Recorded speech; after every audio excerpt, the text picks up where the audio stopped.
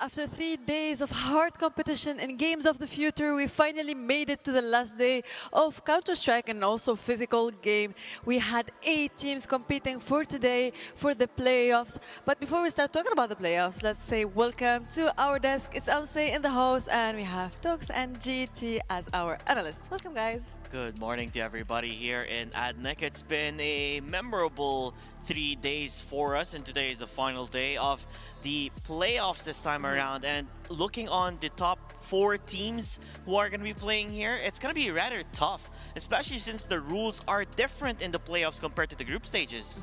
Yeah, happy to be here for the 4th day and the final day, sadly, from our side. We're going to miss this competition, but it's been a fun, action-packed competition. I mean, this is it. This is the final day. We're going to crown a champion today. Some teams are going to walk away sad, others are going to walk away happy. But overall, I think everyone is happy to be in Abu Dhabi. Yeah. Everyone's excited. And I'm just, honored and privileged as well to be here on the desk with JT and, whoever it is, yeah. And her, But yeah, I think we're very excited. Hopefully we get some more crowd coming up. This is still early in the morning, but we've had our coffees, and hopefully we are ready as well as the teams. We are ready, actually, and that's why we have to get the morning coffee. But beside that, we need to start talking about what happened in the last 3 days. We had a lot of matches, a lot of competition, and especially a lot of surprises by the good, let's say, performance of all of the team. I'll just give you, GT, a little bit of time to highlight the Group A and what happened in Group A. A little bit of time? I need more than a little bit here, but I'll do my best.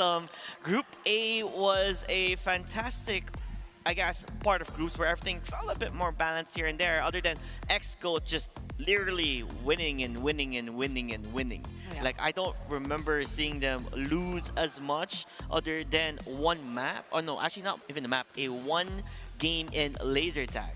And actually, there is a surprise that we can see in front of us in the semifinals, where there is End Fast, please.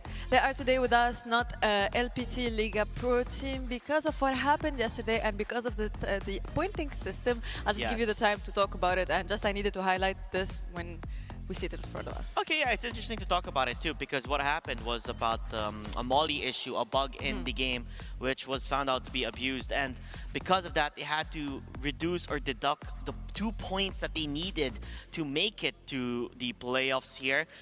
Sadly enough, they were not able to secure much up against EFP yesterday in terms of the gameplay that they had. EFP played their hearts out to be able to qualify here, actually. It was so difficult for them going to map 1 and map 2, but if you have the heart and you have the morale of the team and you guys know you've got it in the bag, anything is possible. Yeah, and we mentioned this yesterday before the match of EFP, is that they need to win. Yes. 3-0. I mean, they did win. They did do their best, and sometimes you get rewarded for that. Yeah. And they did, and now they're in the semi-final. They're up against a very hard opponent, but I think they have it. They have what it takes, and we've seen how the crowd reacts to them in specific. So this is going to be a tough one for the teams placing second, but as we mentioned, everything is possible. Yeah, everything is possible, and also we have to highlight in Group B, because we talked a little bit too much about Group A and what happened in the first few days. But now we have to also highlight in Group B that Donstu, they were dominating for the whole 3 days. They did a lot of good job. But also have MH Ming's House that were with us from Group B, 2 teams that they did really good job. And as we see the pointing system in front of us with the little changes that's, let's say, where that happened. Yeah, in Group B, I would say Donsu never really had any contestation in both the physical and the digital. They were just destroying everybody. It was the most one-sided game whenever anyone is playing up against them. Meanwhile, Mink's House, the only potential team that defeated them was only Donstu. And again, they're going to be facing up against a juggernaut of a team. They are the defending champions, which is XGOAT, which leads into a bigger story if Mink's House has enough power to get through it. Yeah, it's going to be tough for, for Mink's House. They are up against a team that didn't lose anything. and yeah, I mean, all of these teams have come prepared, all of them. Obviously, we've seen the interviews, we've heard what they had to say. even if they didn't prepare much for CS, they did prepare for laser tag. And I think we're going to see lots of 1-1 being decided in the laser tag. So whoever comes prepared for the laser tag, I think, has an upper hand in this face-off. Exactly, and let's highlight the fact that our first game is gonna be between XGOAT and Minsk House. As we see, the players are getting pretty. And now let's also highlight the top fraggers overall in this tournament. We had a lot of good kills, plays, knives, whatever. We saw them all, but we have some of the players that kind of were the best of the best, let's say. So I'm just want to see from your side, guys, who do you think is, or never mind. Maybe. Oh, let's see, actually. Zinix, of course, is there. Tiger is there. Mizu, for sure. And Vegas for I'm actually surprised from Vegas to be like top 1 guy. This is interesting to see, you know, like every team members who did pop off have been phenomenal, but the biggest KD is Vegas. Yeah, oh no, it's actually not Vegas, it's yeah, it is. Yeah. I mean, KD is one thing, but kills, like overall kills, that's a lot. I mean, you look at Mizu, that's 129 kills in 3 days. The guy has been he's been killing everyone. So in 6 games in total, I have 129. Yeah, that's a lot of kills for Mizu. I mean, he popped off. I mean, he had amazing games, and he's gonna help obviously his team alongside the legends of Dosia and Mo. And at the same time, when we look at the second team, it's gonna be Minsk House. I mean, Zenix had amazing game as well. We've talked about his impact with Minsk House. Tiger, maybe we didn't mention the name much, but he's always been a valuable player as well to the team. And some of these stats might not reflect the impact that other players had in-game as well. You could have players with less amount of kills, maybe half of those, but they could be IGLs, they could be anchors, they could be tactical players that help put this piece of puzzle together. So yeah, obviously we always look at the flashy numbers, but we forget about the tactical players. And I'm one of those. I was never a fragging machine, but I was more of a tactical player. And it was thanks to my smokes and flashes that we always lost. And other jokes that you can't tell yourself. I mean, I joked on myself before you do. Yeah, I got you. Yeah. But overall, we saw, as you said, ladies, like it doesn't reflect all of the players, but this is a team play game. And also, we didn't calculate the players that were on physical games because, you know, it makes a huge difference also that there is different players that go in there and do actually get you that point that maybe helps you qualify. But also, as we talk about the physical game, let's remind people that today in the playoffs is going to be a little bit different. We're not going to play the 3 games, but the physical game is going to be the decider. So if a team, they're not sure about themselves, how are they going to perform in Counter-Strike and actually the physical game, they need to win the digital game, yes, which is Counter-Strike. So he has to win 2-0. And I think this is what XGOAT should do because Minsk House, as we know them, they're so good in the physical games. Yes, that's 100% true. Minsk House needs to at least get 1 map. I would say 1 map, if they're able to find that and leave it to the laser tag, things could look good for them. In terms of map pool though, Minsk House, I guess they have performed here and there with Ancient, Dust2, Nuke, and Train, but in Overpass, they don't perform necessarily well. I think a potential 3-map prediction, in my opinion, is gonna include Ancient, Mirage, and Nuke. I think Mirage has been one of the best maps for XGOAT, but on the Minsk House, I mean, they did lose Overpass in Dust2, but they win convincingly in Ancient and Nuke. Yes. They lost Dust2, but they still also won Dust2. Yeah. So I think it's a very tricky pick. They might have Inferno or other maps hidden as well, but from the XGOAT side, I think Mirage would be their safest pick and their strongest map. But they also have multiple options. The Ancient, they won 13-1 against EFP, which is another team in the semifinals. So I think XGOAT has a stronger map pool when it comes to this competition.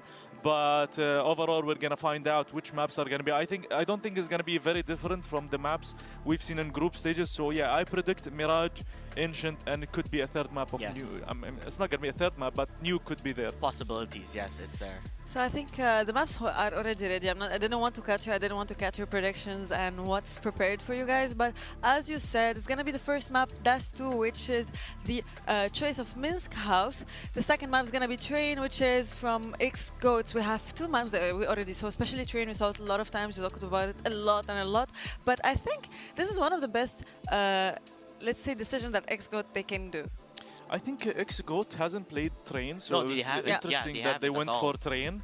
And especially that Minsk House actually played Train. Yes, they did. Does too make sense. I think maybe makes sense for Minsk House. Maybe they are a team that prefer this map. They did win and lose on this map. Yes, correct. X-Goat, I mean, they will have the Opper. They have Mo. He's a good Opper. I think it's going to be lots of contesting. Duke is also one of the best players. We've talked about this player. But yeah, we have some amazing players on both teams. I think Dust2 will be very close. Train is going to be one-sided in my opinion, but Dust2 I think is going to be very close.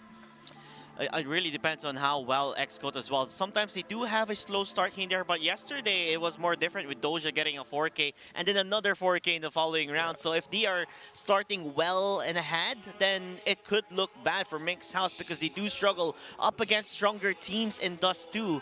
Now it's a matter of how prepared they are to be able to micro-adjust the mistakes that they played last time in Dust2 up against Onst. Yeah, that's true. Especially as we said, they played Dust2 and Train, but not X-Goat. So maybe X-Goat, they have prepared something. They already watched the games and know what they're having. We can't know what's going on, but first of all, we know who's the players and we want to welcome them to the stage with as beautiful as we used to for the walkout. So let's say welcome to them and let's go to the stage.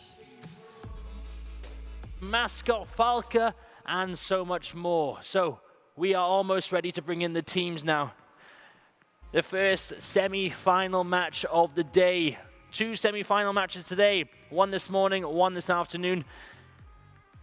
Let me bring in the teams now. So, first team, we got Team X-Goat.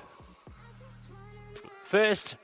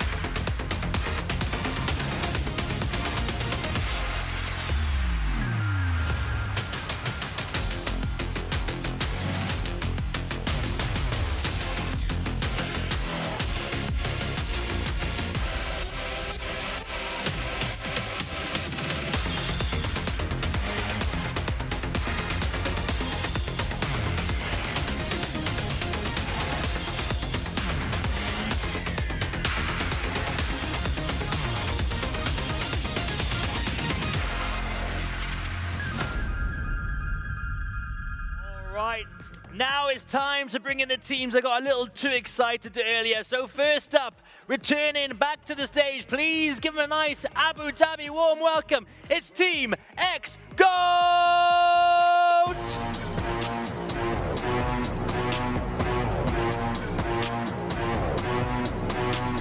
Join into the stage, we have Dosia, Duke, Ivo, Kay, Misu, Mao, and Vegas. Please give a nice warm round of applause. Team X GOAT, they are ready, they are looking confident. And now their opponents, please go wild, go crazy for Minx House.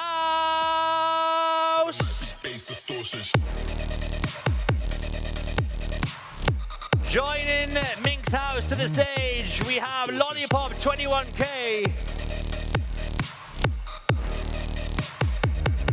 MDS,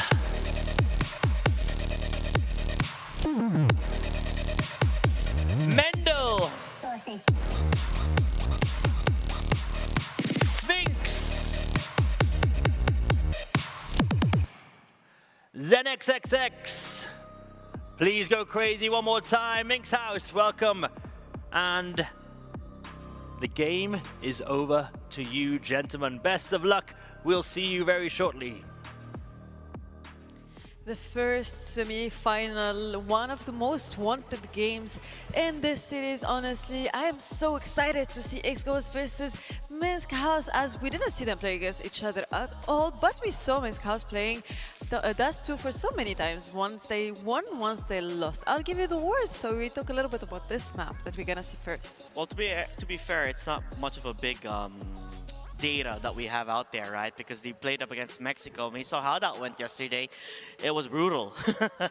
It was very brutal. 13-3 or something of the sorts there in Dust2, and it didn't really look good for Mexico at all. So they had to go home as they did not qualify for the playoffs. While X-GOAT, we have seen mixed performance on the way they play in here in Dust2 in particular.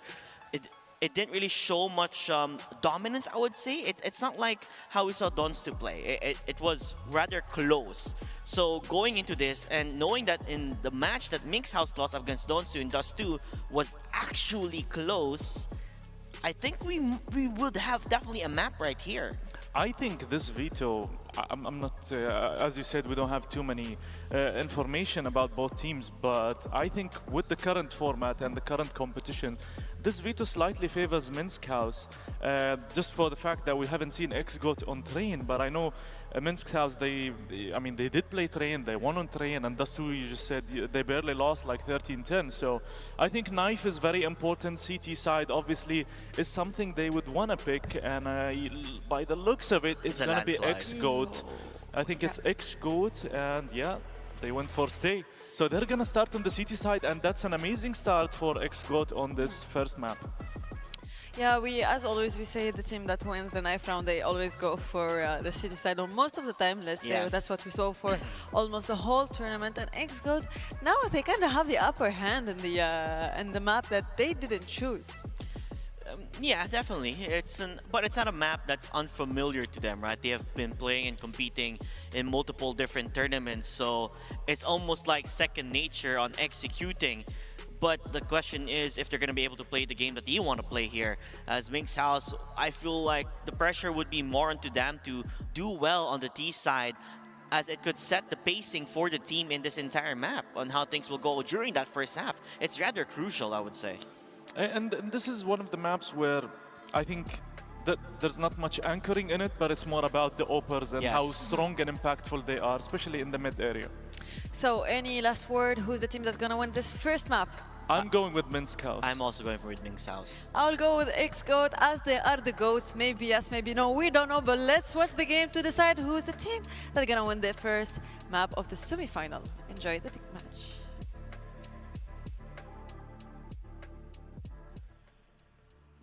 We finally get to witness the Titans colliding on the final day of the Phygital Shooters at Games of the Future. Minx House, they came into this very confident that they could clean house, but when they went up against the likes of Dongsu, they did suffer a deadly fate. On the other hand, X-Goat, they didn't have to move a muscle. Josh, we're about to get started right here on Dust 2. X-Goat getting the benefit of playing the CT side on Mintzhouse's map pick. Yeah, this is going to be a good one. We're talking about how we might not see as many laser tag matches today, because if you can get it done 2-0 in the Counter-Strike server, then the game is yours and you advance through the bracket. But yeah, this is where we get into the meat of things. This is where we get the top teams that we've seen competing this weekend. I think there's a pretty decent chance that we'll see some high-level Counter-Strike, and we will see maps trade, and need that arena to settle the score. Mintzhouse barreling out along. It's Mo here in the pit. It's a lovely little angle. Nasty to catch off the first head of Sphinx. As Duke Vashura now sets up the crossfire. Rattles off 3 of his own. It's so tidy. And Lollipop just doesn't know what's hit his teammates. That is so crisp out of Duke Vashura. And he's been on fire these past couple of days. And that fire hasn't been extinguished yet. That's 4 for him. Yeah, unbelievable shooting, and I'm really glad that we're finally seeing these two teams go up against each other. I think Dongsu, they had a great game against Mintzhouse, but I feel like X-Goat have been narrowly able to avoid some of the bigger competition, right? So, getting a chance to see this now, let's watch X-Goat's metal being properly tested.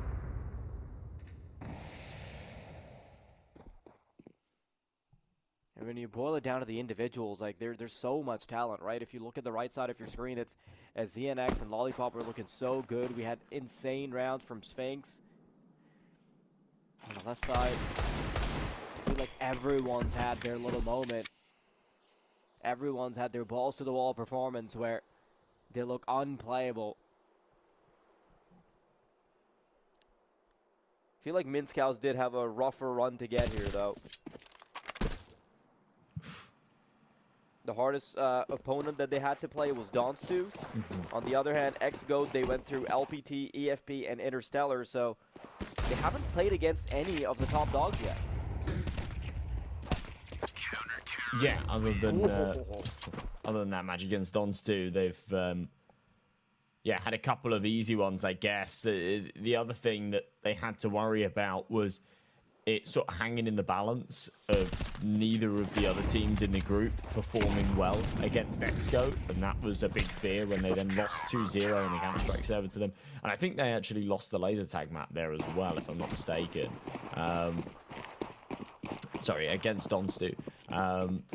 So yeah, it sort of hung in the balance of, even if they perform well against the other two teams in the group, if one of them happened to sort of snatch a map away from the Dongsu guys, then maybe that could add complications to the overall bracket. But they managed to get away with it.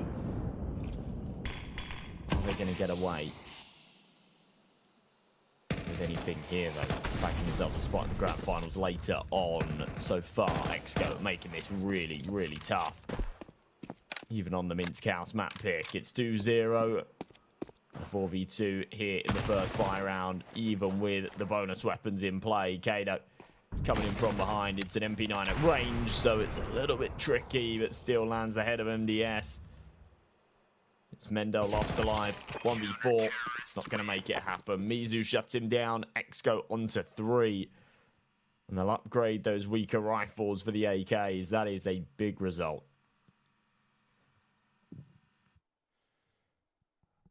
I'm going to point out that for the teams that have actually made it in as the top seeds, both X-Goat and Dongsu, they have looked as flawless as is feasibly possible, right? X-Goat, in their opening matchup, the only thing they lost was, I believe they lost their laser tag match against LPT. And then beyond that point, it was completely flawless. Instead, when they were going up against Interstellars for their qualification matchups, they even tagged in Dosha, who doesn't even want to play laser tag. They brought in pros along for that sake, right? But they let Doja have some fun in the laser tag department, and they still ended There's up nothing winning to say that. he doesn't want to play laser tag. Maybe he's been For the sake of the team. to play. yeah, that's fair. Maybe he's been itching to play at laser tag. Yeah, that's true. He was actually kind of decent on laser tag, though. You know, they kind of just plopped him down on base, and he's holding the extremities. I think that was cool. He was anchoring. He really was. Well, massive cleanup here, considering you got players invested into pistols and armor. That was really just a complete flop. It's not going to matter. They'll have enough money to go for a proper buy in this one anyway, but yeah, just nothing to come there.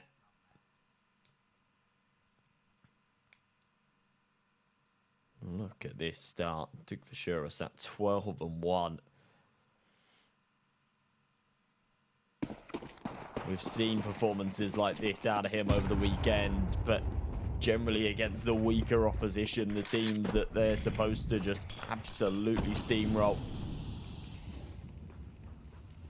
This, at least on paper, isn't supposed to be the case, but ooh, that's a nice start from Lollipop, finally. The tide's shifting a little bit, but only momentarily. Mo will trade it back.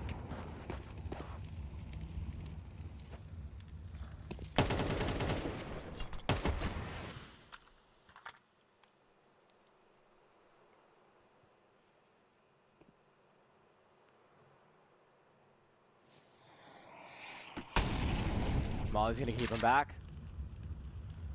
Huddled up inside short. Minscows don't want to go for anything too complicated. They've got the crossing smoke readied up.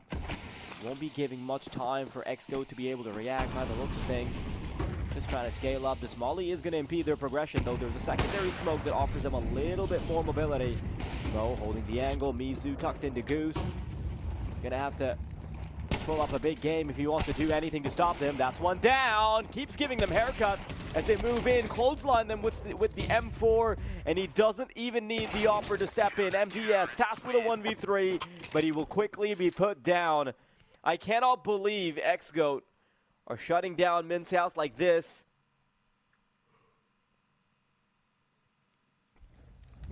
Too one-sided already, John. It really has felt that way, hasn't it? It's not even looking particularly competitive, which is just quite surprising, even with the entry finally going the way of Minsk House this round. That's something that we haven't really seen so far. What could have been an untraded man advantage, Lollipop decided to sort of force the issue. I think he was right to be honest. You find a kill through the smoke on the long corner, and yeah, you do want to try and capitalize upon that and take that room. Just wasn't expecting Mo to be a second piece there with the AWP ready and waiting, but nonetheless, another half bite. Most of them will have money to buy into the next. Lollipop doesn't really apply to him. He'll go for the hero AK, but they could try and make this work. Posted to top mid, little jiggle, sees the man, pulls the trigger a little too soon.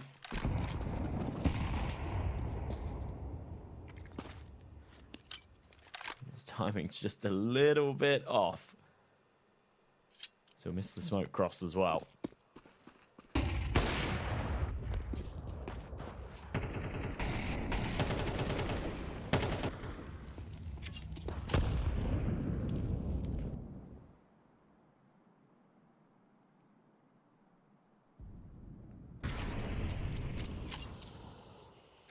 It's so crazy how well-rounded of a team XGOAT is. Like, yes, they have, like, actual professionals, like, for CS, sure, but then one of the stat lines that they pulled up with, like, JT Talks and Unsee on the desk is that Vegas was one of the highest KDs. He had throughout the tournament, he had a KD of 2, right?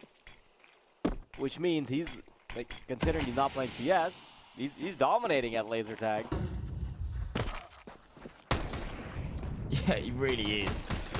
It's something that we don't really get to see, the laser tag stats or scoreboard at the end of the game, but yeah, they are keeping track. What's more impressive is that Vegas maintained a KD of 2 despite Xgoat actually losing one of their laser tag games. So it's not like Dawn's 2 where, you know, if you're getting like super like clean wipes, you're just it's likely that your players are just staying alive and they get an inflated KD. No, like Vegas was actually being eliminated because they did end up losing a whole damn game.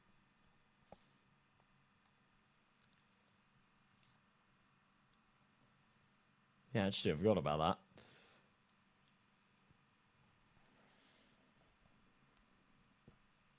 Well, they're set to lose a whole lot more here. They really do have to focus up because they are 6-0 down, trailing heavy as we go into round number 7. Looking to turn this ship's course onto something a little bit better. There is a third place decider game, so they wouldn't be completely out for the day if they do lose this, but they're not going to be focusing on that just yet. This game, this series still feels very winnable. Just got to warm into this game, and it feels like a couple of pieces really haven't. Swing to Mendel yet to actually put a kill on the board.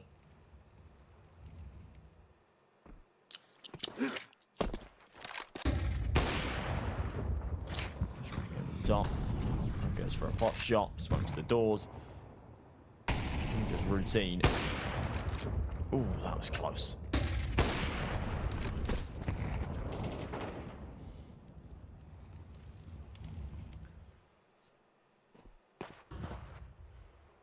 Nothing yet from Minsk House. I cannot believe we still have 2 players who have yet to find their first skill. So far, it's been a very anticlimactic semi-final. The most important part here is there are no winners at this particular carnival. There's no consolation prize. You don't even get to put on the laser tag uniform if you straight up just get knocked out in the Counter-Strike department.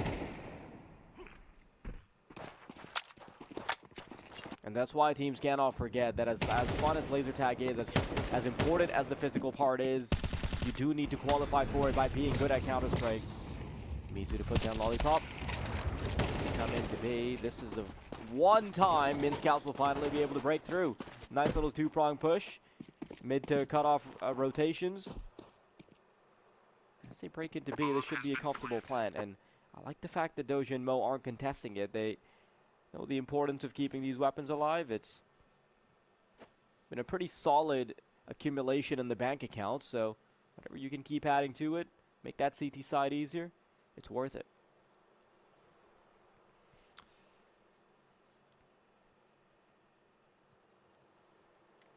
Yeah, I mean, finally a round win here for Minsk House. And you're right, even with the 6-0 start, the fairly clean start as well, everybody only really dying an average of twice. That CT economy can be a tricky one to manage at times. And there isn't heaps of cash. There's still quite a few rounds left to play with. So absolutely no need to be throwing yourself into a really, really disadvantageous retake. But better stuff there from Minsk House. A couple of good entries, and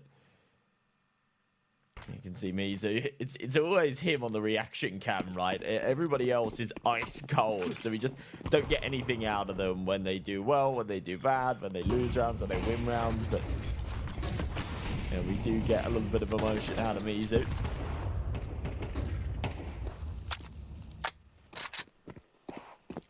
Entries out onto long again. Minsk House have managed to find a bit of space. What can they do with it?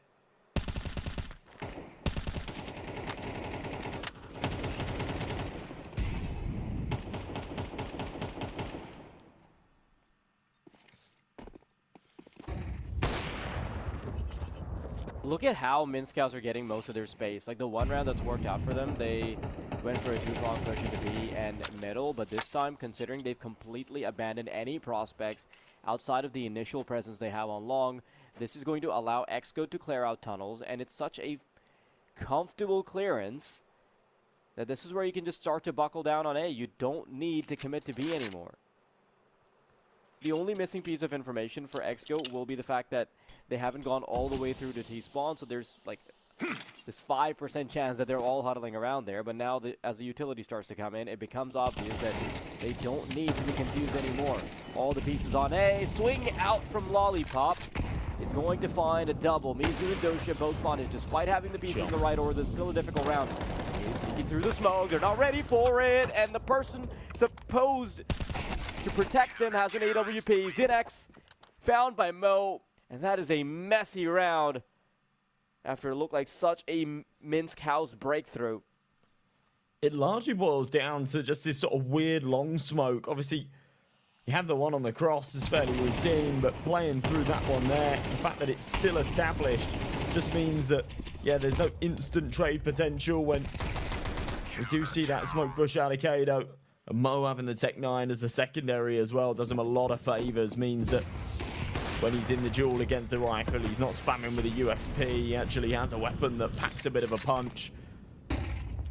Doesn't have to take the gamble with the one bullet out of the sniper. Great round, a great recovery. Despite being 2 men down, but we are seeing signs of life out of Minsk House, even though that's a super frustrating round to lose. We've gone from them getting smoked round after round to actually having some equity. Having a horse in this race. Lollipop relentlessly chasing down Dosia. Let's get the prize eventually. It's down to Mo again. He's got a lot on his shoulders. Wow. Oh my god, Nick Futura has no idea what to do in that position. Just gets caught out. Instant connections. Okay, and Mizu left hanging out to dry. And that's a really good round for Minsk House. The speed, the pacing, the firepower. Obviously, if you look at the individuals of Minsk House, they are good enough to go toe-in-toe with them, right? You've got the likes of ZNX, who's been looking crispy as hell. Lollipop has been flirting with maybe not the top echelons of CS, but slightly below it. But, unfortunately, they haven't left themselves a huge margin. In a world where they can get 5 rounds queued up, I think they should be fine. Like, they'll be pretty happy going into the CT, but anything less than that starts to get a little bit worrisome. We get to zoom out for a second and see who's performing well. Got Mizu on 10, Duke Futura on 14. Xcoat's been relentless on the individual firepower. That's not the only players that can even pop off, right? Everyone has their own potential. You just see how well Lollipop dismantles things towards long. We've actually seen him do this a couple of times now as well. Just that sort of clarity of mind. Bounce the molly off of the wall, clear out the back of the doors, but still create a little gap for him to entry out of. I think a lot of players will throw the molly close and it sort of blocks them from pressing. Hello, Cade. What is going on here? Oh my, he seems to be aware that someone slipped through. What? That's why he's played through the smoke himself. It's so smart. He relays the information to Duke Futura. He's laughing that off, saying, yeah, oops, that's okay. He let the first one cross, and it gets so confusing because as they're throwing flashes to now start to come out of tunnels, it ends up flashing the player that's already made it through, so he can't even turn back to help them. Look at that. Cade gets support from the flashes, and it ends up being so messy that they just cannot deal with him. Not till the bitter end. There's 4 players in his face. He just pushes through, just like that. The fact that he insta-realizes it, though, and goes, oh no, I'm in trouble, and pushes through the actual tunnel smoke. That was all about survival, but actually ended up meriting him an extra kill. Yeah, it went from having to survive to being a game-breaking, round-winning execution there from Cade. That's fantastic. Levels above. Punishing Minsk House for switching it up, trying their luck over towards B, because they've had absolutely none of it. 2 rounds they've won have been on that A site and largely been off of the courtesy of entries towards long. Mo this time is the one to draw first blood. Another big shot out of the AWP. We've seen quality with those AWP shots really over quantity. consistently been able to connect when he's needed to, and that's what's important.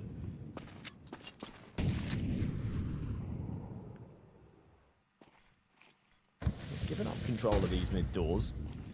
Even with the man advantage, they're not too keen on contesting it. Instead, they'll just have Mizu holding for the window. They know that the B site is now under siege from a crunch, but Kato does not care. He is not phased at all. As he picks up 2, his teammates will clean up the rest. X-Goats are just running away with this.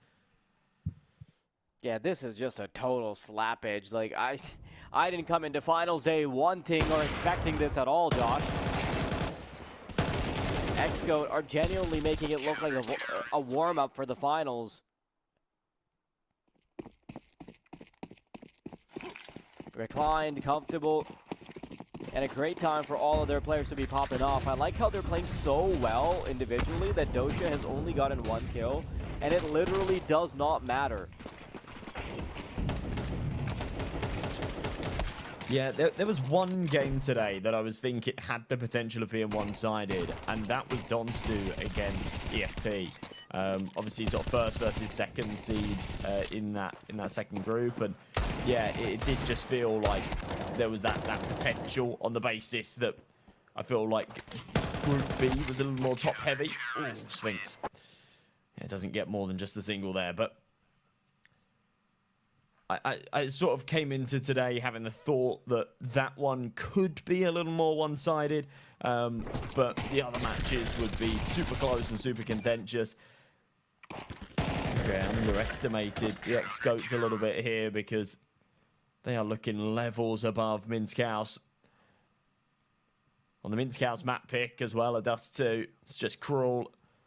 We've got Train up next, and the way in which we determine the sides and still run a knife round means that X-Goat will actually have the opportunity to potentially start on that defense, which would just be a massive, massive advantage.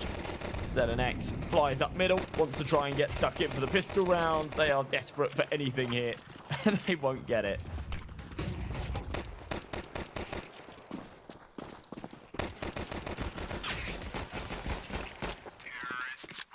This is a depressing game if you're a semi-finalist. For Minsk House's journey to have been so good, and remembering that when they played up against Donstu, they got so battered that they actually had to play their hearts out to still make it into playoffs because of that deficit initially. And falling flat on their faces on the final hurdle is just sad to say. You know what the worst thing is? This map is the best thing. Is the best they played against Donstu, which is, well, the champion in the overall ranking. So to then like have your best map against the best sample you've played against be shut down by X-Goat like this feels a little stupid. Wow, a couple of really nice shots out of MDS actually keep this round competitive. Lollipop thought he was cooking with the flank. The fact that they've thrown the smoke does indicate that they're pretty aware of the possibility. Will they expect him to have walked through it? He has just spotted Kato on the side. Doesn't want to pull the trigger from that kind of range. Plays the gamble that no one's tucked in the car corner. And he is wrong. Mo's there and he's lingering. Nice shot to finish him off. X-Goats draw closer to this finish line. I think 2 steps away from getting Dust 2 swept. Nice and easy.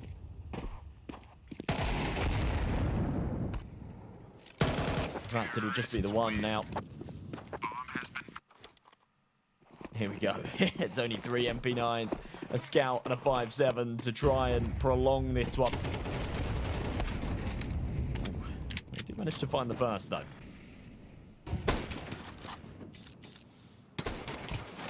Finding the first is no guarantee of future success, but for their sake, we'll hope it is. Yes, in the corner in tunnels. Goes pretty big with the MP9. It's kind of hard to get excited when there's not a whole lot of wheels behind the entirety of this map. Getting 10 rounds in a row feels like a difficult task. Dosha holding the angle for any progressions through long. Mizu running around B. TNX watching for it. thinks it's a distraction for the mid prong to pop in. Missed a shot on Mizu. And goes with the bomb. Oh no! That gets awkward. But still, 9 chances to close. I don't think this game is going anywhere. Yeah, me neither. It largely came down to actually the scout doing a huge amount of damage there. Making it a hell of a lot easier for the MP9s to finish off.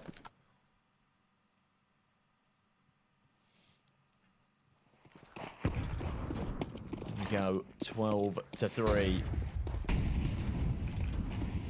Only down to sort of pistols, the one Galil, the Mac-10. They lose this and they might actually have to bite an eco, otherwise they're just going to be in this nasty little force buy cycle.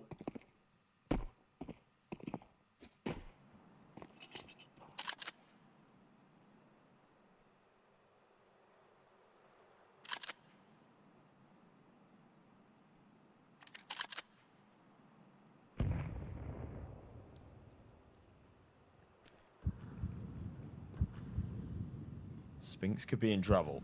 He's jiggling with the smoke, but it is so easy to just get overrun by Tech-9s. There we go. He's deployed it. They'll play right through. That is a nice hole. Oh, that is filthy. Yeah, if you want to rack up any confidence before the next map, this is the time to do it, right? Your game against Dust2 was 13-11 on Dust2, so you would at least hope you can pull up something better against Xgoat. But I do feel like some of the things we've been seeing on server today is due to, like, maybe not feeling entirely warmed up, you know? You sort of progressively get better throughout the day as you're playing. It's also a little hard to get into the morning match. It is pretty early. Okay, maybe not that early, but still. It does, though, force you to scratch your head a little bit and wonder if Xgoat are really levels above, because yeah, we did see Minskaus have a much closer game against Dons2, a team that I would put absolutely on par with the Xgoats, that expected grand finalists in my eyes.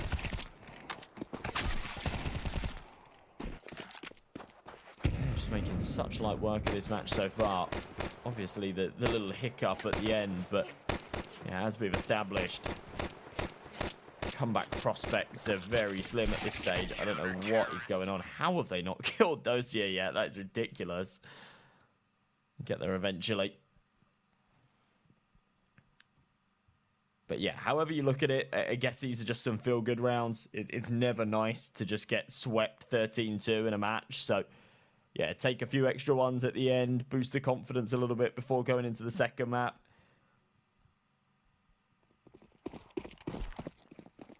Exactly what you want.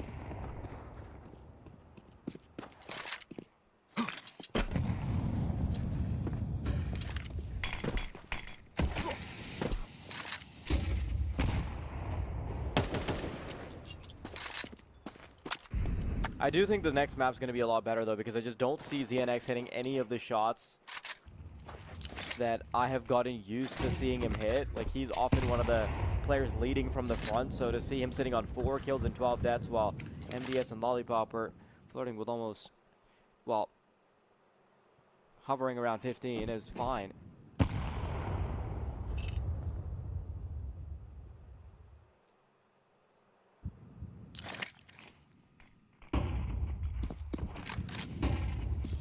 Flash to go through.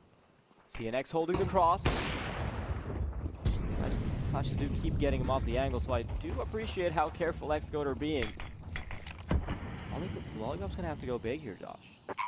Yeah, he really is. Tiptoes forward, do for sure. Lovely shot. This could be the beginning of the end as the retake is being picked apart one by one. No damage, no kills. As soon as the guns come back out, Xgoats are just the better side. And, well, a comfortable first map coming into finals day. Some high fives, but yeah, no major reaction. They know that was a simple sweep. Yeah, there was no resistance whatsoever from a team that we thought could at least stand tall on Dust2. And now we're going to be throwing it over to the desk. We can hear what they have to to say about it, but that was quick. What a hard match for Minsk House. After the, let's say, flawless performance that they did yesterday, today we find them struggling actually in Dust 2, the map that they choose. But GT, what went wrong in this map? First of all, the knife round went wrong. If they won that knife round, I feel like the CT side would have been amazing for them, because we did see them at least come back in a sense in the second half, but it was just way too late. So if that knife round, we emphasize it all the time, if they did get that CT, maybe we would have seen a different story. Overall though, when they were attacking, whatever they were trying to do, B split, mid to B, mid to A split, A long, B rush, nothing was working. The problem is, well, I mean, two problems. First, they were on a stomp. It was like 6-0, and then they had to climb. I think it was like 9-2 at some point, yeah, 8-2. And then second of all, Duke was having an amazing game, and we've talked about how this guy's performance is very influential to his team, and he had an MVP performance in this match. So taking those 2 points in consideration, Minsk House found themselves stuck 12-2, and they didn't try to make a comeback with 3 rounds in a row, but then it was a bit too late. And I think one of the main issues with their T side is that they were not splitting enough. They were very, I would say, predictable on which side they're gonna go. So wherever they went A, it was always 3 short or 3 long, and one guy just in the back. So it wasn't really timed well, I would say. So in the didn't face any issues on their defense, and as usual the score is from my side. And looking at it, I mean, Duke and Cade had amazing game, but I think contribution wise, especially in the pistol and the early rounds, Duke was on fire. But I mean, we can't take away from Cade as well. On the side of Minsk House, some players really struggled this game, and we've talked about Zenix and how he is one of the MVPs, but he struggled a lot in this map. Lollipop usually is a top performer, but yeah, I mean, Sphinx also had a very good game yesterday. So tough times for Minsk House on the map of Dust 2. They really need to win Train, which is not their map pick, and then in order to move to laser tag at least. Yeah, I don't think that most of the players they would love to go to laser tag, unless now Minsk House after they win Train, which is gonna be a little bit hard for them, as this is the pick of ex-goats and we never saw them like play and train. Yeah, it's gonna be their first time in Train, and we're gonna see how it really goes there. Again, a lot of players we didn't really see pop off inside of Minsk House, but everybody in X-Gold were wide awake. I mean, to be honest, in day 1, day 2, day 3, it's always them playing first. So like maybe they got used to like the time zone, like being the first team to play in the groups all the time. Meanwhile, Minsk House were always in the far end as they were in Group B. So a bit more of a readjustment here. I would love to see them be more wide awake and see the fraggers of the team actually step up. Yeah, we didn't see Lollipop, but Zenix, we didn't see him at all here. Same with Mendel.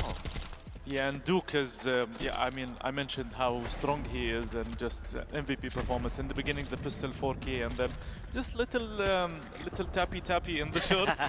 He was just having an amazing game, and obviously when this guy's on fire, the whole team is revved up. And yeah, moving on to Train, you know, it's gonna be the knife here. It's very, I mean, it's crucial for Minsk House to win the knife, get the CT. I feel like they're more CT-sided than T-sided whenever they perform well. So if they lose the knife and it's not their map pick, I think mentally as well, and losing the pistol, I think is going to be a very hard comeback for them. It's going to be a very hard comeback for them mentally from the first map, especially after it was their map pick, and they kind of struggled a lot. And as you said, they tried a lot. They tried to split, they tried to go like to rush, they tried everything, and it didn't work. And especially now, I think we saw them, we didn't saw Minsk House play, no, we saw Minsk House playing Train before. Yes. They actually won the map. Correct. Yes, but still, like, even though they won the map, I think X-Goat, they would be having the advantage that they saw their opponent playing that map. But Minsk House, they didn't see X-Ghost playing it. Yeah, I mean, there's always a surprise here and there, but at the end of the day, it's more about how well can you execute your strategies, which I feel like Minsk House could not execute a single thing at all. Yeah, but we're gonna talk a little bit more about Train and what's coming next in this playoffs first match, but now we're gonna jump in a little break and come back to you.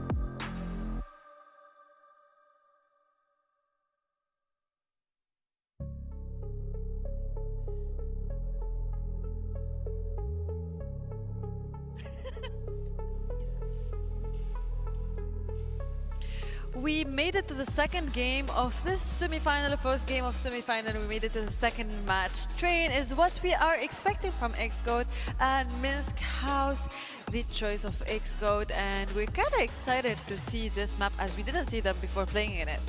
Yep, there's going to be something different for XGOAT because we have not seen them play like you have said here. But another reminder to everybody watching, it is going to be a best of 3. And if you do end up losing this map to a 2-0, you're not going to be playing the Phygital. You're immediately out for contestation for the grand finals or winning the championship. So a lot of do-or-die moments here for Minsk House to play at their very best. Yeah, Minsk House has no option but to win and then move to laser tag. If they lose, they're out. I mean, they're not out. They're going to play for 3rd and 4th spot, so that's still another, you know, a little compensation for them. It's a little goodbye gift, let's say.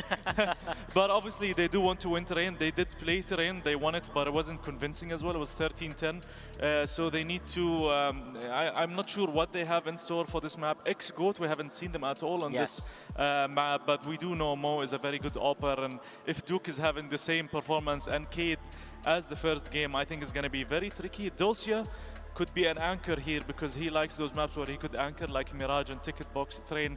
I mean, I'm not sure where he plays. I would think it was going to be Ivy or B bomb side. So I think it's a very tough match for Minsk House. They have to go all in, forget everything, forget the first map, and try to focus on this, because I do think Laser Tag, they are one of the best teams as well. Yeah, like XGOT, I don't think they want to make it to the laser tag, as we saw them performing well, but also Minsk House had a good opponent in that map. And also another thing that we want to highlight, that the players of Minsk House, they weren't really showing up in the first match, as we talked about Zenix, which is one of the best player in Minsk House, but we didn't see him at all in Dust 2, while usually he performed well and he kind of do his solo games with the team plays, which makes the difference. Yeah, I mean, he is the mentor alongside Lollipop with this very young set of players in this team. And imagine your mentor himself is not performing to the expectation of the team, then it really crumbles down into pieces, as overall, the decider would be this knife round. And the more importance, I guess, for Minsk House that we have noticed is that if they don't have a good start, it's so difficult for them to come back. Yeah, some teams, I like to call them, they have diesel engine. It takes a long time for them to start up, to rev up, and I feel like sometimes if the diesel is not even there, it's another problem. So, I mean, Minsk House could be one of those teams, but ever since we've seen them in this competition, they've always had the lead until they lost against Donsu. So this is the problem with this team, is that they need to have a good start in order to pop up, and I think they really need that CT side. Even if they get the T side and they win the pistol and the following rounds, I think that will still be good. So even if they don't win the knife, they still have a chance. They just need that early momentum going on for the team. Yeah, all of the teams actually need that early momentum, because if you gain that boost of like confidence in the beginning, I see like there is a lot of difference. That confidence, all the teams, they need it, and especially now Minsk House after the loss of the first game, they shouldn't lost hope, because they can make it. Actually, we were talking for the first like stage, the first few rounds, you have to win like by points. Whatever you're gonna lose, it's actually a huge loss. But now you still have the chance with the laser tag. But I don't think it's they will go to the Wow, you're making predictions here, Chaim, already. I like it. I like it. Being brutally honest is what you've been learning here in the desk, I see.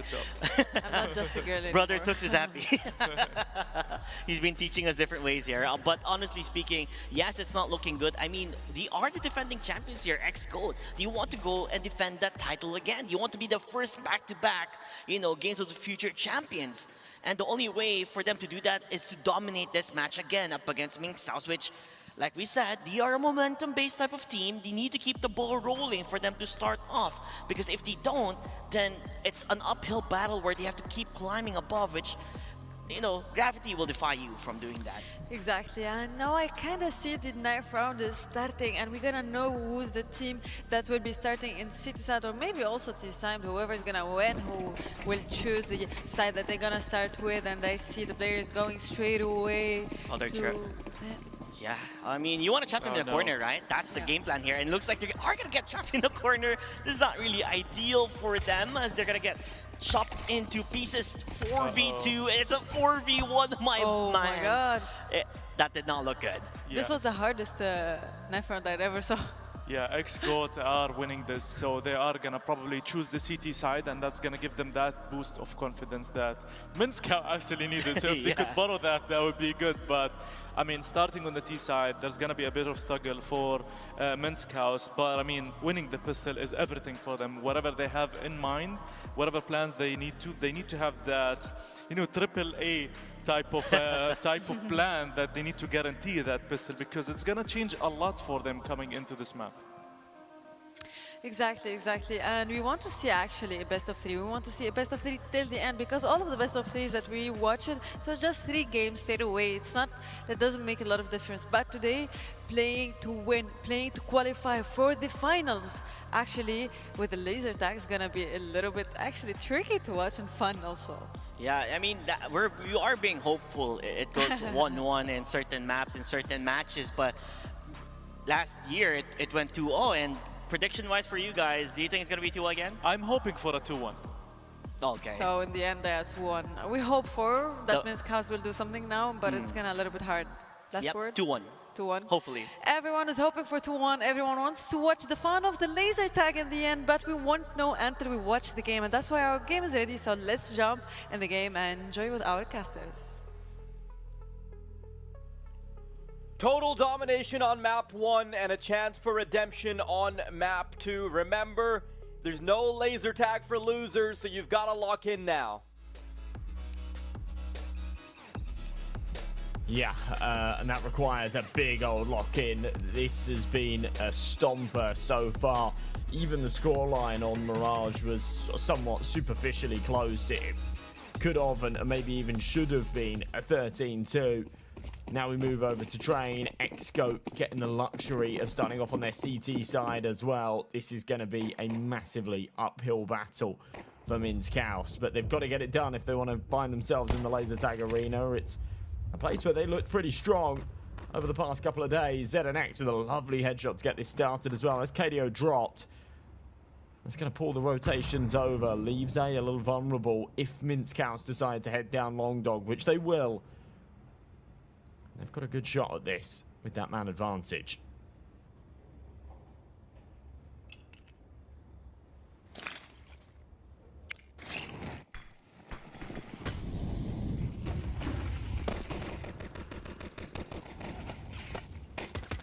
Flashes through, they're trying to make it out. Mo's waiting though. Tapped out of existence. Mo doesn't even need to see them. And it's Mizu with the final 2 to close it out. That has got to be devastating to just be shut down straight out of the gates. What a terrible way to go. Cool shot from DNX, but man, watching that from Mo's perspective, he genuinely made it look so easy.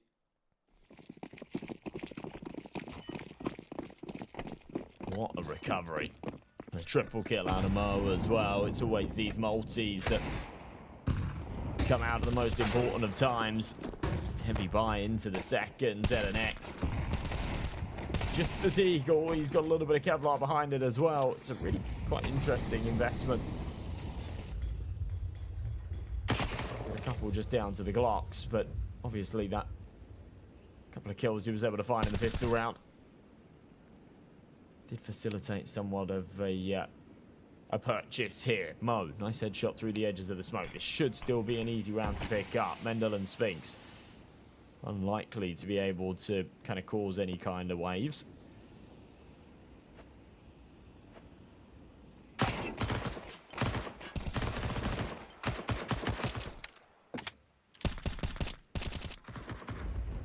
There we go. They're having a really hard time finding him for a minute there. The Glocks have dealt a lot of damage, hitting the dinks, but it just doesn't do enough. So Xscope, second round on the board, only the one casualty there, not too bad. They'll brush it off, pick up the rifle, no trouble. And they're out of the gates hot again as we go into round number 3. They'll face up against the buy.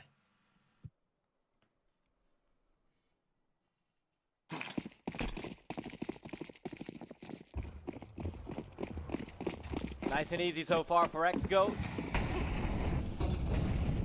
I want to see how far they can leverage the defensive side as well. They want to minimize the number of laser tag matches they have to play. You might not even have to step into the arena if you can make your run flawless.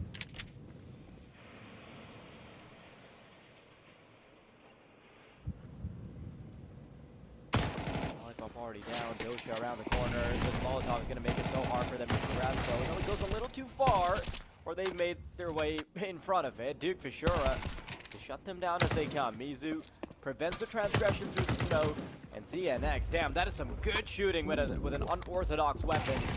Okay, to Mizu though, waiting, and ZNX will fall shortly. Xscope, pristine. Doesn't scope in with that SG either. It can be a pretty potent weapon if you know how to use it, and proof of the pudding right there. 1v4, just a little too tall a task, and it's another good round out of Xscope, one that becomes slightly more expensive than I think they would have hoped for, but nonetheless, Kato upgrades that MP9, and they still come away with the 2 rifles, much heftier.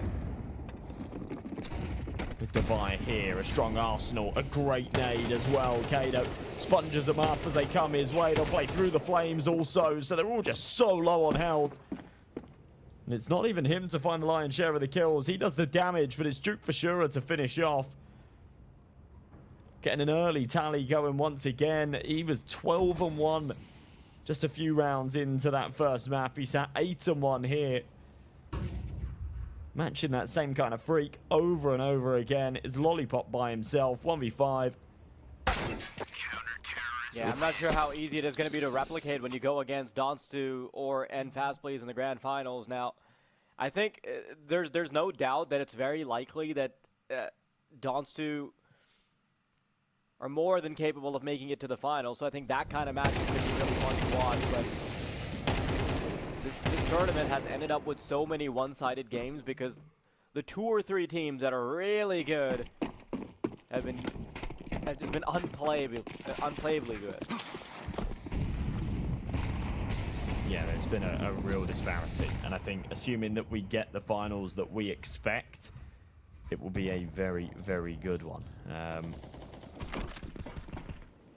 But if we do somehow end up with an upset, then it also sort of proves that,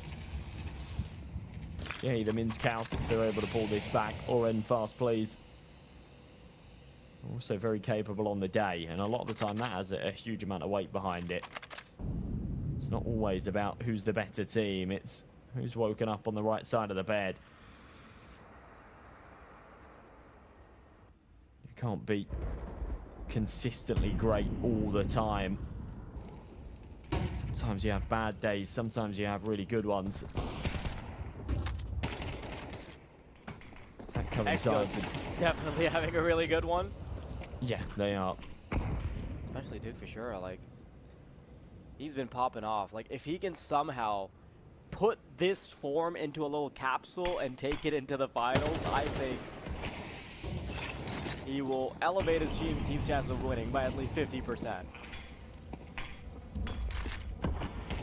As we know, though, things can turn around quite quickly. Ooh. And this could be the start of it, actually. Mendel and Lollipop, a couple of big kills. Mizu, that's an important pick up there in Ivy. Allows his teammate to stay alive for a second longer with that AWP, but gets overwhelmed from the front instead. And Mizu realizes, yeah, they've cut their losses. They've gone towards B.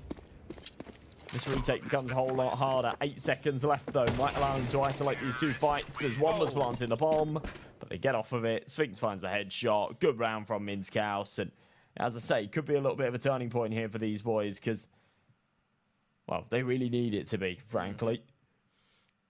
Even this round gets really close because there was a couple of moments there where the AWP tucked into the corner next to the train, like towards Olaf. If he doesn't miss his shot, then suddenly Mizu, saving his life from the Ivy player, ends up converting into a 2v1. Now that doesn't happen. Minskows able to have a sigh of relief. And being able to come back into the game kind of hinges on being able to break the economy of the CTs so you can have somewhat of a landslide going into things. Still plenty of weaponry now, though. Minskows still have a pretty insurmountable buy to deal with.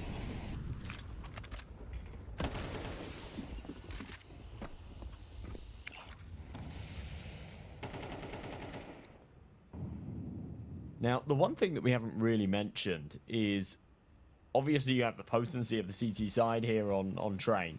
But for Minskows, that does really mean that they're only looking for 4 or so rounds, right? They're a quarter of the way there. They've still got plenty left to play with. Quarter of the way is a diabolical way to glaze a single round, but okay.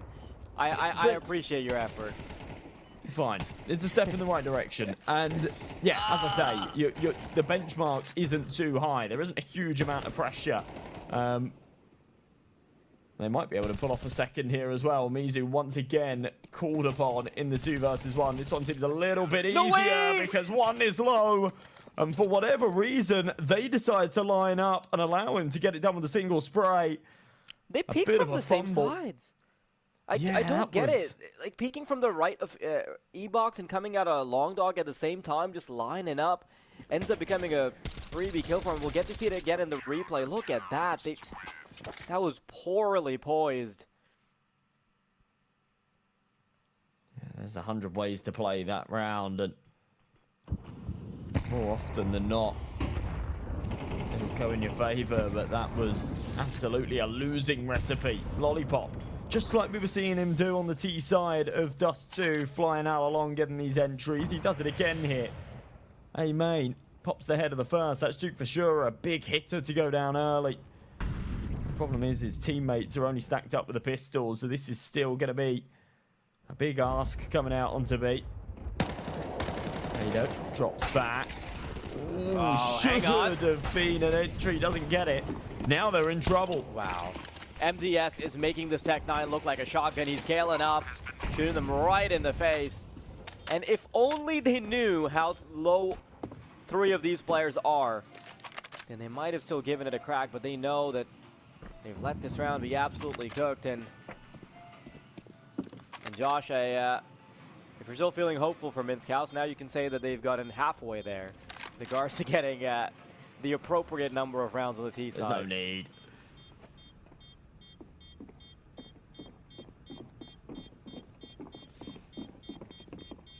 We know Minsk House is capable, though, right? Like, they have the pieces to do this. Now, it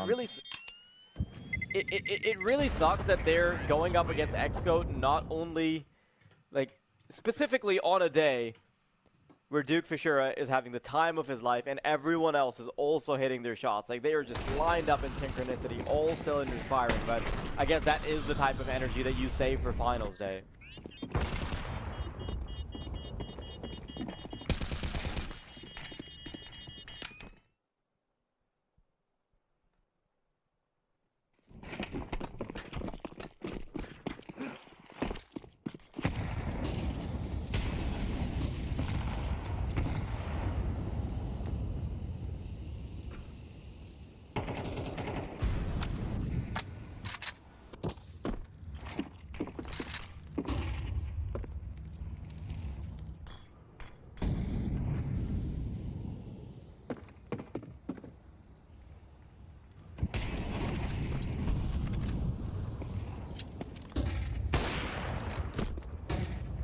Bit of a scuffle outside.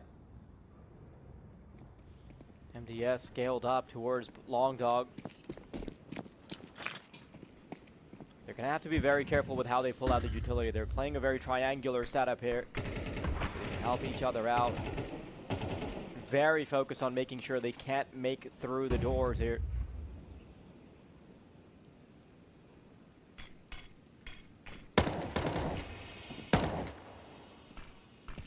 Big one. Okay. Yeah, it should be. Mug. Important shot to hit as they emerge out. They almost line up for him, give him a collapse. Not what you want to do against the Orb on the E-box. Good crossfire setup. And it's going to be difficult to dismantle. In fact, near impossible. It's Mizu and Mo. 1-2 sucker punch. ZNX left to his own devices. 5 HP to his name. A nice flick, to be fair, but won't get anything more out of it. Mo trades it back, and yeah, the X-Goat's right back to winning ways. They do need to be careful with these kind of little random rounds that they're losing here and there. As I say, Minsk House don't need too many on their T side to call it a decent one. Yeah, I would like to point out that that was a really good setup from them, because not only is it the triangular setup that lets you deal with everything that can come your way on A, but also specifically, Mo is pushed up with the AWP, so he ends up peeking with a sniper in a position where you generally expect a rifle, which is why they so easily get funneled into the sniper. A bit of an unorthodox way of playing the 3-man setup. Now, Doja isn't going to let ZNX get too cheeky. Obviously, MDS had a big round with the Tech-9, but that's all he's had. But still, once you've had the experience of being pummeled by the Tech-9s like that, you don't want to play up close. You don't want to let those pistols get too much space on you. Lollipop, a little off angle, shoots a little too high, and Duke for sure is able to punish him for it. Mizu might not be the best idea to play as close as he is, but he's just going to dry peek it. As soon as he gets the kill, backs off. Good stuff again. It's for 7. MDS and Sphinx just kind of hoping they can deal a little bit of extra damage here. Finish off any of these low HP members. There it is. Headshot onto Mizu. I think he was only on about 5 points of health. That's probably all she wrote. Bombs down in main as well, so it's not like MDS can cause any problems, get them any extra money or anything like that here either. Away against this Orps, having a hard time finding the shot. Mo really overdoes that. They're just continuing to peak, but yeah, I mean, they get there eventually. A little bit of frustration from MDS. He feels like he fancied his chances there. Yeah, comfortable stuff again.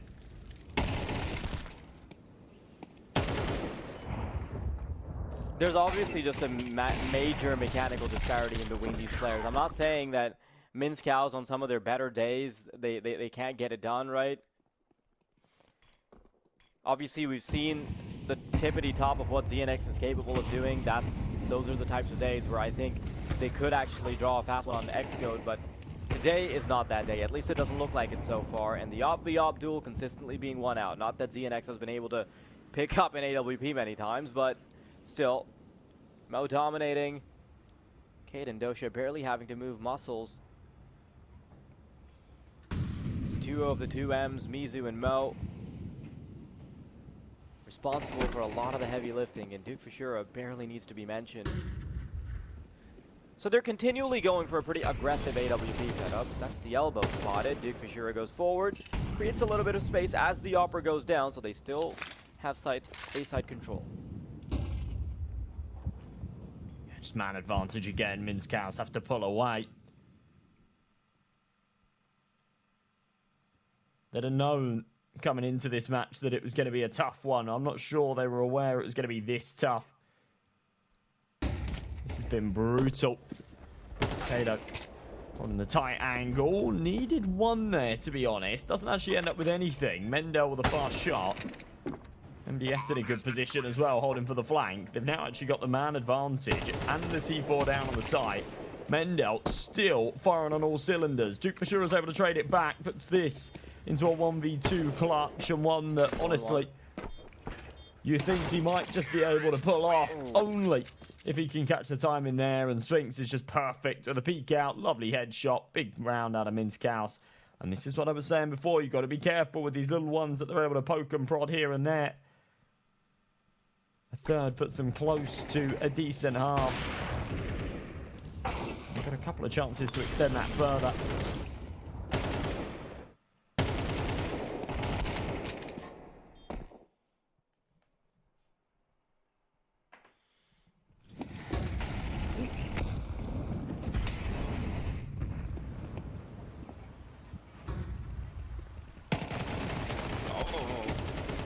Can't believe Mo ends up getting anything there. Thought that double peek would be a death sentence.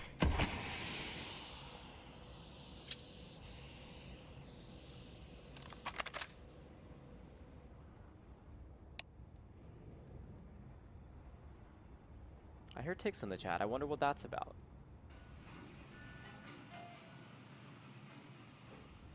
Maybe a bit of VM, maybe a bit of friendly banter. Maybe technical issues. Time will tell. What time will also tell is whether or not ZNX and MDS can finagle around away from Mizu and Duke Fishura when they're full HP. Lollipop definitely has to step into the big boy shoes of the aforementioned players.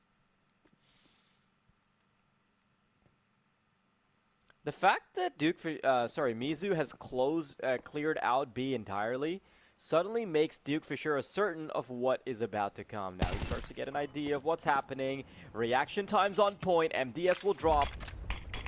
Duke Fishura just wants to buy himself a little bit of mobility. He drops a smoke, allows Mizu to start to move in. Shot to the elbow. ZNX is just Lollipop remaining, and that is not for long. X-Goat. Don't know what to say. This is a convincing affair on both maps so far. Yeah, looking for this 9-3 half now. With a little bit of an awkward buy here. And get the job done. Trades were decent from Min's Cows, but could not fend off Mizu, who's been tasked with a 2v1 quite a few times now. Finally pulls off a nice little double to end off the round. Seen Kato throw that HE a few times.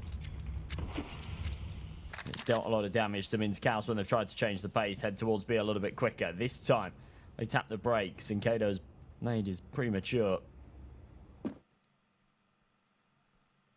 Final round of the half, though. They really need this. I said before, benchmark they're looking to hit is 4 rounds. It won't be anything to brag about, but you can call it a decent half.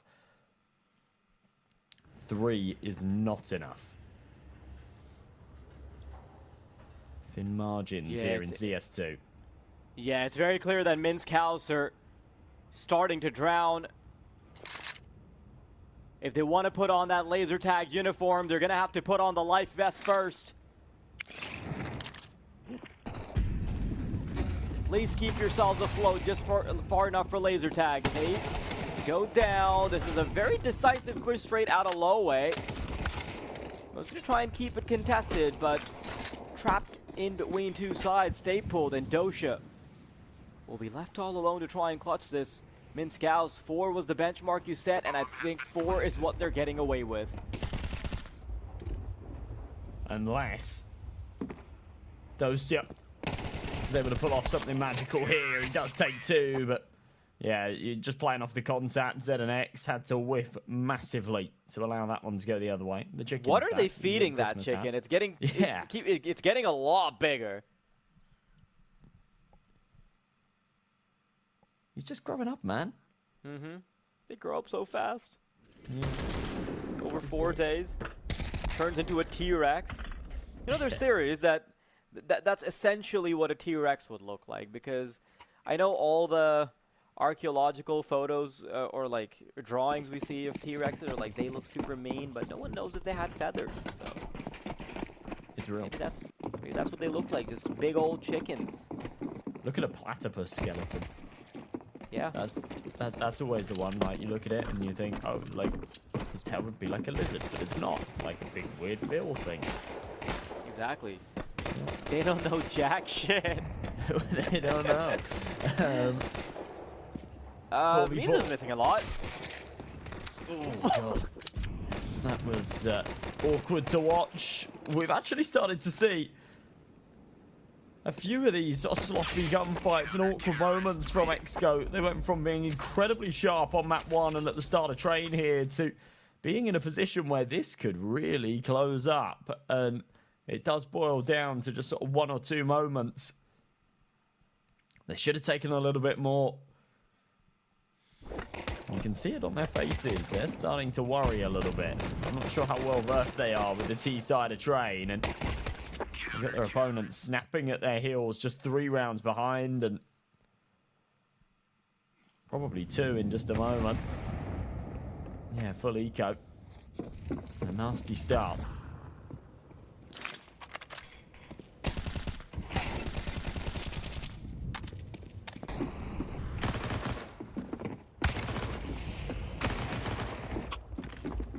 Lollipop getting ready to just clean up. Easy peasy push, and yeah, I think you were totally right to point out that 4 rounds is actually good enough, as long as you can win the pistol, right? Like, that's the one thing that players are worried about. Like, if you get 5, 6 rounds, you kind of buy yourself insurance away from just losing the game because you lose the pistol. But if you can get the pistol under your belt, then 8 to 6, this is suddenly a recoverable outcome.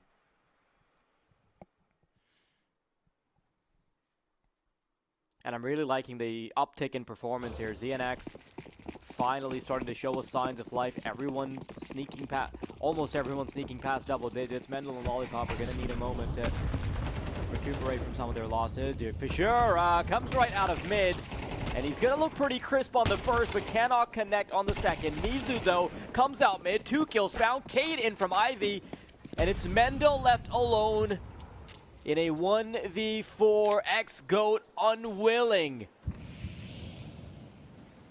to bow down just yet to Minskaus. Bomb has been planted. Yeah, we saw something similar yesterday. As soon as they got those weapons back out, they just said, okay, guys, it's time. Let's see this through. Let's send it home.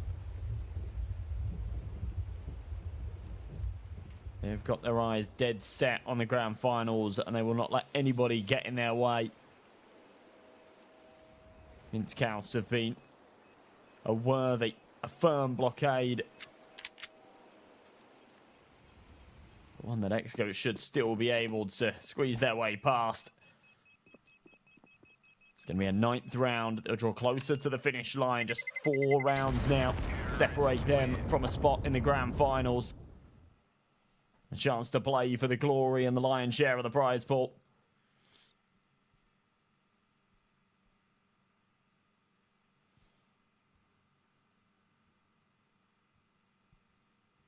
Early start for some of the folks in the crowd. Coming to support their teams. I think we've seen a few more on the X-Goat side.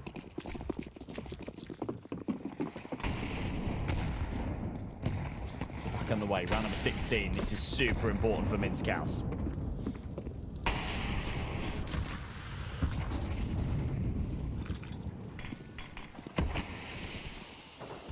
Playing it pretty aggressively as well, just trying to get tucked into any of the early positions. Smoke deployed deep on A. And look at how Mintzkaus are playing this. This is a pretty hands-off B setup, but they do want to keep a finger on the pulse by having Lollipop rotating in between sites. And the way Mintzkaus are playing this, they have ZNX pretty dedicated to making sure only IV is covered. So very different from the triangular setup of Hexgo back when they were on the CT side. Trying to cut off things at the extremities rather than letting them get into the site and take the fights. By the looks of things though, Xgo getting ready for a V-push. Smoke deployed deep, Molotov as well. Here they come with the flashes. Mandel needs to hold strong. MP9 only good for 1. Duke Fishura keeps being the name that lights up your kill feed. That's 2 down. Axis gain. Mizu up close.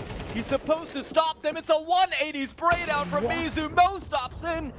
And ZNX in a 1-on-3. This AWP might be worth more than a tiny chance at a clutch. He's been able to sneak past, tries to isolate the left side duel, but Duke Fishura is smurfing. There we go, little smiles break out there. That was an unreal 180 spray. Adamizu has to be asked from the opponent what the hell went wrong there.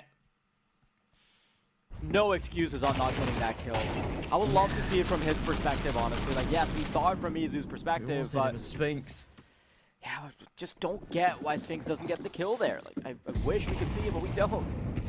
Walking through the smoke can sometimes be a little bit awkward. You sort of feel like a deer in the headlights when you do then emerge out and your screen's no longer grey. But yeah, just massively delayed reaction, a huge whiff on the duel. Especially when the smoke is on like a bit of an elevation where your feet can poke out from underneath it, but the smoke is still in your face, because that's the kind of awkward angle that's there in the connector of Train. Oh shit. Yeah. Oh, there he is. Well, still, decent trade. P250 does some good damage, and the 5-7 on the other side of the map follows up the headshot as well. So we actually go into a 3v3. Lollipop's found himself an AK. As the one man with Kevlar, he's got full health behind it too. This could actually get quite interesting. ZNX has the right idea that there's an AWP coming in from behind. Big kill. Big shot, Lollipop. But he can't get the drop onto Duke Fishura. Lollipop has to do it all. Duke Fishura's low. Lollipop's found his teammate and knows that the last man standing is somewhere in this smoke. That is a huge clutch out of Lollipop. And a 4K from the hero with the Kevlar and pistol. What a round from the superstar. Puts Mintzkaus onto 7 and stops Xscope, more importantly, from taking that 11th. Getting the 11th in the bag just puts you 2 rounds away from the finish line, and Xgoat visibly disappointed by it, right? And even in the dying embers of a round, we saw Duke Fishura get away with 2 kills there, right? Look at that replay. That's 1, 2 on the faraway duel. Eventually runs out of bullets, so he tries to sneak through the smoke. Can't really blame him for a fading smoke. Diana's definitely going on his teammates for the fumble that they had in Ivy. Thought that they would make it look a lot cleaner, prevent Doja's AK from being picked up. But we'll see whether or not Xgoat can recover this. A golden opportunity for Mintzkaus to step back into the picture. Lollipop, though, does want to stop them right in their tracks. Going to laser tag, that's anyone's game. I know Xgoat have looked good in the laser tag department, but I think both teams have. Exactly. There's just that added element of a tiny bit of randomness you've got there when you're playing in real life, right? Hitting keys is always perfect, but you can't trust your body 100% of the time. Apparently, even hitting plain old keys isn't perfect. Yeah, it's definitely not that same level of consistency. I'd be happy to say XGO are the better CS team, and they will be 9 times out of 10, but not sure I'd hedge those bets in the laser tag arena. Same frequency. Mendel creeps his way through connector. A little bit awkward as Mizu somehow doubles up. MDS is able to trade one back, so we go into a 2v2, but considering Lollipop's efforts to find those opening kills, this should not be around that they stare down the barrel of losing. MDS has got the AWP to negate the fact that he's low on health. And Duke for sure, who else would you want in this position? He's 22 and 11, and he's now called upon for a 2v1 clutch. ZNX has found Mizu. Duke for sure on a nasty little head angle, just jiggles for the shots, but cannot connect. And yeah, flies back in his chair. Bit of a reaction from him as he knows he should have had that. The standard he's been playing at today, that was routine. He'll miss out on the opportunity.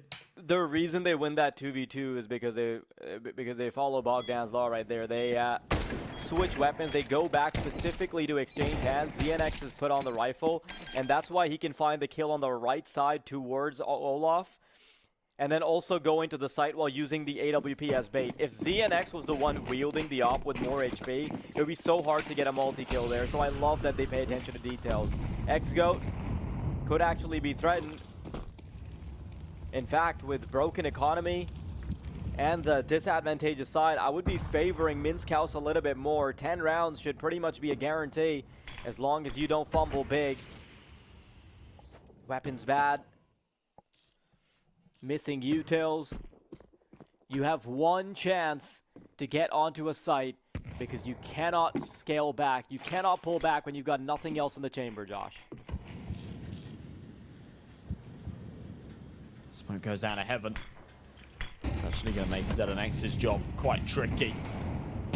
He's now got a lot more ground to cover. Can't necessarily just stay scoped in on an angle. Nice opening from Mendel, but one's already crossed out onto the site. Mo with a big pickup, and ZNX doubles up. That is so important. And this bomb's still yet to cross. There it is. Should be able to tap in these digits now, but I think they quite like to isolate at least one more jewel before doing so. Realizing that the clock's kind of up with it, and they've just got to tap it down. Play this 2v3. Mizu misses the chance. They're still worried about a flank.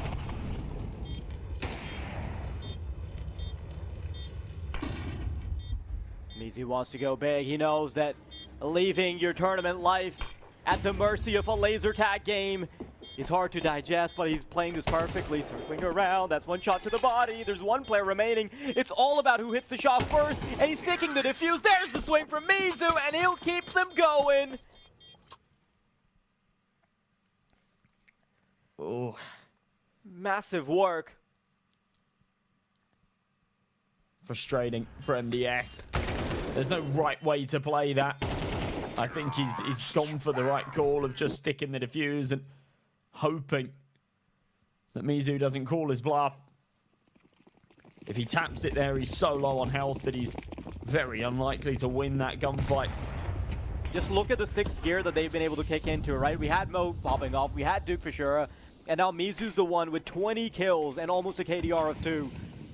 In a finalist qualification game, MDS, Frey's gonna be fumbled, Cade creates space, ZNX, the big man himself, the spearhead of his squad, will quickly succumb to his wounds as well. Mo continuing to add to the damage. Minskaus, that last round was the fork in the road, Josh. To tie it all together, to bring it to the 10 and 10 standpoint, leverage your advantageous side. Let's go off the back of a clutch. They are powering through to the finals. There's going to be one chance in the tank, and even that won't have the best of wheels behind it. Look at how scarce their money is.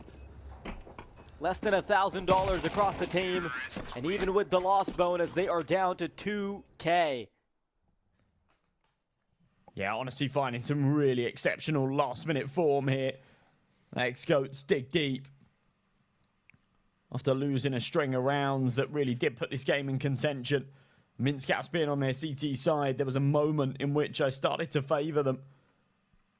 I thought that we were going to see that decider map. Now I'm not so sure. They need 4 in a row just to take us to OT and bring their equity back to 50%.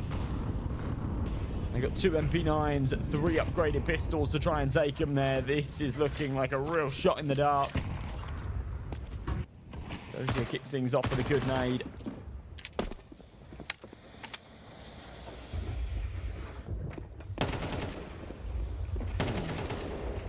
Big kill. Just feels like the beginning of the end, Josh. This might be it. Minskows. They knew what they were getting into. Bomb has been planted. They know there's no laser tag for losers. X-Goat is 2 kills to find. Sphinx knows that he is absolutely cooked here. And Dosha gets the final kill to eliminate the opponents and get themselves to that finalist spot. Only 1 finalist remains to be decided. Routine stuff. X-Goat, your first grand finalists. We'll be seeing who will be joining them between EFP and Donstu a little bit later. Minskows aren't completely out of it yet. They'll get a chance to play in the 3rd place decider a little bit later on, but yeah, their hopes and dreams of being crowned the champions this year goes out the window. It was hard fought on train, but still that 2-0 result, and yeah, Dust 2 was also a really, really tough one. We're going to throw things over to the desk to break that one down before getting into our second semi-finals. What do you think of that game, guys? First of all, congrats to X-Goats for this win. Honestly, well deserved, especially that it was a close. It wasn't like we expected at all. But we say hard luck to Minskows. You still have 1 more game to go for the 3rd place. But that was an amazing map, especially that train. We didn't see X-Goats playing on it, and I think they struggled a little bit actually. In the second half, yeah, they did struggle a bit on figuring out what to do, but in the first half, they were just dominating up against Minskows. Again and again, it's the same story. They are not put in the ideal situation they want to be in. They wanted to start on the CT side, but they didn't win the knife round, so they end up starting on the D side. It's a team that really drives on momentum, and they were not able to find that. And X-Goat now going to the grand finals. The defending champion's dream for back-to-back is still alive. Yeah, and we talked about, yeah, you mentioned the CT side not being... I mean, they did get 4 rounds, which is okay in a map like Train. There were always signs of comeback, but then X-Goat switched it up on the T side where they went for that B play and they had a good setup there, and then they switched it once again with a very fast push into A. That was the beauty of X-Goat's tactical plan. I think this is why they picked Train, is that they have so much to do and so much freedom with their movement, and they have a very good reading and understanding of how the map goes. And looking at the score of both teams, Duke for sure, he was the MVP of this match. The guy was insane, didn't miss any single AK or an M4 shot. He was really on point with all of his with both games, sorry. And then on the other side, I mean, besides Mendel, I think he struggled a bit, but everyone else had a really good game as well. Sphinx showed some signs of life in Train, but Lollipop, with that clutch, we thought there would be a comeback, and yeah, they did get a couple of rounds after that. But overall, it's a team play, and the team play on X-Goat was much better here than Minskows. Yeah, like we saw X-Goat, honestly, from the first map, they're playing way much better as a team and also as individuals. But this doesn't mean that it's the end for Minskows. That's in the end for the finals, but they still have another map, which is going to be against the losers, of the next city. We still have also another city today, which is going to be the game between Dungstu and the Ended EFP. Fast. Yeah, Ended Fast. Actually, another best of 3 that we're going to gonna talk about maybe we're gonna make it to the physical, maybe not like we did now. And actually, I feel pretty sad that we didn't make it to the later. Well, the possibilities are endless here in CS2, but you know the main team that is going to be blocking them to the grand finals is going to be Dons2, which have been dominating ever since in the group stage. So this is a big toll to ask, and we can all assume that EFP are the underdogs coming into this series. Yeah, EFP are so far the dark horse. I mean, I don't think lots of people expected them to reach this stage, but they did, and they showed why they are, especially yesterday. They have a very tough match against Dons2. Dons2 are one of the strongest teams, if not the strongest, and yeah, we're gonna expect a very good series as well. Yeah, we still have 2 more series to go on live. 3, one of them is gonna be for the 3rd place, but we still have the semi-final for the 2nd group and also the final. So don't go so far. We will come back to you after the break.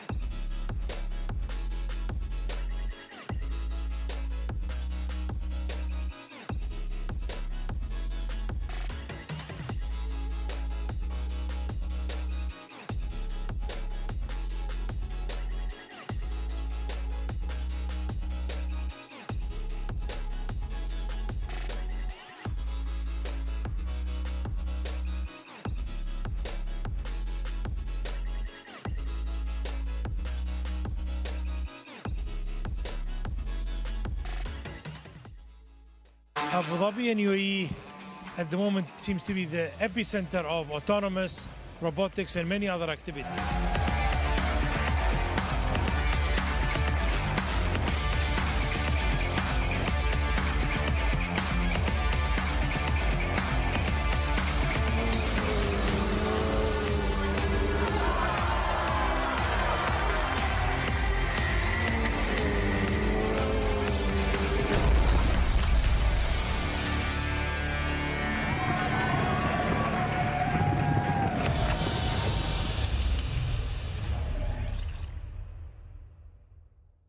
Running a business doesn't have to be complicated. At Solutions Plus, we provide a tailored combination of consulting, business process outsourcing, and technology solutions, from digital to finance, procurement, HR, ESG, and integrated facilities management. We take care of it all, letting you focus on success. Partner with Solutions Plus and take your business to the next level.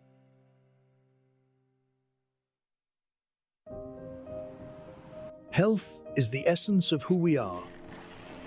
M42 is a global health champion harnessing the power of artificial intelligence, technology and genomics to transform healthcare systems and ensure that everyone, everywhere, has access to the care they need.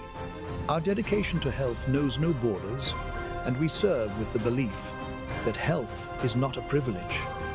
It is a universal right. What if the spaces between us could disappear? And one move makes all the difference. Sometimes it feels like bonds growing stronger across any distance. When the spaces between us disappear, beautiful things happen.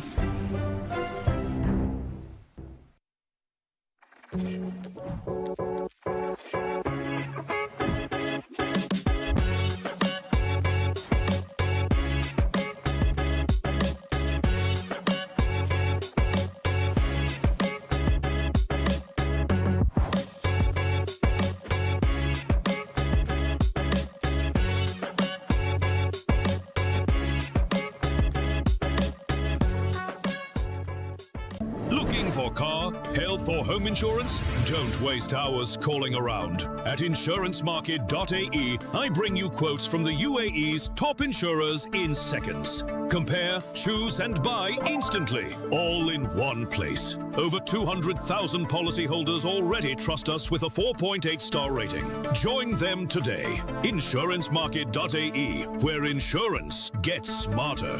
Insurancemarket.ae.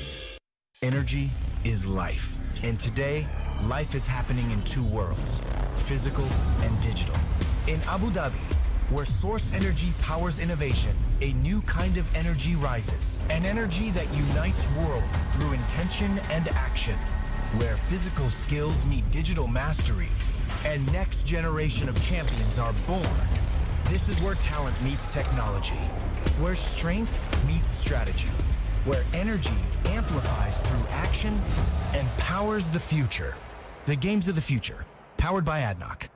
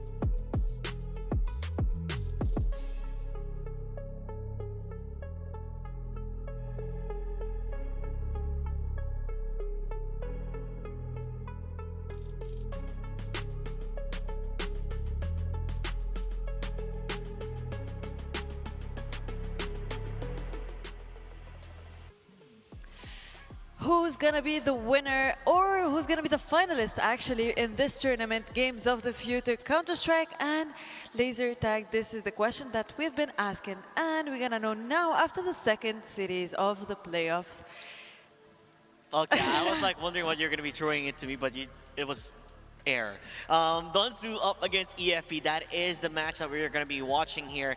We have seen Donstu really dominate the competition, especially in Group B. Meanwhile, EFP had to really fight their way towards the playoffs, which we did see a phenomenal game coming from them yesterday up against Liga Pro Team, which made them qualify here in the playoffs. So judging based on that alone, they are the underdogs coming into this, but I still have the heart of the underdogs, hoping to see them perform well. Yeah, and on AFB's side, I mean, we've spoken about Miwo and Dojka in specific, Dojka being the opener and Miwo being one of the best riflers in the playoff stage.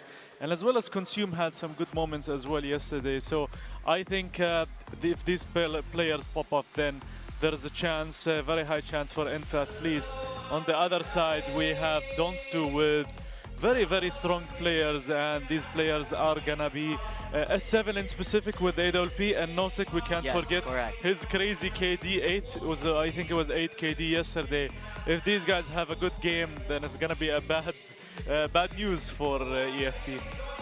Yeah, well, let's hope for the best for the two teams, because we're gonna have a huge match today, or actually huge matches where we're gonna see the finalists. Actually, this is gonna be the semi-final. It's a really interesting game, but also we have the final after this game. But before we go to the final and before we talk more about the games and what's coming next, we have the players to welcome. As every time, as usual, we're gonna go to the stage together and we're gonna welcome the player together with the walkout. So let's give them a warm welcome and see you later. Team introductions.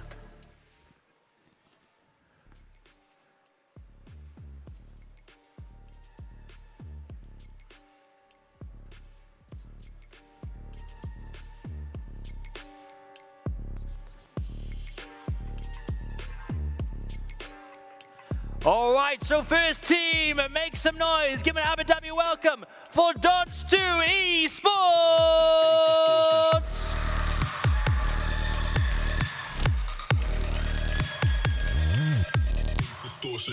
Some fans in the audience. So joining us, we have Isolation, Nozick, Stone, Trixer, and Voider. And joining them in the physical stage later, we have Gralin and Cookser. One more time, let's make some noise for Donstu Esports. All right, and in the other corner, they are back. Please give it up for End Fast, please.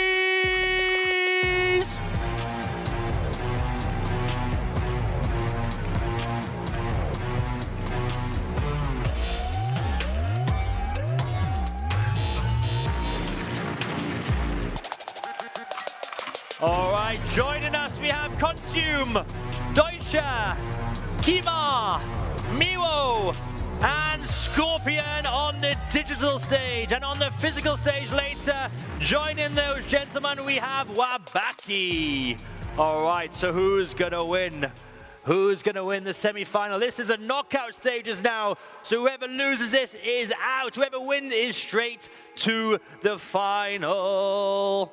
Cannot wait for this, cannot wait for this. It's all to play for $150,000 up for grabs. Can I get a woo? Not bad, huh? Not bad for a day's work, huh? But these guys have been training hard for this moment, so very best of luck, teams. I'll hand it over right to you. We are here in the second semi-final of the day. We have two teams, two of the best teams that we had out of 8 that made it to the semi-final. We're seeing them. We see how they're excited. Maybe they're more excited than us in the end.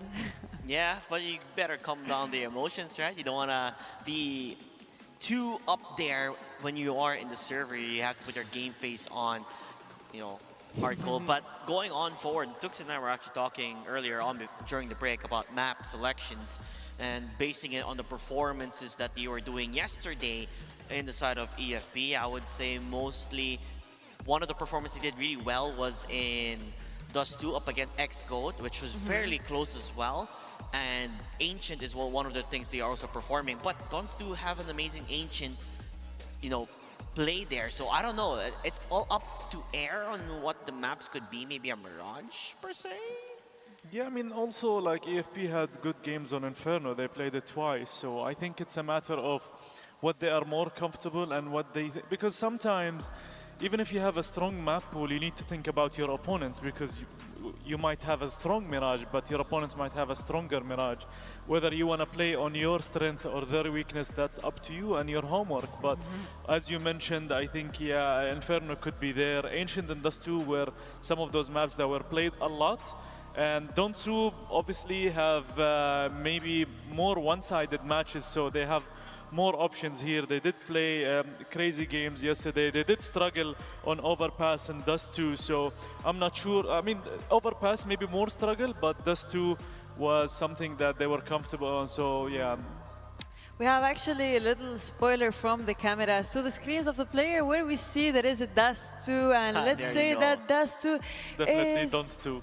Dons to actually pick, where also there is a second map after all, which is going to be Ancient. You talked already about Ancient, which is the pick of EFP. It's going to be their second map and maybe their last map if they don't go to the physical game. Yep, if they don't go there. But going on forward to Dust 2, I mean, it's a running meme here when you say you can't say Dust 2 without saying Dons 2, right? So it's one of the maps that you do love playing on, and more or less we have to emphasize on having a good start here and making sure that you do get the knife rounds, because those knife rounds can dictate the pacing for the matchup between these two. If you're the side of EFP, you're looking for the CT if you can, as the knife is there, a 2v1 around the corner. No, they just give it 1v1 and they lost that.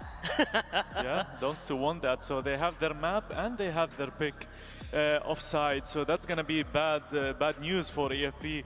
Yesterday, Donsu on Dust 2, they won 13-2 against the Mexico team and 13-1 against E7, and slightly struggled against Miskaus with 13-11. On the other side of EFP, they lost 13-10 against X-Goat, and that's the only time they played Dust 2. So on paper, it looks like Dons 2 are stronger, but anything is possible. EFP, up until yesterday's match, they weren't qualified, and then they did an amazing performance, and that made them go through to the semifinal, and now they're here, and now this is their chance. And beside the performance, a little bit of luck, let's say. It was kind of a good decision to actually give them the points, because maybe they are the best team that we have in that group as a qualifier for the semi-final, and we're gonna see them again in Dust 2. But the boys, Dust 2, as we said, Dust 2 played it 3 times, but EFP, they played it only once. Who do you think is gonna be the winner of this map? Dons 2. Well, I'm hoping for EFP to get this one done, actually. 1-1, so... I mean, I have hopes and I have, you know, prediction. I think I predict Dons 2 this. Okay, we have predictions and we have hopes, but all of this is going to be decided in-game. That's why let's jump with our casters and enjoy the game.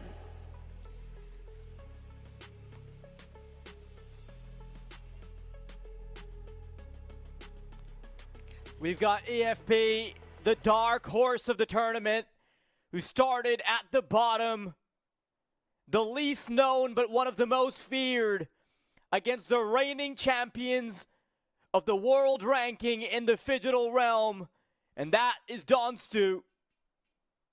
We're about to head into Dust 2, and the closest anyone has gotten to toppling the Giants has been a 13-11 from Miskaus.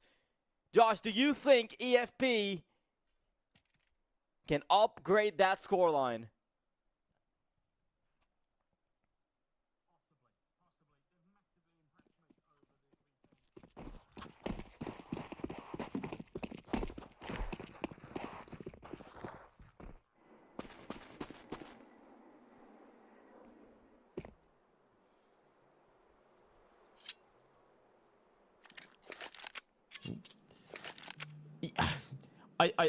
I think so, but EFP, they've impressed me over this weekend. I think they've been fantastic.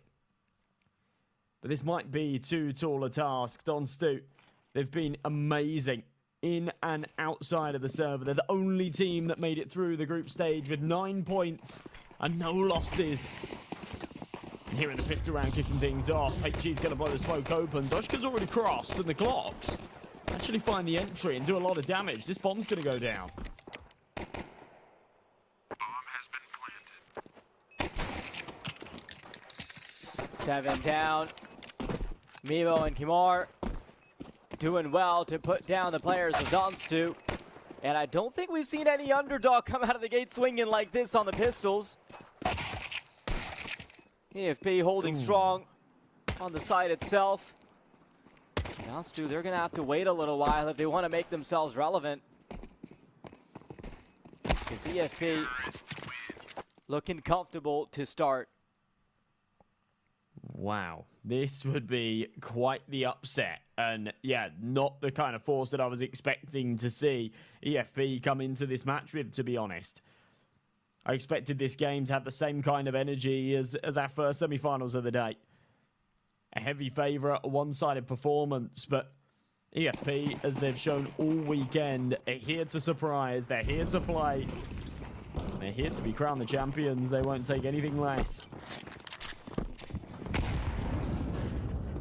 Space in towards the B site. They are walking into a full stack, but to be honest, that just makes it easier for the MAC-10 to farm the money. And yeah, the energy's up. And these boys are just looking fiery as they have been. There's just levels to EFP. They can always peel the layers back, and there's something more to be revealed. When they came into the tournament, I think not a lot of people had a lot of expectations from them, right? But now that they've started in the semifinals against Donstu in a pretty solid fashion, I love to see how far they can take this. Honestly, if they keep playing like this, this could be one of those games that actually has us put on the laser tag uniforms. It's kind of hard to see sometimes before the finals. And I wonder if we'll finally see some laser tag in either the semis or the finals themselves. Weapons now out though. That's the AWP in the hands of 7. Love the bit of trolling that the Observer does, looking right down the scope. 7, big miss shot though. Can't work on the cross.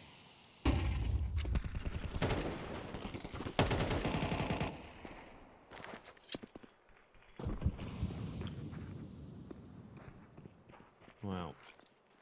Doshka on the corner, still with the contingency of the MAC-10, but if they can somehow make this work, it will be flying ahead. No 6 beats the molly. Nasty little angle, but with the shots. And takes the bullet straight to the head. EFP continuing to press forwards. Kimar with the entry. They are not dropping a single member. This is really quite surprising. In 4v2, they'll call for the save, but Consume's in a very, very nasty position. He will be able to take out one of those rifles. This AWP might not even get out alive. Not sure he'd have heard that sound cue, but should know that it lingers around here somewhere. Yeah, and just a reminder for the audience, Donstu is a team that has gone 9-0 to make it all the way here. They have not dropped a single map, laser tag or otherwise. The closest anyone has gotten has been Minsk House with 11 points on Dust 2 against them. So I guess if we've seen any chinks in their armor, it has been Dust 2. So this is prime real estate for EFP to be picking up. But the question mark for me personally is, how is this happening on a map that Dust 2 like picking into? And I don't just mean this 3-0 lead. I'm talking about what we've been seeing so far. Like this is... Dust 2's been the weakest map for them overall. Weakest might be a bit egregious to say, but still, at least not as strong as the others.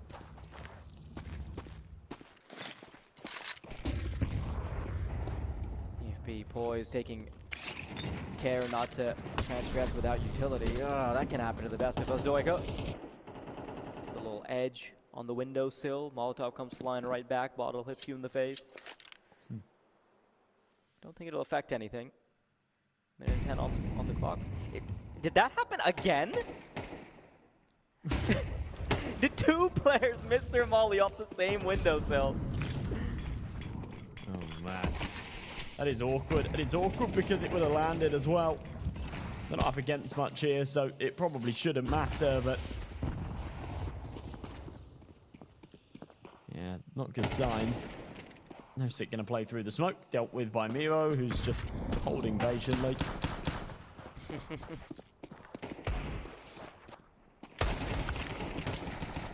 Okay, thankfully, even with the fumbles, they still end up cleaning house.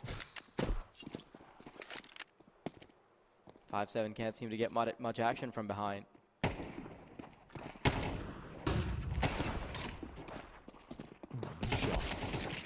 So we'll see that. Another really strong round out of EFP. They're just riding this wave. We've seen them over the past couple of days do this. They get the energy up. They get into this flow state. You just kind of seem unstoppable. This is 4-0 now. Donstu got smoked in the opening come round. And if they buy up again, they're going to be getting flashbacks to what unfolded last time around. Aggressive from the AWP, very aggressive. And a 7, in fact. It should be good for at least the 1. Actually, double dips. And wow, that is certainly quite the statement. And that is the pacing that we expected Donstu to come into the game with. Better late than never. The double from 7 certainly warms up the fingers of the AWP player.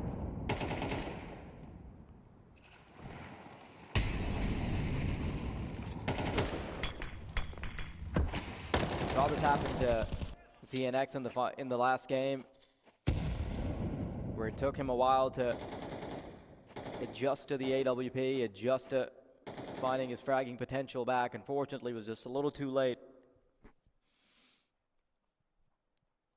It's not too late for Donstu. Pat Star doesn't have to be a bad finish. 4-0 is nothing.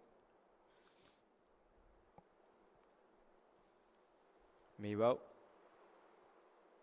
knows he's certainly likely to walk the plank, but it'll be all right if he can get something on the way out. Tries to chase the Opper, but Twixar awaits him. So, first mark on the grand scoreboard. Donstu, of course, as the highest rated team, aren't willing to bend the knee. I think the one team that could have actually done so much for them, so much against them is like Zero Tenacity, right? Because initially when we got the team rosters, we thought Z10 was going to be at the stage as well, but they weren't at the last stage. That would have been fun to watch as well. Yeah, I think they would have been head and shoulders above the competition. XGod maybe would have been a worthy opponent, but yeah, we maybe would have had some exciting games. Ultimately, of all of the teams that we have here this weekend, you've got some strong sides, but for the most part, mixed teams. Mixed teams with like 1 or 2 decent players that have played at like a tier 2 or sort of old tier 1 level. If we were to have had Z10 here, yeah, they're like a top 70 team. I know they weren't sort of just before the roster disbanded, but yeah, round about that kind of mark, and yeah, sort of actively playing at that kind of level, I think they would have been just the best team here. But their absence gives opportunity. And EFP want to seize it. It's been a great start here to Dust 2, but they are starting to lose control a little bit. Mevo and Consume would quite like to claw this round back. It's like they do. Opportunity. Oh, that's big. Yeah, especially with Mevo getting that initial kill. Oh no, Consume has put down Voider. That's just the AWP remaining now. I thought EFP was slowed down, but surely they show no signs of it. The AWP is going to try and get an action. 7 wants to be down in position to catch them coming if they want to progress through the middle doors and into the double doors of B, but knows he's locked out.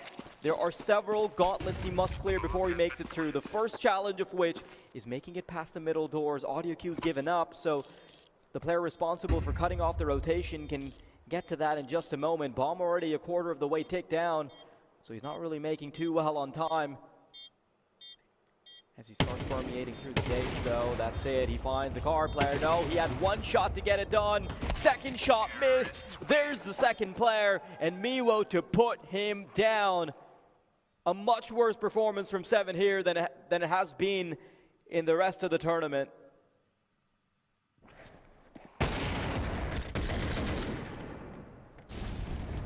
Scary stuff. I think the big problem for me, right, when it comes to EFP, is they need to get this done in 2 bites. These guys have not looked great on the laser tag arena at all this weekend. And Donstu have been unstoppable. Not only have they not dropped a single map in the laser tag arena, but actually I think 2 of their 3 games have gone 6-0 at least. So yeah, they are very, very formidable in that department. Therefore, the Counter-Strike server needs to be where EFP prove their mettle. So far, they really are. And their opponent's map pick as well. It's 5-1. They didn't allow Donstu to string 2 together. After the single win, beautiful shot out of Dodgka. Very fast isolation. Wasn't even going for the mid pick. Just looking to be left alone. Allowed to head to B. An advantage straight off the bat.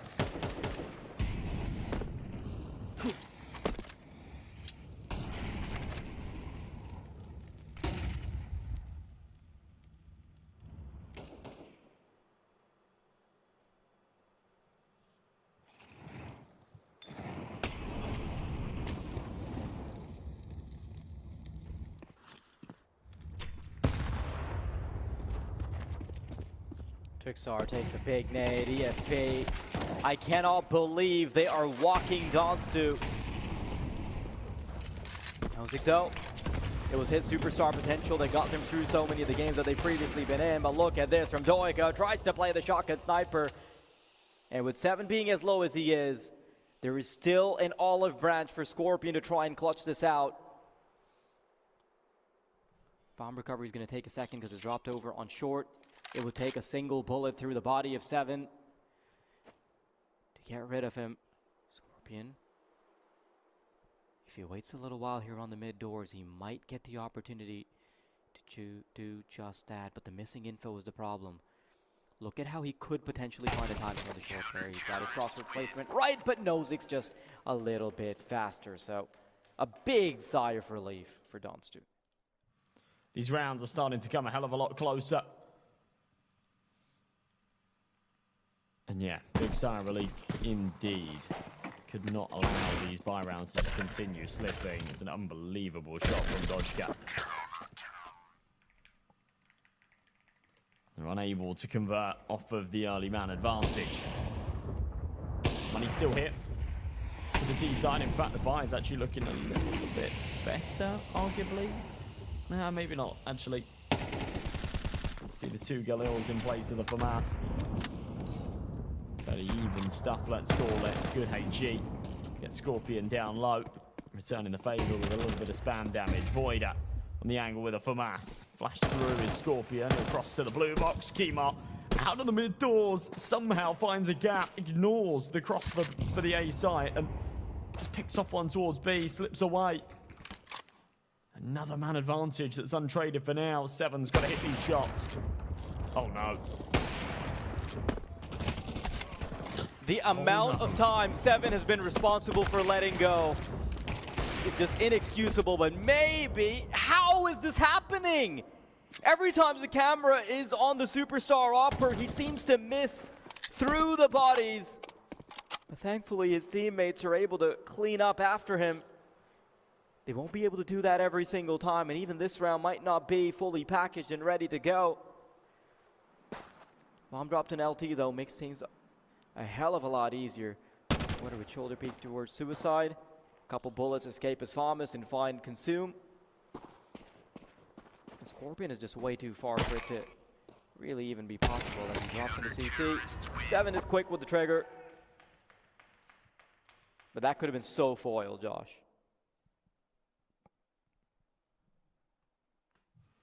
Could have been. Again, though, it's just these openings. These early advantages. Time and time again. Going the way of EFP. somehow things still going wrong. It's back-to-back rounds where they've put it into a 5-on-4 and it's gone untraded. And Donstu have still managed to swing it back in their favour.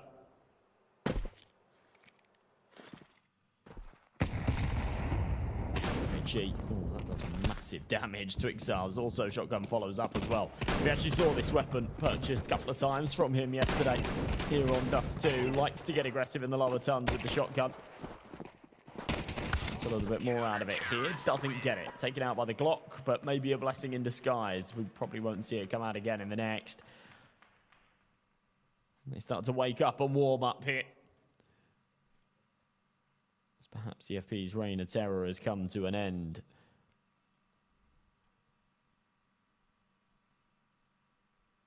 The scoreline about to close up.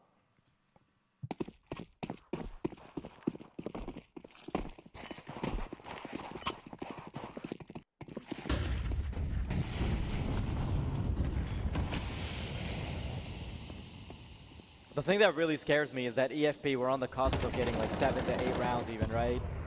So easily any of those 4v3s, 3v3s could have been converted. We'd be looking at a totally different outcome. Donstu, though, good to keep themselves away from that loss. You know, they've had some troubles on Dust 2 in the past, so if there's one map that EFP could overpower them on, it is this one.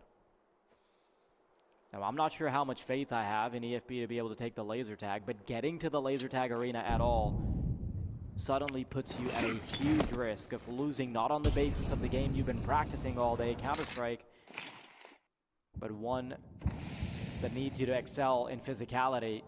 And of course, when you sign up for this tournament, you know that's what you're getting into, but Counter-Strike is 60% of the game.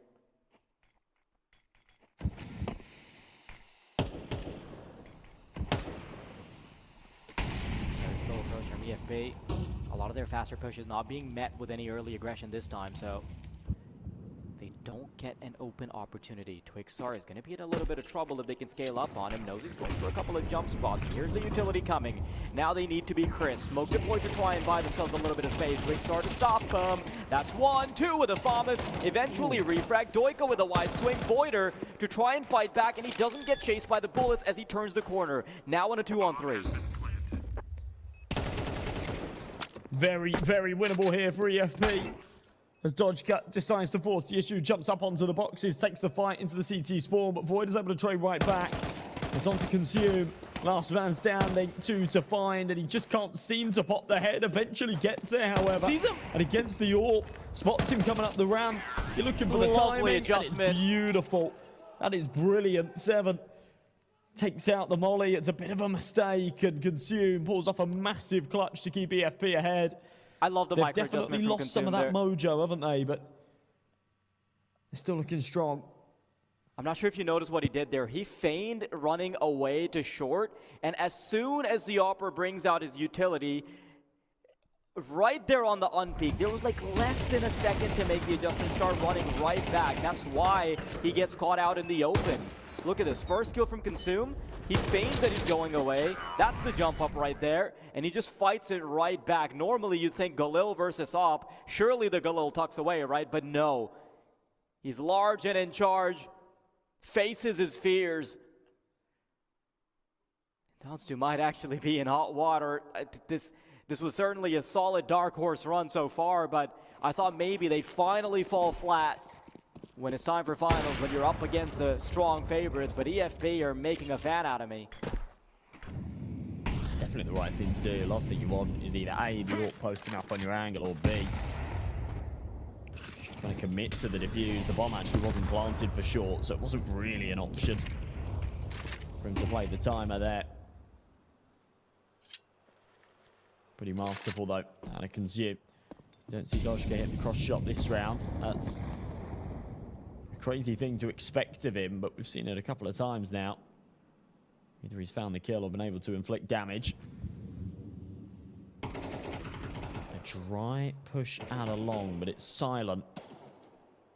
Voider might be in for a nasty surprise. They'll clear the corners. Barrel spotted first, however, so he will be good for the one. Can't follow up. Scorpion insta trade. Dodgka Shoots the elbow of 7, gives them a man advantage and room here on the A site. It's a bit of a fumble out of Consume. Doesn't get up short and makes noise, but he's ready for this tons push. Yeah, timing is going to be everything. Whoa. Yeah, he definitely had that info in the back of his mind, right? He does go for a quick check, but you're right to point out the timing was the issue. Flashbang is great. Kimar stopping him, and that is 2 instant kills. Even when they play by the book, when they flash into the angle, Kimar rips it apart and sends the favorites packing.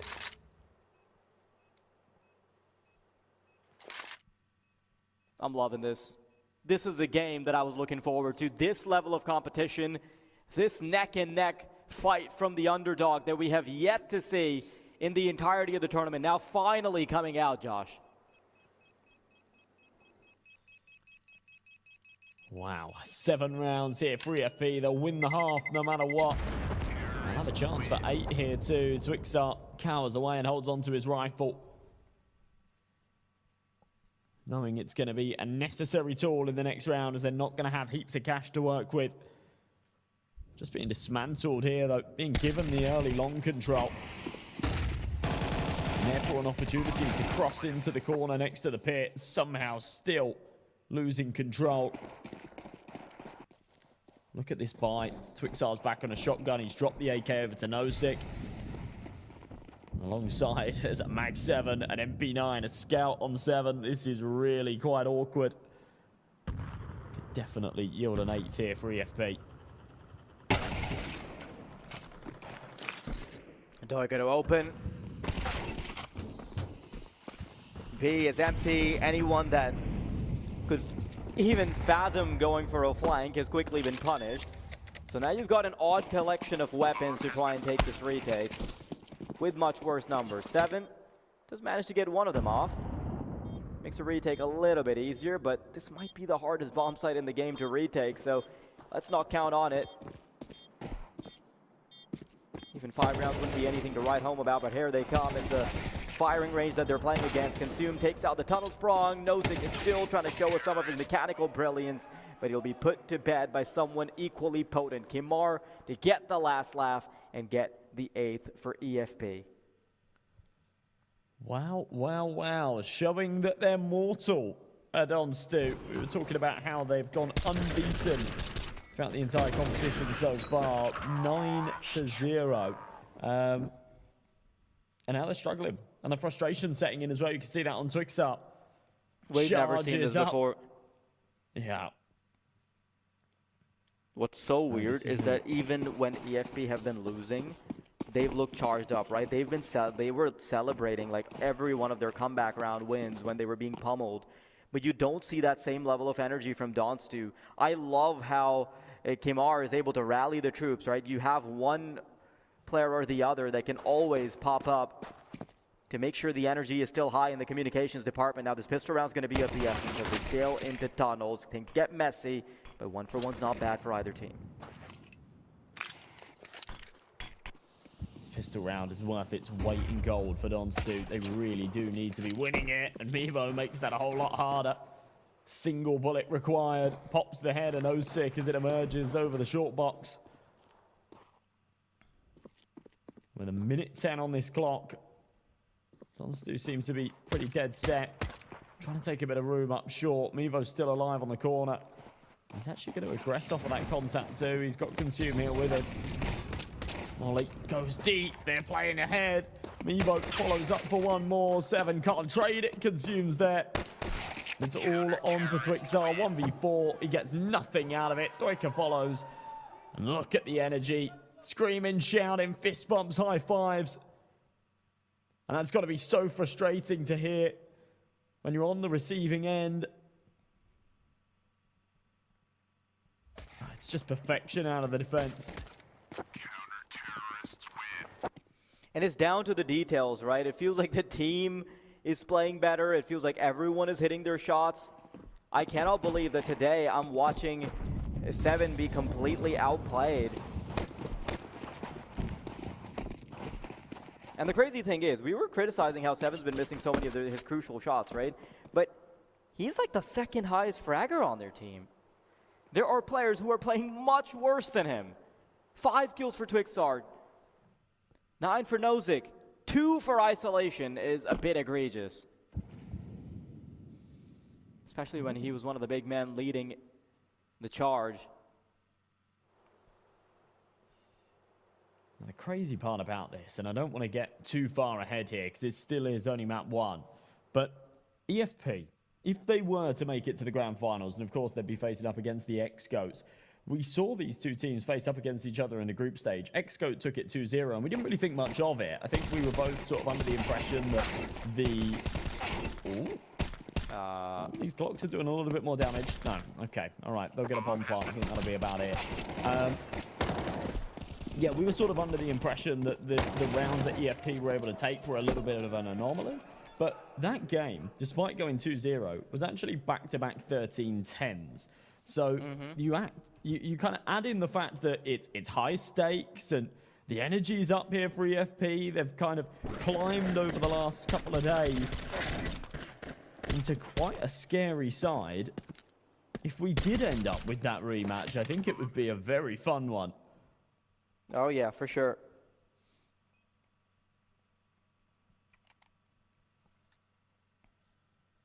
That was one of the closest, if not actually the closest, best of 3 that we saw in the group stage that went 2-0. All of the others were either complete stomps or it was a stomp on one map and then a little bit closer on another map. That's actually the only one that we saw sort of both maps go quite close. Yeah, you're right to point it out. I think with a 3-round margin, it is just very likely that with higher energies, you can sneak away a victory, even if you're going into it as the underdog. We're seeing it happen right now. I do feel like Donsu has kind of run out of steam. But maybe, just maybe, there's still a comeback in the chamber. Everyone huddled around tunnel. One of the players making sure that long won't be transgressed. It's Twixar to do that duty. It's an honest job, but someone's got to do it.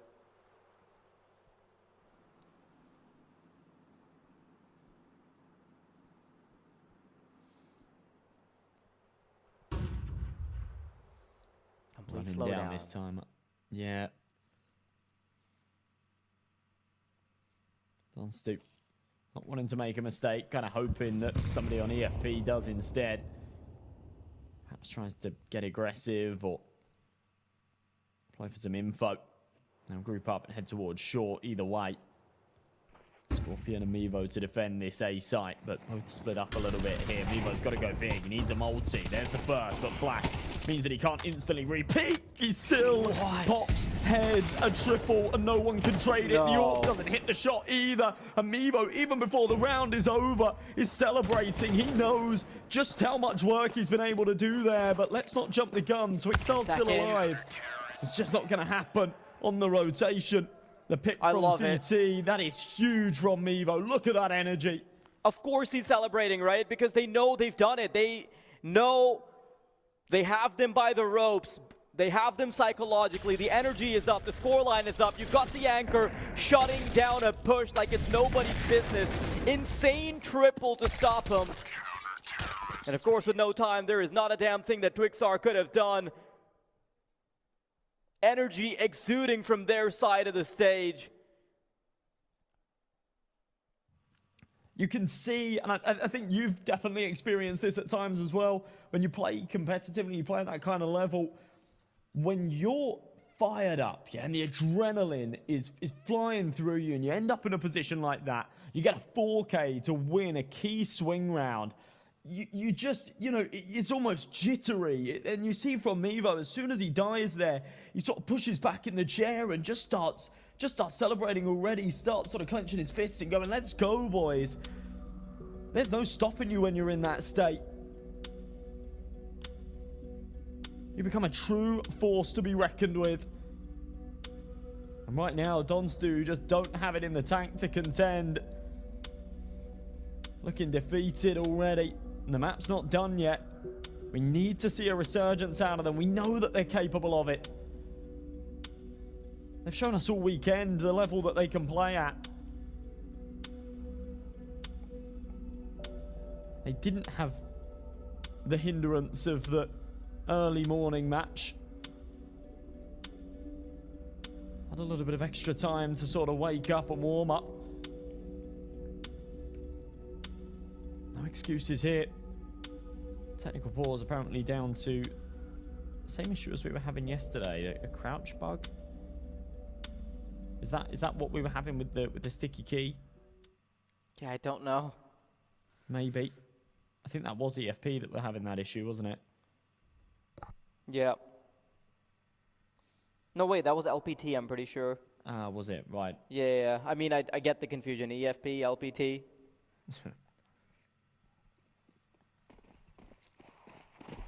It's crazy to think that these guys weren't even necessarily supposed to make it out of the group stage. It boiled down to the fact that LPT, the map disqualified, and they lost points that just about allowed EFP to squeeze through. And now they are nearly one map away from making it to the grand finals. They've still got to finish things off on Dust 2, but they've got a huge advantage. They're 2 steps away from the finish line. They're against a very weak half investment. Just pistols and armor. Twixar with a hero rifle. EFP can almost taste it. This is just mental. This is a bloodbath. As Doika takes a sweet time, looking a lot more consistent than his counterpart in 7. You can see the comms getting active for Donstu. They know they have botched this pretty significantly, and the pressure of losing to the Dark Horse is one that only solid favorites can understand. There's a different type of pressure that you have when you're supposed to win it, right? You have the burden of expectations on you. For someone with nothing to lose, they can go for all these crazy little strategies, but you can never discount the pressure that either of these squads can feel. But right now, AFB handling it a lot better. Donstu giving it an honest crack in what could be the final round. Scorpion to take one down. Miro activates with the up. Very versatile with the weaponry of choice.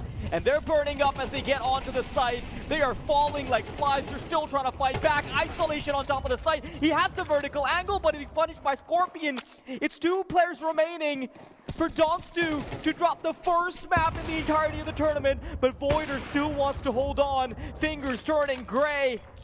But he doesn't want to let go of his grip. Miru tries to fight back, but Donstu will delay what has felt like the inevitable. Oh, that was a stumble into a 5th round there. Not comfortable, but they'll take it as it comes. Isolation had a real opportunity there to get a triple. Just makes a bit of a meal of that first fight. Can't adjust in time. He's had a slow game, a poor one. Sat on 3 kills as it stands. EFP, yeah, they'll brush it off. Still so many chances to get this closed. Just losing the early advantage there made that a little bit harder. What a storyline this has been, though. The true dark horses. When we got the initial sign-up sheet, the team information, the players' backgrounds, I was taking a look at this squad and I said, I don't really know any of these guys. A couple of semi-familiar names, Consume being one of them, knowing that he'd had a couple of stand-in situations in sort of the tier 2 space over the years, but yeah, not a team that I thought were a contender at all. Yeah, you're right. I mean, we've seen a little bit of Scorpion. We might have seen a little bit of Doika, Consume. But the level of CS these guys are playing is genuinely incredibly competitive. Punching down on Donstu, 7 chances to close. I'm glad that was a short technical timeout. We can get things underway. EFP staying true to their name, wanting to speed run this madness. And at least getting map 1 guarantees that you at least take it to laser tag. It even gives you the off chance that you don't even let Donstu pull out those tablets. Donstu right now are going to be praying that they can survive the storm and take this to laser tag. They are the better team in the laser tag arena. There's no doubt about that. I said before, EFP really need to get this done in 2 bites. Look at this push from Kimura. It's all about timing. Holding for it though. I love what he's done here. Instead of getting too overeager, instead he just tucks himself into the box. Now he's got full sightline of the lower tunnels after the smoke fades. And just his presence there gives them access to like half of middle. Consumes push through upper tunnel. That is all the info being given up. Look at how they're making an adjustment. They're bringing all their resources back. Now that Consume's shown his card, they know that they've been spotted. Scorpion, sure, he'll go down. But EFP know the storm that's coming. 30 seconds to do it. Nozick doesn't get the spray transfer. Ops waiting on the angle. They're prematurely going to come out of the smoke. Kimar holding it from the side. Doika looking for more pot shots. Kimar immediately goes down. And it's back to a 2-on-2. Can they do it? Consume boils it down to just one. Voider, big responsibility to give them the tiniest chance to do it. Jumping shots, a distraction. Reinforcements will be coming soon. Voider to boil it down to one. And Doika, if he wants to get it done soon, he'll have to do it right here. It's the Yacht v Rifle duel. The range for the Yacht, but the mobility for Voider gets on top of the box, sprays him down, and gives them another dying breath to try and survive on. Ooh, that's a bit of a nasty one to lose for EFP. And you can see they were keeping themselves psyched up even in the rounds that they were losing in the past. But I think that is actually genuine frustration. They should have had that every day of the week. Just unlucky that the MP9 doesn't connect on the jumps. It's just a true gamble. You can see the bullets actually painting a picture around the head. Just not connecting. Nevo, full aggression up middle. Doing the tag damage with the Deagle, but nothing much more. They just want to get this round over and done with. Get the weapons back out. If you're AFB, you cannot afford to lose your social energy right now. You need to rally the troops. If you're Kimar, you need to be getting up off of your chair and throwing a little cheer, even if it is feigned, even if it is fake. You must make sure that the troops won't falter for another 5 rounds. It's come down to the clutches, right? It's come down to the final pieces, but they just can't seem to close it out. It would be a monumental choke from the Dark Horse if they can't make it out of the stables here. And the thing is, they know, whilst this lead and potential map victory is absolutely deserved for EFP, they know that they're the underdogs in this match. They know that if they give Donstu the opportunity, they give him an inch, Donstu will take it, 100%. They are so capable of winning the next 6 rounds in a row. There have been so many moments where Nozick protected them entire situations in maps that were super close, right? Mm-hmm. So you're right to point out that there is incredible clutch potential in Donstu. They know how to play this. They understand the mental side of things. Break it down into 5 constituent pieces and then swallow up 1 round at a time. The energy not quite dead yet for AFP because they know they have plenty of time. But in the next 10 minutes, they've got to procure something. There's one adding factor here as well that is Isolation's absence. Everybody else has woken up. Isolation's still dead quiet. No. That means that things are an effective sort of 5v4 in many situations. And if Isolation does wake up, then maybe that would be the difference maker. Trades back and forth. Need to go leave us with an early 3v3. That was very aggressive in the tunnels. Now the defenses are thinned. Donstu will take a gamble and hope that they head towards the site, only defended by 1. You have to consider this. Nozick didn't create any space on long, which is why they couldn't scale up A after they got info of the fact that there were 2 players huddling up in B. So they are going to expend quite a bit of time bringing the rotations back. And I like the approach that EFB are going for. They don't want to leave their B anchor out to dry. So instead, they're going to funnel down, send 2 players in short. 7 won't have the advantage there. Their turn. No, Nozick gets a freebie. And 7 gets another. And the 2-man push from A certainly makes it clear that the final piece is on B. Mewo wants to walk the dog. He wants to... Oh my god. He's going to let him go. No, he's giving him a false sense of security. That is big brain, Mewo. This might be the best play you've ever made. Take a deep breath. Let it happen. The false info could be monumental. There's the bomb going in. They're checking for him. That's the bomb drop. Flicks over to the window player. He's going to need a bit of help from tunnels. If Miro closes it out like this, it will be crazy. But you got to pat him on the back for that. Wow. Yeah, if they'd have come out together there, and he could have had a 2-for-1. That was his round for the taking all day long. He played that to perfection. Knew that if he pulled the trigger on the first, the bomb would have just gone elsewhere. And he'd have had a 2v1 retake over on the A site. You can see his teammates proud of what he was going for. Disappointed he couldn't complete it. 12-8. Bad buy here for EFP. This could go the distance. Mevo, scout in hand. Lovely shot to kick it off. Surely not like this. Yeah, no, the Flames are going to make it too hard to fight back. They're going to send 2 players running down tunnels. I like the fact that Isolation pulls it back because he knows he needs to help the final prong that's coming in. Otherwise, the 1v1 could have been afforded. Consume, Scorpion. They've got to let it get too close, man. And that's one of the issues with being on the CT side. Even when you can see there's 5 in the tank, there's not that many gun rounds. It's like 2.5, 3 gun rounds. Very easy to fall down the rabbit hole. And if you look at what the money's looking like right now, you've got like a gun round and a half, maybe?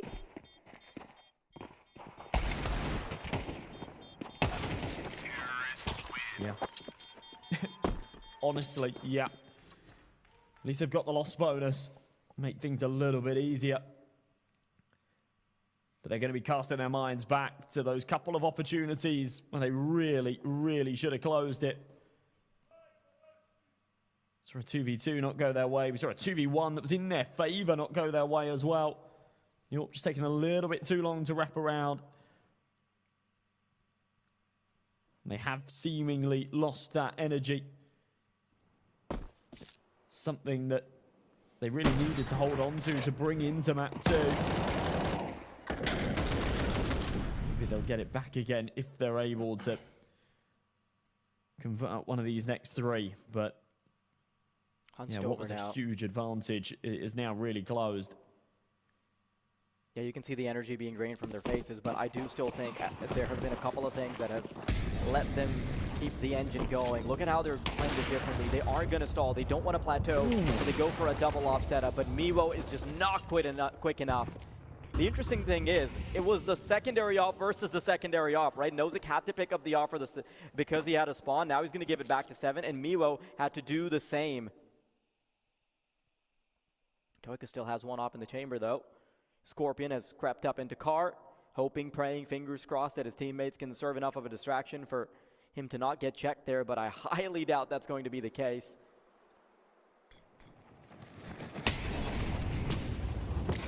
Molotov, it gives him the false sense of security that it's a bit far, eventually spreads. 7 clears out A. Kimar and Consume, I don't think they can get anything done here.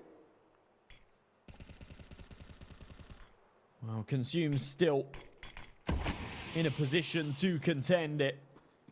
He starts to get aggressive on short instead. Might find the pick onto Isolation, but then he's playing from behind. Kimar's dropped and Consume just prioritizes the save here. Crazy shot.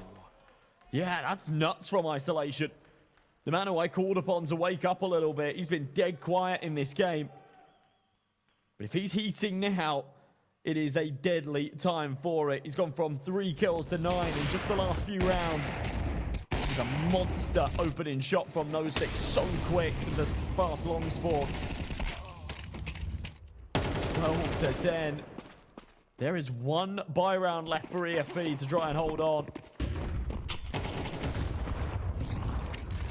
Nozick again for the entry.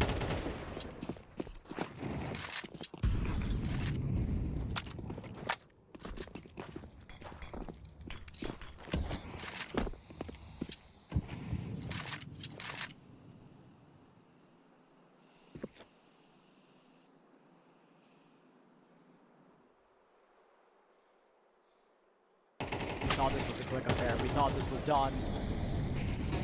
We have yet to see a single overtime in this tournament, but I think we might finally see it.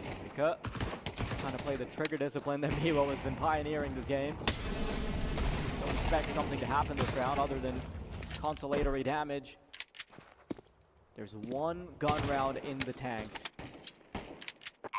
This MP9 short-lived. About 5 seconds, Kimar will receive a bullet between the eyebrows, especially with the door shut behind him, and it's Nozick to deliver the final blow. There's a huge issue in Mevo dying first in the last 2 rounds. Instantly, he's picked off from the long corner. And he's the biggest piece. He's been the hardest hitter. He's dropped 21 kills, and yeah, despite not inflicting any damage in the last couple of rounds, still no one's caught up to him. In this final round of regulation, he knows that that cannot be the case again. He has to come up big. And if not, another hero needs to arise in his absence. But yeah, all of that energy that we were seeing earlier has disappeared. It all boils down to this. A quick tactical pause before we get back underway. And 12-11, the final round of regulation. Overtime or bust here. And oh, no cross shot connected. Those 2 AWPs, I got a little excited there when I saw them drop. Really thought one of them would be able to hit it, but you're right, no early damage. It's right though. I like the fact that Twixar has the awareness to know that he's got plenty of money. He's actually going to go back and leave the AWP there, get himself an AK-47, because they don't want their final round to be stuck trying to attack with 2 snipers. EFP playing a pretty defaulted setup. They're not doing anything aggressive now. That's something they've been going for, but now turtle up, defend, play a very basic 2 and 3 setup. Maybe old is in fact gold. Already up short. Nobody contesting it this time around. EFP, we have seen on occasion somebody on that catwalk angle. Not the case here. Mevo pulls it right back. So we've seen him get aggressive on long a couple of times. He's back onto the bomb site itself. We saw him get a 4K from that head angle a little bit earlier. Actually pushed them onto 11 or 12 rounds in the first place. 30 seconds left though. Dons do have to make sure they don't time themselves out here. Playing slow, playing meticulous is often the right way to go about it. But you got to make sure you're not too slow. They come up towards B. Consume's going to be tested, and he's good for the 1. This is where Doika cannot afford to miss. 1 is not the worst outcome in the world. At least he's poised it for EFP to potentially take it. Mevo. Little boost angle. No, you're getting too over-eager. That still goes 1 for 1. And now the off. The one issue that they kept having was 7 missing. And he's gonna do it again. Twixar, time to go big, my friend. 1 kill down. Info asymmetric. Here comes Scorpion, and we're going to overtime. Donstu, how the hell have they persevered? Look at the support now rallying up. Of course they deserve applause. My, oh my. Yeah, this is what we were teeing up the finals day for. We knew it was coming. These exciting matches, the overtimes, the comebacks, the blood, sweat, and tears on the server. Multiple opportunities where EFP on map point have had an advantage. An XV1 situation lost. Now they've got to do it on hard mode. 13 no longer the magic number. They've got to boil it to 16. That requires turning up the heat. Just on the short angle. Molly's going to come his way. Forces him back. Kimar's now alone on an island. And he needs to decide whether or not he wants to commit or pull forward. Oh, there we go. Big kill. Doshka's back on it. That's lovely. That's a really good start. It's a classic law of whenever you let a comeback happen, the first round of the overtime is comes through from the one team that needed to get just 1 round in regulation. EFP, we're hoping and praying they could get this particular round in the 8 attempts they had before. But they'll have to do it on hard mode, you're right. the long way around, and I think it would make EFP's run here even more impressive if they fall to overtime and then can still maintain composure. Twixar, hang on. Oh, there we go. Some teams just love the chase. They're so good from behind when they're trailing. The underdogs, they feel the comeback, but as soon as that pressure's alleviated, there's no longer that adrenaline. They cool off a little bit. Still a 3v5 winnable, maybe not so much now. Dodgka's picked up another. The re-swing is ambitious. It's going to allow them onto the site, and for that plant, I don't like the fact that he re-peeked there, and it could be a mistake that really costs them.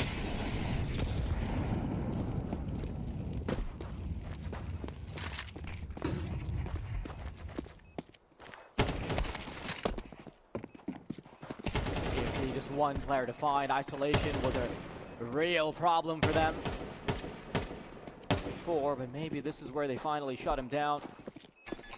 Isolation has drawn the timer down pretty swiftly. He has to run to the bomb. I don't think he just has a raw amount of time necessary to get him off, and with half a second over, EFP will be able to get some of that energy back. You can see that there's a pretty big split in who's excited, who isn't. Some of the players from EFP wanting to procure some of that raw energy that they previously had. The others wanting to keep their heads screwed on, not start flying out of your chairs just yet. Like Talk was saying the other day on the desk, you need to have a little bit of fun, you need a little bit of serious, so you can have the best of both worlds.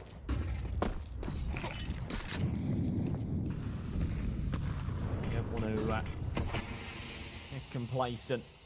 That's what we saw earlier on, a little bit of complacency. So far ahead that they think there's no way of losing it. We can take risks, make the same mistakes over and over again. No chance they'll bring it back to OT. Well, now it's a harsh reality that they've been slapped with. They've got to focus up, Twix up.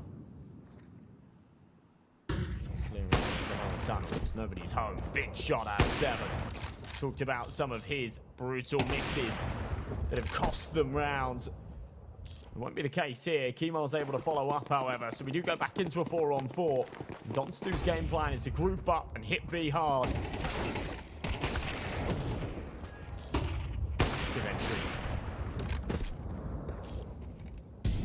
Yeah, I just hope EFP doesn't now slow down after we saw all that.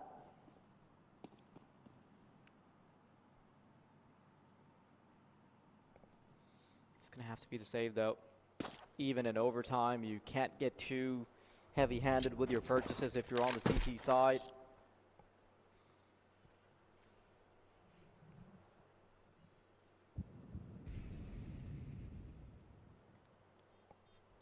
Wow.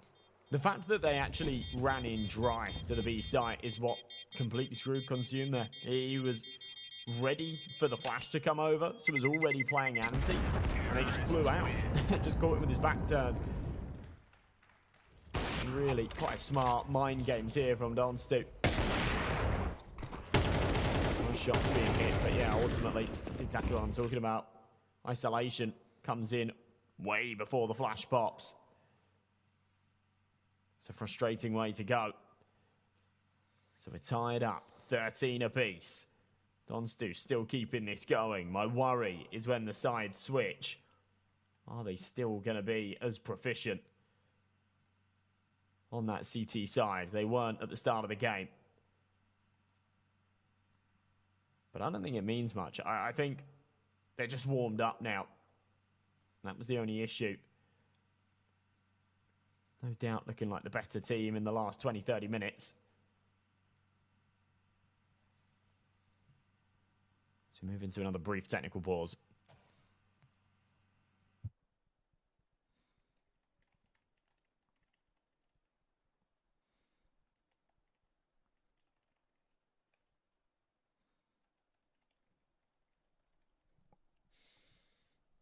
I think it's a good time for both of the teams to use it as an excuse to take a breather anyway. Fidgeting, panicky, frustrating, mashing keyboards. You can see as the final round transpired in regulation, one of the players from Fastplays even punched their desk, or slammed it at the very least, even if it wasn't a fist. At times, thin margins. This is the closest anyone has ever gotten in this tournament to defeating Donstu. So to trip and fall at the final hurdle will certainly eventually feel like the old story of the tortoise and the hare that we were talking about yesterday finally materialized within the realm of this tournament. Some damage inflicted onto Consume. EFP's been freezing up a bit, Josh.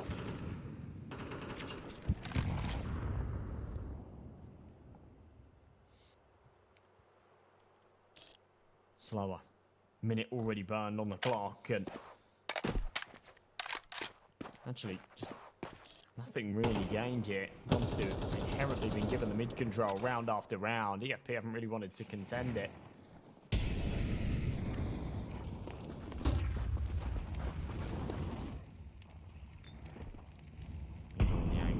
Big. That's the whipped molly again. What is going on with this short molly? Good start, Dodgka. Yeah, there's something about the short molly that both teams haven't been able to wrap their heads around. Isolation coming out of middle. They now know that there's been a big transgression on mid. What a turnaround from Isolation. Stops the B player right into tracks as well. Scorpion's gonna try and get ahead of the action. 2 targets, instant tap on Kimar. And he's the man that you were hoping would wake up. Now caffeinated by Josh's words. He's going nuclear. Could genuinely be the difference maker. Flash to go through. No one pushing yet. EFP, they know they have to go for it. No ducking out of this one. Poking through window, there's the peak, trifecta set up, and Donstu, for the first time, have gotten past EFP in the scoreline. Unbelievable. Look at this out of Isolation. A clinical triple kill. He has truly woken up. Going from 3 and 12 at the halfway point. Now sat 18 and 19 alongside the rest of his teammates. You wouldn't notice him as a slacker behind. He'll soon be a front runner if he continues at this trajectory. As his team are right now. 14 rounds. Oh. Wasn't Nevo on 20 kills in regulation? Yeah. Yeah. Yeah, he's been on 20 kills for ages.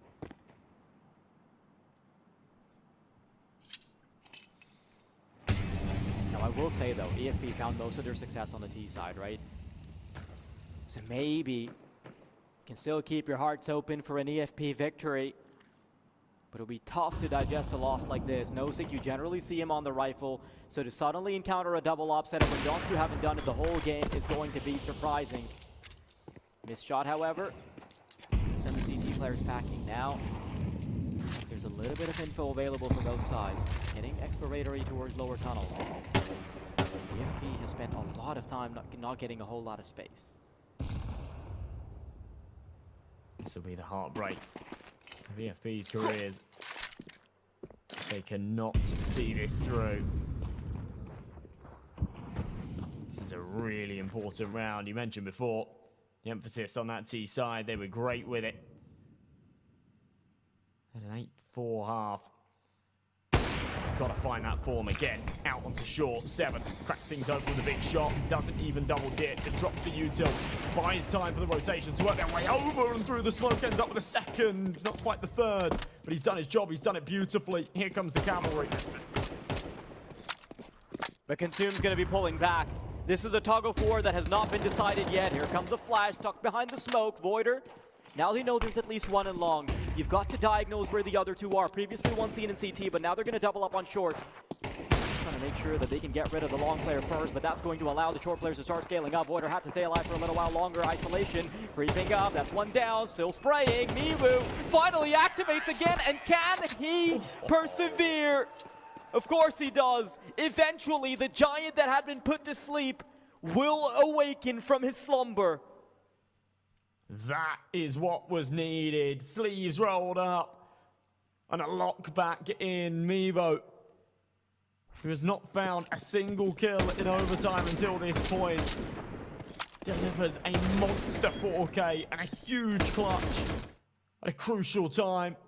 Frustration for Donstu.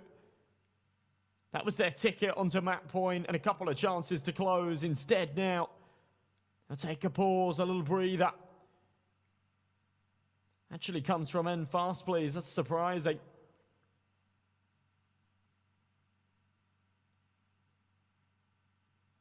Just a chance to reset.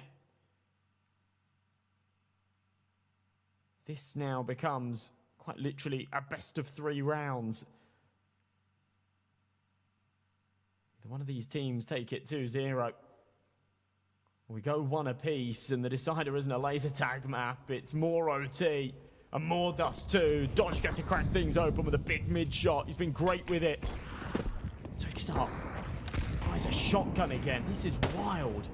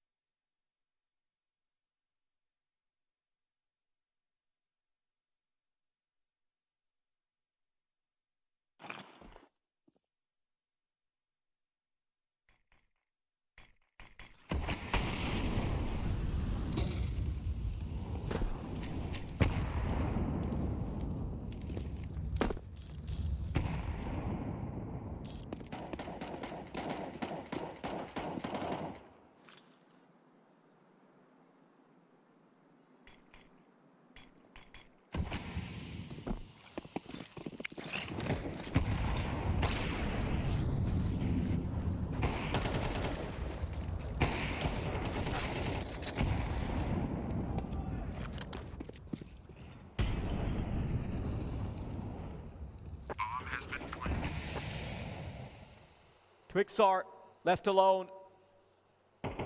1v4. Probably time to save.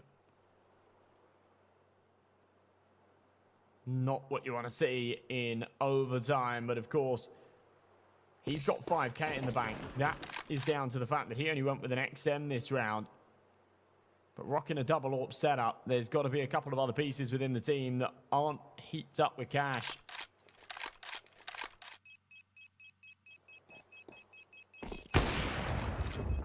It's going to be 15 here for EFP.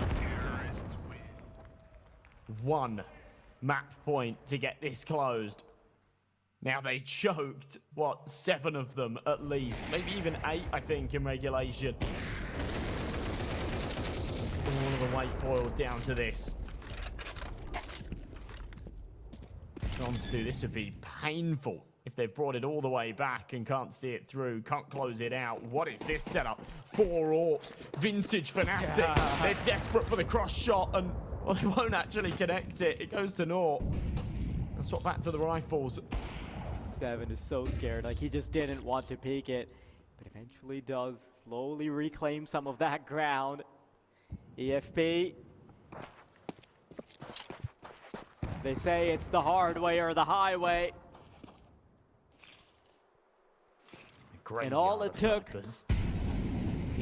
all it took was them stepping back into the offensive shoes. But I love what Donstu's doing here. Trying to get a handle on the situation in advance because Consume's generally been lurking around lower tunnels to come back. But this time he's not showing himself soon. So back to default positions we go. 2-1-2 setup. EFP, they've done well to slowly creep out long every single time. Maybe Consume's gonna have to throw more of a fake this time. Gap in the smoke.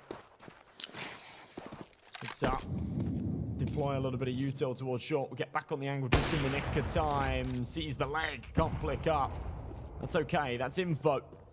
And a deterrent for EFP as they start to claw away.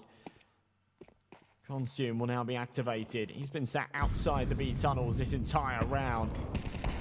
Rotating. This is big. Huge kill, Doshka.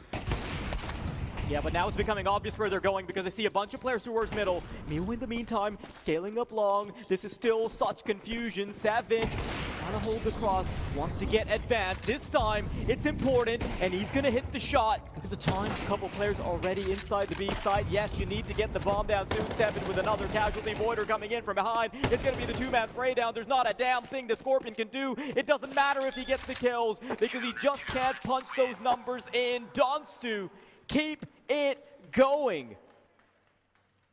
Wow, wow, wow. We are not done yet. Donstu still showing that fighting spirit. This is unreal.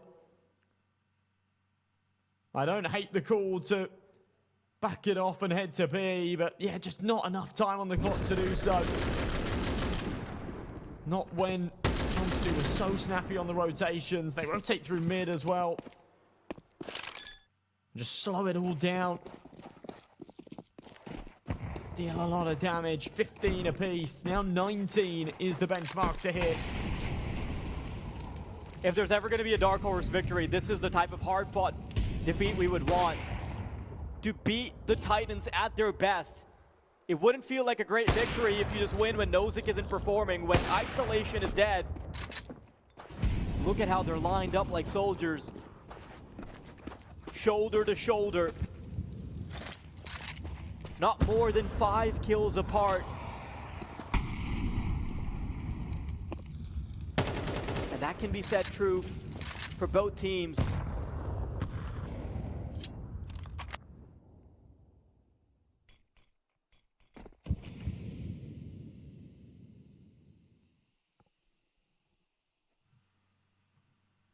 Jumping up in a short, Twix up. Danger close. He won't take the fight just yet. 45 seconds left to tick. EFP were plagued by the clock in the round prior. They're going to make sure they don't make the same mistake here. As the late call in the round appears to be to lean over towards that B site again. 30 seconds now. Got to speed this up. There is only one anchor. It's 7. He's got to hit his shots. No time for misses. Flashbang doesn't do anything for him. That's a big kill. Seven Twigs are slowly picking them off. Instant connection from Ewo, however. But there's enough time that's been bought. Window Prong coming in. Nozick is stuck behind the smoke. They're going to try and rain down on him. And this is still a round that could have been recovered. But Donstu just keep looking better and better. Their supporters definitely going to have to lend them a little bit more energy because this is a long day of CS. And this level of frustration we've seen from EFP is unprecedented. Yeah. I don't understand what he's saying, but no subtitles needed. Pretty much. Yeah, all that hype, all that energy is now being channeled into something else. A little more sinister. Anger, frustration. You cannot say they have not had their chances. They have had every opportunity to close out this map. And you do get to a point where, you know, you can't say you don't deserve it anymore because they've fought tooth and nail to still stay in it despite the choke and regulation. But eventually, Donstu are going to find themselves a map point. And when they do, I expect them to close.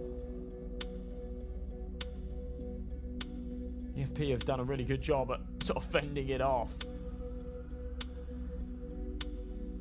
As I say, 8 chances in regulation, another 1 in OT. There's no excuse here for not having closed out Dust 2. It's Ancient up next. It's their map pick if they can get this won on their own terms. They would be the favourites, the front runners, to take it in 2 bites.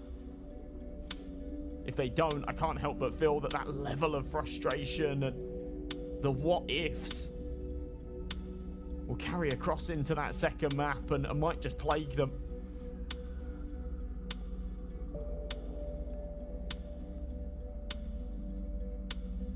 Certainly seen an energy shift. Don's do a couple of smiles, a couple of giggles. There's something that happened on that stage on the 12-5 mark that only the players can truly experience. Maybe a gust of energy was also felt by the coaches. You can see the EFP coach not looking too active anymore. But for everybody else, it will be a dark aura that we see, the details of which only understood by the men in jerseys. It's just a true attitude difference. You can see every time we switch the cameras over to EFP, their mannerism, everything about their demeanor is as if they've already lost the game, right? That's how they're behaving right now. It's this kind of shaking their heads and this look of despair. And I don't blame them, right? You know, they were so far ahead, and it's got to be super frustrating. But they have to look at it now as it's a clean slate. We're in OT2. They're only 1 round behind. This is still so winnable if they can dig deep and find that form that they had at the start of this map. But if the attitude stinks and the mindset is, we've already choked this, we've already dropped the ball, then the ball's going to roll away and you're not going to be able to catch it.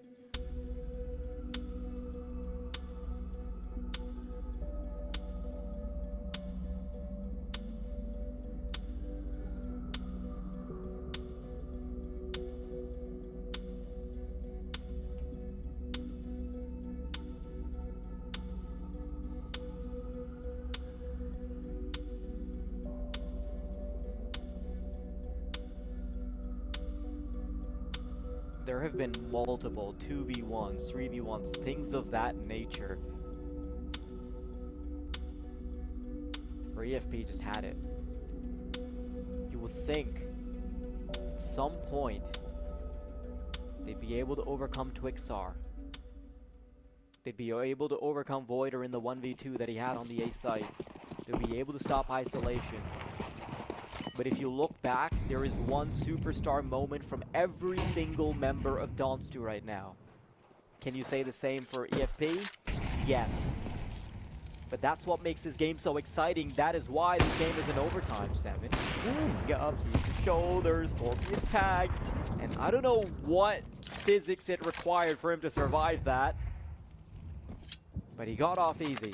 Yeah, I'm not sure either. Must have clipped him just through the edge of the door, but it didn't look like it. That was enough of his body exposed. Counting his lucky stars that this is still a 5v5, because it probably shouldn't be. EFP groups up in mid. Same kind of setup as we saw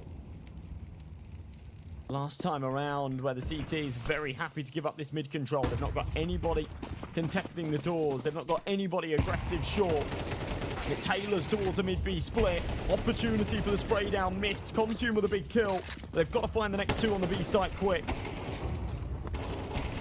Isolation does try to stop them. Nozick is still in the back of the side though, and he is the big issue that they have had so much trouble dealing with. Finally though, EFP getting ready to punch in those numbers. Voider, when he was on the offense, he got a 1v2 going. Now, getting through the smoke, Miwu will catch him. And EFP, as frustrated as they may be, they will still call upon ancient energy buried deep within. Channel it back into positivity, channel it into the hype again. I could see it coming. That 2 versus 1, I fancied Voider's chances, and had he won it, EFP, I think would have just been done. They choked multiple 2v1 scenarios in their favor to get this closed. They don't let it plague them again. Lojka goes for the peek into middle. Doesn't actually spot No6, so won't have the information that he's pressed all the way up. And I don't think EFP are ready for this level of aggression. No sick timing, it's just perfect. Sees the head, pulls the trigger a little too soon. He panics because there's one lower tunnel. He's able to trade out Kimar, who just isn't relayed the information. It's sloppy comms, but it's still a trade. And a 2v3, this has been a really chaotic round. Scorpion could have actually recovered this if he hits the instant one tap there. Obviously big ask, but still. Could have been back down to the 2v2 with long wide open, but now Miwo, who slowed down pretty significantly towards the tail end of regulation, then kicked things up again in overtime. As a 1v3, not quite on a silver platter. The bomb though, that's something he doesn't have to work too hard for. Double nade combo will give him some extra space. Get Molly thrown out. It is going to land right at his feet. That's the audio cue to let him know what's going on. Miwo, instead of reclining, instead of receding, he will elect to go forward. The smoke and flash through. For some reason, they haven't pushed forward with it. This is golden for them. Oh, just not a great spray. Yeah. Needed that first fight instantly so that he could adjust for the second. But smart for him when that flash comes through. I thought he was just going to start holding Mouse 1. That would have given away his position. He would have been dead to rights, no chance. But he did have an opportunity there. It's really interesting the way that Donsu go about this round. Bit of a talking point in this half so far has been about the lack of mid-control from both of these teams on the CT side. Giving it up. There's a complete change up here. We see massive aggression up short. We see the AWP holding the doors. Even though it gets really chaotic, it works in their favor.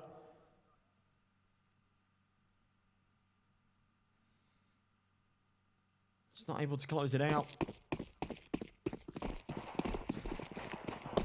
Inside switch. 17 to 16, Donstu. Gotta keep this up. They've got the advantage. And they've got loads of space out along if they want to take it. Big kill, Doshka.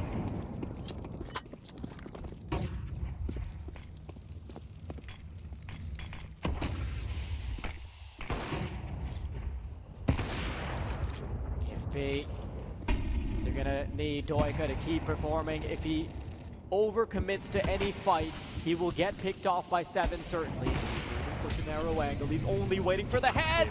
This is so smart on a micro level. He's never going to overstep, never overstay his welcome. And now 7, who's holding all the way from the back, can't do anything to help isolation.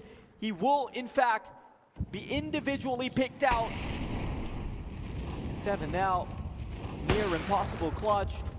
Has to line up 3. They know exactly where he is. There's smokes on the site. He doesn't have a whole lot of utility to do anything with. He wants to try and coax out the player with a molly. It's not going to quite hit, courtesy of the smoke that's leaking over. Info gained on everyone, but 7 even want to go for this. What's the money situation going to look like? Good play. Unfortunately caught by Kimar though. Okay. Again and again and again, we go back and forth. Another head scratcher. They were given the long control for free. Just a rock solid sight hold. So good from Rodka there. The fact that they almost drop it is concerning. Twixar, the man of many weapons, a merchant when it comes to the SMGs and the shotguns, and he's out with a P90 here. I'm going to be honest, I hate it, but let's see what he can do. I imagine he'll call for a flash and he'll burst out. Yeah, would have been so much better with an AK. That would have been an instant headshot. But regardless, his teammates trade him out. They've got a man advantage and a B site to work with. Yeah, it's an unorthodox way to try and get the round, right? But the only casualty will be the P90 initially. ESP on for the retake. Call me crazy, but Triple OT is knocking at the door. Hachka slowed down. Scorpion right by him. All about winning the fights. It's unfavorable, it's messy, but there's no running away from it. Doika to drop into the site.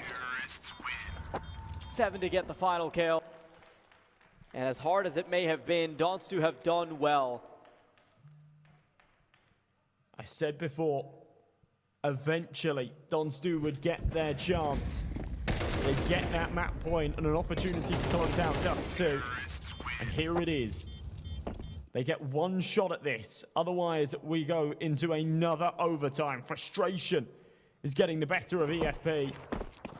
Twixar's running it back with the P90 despite no success from it in the last round. I really don't understand it. I've got my fingers crossed. This is it. Second time's a charm. Maybe. Avoiding the nade. He just wants to be annoying. He just wants to be the distraction as they go their way. When things get tough, you've got to get tougher and weirder. Twixar paves the way for them to move in. Seven and Voider have gotten a kill apiece, and this could be the end of it all. The hardest bomb site to retake in Counter-Strike.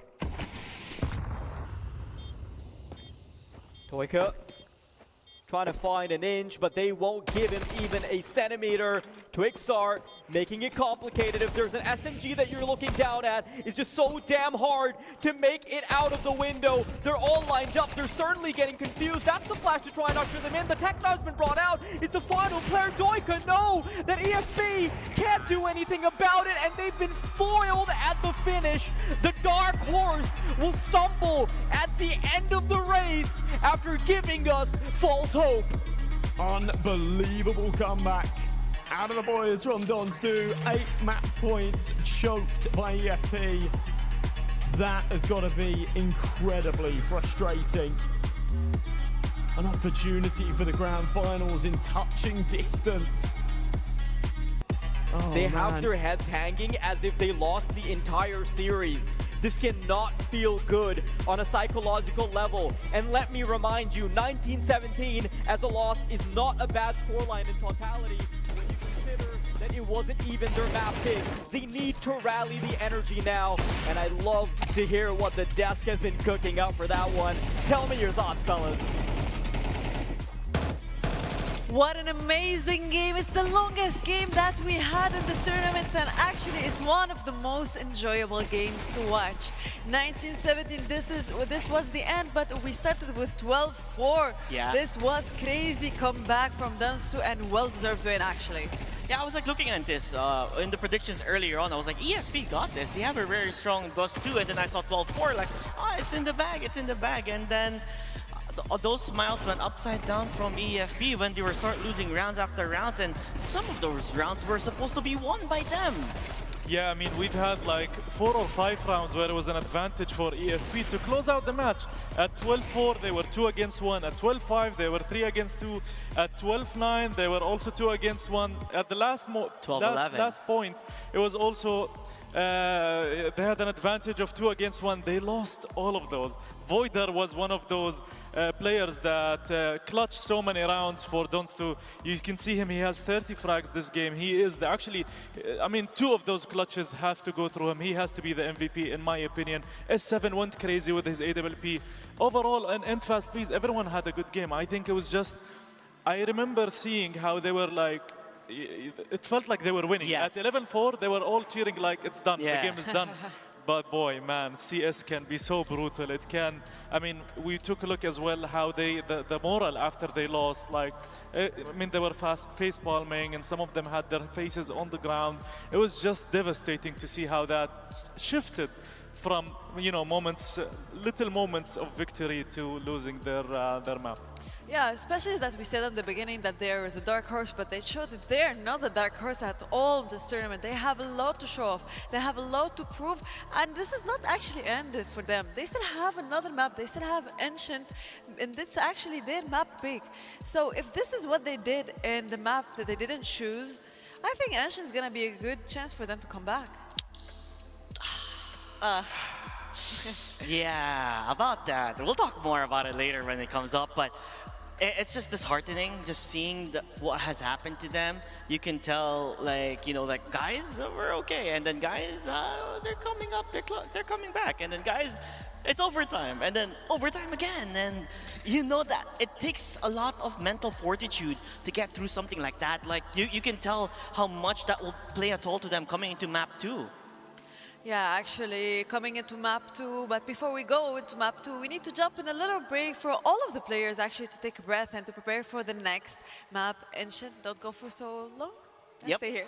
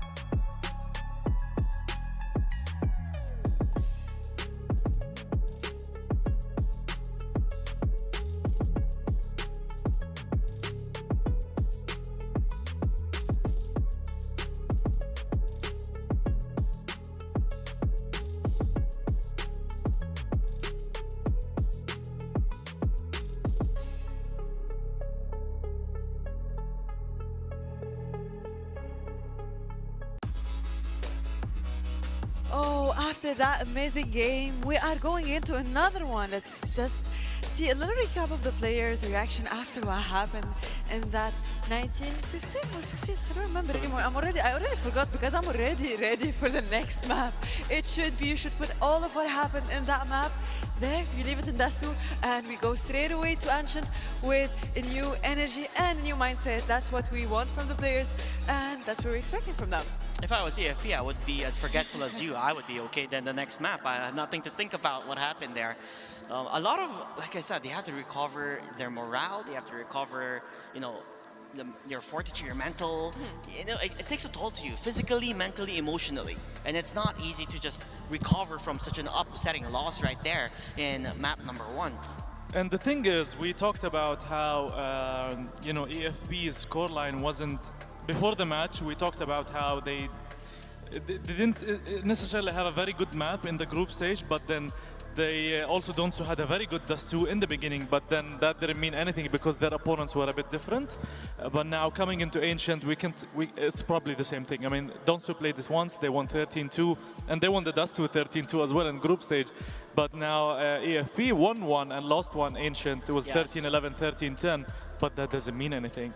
It does mean that they played against hard opponents and they managed to win and win and lose. So I think score-wise, stats didn't matter much in the previous game. I mean, we've seen Voider was the MVP. He was not the MVP for his team in previous matches in the group stage. So that just shows you sometimes when certain matches and you're on the spotlight and you're under pressure, you perform better. Actually, yes, everyone have their own style and their own way of performing, but we saw all of the players actually playing well. But I hope it doesn't happen the same thing, because in Dust 2, the players, I felt like they didn't know how to close the game. It was really hard for them, EFP, to just get that last one round. But what happened? Why this can happen, actually? Well, honestly, it's a lot of kudos to Dons 2 and the supporters in the arena. Like, they have been screaming and shouting, supporting their team, and that will really boost you up. Like, when you are in a deficit of, what was that, 8 rounds? Yeah. You have to take it one round at a time. And with the support system that they had and the calmness that they have, it's very rare for teams to be so calm in a big deficit. And somehow, some way, they knock it off. And now that we're coming to Ancient, they are a team that has really well counter-utils here. I mean, lesson hardly learned for EFP. I mean, don't celebrate too soon. That's probably what we can say. But I mean, we've seen how they are. They were just in a very bad mental state after that devastating loss. They have to reset. They have to somehow reset. I think Pistol is very important. They win that, they are back. Like nothing happened. They lose Pistol, the pressure starts to kick in. You start feeling like how you felt in the first game and start feeling like you're almost, a map away from losing. So this is where Pistol is important, Knife is important. They need to get that CT on Ancient. They performed well in the beginning and Dust 2. I mean, I think they did a comeback. So they have a chance. They just need to break out of that devastating loss and try to focus on what really worked so well with them in that map. I mean, they had issues with closing the map, but overall, they played really amazing. Yeah, actually, and I'm seeing the players from far, they're actually doing that mental reset, and that's what we need. They're talking, they're discussing what happened, and we are waiting for them actually to prove themselves in this map. Ancient is one of, let's say, the newest maps in Counter-Strike. Not a lot of teams, they know how to play in it, but a lot of teams actually prefer playing on these maps better than the default maps. Yep, we've seen a lot of it happening here. Surprisingly, Mirage has never been picked again after day number 1, but other than that, the stakes are very high here for EFP. They need at least one map to at least go to the physical aspect of things on the laser tag, so it is going to be do or die, or else they're going to get relegated to the 3rd or 4th place decider. That's not necessarily what you want to do, because you want that grand spanking finals. That is the hopes, that is the dreams, and we've seen them dream high, especially on yesterday to get to the playoffs, and now this time the dream is to reach the grand finals. But there is a big blockage in front of them, which is Dons 2.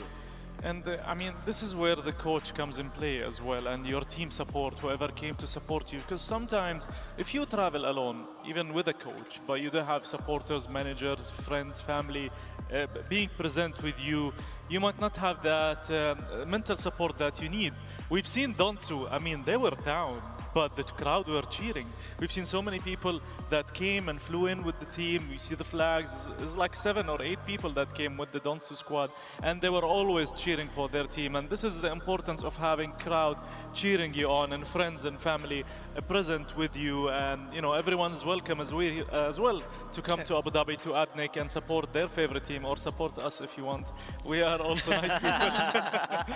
But yeah, I think this is another battle they need to fight, and if they win it, there's an even tougher battle in the laser tag, because you know Donsu is one of the best when it comes to laser tag. But you know, they need to forget about that, focus on every round in this map. Ancient is doable. They did really well against strong teams in it. So yeah, for me, Knife and the CT side and the pistol winning, these are like 3 first steps in this ladder. Yeah, there is not just the 3 first steps of the ladder. There is also what's preparing before that ladder. The fact that now, as we see there, they're preparing, they're mentally getting that reset, and they should be doing that now. This is the time to go back on stage and to go back on track and to prepare. Actually, if let's just do a little rewind. That the fact if they now when EFP win this map, we can go to a physical final. This physical is going to be the decider. But are they ready for that decider? I mean, like Tux just said, you know, it is one step at a time here. Yeah, you kind of want to make sure you get there first. One step at a time for them, but for us to discuss it, we can discuss it. Okay, like if we're gonna discuss it, it's a bit hard to strategize early on. I feel like EFP also have a good potential there in the physical aspect of things here. I mean, like we said, they never faced each other in Group A, because they were all in separate groups here. And being the second seed in EFP, you can't necessarily count them out.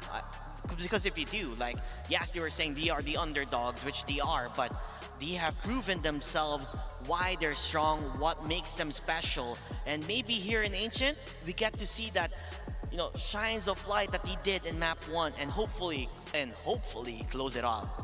You know, the thing is, when we look at just this 2 for a second, EFP, once they, I mean, the last few rounds, they started playing super passive. They were obviously very scared of, you know, losing those rounds. And then when it went to overtime, we started seeing the aggression from them. It took them a while to readapt to the situation and the map.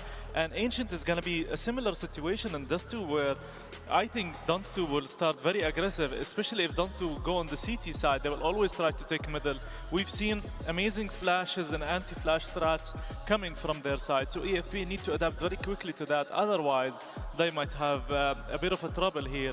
And while we're waiting, you know, for the players, there seems to be some technical issue on the EFP side, but Dons2 are prepared, they're ready, they're locked in, and they're just chilling at this moment. Yeah, I was about to say the same thing, because when you see their faces, they're pretty chill, actually, comparing to how they started earlier. Yeah, I mean, of course you're going to be happy of the result coming from map 1, from comeback, more than anything. And I think I want to emphasize, though, the sample size that we got from Ancient in regards to Dons2 when they were playing it. We're up against a team that's not necessarily even the strongest in their groups. It was one of the lowest in the group. So yes, they may have been seemingly dominating in their groups, but it's a whole different game when you're up against someone who is technically equal standing up against them, right? Another takeaway here is, you know, EFP have really shown their ways playing up against Liga Pro Team. In case you guys don't know, Dons2 actually fell short when they were up against Liga Pro Team in previous tournaments, such as the Phygital Rivals 2025 and then the Russian Phygital Championship, where they were only able to take the 2nd place. Now, if EFP per se, that they have won up against, you know, the Liga Pro Team, then the chances of opportunity for them to win against Dons2 is still up there. Yeah, I think everything is doable, honestly. Like, it's EFP showed great potential. I mean, they were leading. I mean, 12-4 is a very, it's a big gap in score. So they were leading, they were up there, they had the better skills, they had everything. And we discussed this as well, and the casters were talking about how they were dominating, and all of a sudden everything crumbled. It's just about finishing the rounds. And that is also one of those skills that you must have as a player. There are players that are good at finishing, at clutching rounds, at retaking. Voider was one of those players when it comes to Donsu's side. He clutched 2 rounds, and then he helped his team, you know, make a win in that game. And some players are just like that. They are good at clutching. They know when to peak. They know how to play timings. I think the overconfidence, maybe the overexcitement for EFP being so close to win, they just couldn't believe it, and they just wanted to cheer and they wanted to get up and, you know, have that moment of excitement. But, you know, sometimes, as we mentioned, CS can be very brutal.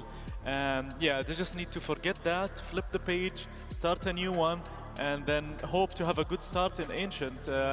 As you can tell, everyone is just waiting. I think we're almost ready now, maybe, to go up. But the thing is also, Shayma, is that sometimes when technical issues happen, it's always better that the manager or the coach and one player handle it with the referees, not all the team or 3 players, because that also plays with your mind, because you need to be focused on your game. You don't need to focus if someone else had an issue, if some, you know, other team member had an issue. That's the job of the coach and and maybe the IGL or the captain of the team. You just don't want to be thinking of multiple things at the same time, just purely 100% focused on your game. Yeah, exactly, and that's what we saw actually. There is only 1 or 2 players that were standing in there with the manager, so not all of them were focusing on the tech issue, which already I think it's solved. So we're kind of getting ready, and they are getting ready for the 9th round, which is, as we said, always, it's kind of decisive, as you said, one of the steps of the ladder to get to the win. Yeah, talking about the Ancient again is going to be about the mid control. I would love to see that mid control come in handy here in taking more opportunities and have different aspects of attacking a site. So whoever's going to be in CT should be able to defend mid. It also depends on the utilities being used, because this is such a util type of map to take control of. And in seeing how EFP have been playing, I do believe they have it in them anyway. And Donsu, I would love to see them again pushed up against their backs against the wall to see how it goes on their end of things, because this time around it's not an easy match. It's not like they're playing in their groups this time. It's the playoffs. Everything is different. Everything's much harder. That makes it much more better once you get that taste of victory. Yes, that taste of victory, that's gonna start with the 9th round. First of all, we're gonna see the 9th round in a few seconds, and who's gonna be the team that is gonna have the first map and the first actually side. As we see now, let's focus for a second. 2-on-2. Yeah. Getting up close, and first of all, it's like, you go first. Now you go first, but get strapped 1v1. EFP. And then Doja, I think, who got last. EFP. Yeah, so EFP gets to decide on which side you want to be on. Most likely going to be the CT side, because you want to start on the better side of things before things go out of control. Yeah, I mean, they get Ancient and they get CT, so that's good news for EFP. They just need to focus right now on winning the pistol and getting that momentum back. Now, the morale is not as good as it used to be, but that pistol can put them right back on track. And yeah, I think if they have a good start, we're gonna see a very strong match. I really want to see the laser tag, so I hope it goes to a decider. I think the first step of the ladder was done by them. EFP have got the 9th round, and that makes us start the game and start the fun. So let's see how many overtimes we're gonna have now or not. Let's jump in the game and enjoy it with our casters.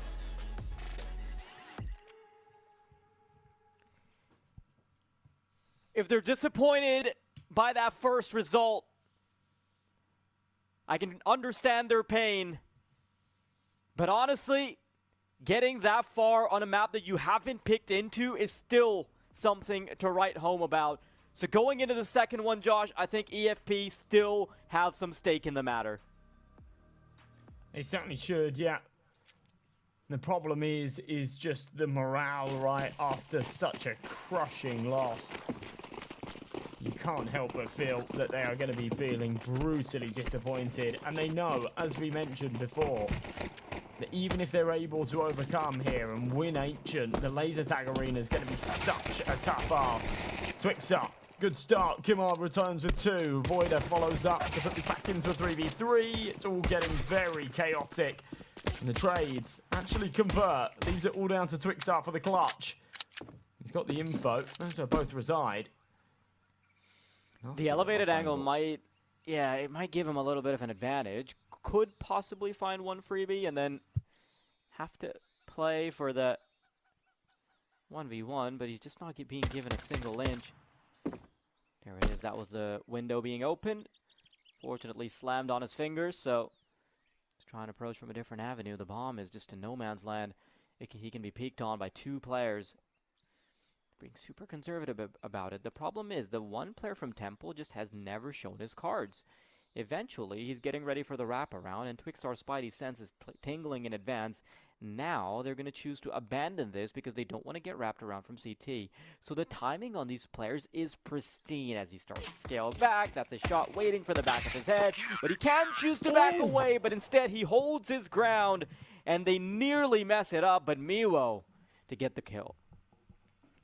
Wow, that was a lightning fast reaction for the first. Unlucky that he couldn't convert a second there. Huge. Really just quite a chaotic pistol round. The fact that Kimar finds a double is pretty nuts. He's been overrun the way that he was from the red room. Either way, first on the board, step in the right direction. Donsu will fly in with Tech 9s. Trying to get something done here towards the B slope through cave. Scorpion blinded but not challenged. Mevo will be. Famas needs a double, doesn't get it. And they've got the sight and a chance to plow.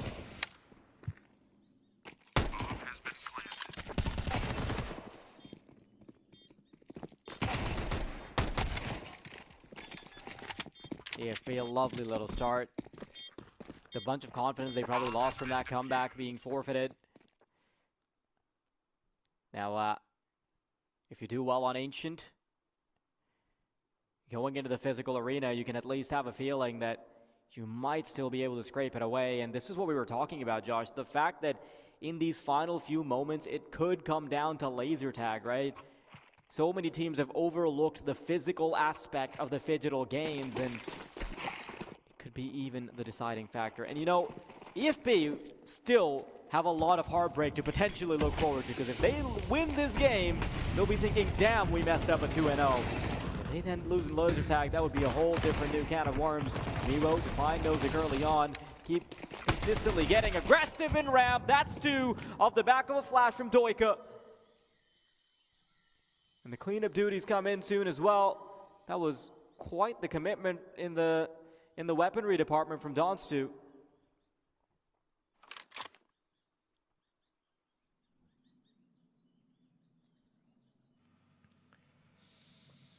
Twixtar's called upon for the clutch again. Oh, just no chance this time round. Really long range thing for the Mac 10. Actually doesn't do much damage and will get dropped, but it shouldn't matter. I mean, there was a little window where Twixtar could have just ran to A and got that bomb down at the very least. Now, actually playing for the round instead. Jumps around the corner. Oh, timing almost allows him to get away with that. EFP will laugh it off, but they know that was a little close for comfort. Yeah, big sigh of relief if you're an EFP boy. Now,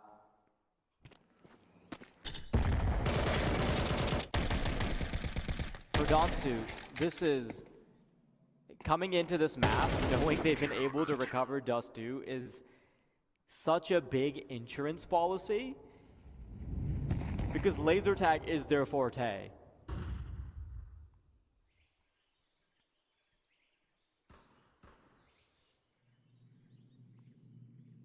I cannot believe there was a world where Donstu would have been 2-0'd on CS.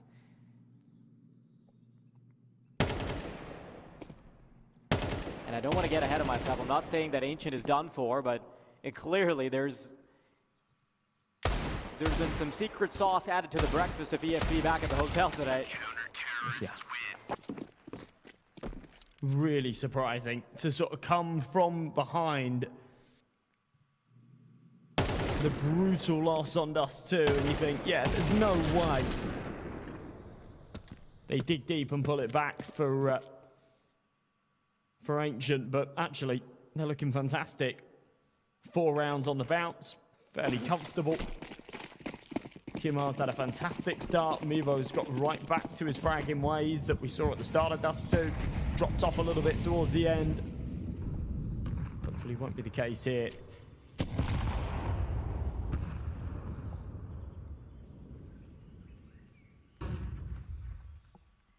I think it may actually come down to that laser tag decider if we see this continue. Unstoop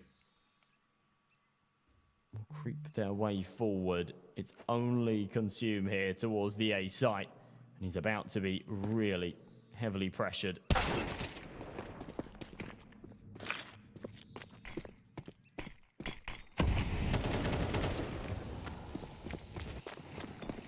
I'm really liking this form from Kimar. He was obviously really good on Dust 2 as well. Bomb has been planted. But have that extra gear would certainly help out EFP the first time Dons 2 have gotten this close to a round. Bomb planted, but one of the easiest sites to retake in the game. Here comes the flashbang coming straight out of Temple. Nozick usually on the side that's dishing out the damage, but will receive this time. Kimar scaling up on the site. They're going to start wrapping around him. They're slowly losing players to Ixar and Voider. It'll be so hard to get them off the bomb, and they just do not have a clear sight line. EFB have kept the scoreline pristine, and it doesn't matter how many more bullets the final player can rattle off. The scoreline remains the same.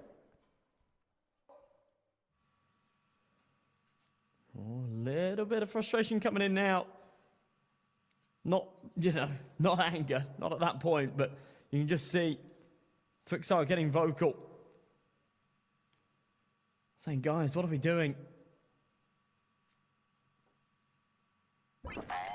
Game plan's falling apart. Round after round, Twixar's left as the last man standing and always puts a decent dent into it, but he's never left with a winnable clutch, right? It's always these 1v3s in impossible situations. A rebuy back, a couple of Galils, 3 AKs. It's not going to be the best of investments, but it certainly could suffice. After that brief little tactical pause, let's see what they can cook up here. They're 5-0 down. This has to be a bit of a turning point.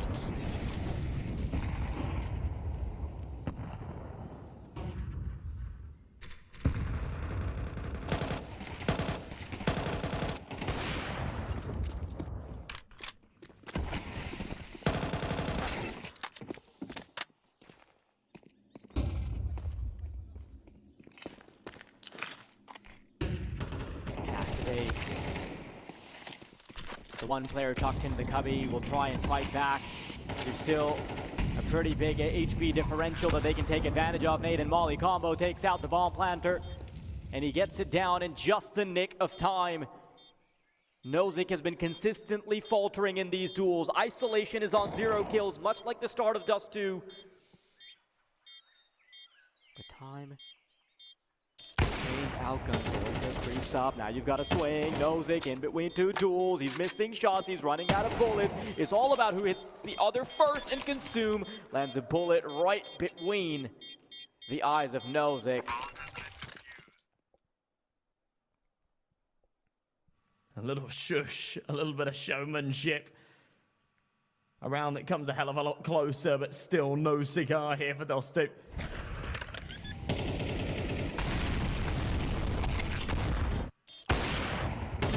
They were even able to get that bomb down with the barrage of nades. Yeah, well done from Consume. Holds his nerve, keeps it going. There it is again on the replay. Hush. The big boys are playing. And Doshka is going to open things up with a monster shot there in mid. No trade either, he just escapes no trouble.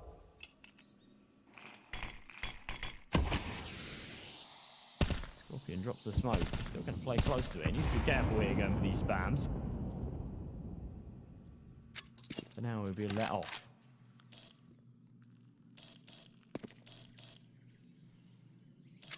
What a flawless looking CT side. Not a single stain. Even if it gets close, they can wipe it right off. Scorpion to progress in cave.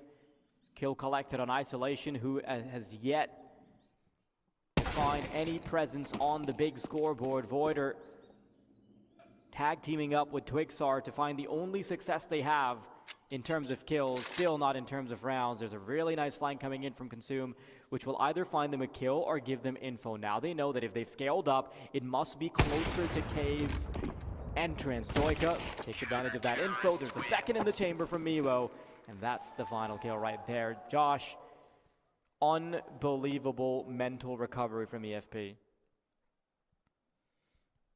Yeah, it really has been. This has been incredibly impressive. You rarely see teams with this kind of resilience, frankly. And at this level as well, you'd think, as I said before, this is the biggest stage these players would have played on. A huge experience, a huge opportunity.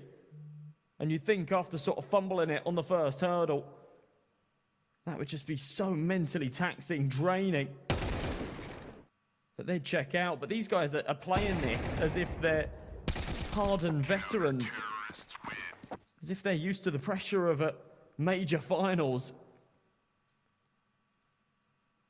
And look at it, yeah, the energy's back up, the morale's back up, they're chilling. They'll be frustrated, sure, that they weren't able to close out that first map, because this could have been a 2-0. They're still keeping their head screwed on. 7-0. Likely about to be 8 here as they're just against the Tech 9s.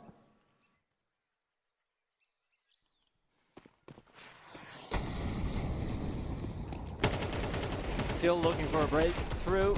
Shadow's going to make it a little easier for Consume to get something done. Twixar and Nosik, they've broken onto the site though, and I think a couple guns are available to recover as well. I think they grab an AK soon.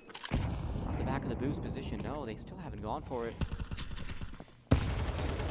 Hey, Mevo sees a Shadow. I cannot believe the round that has some gas powering it is one that they came into with nothing. Doika puts down Voider. Nozick has the right weapon for this job. Doika, a no-scope to put him right back into contention. Twixar's going to be hiding behind, and he doesn't want to give any info. I love how Doika just has his head on a swivel. Now he hears the Tech 9. He just needs to commit to the bomb, and I'm in disbelief that this is the round they get. Yeah, that's wild, but it's actually really well played from Twixar. Again, by the way, he's always the last alive. And, yeah, delivers nicely. Give them their first. They definitely need more here in the half if they want to get anywhere in this map. But, yeah, really quite bizarre that it's the Tech 9s and a bit of pace towards the A side that gets it done. Maybe that's a good indicator, though, as to how they need to go about the remainder of this half. There's only a few rounds left to be played with. And identifying that EFP played quite a loose approach to the A site here on Ancient, as many teams do.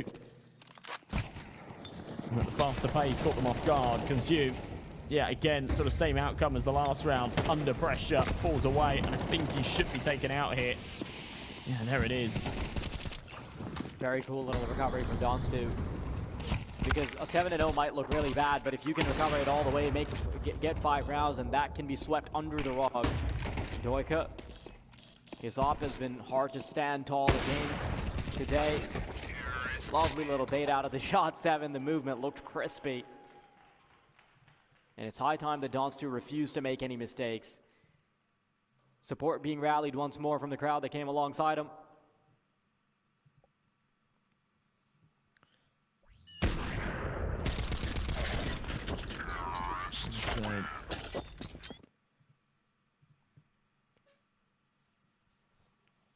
Turning points right here. 7-5 half feels very obtainable now. They're just up against pistols. The game can just flip on its head in a flash. EFP won't be getting the flashbacks yet, but they certainly won't be reminiscing about the choke from Dust 2. Understanding that that's a very real possibility again. Mevo desperate to stop that from being the case. Beautiful headshot in the aggression. Had a real opportunity for a second there as well. Deals damage to Voider. Can't quite finish him. Either way, man advantage. Pistols stacked up on this B site. Here comes the push. What is that? Very nice shot. And that shot could be their golden key back into the round. Even a one-man advantage can make the pistols a lot more potent, but that has been reduced to just an even standpoint. Twixar to await the cage progression. That's one down. Twixar not surprised by the 5-7. The Kimar's Desert Eagle will be limited to just the one kill he got early. I mean, a couple of them are still low, so maybe he could still be a nuisance, but a round that is ambitious. Baby steps.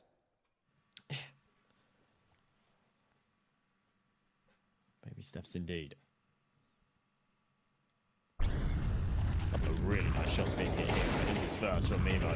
That's just mental. The Kimo one from his POV as well. Pretty nuts, but it doesn't convert into a round win. So there's the third for Donstu. 2 more, they can call this a good half. And by the looks of things, they might be able to do that. And honestly, if it's... Oh, what a shot from 7 to catch the jump spot. 2 aware, an adjustment while he's burning up. Yeah, I think we might see a 7-5. Donstu are always just slow starters, aren't they? They were a little bit too slow on Dust too, but still managed to make it happen. Yeah, consistently in these games, going a few rounds down, you think, oh no, this is going wrong. And they just wake up.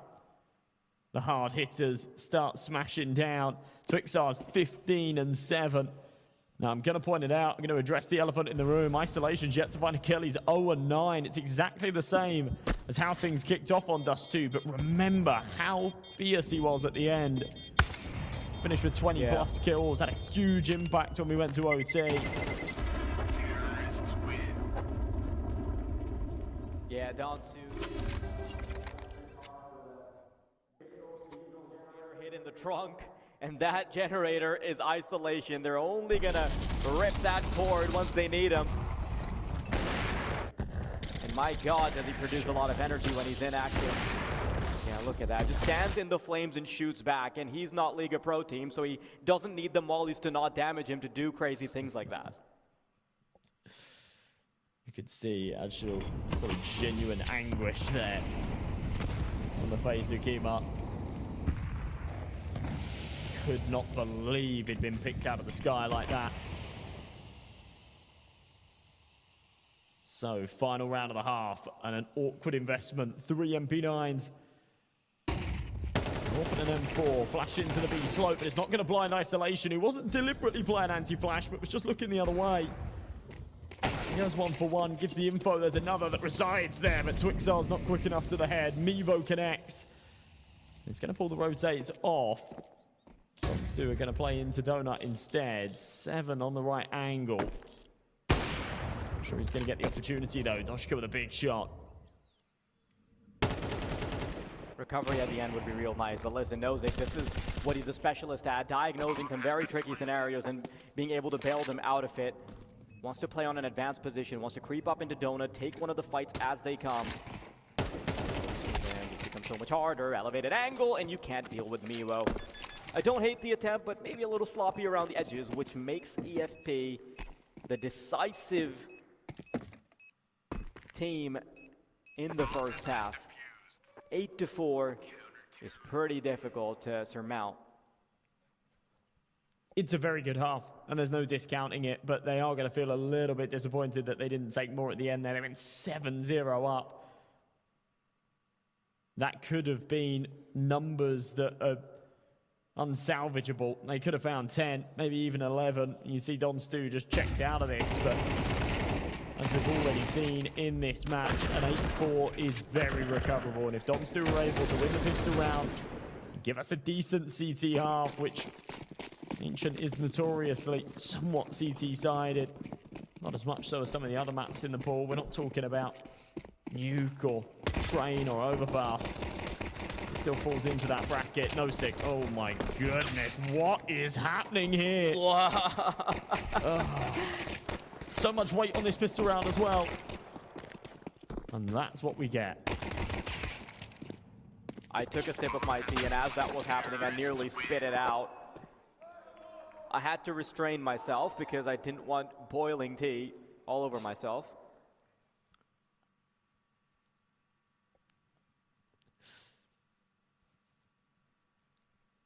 Destroy the keyboard, the monitor. Hate to see it.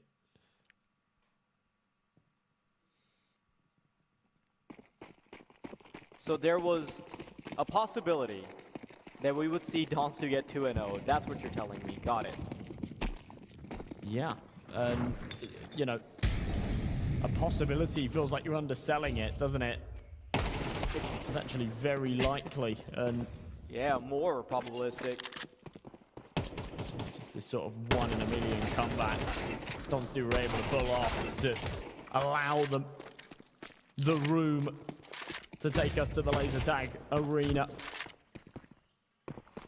And they have definitely been the stronger laser tag team this weekend, but I mean, they're not down and out of Ancient. It's just the lack of the pistol round win that causes a lot of issues here. They have to win the first buy round.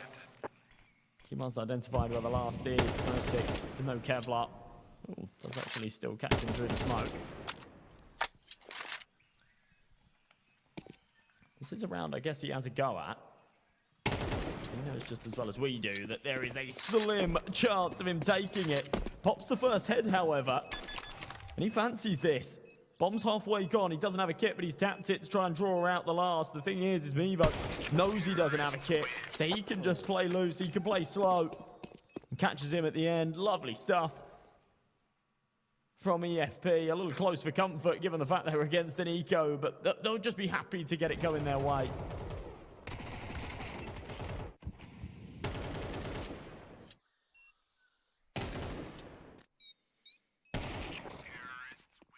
Remember, it was thin margins that EFP were winning off of in a lot of these rounds, and then eventually they got stuck at 12, right? So, you're gonna have to be careful if you're EFP. 3 rounds to go. You don't want a second comeback against you. Twixar leaves himself high and dry, reloading on the fadeaway, doesn't realize how quick Mewo has been, and with that footwork, he's quickly split the map in 2. Now that he's into CT, 2 players on A, 2 players on B, with the connection between them untethered. Takes a step forward, Nozick in the graveyard as well. All he needs to do is stay alive, but he's playing for extra points. The Temple player doesn't even catch him on the fadeaway, and Mewo just keeps going. They pull his cord, they let him go, and he's only stopped by the op of 7, but he's already done the damage necessary. Shotgun sniper for the no-scope. 7 wants to replicate what his counterpart's been able to do, trying to hit these hairline shots. He gets another no-scope. 7 might still have an opportunity, but Consume will put the dog down. Insane attempt. That is such a crazy, crazy round. 7 somehow steals the spotlight away from Mevo. It was all on him. Pushed through the red room, caught an amazing timing onto Twixar, and ended up with a 4-piece. The fact that they nearly threw that away is just insane. Here it is again on the replay. Yeah, Twixar's frustrated. That is Let me give you some titles for that. How the hell did Mewo spawn in our base? Teleport hacks. Yeah, good old 2014 CSGO. It's just knife out, that? Full W, no respect. Of course I do. Okay, this is the sticking point right here, right? Sure, against the pistols, you probably win this, no problem. EFP should just be able to rattle off shots and get it done. Maybe not. Twixar wants to add some complications to this mix. I was going to say before, though, you know, what happened in the last round is a symptom of Donsu having a little bit too much of a hands-off approach here towards middle. Somehow, some way, the pistols are getting it done. 5-7s are often so scary. There's a flank ruin. Yeah. It's a big. Oh, he's missed the shot. Consume needs to stay alive. Consume needs to make sure that he keeps that AK reloaded. He needs to keep fighting, and Twixar, off the back of just pistols, has spearheaded them to protection from map point. Wow. They can start the comeback now with a little margin for error. Might even be able to get it done in regulation. I'm maybe jumping the gun a little bit here, but I've got one map to go off of, and if Yeah, history is anything to go by, yeah, pretty much.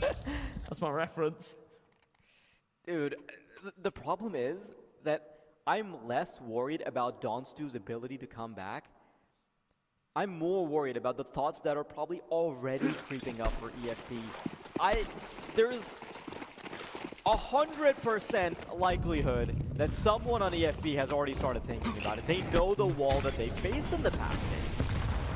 Yeah, you start getting deja vu, especially when you're losing rounds like that, right? This is actually how it crumbled for them in the first place when they were, yeah, their opponents were on 4. Donstu picked up a round with a 3v2 with low HP, and then, sorry, like 2v3 they recovered. Then they clutched a 1v2 at 12-5. It was just EFP losing these sort of really, really advantageous rounds where they had man advantages, they had economic advantages, and that's exactly what we saw right there. Going up against Pistols, should have been a breeze to take 12. They fumble it. That's where you start remembering what unfolded just an hour ago. Decent trades. Keep this round plausible. Still a man disadvantage for them and 7 to deal with here in the donut. Bomb's been recovered. Evan's going to tiptoe over towards B for it. Nosik makes a mistake. That's actually going to keep Isolation busy. He was about to rotate. Then he gets back. This is all just mind games. Keemor's going to head into B again as well. Oh. How do you even predict this? Yeah, no info. It's so asymmetric. Isolation. It could be really good timing. In fact, he's been able to find one player getting ready to cross over. His second kill of the entire game. And I can hear the roaring of the engine now. Maybe Isolation's back. Good morning, sir. We've been awaiting your arrival. Keemor, first kill found. 7 needs to connect with the AWP, and he does. Donstu. Chills. I am getting actual chills. Well, they lost their fair share of 1v2s on the other map, the other way around. I thought it was their time to maybe clutch one up, but not to be. Boils down to the single duel, and it's 7's AWP that holds true. Some brilliant shots being hit here. Against the weakened buy, so it maybe shouldn't have come as close as it did, but yeah, again, came up. Curls up his face, but still seems confident. Down to the Pistols here. Donstu are going to be able to make this 7, surely. Very good nades. Actually, right now, they've pretty much got a free A site. 7's on the really deep CT angle. He's actually able to take one here. He should. Oh, don't keep giving him the opportunities. There we go. Crisis not quite averted, but at least eased. Oh, there we go. Making it deep in. Voider to find 2 quick taps on their bodies, however. But Doa's skill has some stake in the matter, and Voider keeps going for these little shoulder peeks, rattling away bullets one by one. And make sure that Donstu creep up. That's the mindset. Round by round, baby steps, and the same emotions we saw descending upon the individuals of EFP are starting to emit from the stage as an invisible smokestorm again. The aura, aforementioned, enveloping EFP with its uncomfortable grace.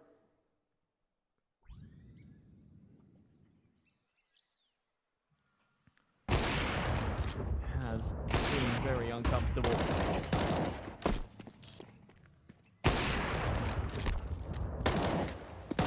Counter-terrorists, wow. So many of these rounds coming down to the wire.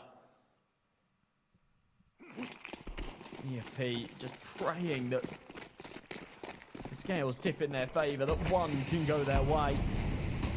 Donstu have been such great sort of trailers, I guess. Constantly behind in the series, but constantly staying competitive. And here it is again.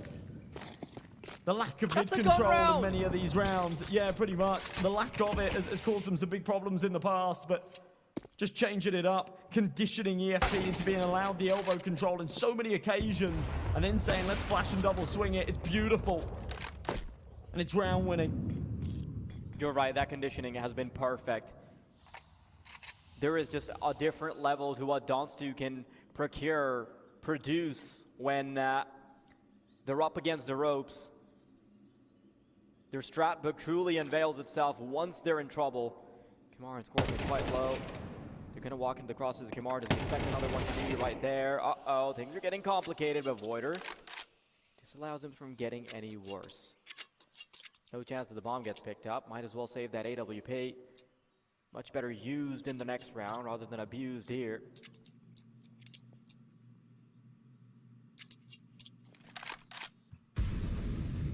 What's the conversation you're having now? What is the coach supposed to say to EFP? What is the IGL supposed to add to the conversation? Normally I'd say it's about keeping everyone calm, but actually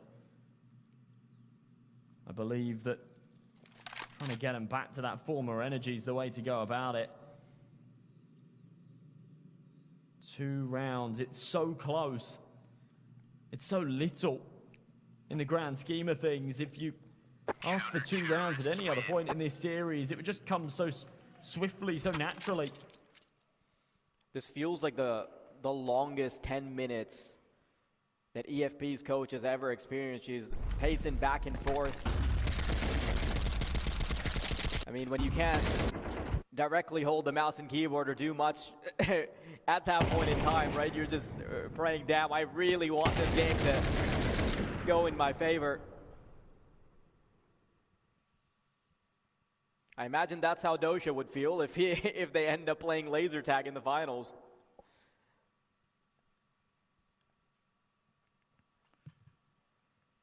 I'm not sure they're going to have him on the team again, to be honest. I think that was maybe a one-time thing yesterday, knowing they were already through.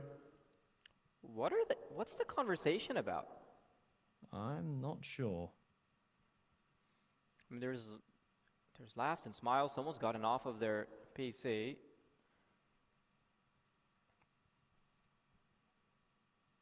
Okay. Someone just needed to use the restroom. Okay, that's chill. Lengthy game, fair enough. Yeah. Going into double overtime, flirting with triple OT, then you don't blame them. Did have a break in between maps, so thought maybe this wouldn't be an issue, but yeah, things are starting to get cold in the arena, right?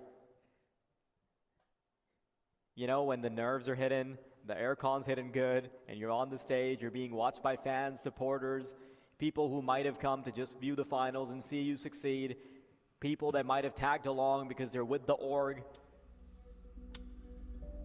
And I think there's even more pressure when a big chunk of the audience are direct supporters, right? Mm-hmm. Like, I think I'd be less worried if I have 1,000 people watching me than if I just have like 5 of my best friends in the front row.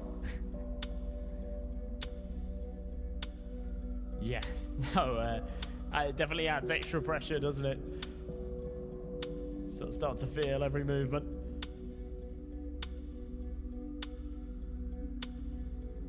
Am I doing something wrong? Scared to make a mistake.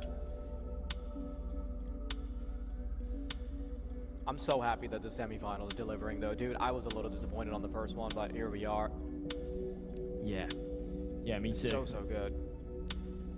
Thought Minsk House were going to give us really more than they did, and they were largely disappointing against the ex-Goats, who proved that they are just a level above.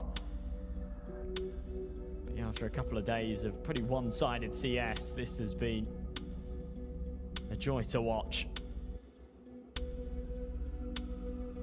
Yeah, a little technical hiatus sorted out, toilet break done, everybody back in the server, headsets on, and 5 seconds before we are live again. Scrappy buy for EFP around the saved AWP, and there's a bit of money to go into the next as well, but Doshka with no loss bonus is in a bit of an awkward spot. For the other side, full investment. Twixar out of choice is back on the shotgun. We've seen him wield it on Dust 2, yet to see it come out on Ancient. Let's see what kind of damage he can do.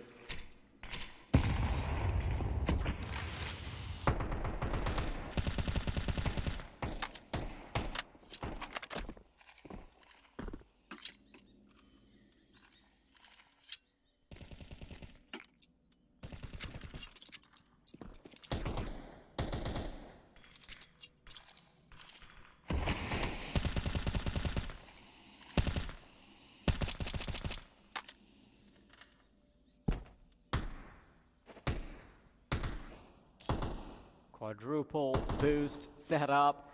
You know, you got to dig into the depths of your strat book. When things have gotten bad enough to use 4 of your teammates like a ladder. Just gonna find no, I think this is a good little connection, but that's a problem. You've suddenly exposed where 3 of the players are. 7's gonna be holding the angle. Voider to stop them. Elbow shot by 7. Doika still wanting to keep this engine going. In fact, is it a dink? Yeah, I mean, with how much they've scaled onto the side, this could still be possible, Josh. It's kind of a big issue right now that Twixar's creeping up with a shotgun. Now, he has managed to close the gap, but arguably, yeah, this is the weapon that you want. He's butting heads with him. I don't think he's realized he's walking into Dodgka, but there it is. 1 bullet with a shotgun at that kind of range is all you need.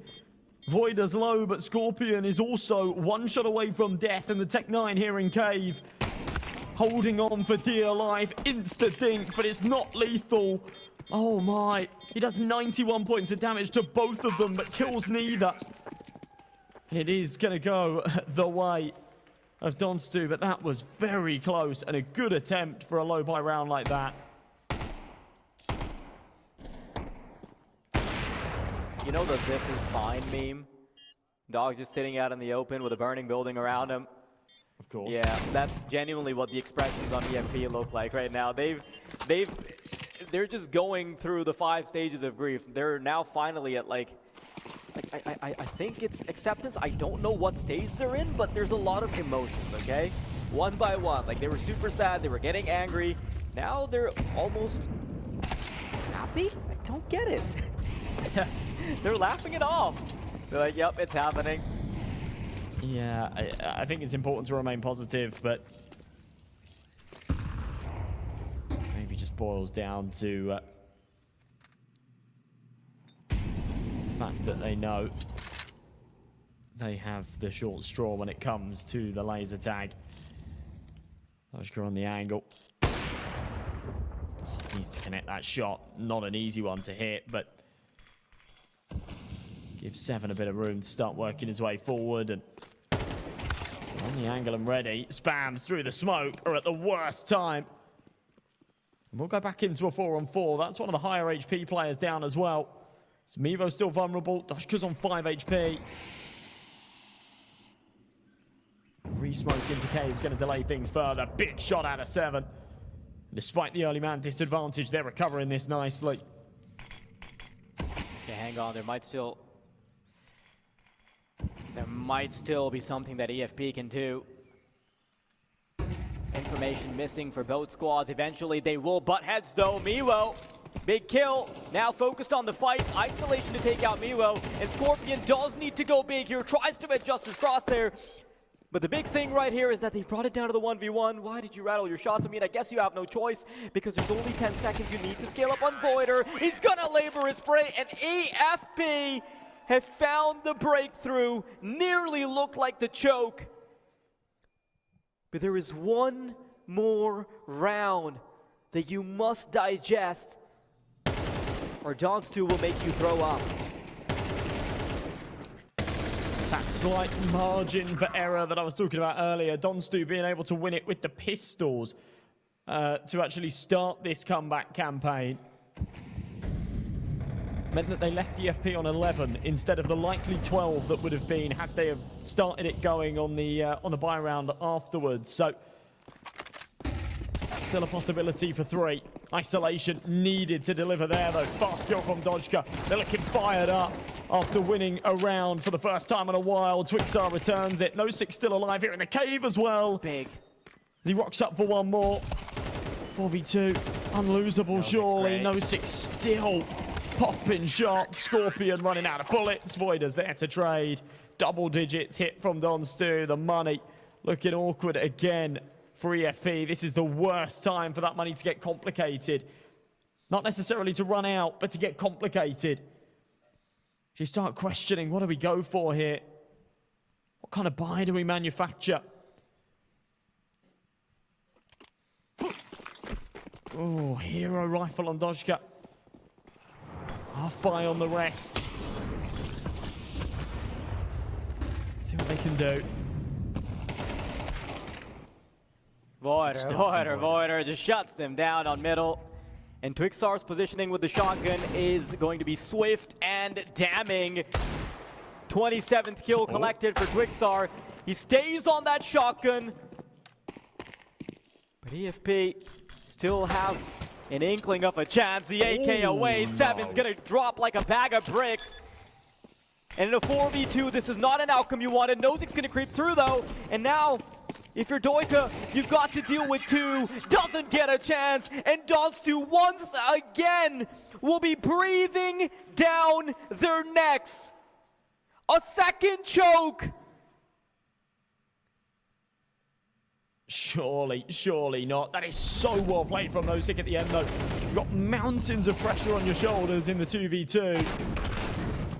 But it was absolutely the right call to walk through that smoke, knowing that they'd kind of prematurely gone for the bomb plant. They'd only just got to the site, hadn't had the chance to clear out temples. It was likely that second piece was trying to take a little bit of space. They're absolutely right. Isolate the 2 jewels perfectly. Maneuver around that cloud brilliantly. It's happening again. No second Voider. Again slamming down. They're going to deal with Doika, right? Doika's going to save them. EFP. Are they going to get 13?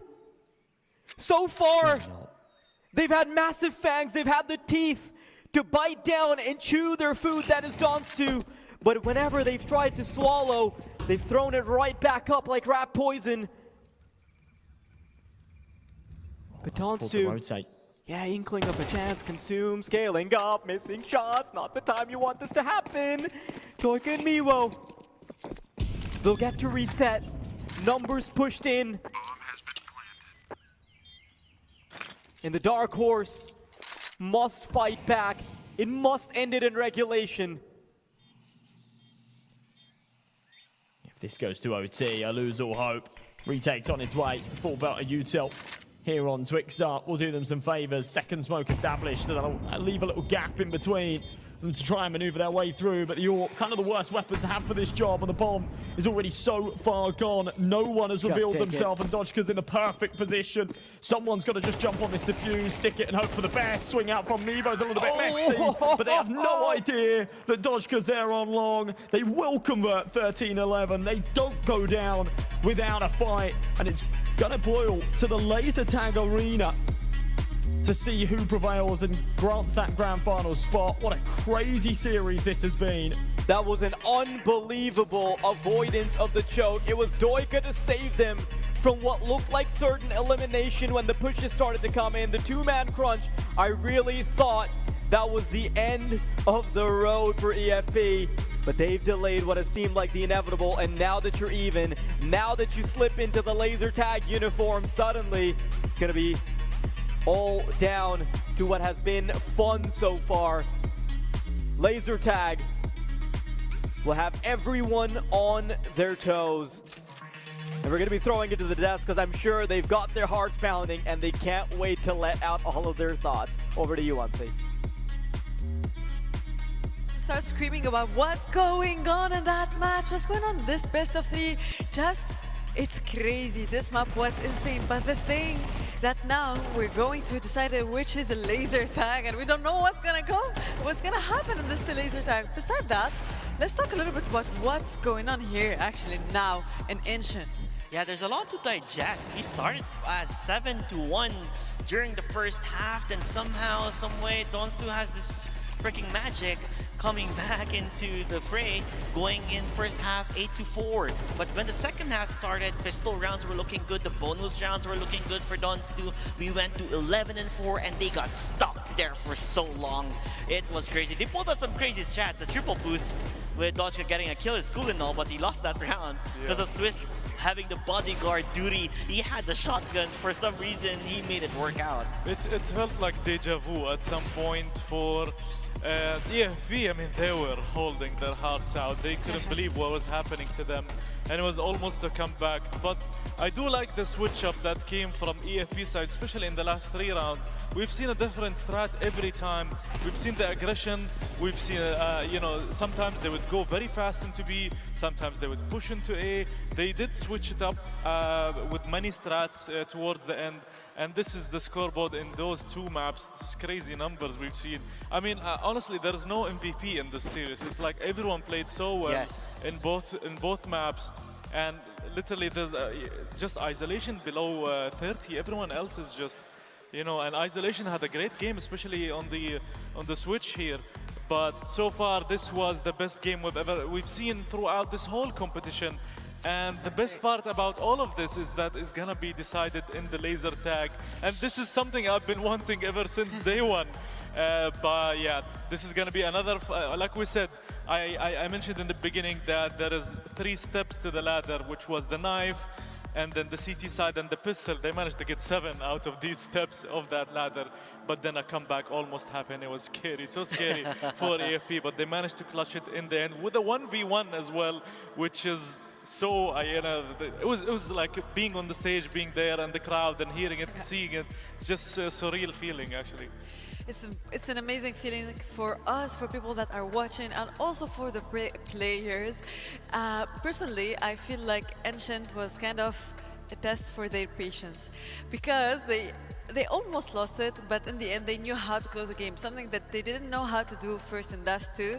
And if we went overtime, I'm sure that Dons 2 they would have like won it, but this time EFP they did it. We still have another round of physical game, which is gonna be laser tag. It's not gonna be easy for none of the teams now. After all of the adrenaline, after all of the stress, they have to run and they have to do some physical exercising, let's say. Yes. So what do you expect to see? How do you think it's going to be? It's gonna be difficult for the both of them. I mean, yeah, sure, let's say Dongstu does have professional laser tag players, but then going into the moment of things here, map 1, map 2, you can sense the adrenaline coming from EFP here. They're not just gonna give it away in a single-hand platter here. They're gonna fight for their life for the tournament in the grand finals, because laser tag is an interesting way to end it.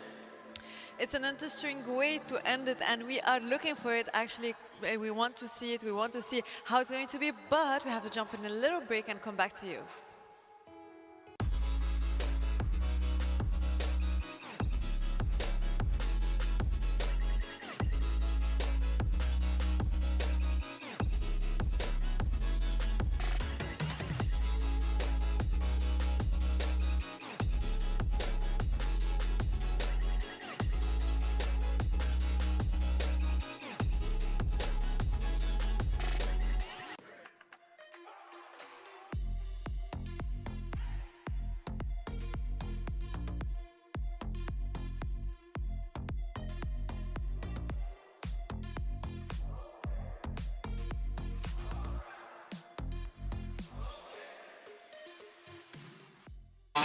Abu Dhabi and UAE at the moment seems to be the epicenter of autonomous, robotics, and many other activities.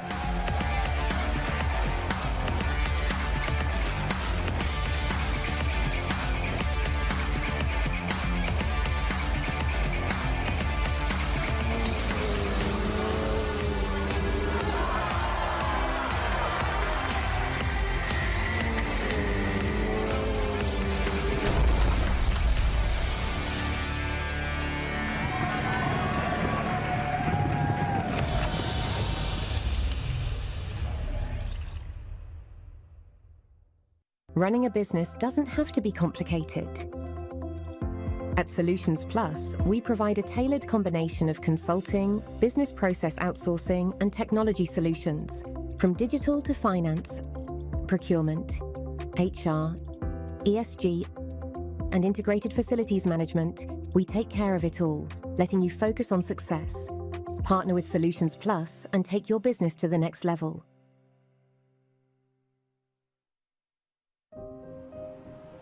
Health is the essence of who we are. M42 is a global health champion harnessing the power of artificial intelligence, technology and genomics to transform healthcare systems and ensure that everyone, everywhere, has access to the care they need. Our dedication to health knows no borders, and we serve with the belief that health is not a privilege. It is a universal right. What if the spaces between us could disappear? And one move makes all the difference. Sometimes it feels like bonds growing stronger across any distance. When the spaces between us disappear, beautiful things happen.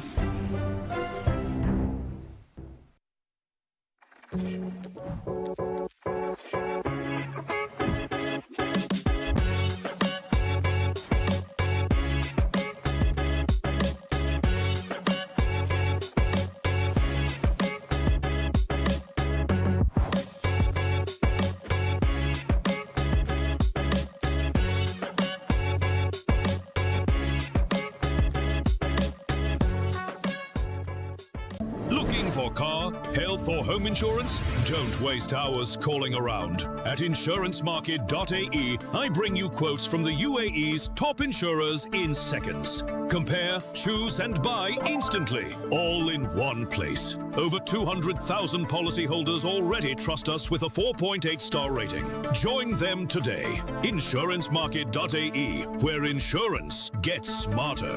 Insurancemarket.ae. Energy is life. And today, life is happening in two worlds, physical and digital. In Abu Dhabi, where source energy powers innovation, a new kind of energy rises. An energy that unites worlds through intention and action. Where physical skills meet digital mastery, and next generation of champions are born. This is where talent meets technology. Where strength meets strategy. Where energy amplifies through action and powers the future. The games of the future, powered by ADNOC.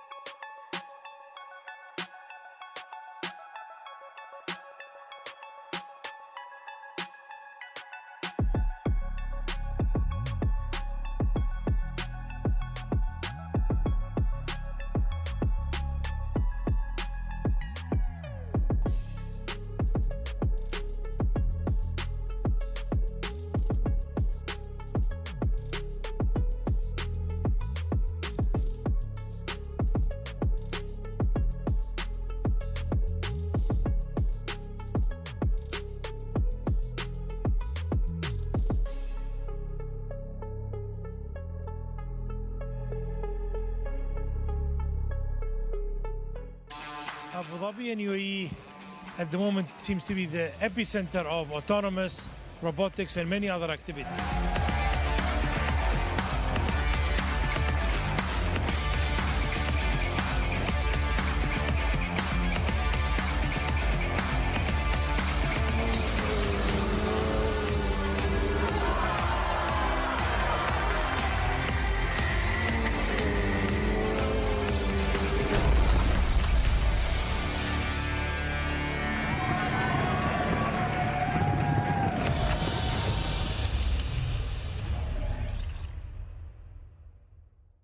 Running a business doesn't have to be complicated. At Solutions Plus, we provide a tailored combination of consulting, business process outsourcing, and technology solutions, from digital to finance, procurement, HR, ESG, and integrated facilities management. We take care of it all, letting you focus on success. Partner with Solutions Plus and take your business to the next level.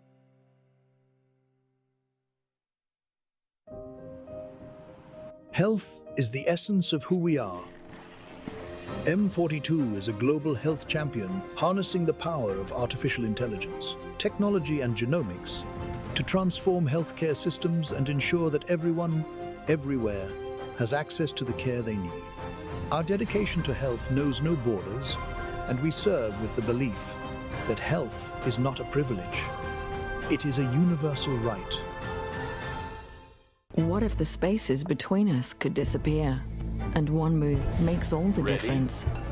Sometimes it feels like bonds growing stronger across any distance. When the spaces between us disappear, beautiful things happen.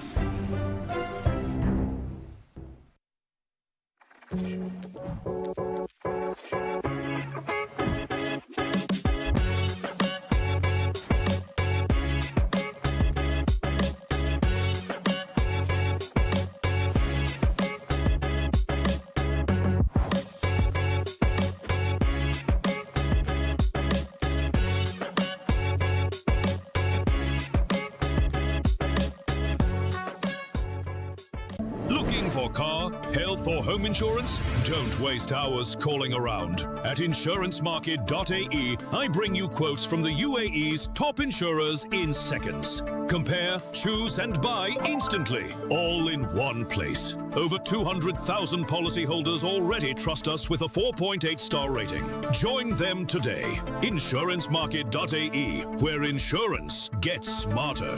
Insurancemarket.ae. Energy is life. And today, life is happening in two worlds, physical and digital. In Abu Dhabi, where source energy powers innovation, a new kind of energy rises. An energy that unites worlds through intention and action. Where physical skills meet digital mastery, and next generation of champions are born. This is where talent meets technology. Where strength meets strategy. Where energy amplifies through action and powers the future. The games of the future, powered by ADNOC. We are back finally after the two games, like the two best games that we saw in this tournament. And the third day, second semi-final, who is gonna be with us for the finals this night? We don't know yet, because the two teams actually, they're gonna be playing now a physical game after we saw two amazing matches.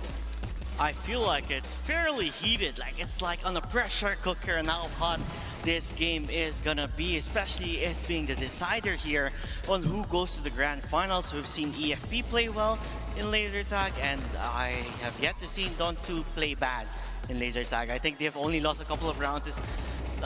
In the name of Mexico Quetzales, they did lose 3 rounds up against them, but other than that, they have been dominating. So if Mexico Quetzales can take a round from them, 100% EFP can as well. Yeah, I think this is gonna be a tough one for EFP on paper, and from previous results, Dons2 had a better showing, let's say, in laser tag. But I mean, we've talked about how Dons2 is a very strong team, and then they lost, and they were almost losing both games actually.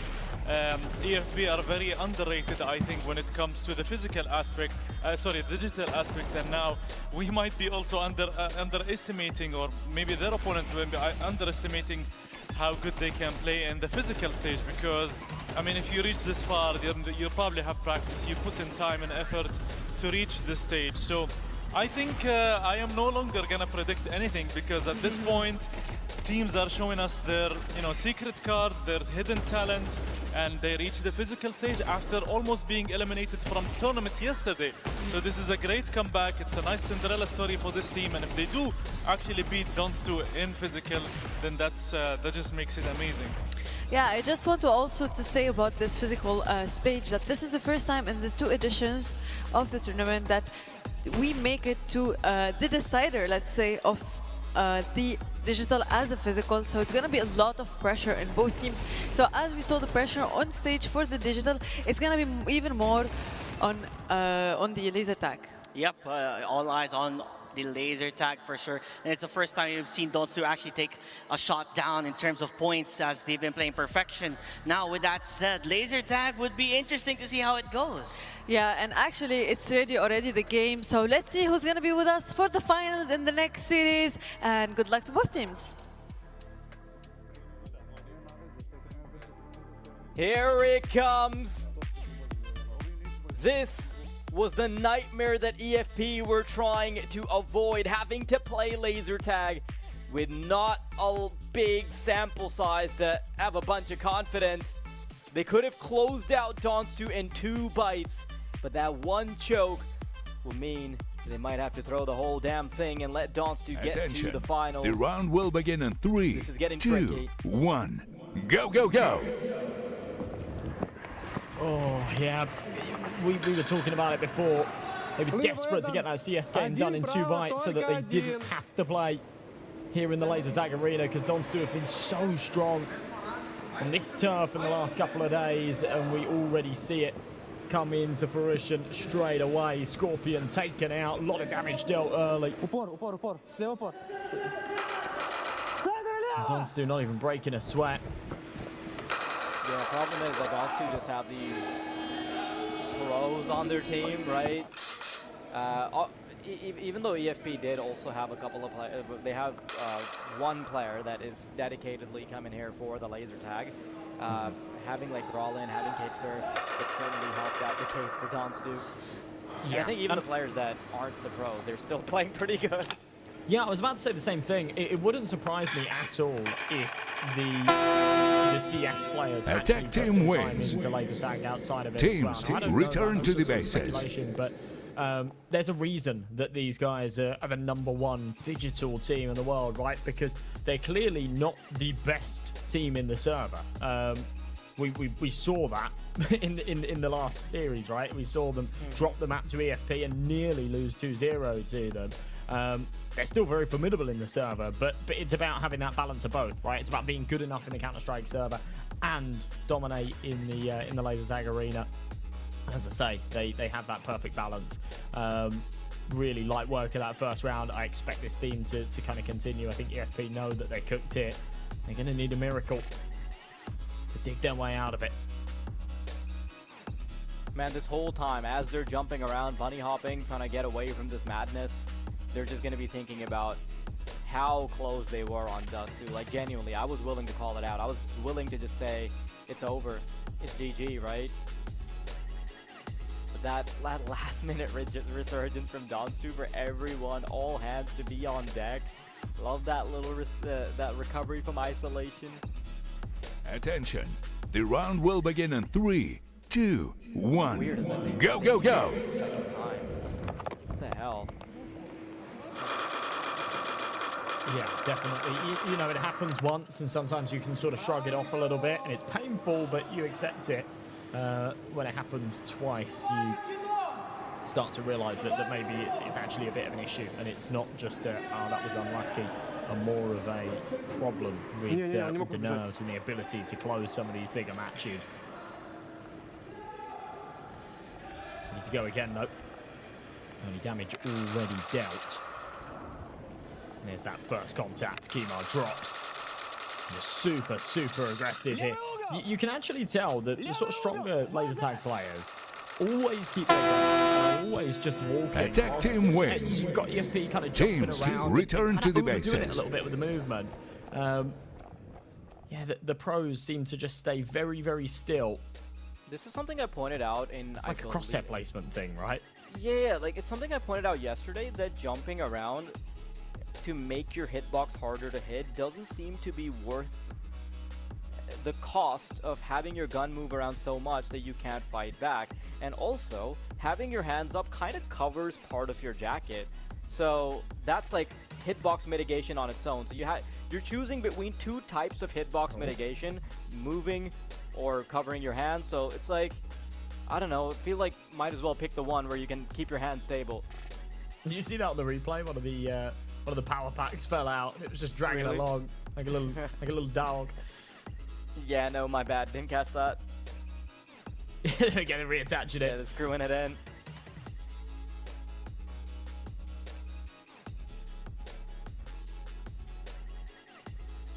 I'm not gonna lie, when we signed up for this tournament, we were coming in, I thought that the physical aspect was not gonna be as important. I thought that was like sort of a side quest situation, but then I looked into the whole history of the Phygital games and seeing how many tournaments there's been and seeing how good some of these teams have been able to be. The round will begin in 3, 2, 1. Yeah, we're seeing go. outcomes of that right here. Yeah, I think the biggest surprise for me was I was expecting sort of 5-on-5 between Counter-Strike players that don't know how to play laser tag, and therefore it'd all be a little bit chaotic. And some of the games have been that, but yeah, especially in the finals day and sort of getting deeper into seeing top laser tag teams play against top laser tag teams. Again, there's a reason that these guys thrive in this Phygital environment, because they're good at both. And it would be so interesting to see how, if we brought, you know, higher caliber Counter-Strike rosters out to a competition like this, okay, they might dominate in the CS server, but then when it does come down to these laser tag matches, I think Digital Flame would is have activated. any CS team in the world any day of the week with just how composed they look in the arena. Be a lot of valuable points. Attack team wins. Consume drops, another flawless Teams round. return to the bases. Speed running this one into the grand finals. Yeah, it's really hard to even like commentate on the specifics of the action when they're just being punched down. Nice and easy. No hiccups at all from Donstu. EFP are now so done with this game that they're just waiting for this to be over so they can play the third place decider.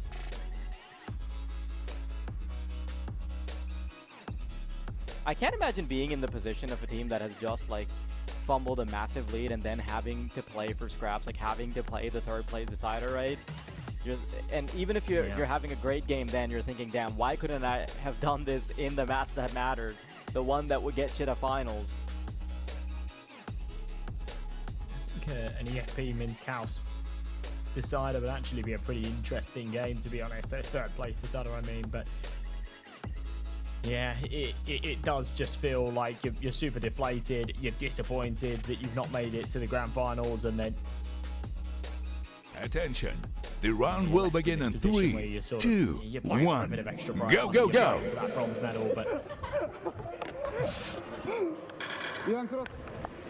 what am I hearing? Yeah, jumps the gun a bit there. I think he left the spawn before the buzzer. I think they get point deductions for that. Yeah, look at how calmly Donstu were playing this, just casually walking, focusing on their aim, looking through their crosshairs. And yeah, you're totally right to point out that it's a crosshair placement thing. They're just comfortably watching corners. There's a bit of a surprise there, but it feels like the team that is way more active at running around always seems to get punished. The running around makes a lot more sense when you're specifically running to gain space on a bomb site or something. Attack team wins. Teams return to the bases. This literally just looks like a SWAT team running in and cleaning house. Yeah, really, really comfortable.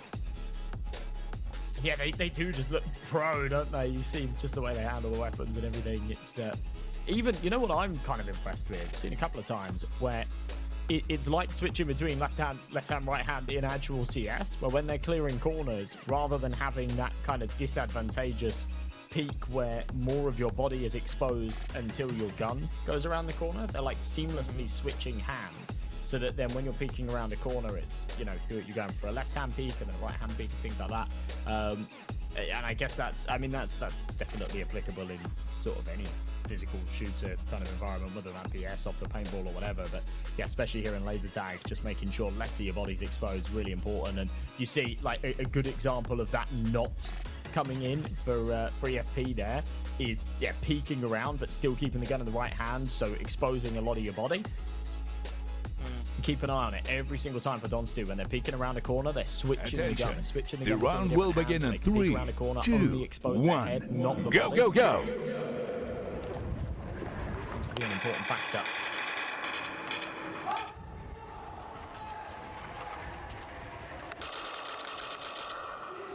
Look at him going full Naruto behind the cover. Making your hitbox scarce. Minimizing info. You see that little peek around the corner, that Rainbow Six peek? I imagine it's really hard to hit a target like that. But yeah, I think the strategy that most of the good teams have been going for is just be very slow, very intentional with where you're going. Because when you're out in the open, you just can't react as fast as you could in like Counter-Strike. Attack team wins. Teams, by the time you return to the physically move bases. your body, you've been fidgetily buried. Switching sides, change bases. That's one way of putting it. But yeah, sort of the stomp that we were expecting here. EFP lacked in this department, and they knew it. They knew they had to get this done in the Counter-Strike server, and you can just see sort of the looks of disappointment. And I don't think it's disappointment that they've not been able to achieve it here in the laser tag arena, because I think they knew that that was coming. It's just still the disappointment that they're going to be missing out on the grand finals.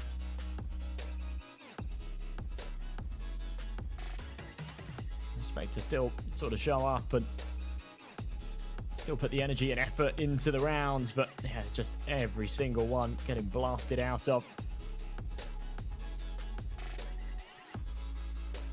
Kmart has to just two. Move silently. Yeah, Kmart has 2 eliminations. Everybody else has 0. Wow. So across 6 rounds, they're about to end with freaking 2 eliminations. It's a little hard for us to see the scoreboard, but we're getting info from Talks and Unsay. Wait, no, it's just Talks. Thank you, Talks. I appreciate you. Lot more kills in the department for their side.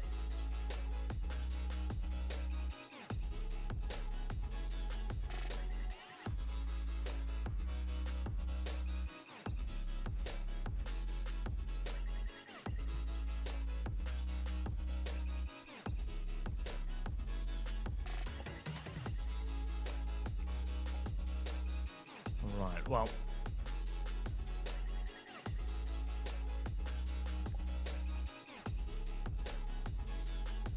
Hate for it to be anticlimactic, but I feel like we've already decided our finalist, right?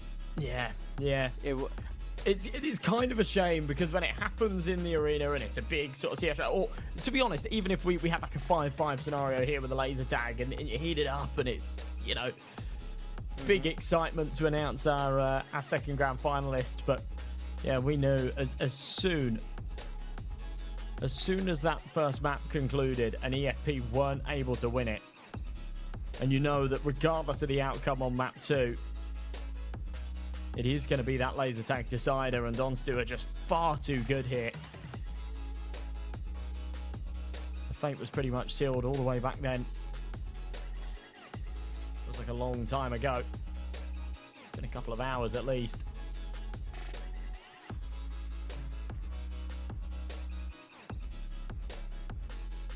Ready to run it back for the final round here. after some little technical tweaks. Checking all the shoulder cams are working, things like that. We haven't actually seen too many of the shoulder cams. As we established the other day, a lot of the time they just based on how the players are moving and stuff, they don't provide too much visibility, but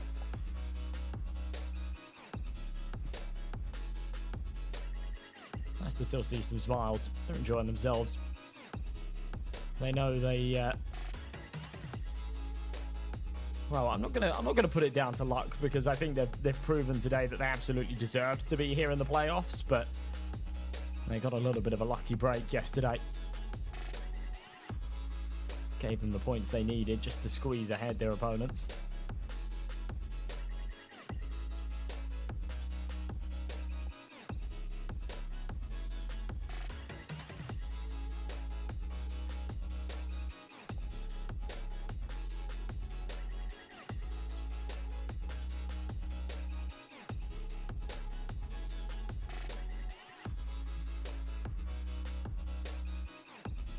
Strap in, boys. One last chance.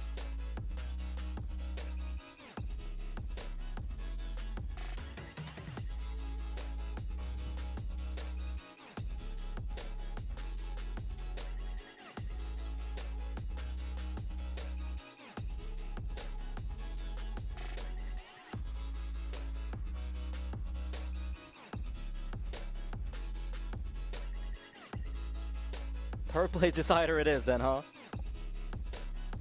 I think so.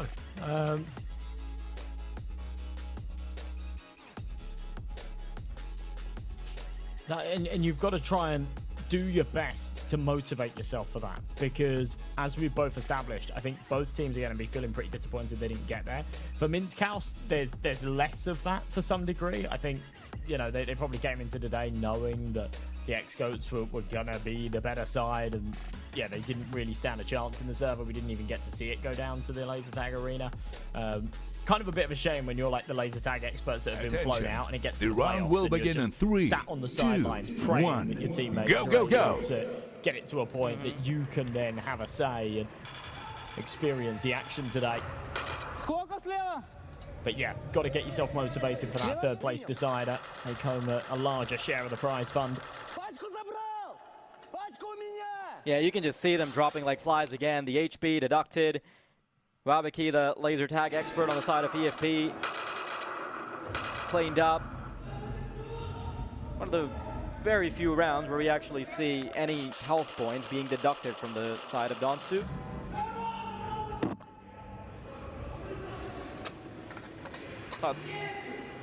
Yeah, I thought there was a bit of confusion there with the bomb, but the player just gets eliminated instead. Defense team wins. That's wrapped up. Teams EFP, return to the bases. 0 rounds to show on laser tag, as Donstu have cemented themselves, if there was any doubt at all at the start of that laser tag game, as the finalists that will be going up against X-Goat. Now all that remains before that is going to be the third place decider, Josh. Wow, well, commiserations to EFP for sure. It's got to be really disappointing. It's got to hurt right now, but reflecting on the tournament as a whole in a few days' time, I'm sure they'll be proud of how far they came. And what a show they gave us today. Some of the most exciting maps of Counter-Strike we've covered in a while. But it is going to be Donstu, your second grand finalists, facing up a little bit later against the X-Goats. We're going to throw things over to the desk to wrap this one up. To the finals, our second team of the day that we will see actually in let's say few minutes or few breaks. They made it to the final after a huge and a long games from digital to kind of a fast physical game, and let's say we kind of predicted, we was waiting for them, and I think they didn't even need to fight that much in the second game because they knew that they're gonna make it in the physical fast lane. Of course, it's still different if it's going to be a 2-0 at the end of the day, but Donstu is basically a team that is built for laser tag 100%. You could tell just how casual they are walking through the arena of laser tag. Like we said yesterday, it felt main character energy between the players here on laser tag. Donstu is just built differently, I would say. Yeah, and we kind of expected Donsu to perform this well, and we also had a prediction that it's going to be X-GOAT against Donsu in the final. It just looked that way from the beginning, from the stats, from the performance of both teams. And I think it's a very well-deserved spot for both of them to be in the final. They did perform, they did outperform everyone. But I think in Donsu's case, I think also EFP were very close to win 2-0 if it wasn't for those clutch moments.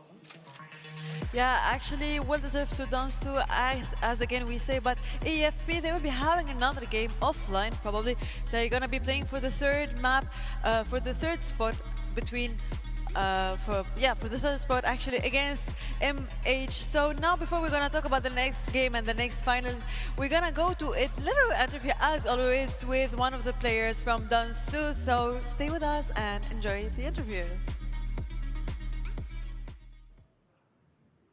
We are here now with Nikita from Donsu Esports. Wow, what a morning it's been, huh? 2 digital matches, then the physical sport. Very tight in the digital arena there. You were like 12-6 down, and now you kind of won the first digital match now, and then the second. How does it feel to be right here? I don't know. I don't know how to like tell you the feelings that I was feeling when I was on a scene. Yeah. The first map, like on a score 12-4, was like we were like, okay, let's maybe play next map. We were playing, and wow, it's overtimes already, and we just found our game at the end and completed it. Yeah, to come back from 12-4 to win that first digital game is very intense, and then to go into overtime, mentally that must have been quite tiring for you, right? Yeah, of course. I don't know. I'm not feeling right that I'm here right now, so I'm just somewhere. Yeah, exactly. And now you're through to the final. How does that feel for you? I'm really happy that we achieved it. Just really happy. You are one step closer to winning Games of the Future Abu Dhabi 2025, the first ever edition in Abu Dhabi. You are playing X-GOAT in the final. Obviously, they're a very strong team. Do you think you can win this? I think that everything can be in the finals, but X-GOAT, it's a really hard team. It's going to be a hard game, for exactly, sure. Yeah. Well, thank you so much, Nikita, there from Donsu. From Donsu. Have a wonderful final. We wish you the very best luck, and we'll see you on the other side. Thanks. Thank you.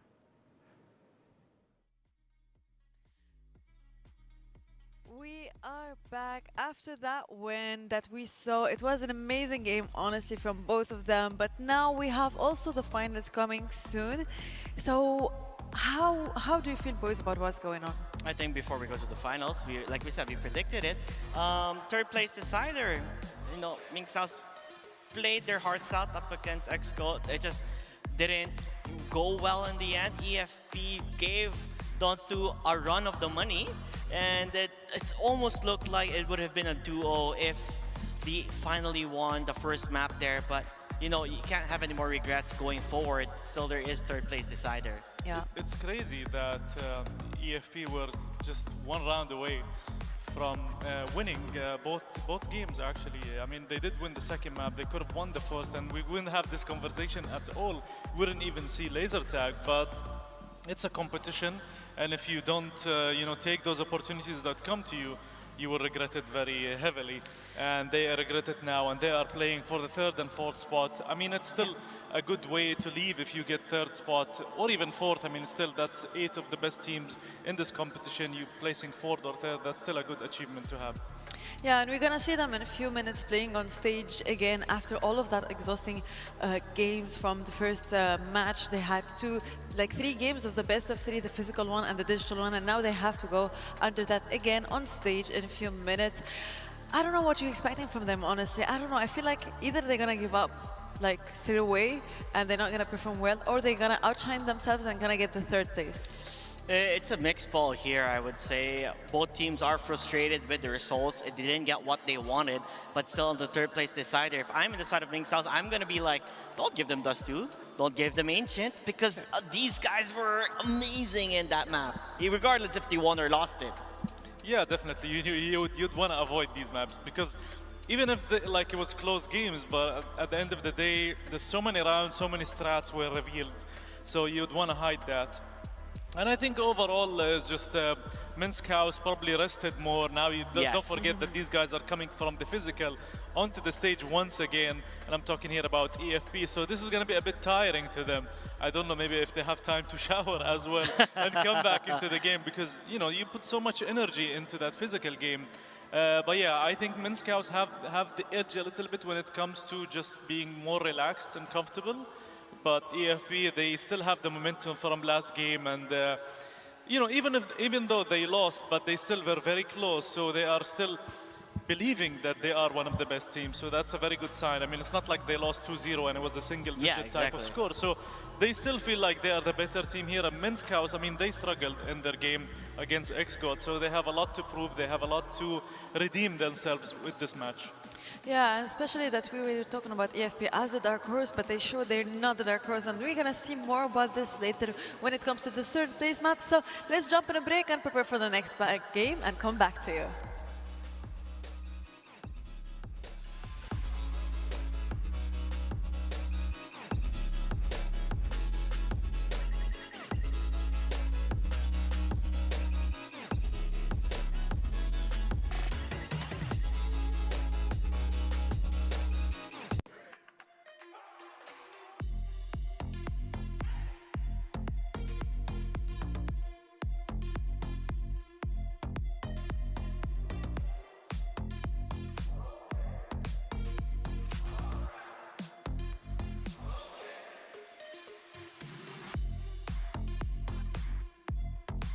At the moment, it seems to be the epicenter of autonomous, robotics, and many other activities.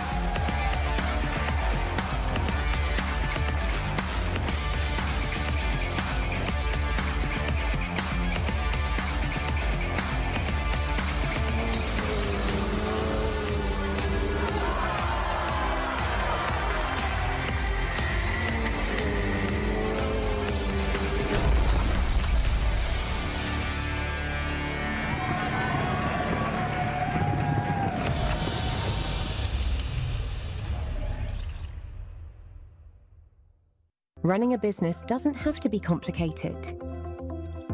At Solutions Plus, we provide a tailored combination of consulting, business process outsourcing, and technology solutions, from digital to finance, procurement, HR, ESG, and integrated facilities management. We take care of it all, letting you focus on success. Partner with Solutions Plus and take your business to the next level.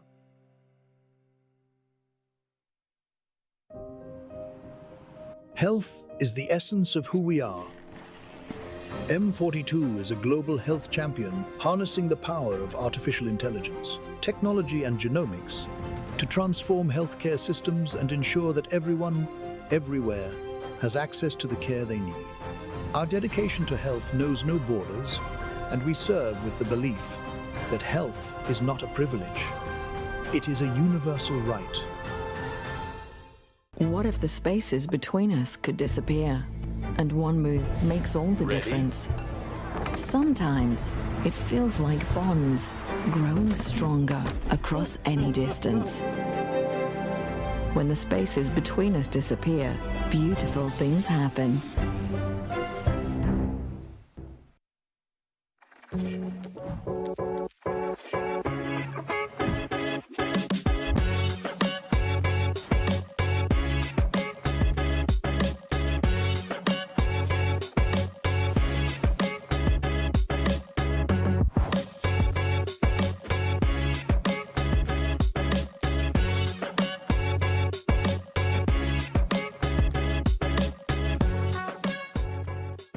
Looking for car, health or home insurance? Don't waste hours calling around. At insurancemarket.ae, I bring you quotes from the UAE's top insurers in seconds. Compare, choose and buy instantly, all in one place. Over 200,000 policyholders already trust us with a 4.8-star rating. Join them today. Insurancemarket.ae, where insurance gets smarter.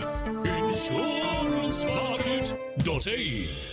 Energy is life. And today, life is happening in two worlds, physical and digital. In Abu Dhabi, where source energy powers innovation, a new kind of energy rises. An energy that unites worlds through intention and action, where physical skills meet digital mastery, and next generation of champions are born. This is where talent meets technology, where strength meets strategy, where energy amplifies through action and powers the future. The games of the future, powered by ADNOC.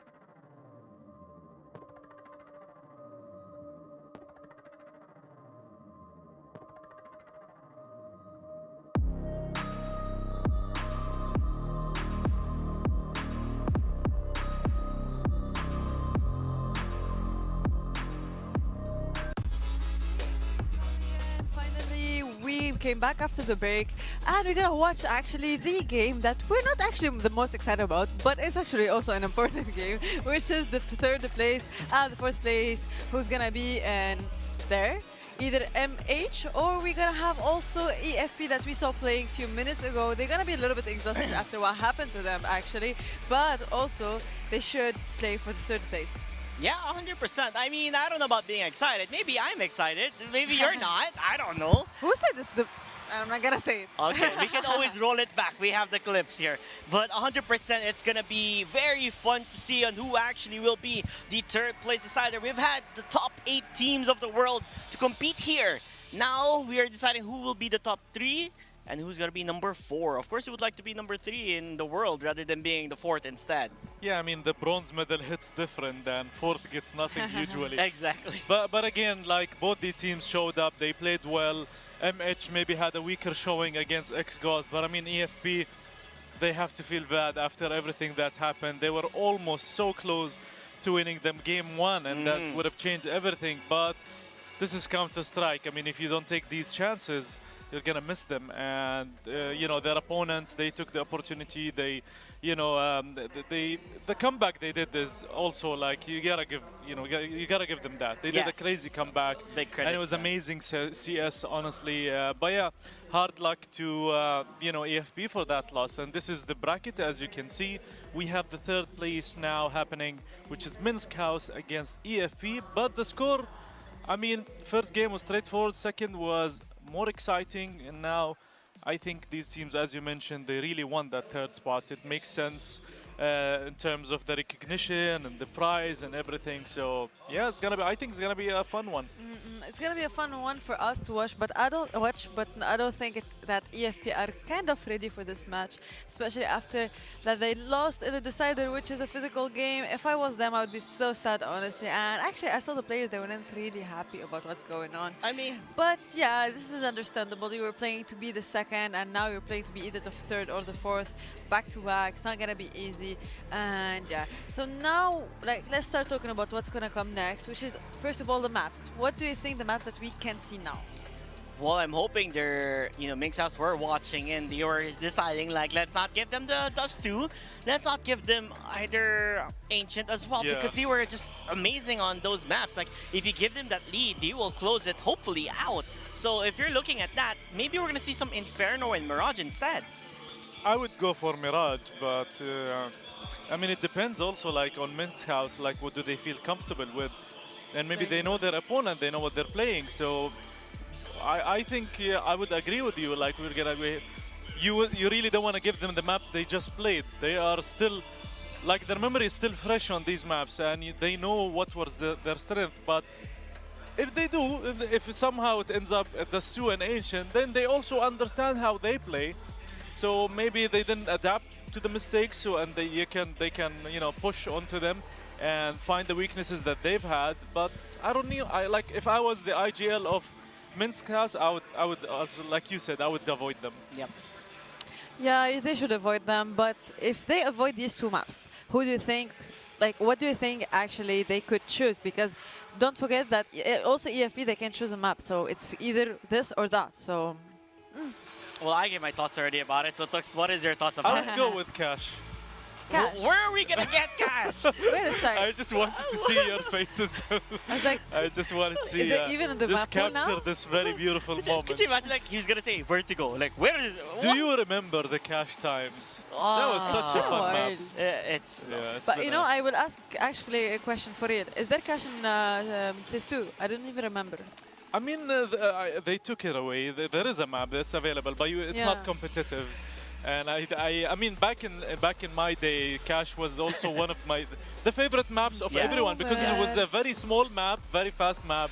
But I think these guys, I mean, Minsk House, I think they will also try to maybe avoid the maps they played, which is also Dust 2. And what was the second map? It was.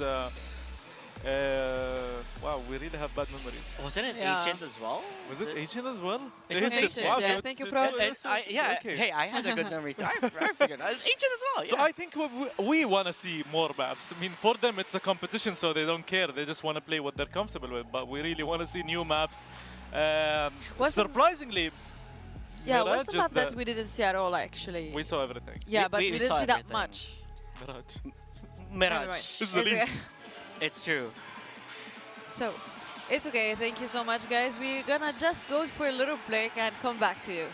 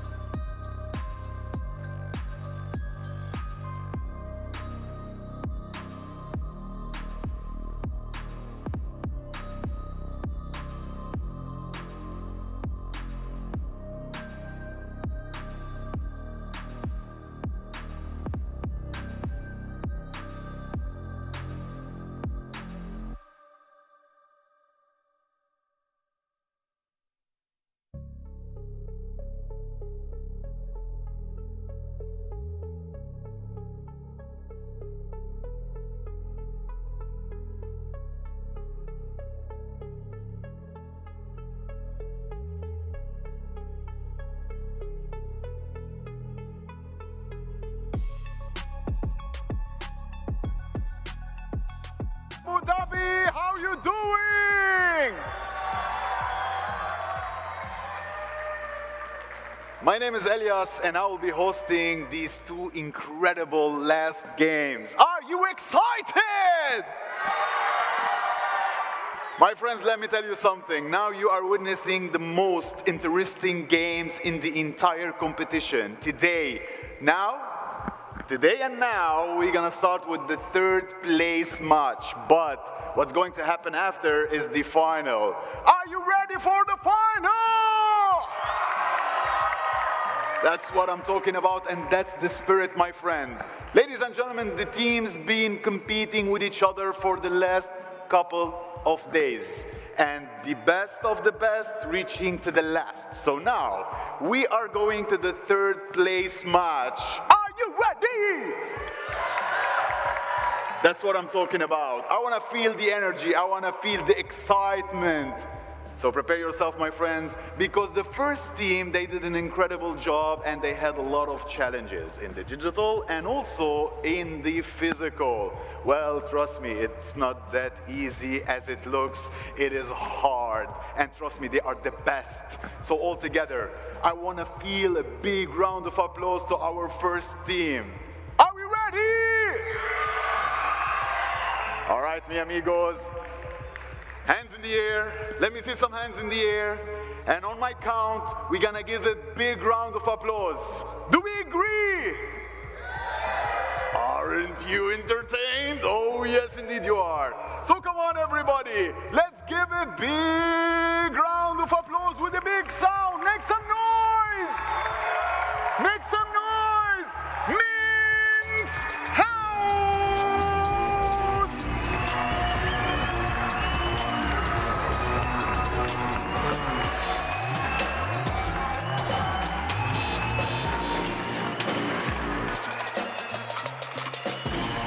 But that's not all. Now we have the second team. Well, they had a hard time, but they still have the chance to get the third place position. They did an excellent job since the beginning of the competition, and they are keep going and going without stopping. The motto was never surrender and never give up. So are you ready?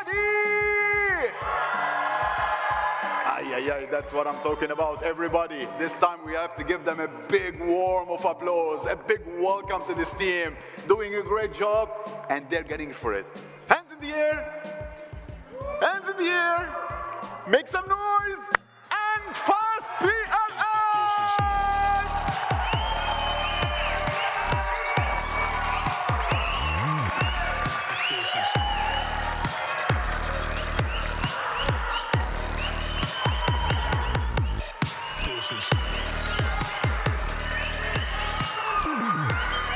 The moment everybody's waiting for. Enjoy it, sit down, relax, and have a good match going to broadcast. Thank you, Elias, for this presentation, and thank you also for the team for coming now, preparing yourself for the third map. Third, actually, place. First map is gonna be soon seen on the screen, but now we're actually watching them preparing, and I love this energy. I love this kind of spirit of even if you lost to go to the second or like to the finals, you can still play for the third place. Yeah, 100%. It still matters here at the very end, regardless if you're first, second, or third.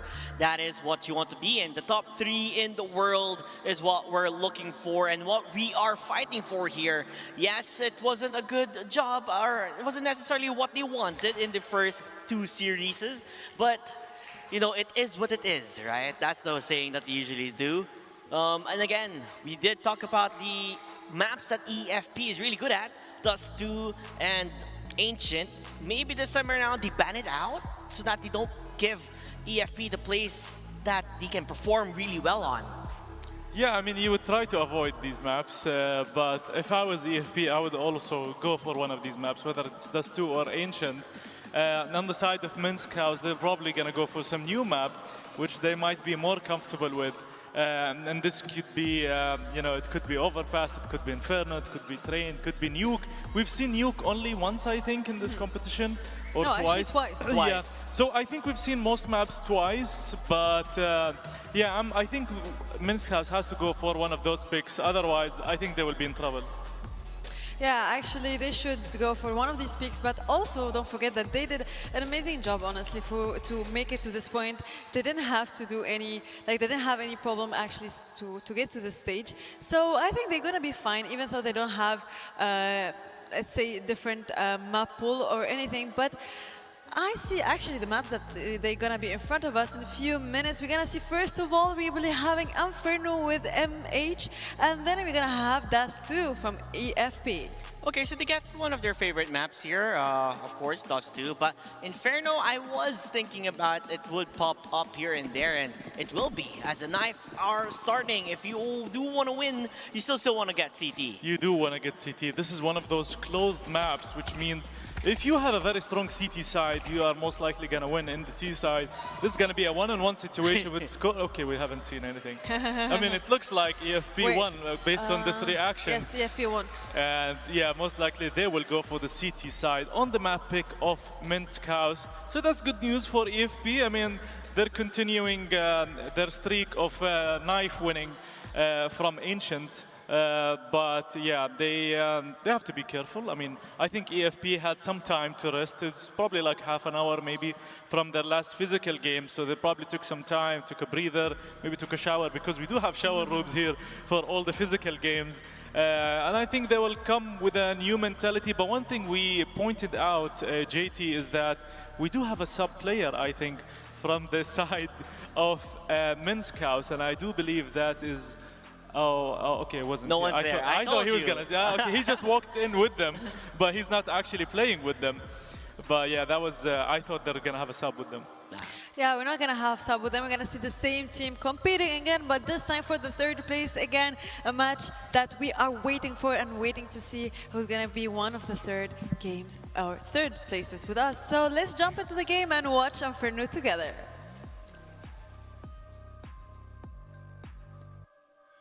Third place decider. There's a fair bit of money on the line about it, so even if NFast players are going to feel disappointed that they weren't able to make it through to the finals, it's still worth playing for the money, right? It's maybe some missed glory considering 2-0 was possible. Minsk House, I mean, let's be honest, way too far away from their initial matchup. Like, they weren't even close to winning, so I think there's less to feel bad about for Minsk House to not make it to finals versus NFast Please, who genuinely could have just gotten it done without ever having to put on the laser tag vest. Yeah, I mean, there's the prize money difference, and also with it being a sort of physical hybrid event, maybe you've got to treat it a little bit like the Olympics. A third place finish is a bronze medal and a podium, and fourth is nothing, is it? So, yeah, I think there is still a little bit of glory that comes with it. So both teams should be playing their hearts out. Now, for Minsk House, they've had a little bit of a break after their morning game. They kind of got destroyed by the X-Goats, but as I say, time to sort of revitalise and whatnot. For EFP, more of a recent disappointment, more of a recent hard loss that they've taken. They still had an extended break between the maps, but going straight from a series where they had major troubles closing, didn't they? They were better than Donstu for most of the series, to be honest. But yeah, weren't able to close out Dust 2 somehow. It was insane. Went to double OT and they lost it after a 12-5 lead. And then in the second map, they almost made the same mistake, but managed to close it out 13-11. So yeah, I think they're still going to be feeling a little bit sore about it. Hopefully those same mistakes don't shine in here. On the basis of, you know, how much better Donstu looked over Minsk House, and the fact that, yeah, we saw EFP look so strong against Donstu. I know it's not apples to apples comparison, but yeah, I am sort of expecting EFP to maybe have a slight advantage here. We'll see. Look at Drone, he's locked in.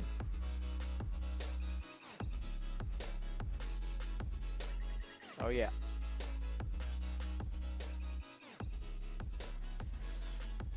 I'm trying to. I think you're right to point out that, like, obviously there's like no possibility of getting like a real comparison until we see these two teams get up against each other. It's hard to get that A beat B, so B's gonna beat C sort of comparison going on when we're kind of use a team as a yardstick when it comes to Counter-Strike. There are so many variables, just stylistically a lot of teams can be different. I think NFast plays, well, although they've shown a very good level of CS when it comes to their ceiling, they've also shown that they can have some major pitfalls with regards to choking.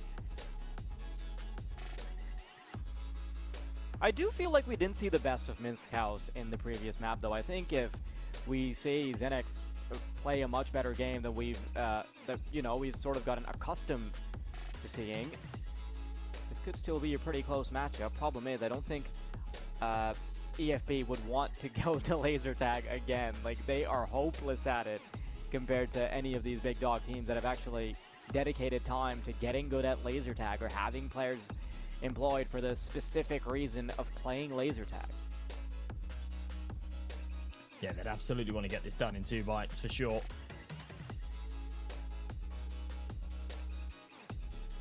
Doesn't seem to be same kind of fire about them as we saw earlier on, but maybe that is just due to the fact that it seems like they're having some tech issues. But yeah, I agree. I don't think Minsk House looked like themselves earlier on today. They certainly didn't look like their best. They're a team with some really, really strong pieces and therefore should have a high ceiling. And there is something maybe to be, I mean, you don't want to start sort of making excuses, but yeah, there's maybe something to be said for the fact that they had the early morning match and maybe they just sort of weren't warmed into it. Now they've played a game of CS, they've had a little bit of a rest, they've probably got some food in them. They're raring to go.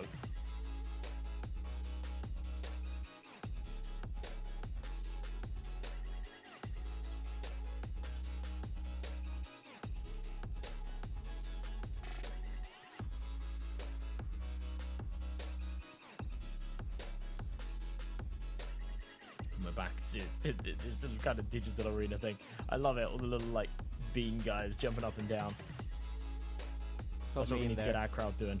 Yeah, put me in there. Look, it looks fire, doesn't it? Look, yeah. Major energy.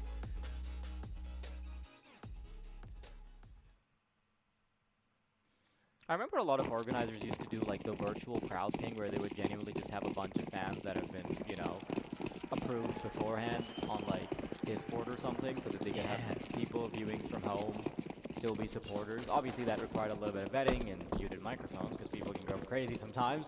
But that was fun. That was fun. Maybe we can have a hybrid of the little beans dancing around in that someday. Lollipop, MDS to find opening kills. That's EFP locked out at the A-bomb site. Miwo's going to be taken down pretty quickly. Back with a vengeance, her Minsk House. Feeling hard done by that first game. Maybe they can lap up the extra bit of money that you get from being 3rd place instead of 4th. Maybe I start to take back the narrative that I laid down before going into this, because Minsk House have just walked into that A site, no resistance whatsoever, found the 3 headshots required, and they'll win the round comfortably. Kim up, looking for exits, won't get it. Lollipop, clean headshot. Consume at least will take 1 as a consolation prize, but that's about it. Minsk House out of the gate hot, and Inferno starts off fiery, a lot of energy, high fives, and yeah, that is perfect. I think this is the first Inferno map that we've seen, not this whole weekend, but we didn't see one yesterday, I don't think. Yeah, I think we might have seen it on day 1. Yeah, I remember commentating in Inferno. I just don't remember who it was that was on Inferno. It might have been Minsk House thinking about it, but yeah, it was, yeah, definitely not yesterday. Agreed. Seen a lot of dust too, seen a lot of ancient. Big start, Lollipop as well. We watched EFP play Inferno twice. Now, that was once against LPT where they won 13-2, and then once against Interstellars where they won 13-10. Ah, okay. We were just missing it. Crazy for me to say I miss Inferno. I'm the biggest Inferno hater you'll ever meet, but yeah, we've had a lot of Dust too, and we had a surprisingly low amount of Mirage as well. Like, it feels like we've watched a lot of Dust 2 and Train. Yeah, Train's a surprising one there, isn't it? But it maybe doesn't surprise me so much with what we were saying before about doing the nicer sides in the group stages. That has just like a really big bearing on the ability to pick into a CT-sided map, because then you know you have that chance to play the CT side first. So yeah, I think that sort of changes it a little bit and makes Train a much more viable pick than it would be in a normal best of 3 format. Yeah, and on that, part of the reason, like on the note of why we have centered around specific maps, why we've ended up seeing Dust2 and Train so often, is because a lot of maps like Mirage tend to be deciders. And if someone really wants to shy away from it, that might be like a second wave ban. But considering that you can't pick into a map, let's teams get 2 permabans in, right? Because it's not like the traditional ban and pick process. It's like you keep banning until there's 2 maps left. Yeah. So that's why you see nobody like picking into Mirage or anything. Yeah, it is a bit of a weird one. We don't just have ban, and then pick, and that's how we run it. But that happens because we only play 2 maps, right? Like it wouldn't make like logistical sense to go for like a ban, pick, ban. Yeah, I guess so. But it does mean that you're just likely not playing your strongest maps. It has given us a little bit of variety, though, I guess. We've seen sort of different teams on different maps. It's not like... Double bans do like let you stay away from weaknesses, though, which should, in theory, avoid like super one-sided games where you accidentally get punished picked against. So that's cool. And I think for the specific setup of...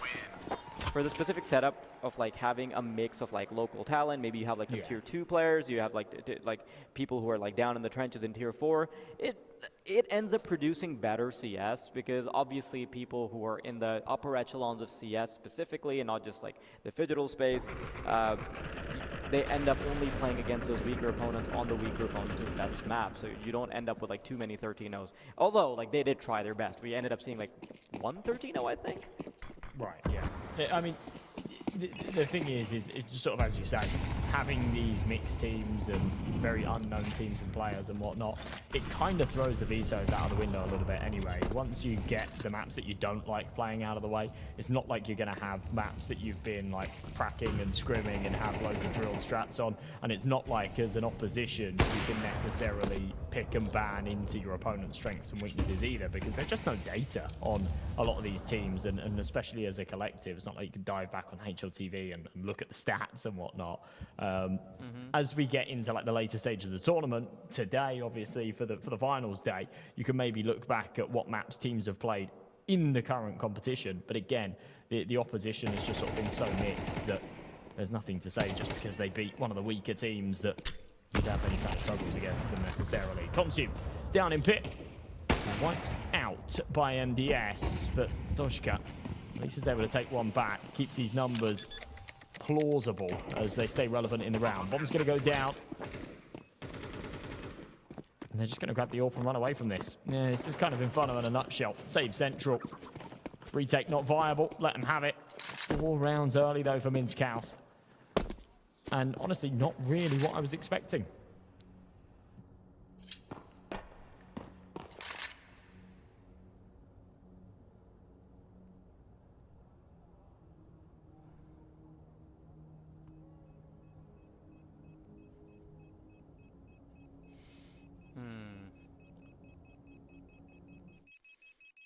Yeah, you're right to point it out. Minskaus. We're doing our little yardstick, apples to oranges comparison to the best of our ability. It was kind of difficult to expect Minskaus to come out of the gate swinging like that, but then again, you've got to remember that EFP were also working on raw Dark Horse energy that let them get that far against Dons2.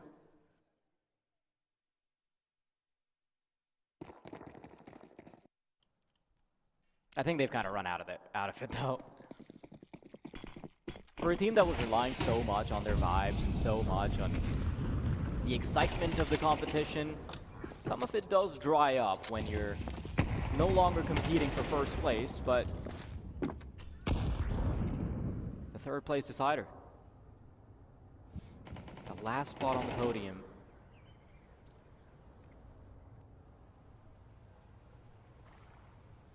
I generally think of this as a bit of a show match, right? Obviously, I'm sure a lot of the crowd is here for the final. You got to consider that this sort of matchup just gives you an opportunity to answer some of the what-ifs. Like, what if Minskows and EFP went up against each other in the finals, right? You get to see it. You end up seeing the underdog versus underdog matchup. I think this answers quite an important question as well here. If EFP, and obviously there's something to be said for the fact that they're maybe not at their 100% anymore after the loss this morning. They're probably a little bit deflated.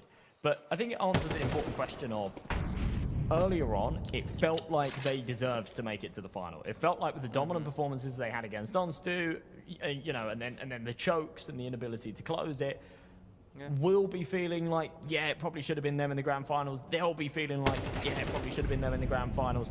But if they're not able to beat Minskows here in the third place decider, then that kind of puts that to bed, doesn't it? Because then it's like, well, you know, they wouldn't be worthy of it, you know? If it was Minskows that they played in the other semi-final, then it would have been the same outcome, things like that. So, yeah, I know that it's kind of just who arrives on the server on the day and in the moment and things, and it's not always the better team that wins. But I think it would sort of put some of those what-ifs to bed if they're not able to get this one done. And right now, Minskows are looking really dominant. It's 5-0. Full rifles out. They've got more than enough money for an AWP. If they want one, they're just opting against it. The pace and the setting that they seem to have laid down right now is working well, so there's no need to change it. Just comfortably taking the banana control round after round. EFP don't want to contest it.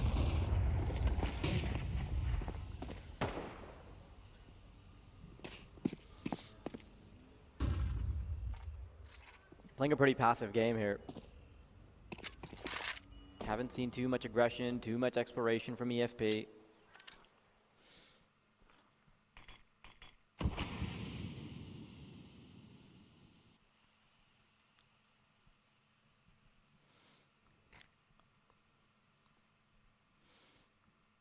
Only 2 players await. If you throw out a B push right now, then don't have to topple a whole lot of players. Here comes the CT smoke. Flash to try and slow them down if they're coming. Molotov is going to buy the MP9 some space. Also lets the CT player wrap around. Gimar, that's a good kill. Sphinx down. Bring about the rotations. Can't believe he ends up pulling on someone's ankle on the way to the grave. That's 2. Could be the one round that Minskows actually start to struggle a bit in.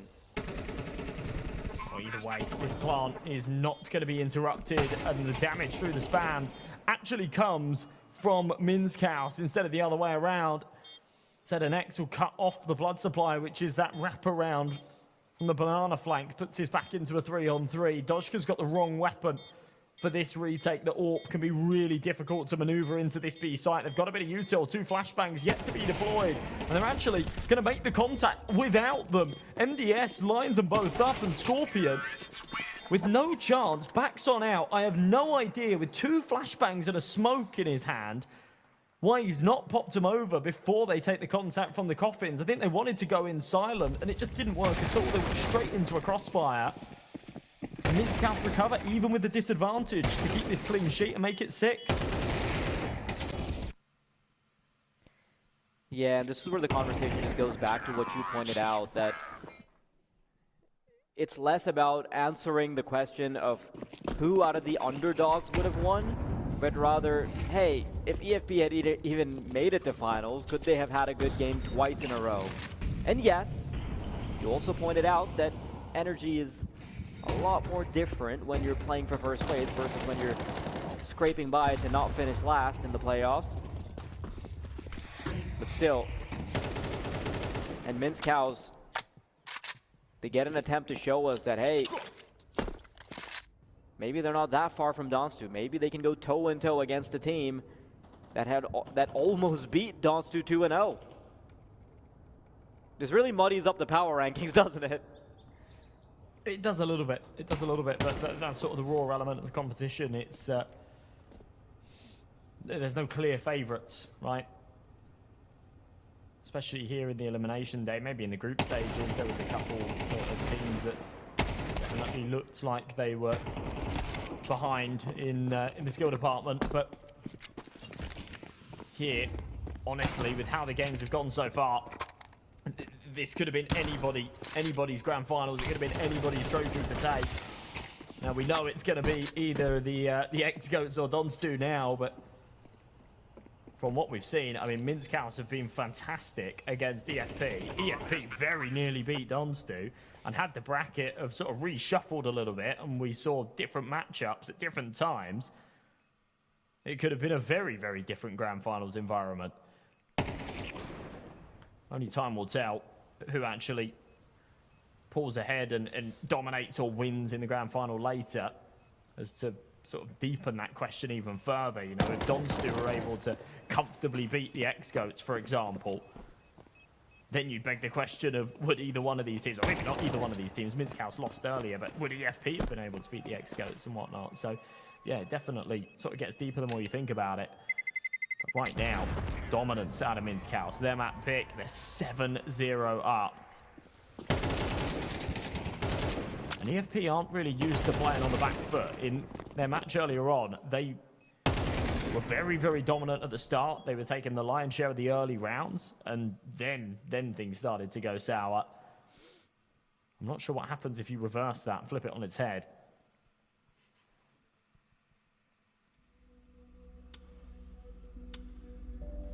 Good chance to take a timeout because it's been a while since they've tasted success in any significant capacity. There's a pretty recurring theme that when EFP are screaming, shouting, getting up, smiling, passing each other fist bumps, that scoreline on their side of the scoreboard just keeps ticking up. But as soon as that stops, you know they're dead in the water. I've never seen a team be that influenced by emotion. Yeah, I'm actually there with you, and I was thinking this a moment ago as well. It's kind of crazy to think about, isn't it? That, yeah, these guys, oh, wow, a couple of really nice shots that maybe puts that point to bed, but yeah, when these guys were playing for the grand finals, they were fired up. They just got into this flow state where they were unstoppable. And as soon as they lost it, frustration set in. They were losing rounds massively. Now we're seeing them really struggle here in the third place decider. Amiibo, good for the one. Insta-traded. Kimmer, an important spam through the smoke to still give them the advantage. MDS, 1v2 clutch, feels very winnable. There's one coming up from his side. Contact made in the CT spawn, and yeah, it's a messy spray. That'll be the first on the board for EFP. And you're seeing quite a bit of the crowd line up now as well, because they know finals is up next. Got a little pre-gaming going on.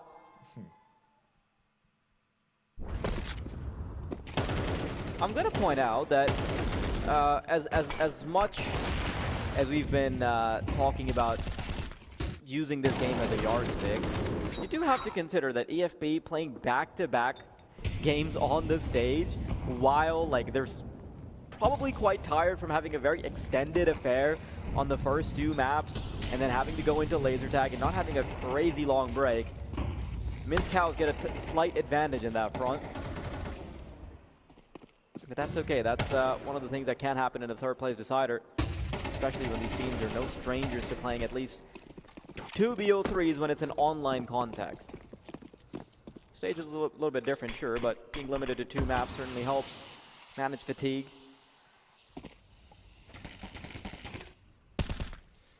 Not wrong. Being on stage playing for this long probably feels like playing a best of 5, doesn't it? Yeah, especially when you've got these sort of breaks in between the maps and things like that, and then having to go back and forth between the physical arena and laser tag arena and whatnot. Or sorry, the digital arena and the laser tag arena.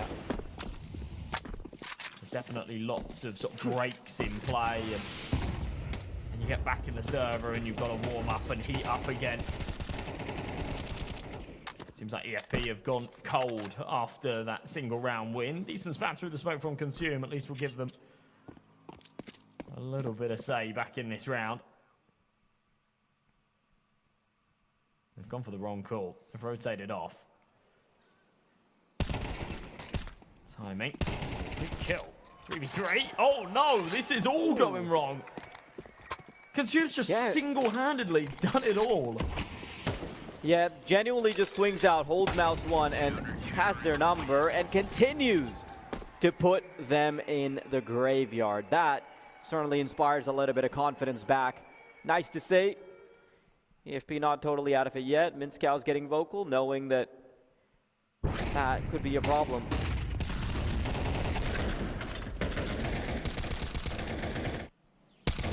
I was pretty confident after how that round started with a 2-man advantage that Minskaus were just going to keep running away with this. And yeah, some mistakes being made. I mean, massive credit to Consume there for just holding down the fort on the B side. Everyone singing him some praises, but... Yeah, but it's pretty crazy when it requires an ace to get something done, right? Sure. And as I say, just some big mistakes being made there from Minskaus. There is no excuse for why somebody hasn't been able to trade that. It wasn't crazy mechanics out of Consume or anything. It was just good timing, good positioning. And poor from the tees. They're back with another buy.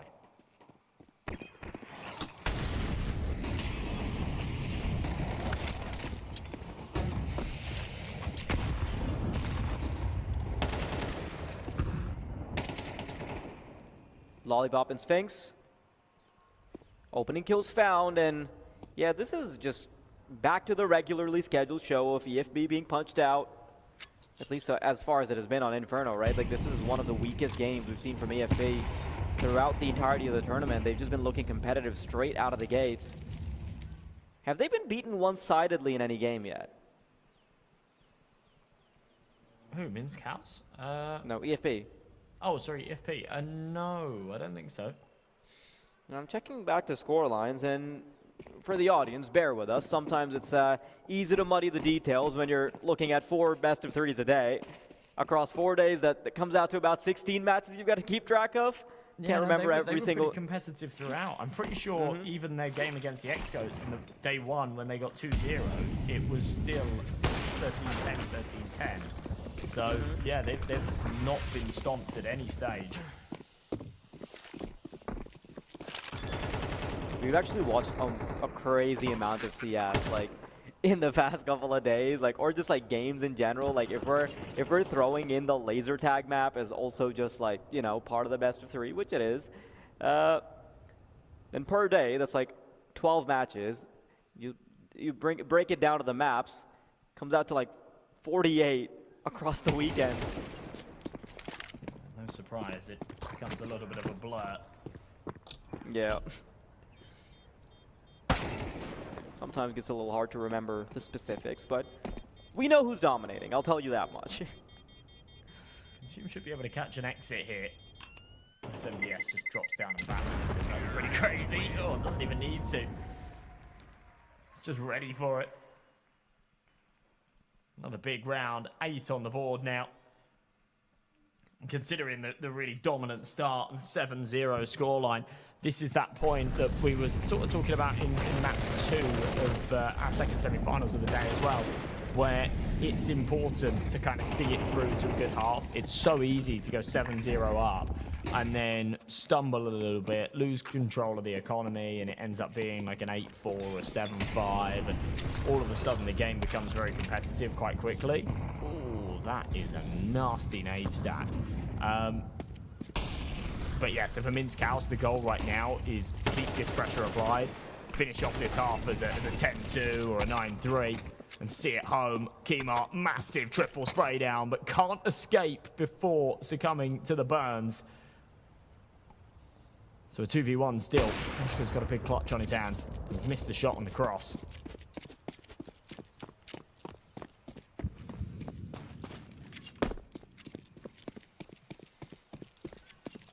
Nine to 3 or 10-2 will be pretty difficult to recover from. For a moment in time, he had info on both, thought maybe he could do something, but before he even touches the ground, he will be found through the smoke. So 10 on the horizon. EFB, you can tell that the generators run out of petrol.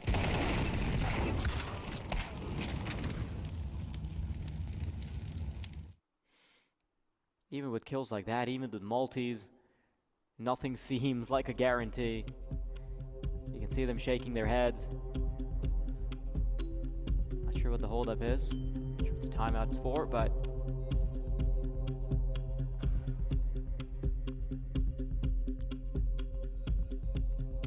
adjusting the headphones and getting back into it.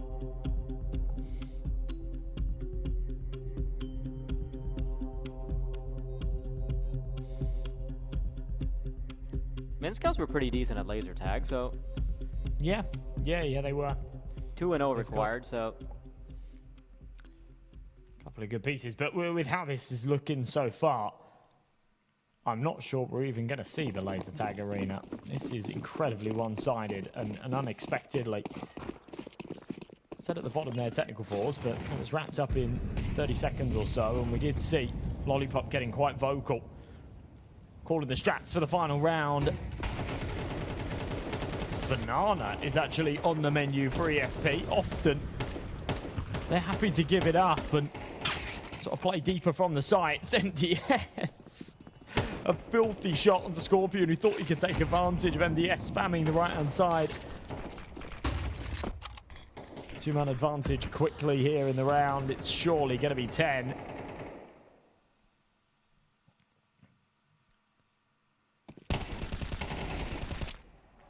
Kimar again, what is going on?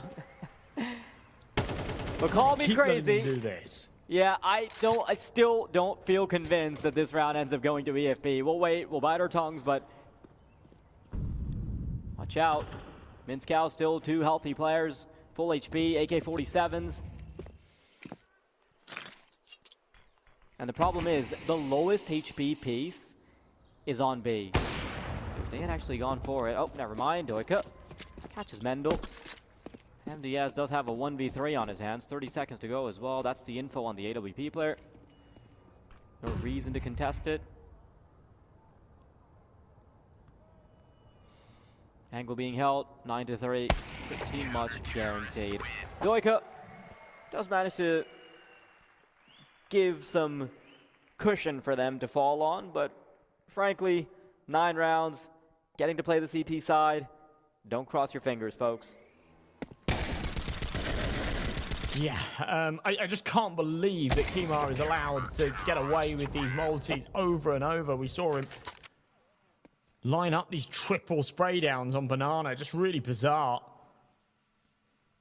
Probably should have been 10-2, 9-3 is not all too different, to be honest. So I don't think Mince House are going to have any issues, but CT side now, if they can win the pistol, then they're well and truly on their way. If they don't, then maybe there's a chance for EFP. We'll see. ZNX, little jump spot into the bedroom, sees them coming up second mid. And they don't need to pull a rotation because they've already got 4 stacked up on the site.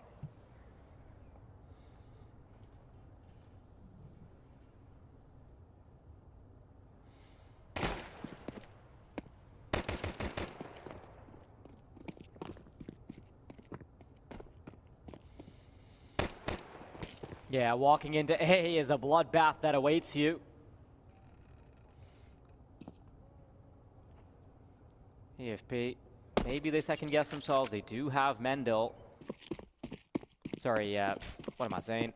They do have one of their pieces over towards B. I believe that's Doika. And they do start to scale it back. Problem is that stack has also dispersed and pulled back towards B, and there is a fast rotation that's available, well, as fast as it can be from A. And yes, first skill found. This is where you need to start making the call for your pieces to rotate. You don't even need to pressure any further. A 5v4 should be more than doable. Consuming him up. A couple of important kills though. We'll put the numbers in their favor, make this retake real tricky. Mendel's got a kit, so keep an eye on that. This does put a slightly longer fuse on the round here. But still, they've got to hit their shots. Creeping their way forward. No one is given the opportunity. ZNX desperate for someone to peek him, give him a fight, and, well, he'll have to just take the initiative and bring the fights their way instead. Lovely shots, but the kit's been lost. Jumping on the defuse, he's actually managed to pick it up, and the Glocks aren't connecting. Spinks doubles down, and that is a massive round for Min's Cows. Lollipop getting them going, and yeah, heads on the desk. How have they choked that? That is a big fumble. The fact that the crossfire between Dark and the new box was broken, and neither were able to land the shots is just poor. Yeah, you could literally see one of the EFP players physically gagging after that. ZNX finding 2 there is just criminal. All I needed to see was right. Yeah, literally all I needed to see was a visceral reaction from Evo, and we know this was cooked. Maybe just a little bit. M4 goes 1 for 1. The Galil will land the important shot, the MP9. I was thinking might want to drop down and upgrade to the rifle, but had a good angle on top of the bicycle and just says, you know what, I'm going to stay here. They'll peek into me. I'll spray him down. Had a bit of support from Pit as well. It was absolutely perfect. Yeah, especially because when you're on that vertical angle off the barrel, you are covering up most of the screen of whoever peeks you, and then it's really hard for them to focus on Pit. Pit player can just rattle off shots. Even if it's to the shoes, it's fine. Provide plenty of support. We see that setup right here. The frustration, physically hanging their heads low, and might have to do that digitally as well, because EFP, when they went up against Donstu, they made it clear that they do not know how to fight back in laser tag. Min's Cows just not the same. And I have an inkling of a feeling that if they end up dropping this map, they might be too demotivated to play the next one, because they know there's nothing to play for if you're that hopeless at laser tag. Everyone has a puncher's chance, of course, but don't count on it when it's EFP. Yeah, it sort of felt the way, right? They were looking very, very defeated in the arena against Donstu. Bomb beeping away though. Consume Scorpion. Nice little setup here in the church. No one seems to want to peek into it. They're not so eager. Flashbang over. MDS swings wide, finds the frag. Now they just need to sniff out one more because Dodgka's been blown away by the nade. Scorpion tiptoes his way up, takes the contact but doesn't find the kill. They all know where he is. They can just start body blocking the diffuser and spamming away. The knife kill's there, but not before Min's Cows are able to squeeze that diffuse. Just chaos on the site again. But another big round and another one that comes so close for EFP, but just falls short.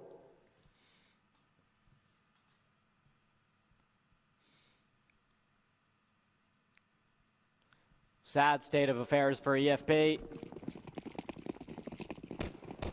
And I hate to see it because, like, with Min's Cows now winning so dominantly, I'm wondering what could have happened if they could have shown their A game in the previous match. Obviously, they're competitors, one of the best teams in the tournament, maybe the best team in the tournament. We're going to find out in a few hours. Still, Min's Cows, I'm glad they're able to keep their energy up for this final game of the tournament for them. EFP looking to lick their wounds as they're up against 12 rounds from Min's Cows. Play their hearts out as much as they can. That's a kill from Consume. And they are going to buckle down on the A bomb side. It's still a 2v4, remotely possible. Do they still have the energy to go all the way back? I guess they do. That's a labored spray. Scorpion to take down MDS. And Mendel's still sticking around. 1v4 opportunity. Scorpion will delay what has felt like a foregone conclusion. Well, it's their turn to pull off a crazy comeback now, I guess. If they don't, then as you say, it's probably bust. Losing even just the one. That was a really nice shot, actually, watching that in slow motion. A couple of crisp picks. But yeah, even just the one map loss really does make this a hell of a lot harder. We know that EFP struggle in the laser tag department. See if They've got 8 rounds in a row up their sleeve. ZNX rubs salt in the wound on what is effectively an eco round. A big connection with a scout to the head. Lands another. What is Consume doing there? Knew that ZNX was on the left-down angle with the scout. Was hoping that he'd backed away. It's not the case. Now they try and crack open some space on B, which does work, courtesy of the fact that Spinks only had a USP. There's still a 3v3. And ZNX is just walking straight through this smoke. Oh my god. Oh, almost. Just a little too slow on the adjustment, but the potential was there. Makes you wonder why he stops for a second there. Because had he just walked straight through, I think he would have had the planter. Yeah, whilst maybe. he was planting, that is. Yeah, I think the player in dark was watching for it, but not too sure. Certainly was a better chance if he had walked through. Maybe EFB is trying to pull one of their own comebacks, but it's a terrible time to do it. MDS wanting to waste as much weaponry as possible. Headshots looking crispy as they walk in. Wow. Yeah, that is a ton of damage for a team that is already up against the wall. Not like it matters, though, because, I mean, they can still keep bringing out the money, keep bringing out the weapons. They know that one loss is GG right here. So sharp from MDS at the end there. And yeah, what was effectively an eco round. There's one scout invested, one MP9. They found all 5 kills and actually managed to carry across 2 AKs as well. It's really the best out of a bad situation. See just the panic from Mevo. Didn't have his gun out, had to quickly switch. Yeah, here's that little sequence from MDS again at the end, just to make this as expensive as possible. Punish them from exiting through CT instead of Banana. And you kind of expect them to close it here. After a round like that with such limited weaponry, now they got the big guns back out. This is surely the end of Inferno.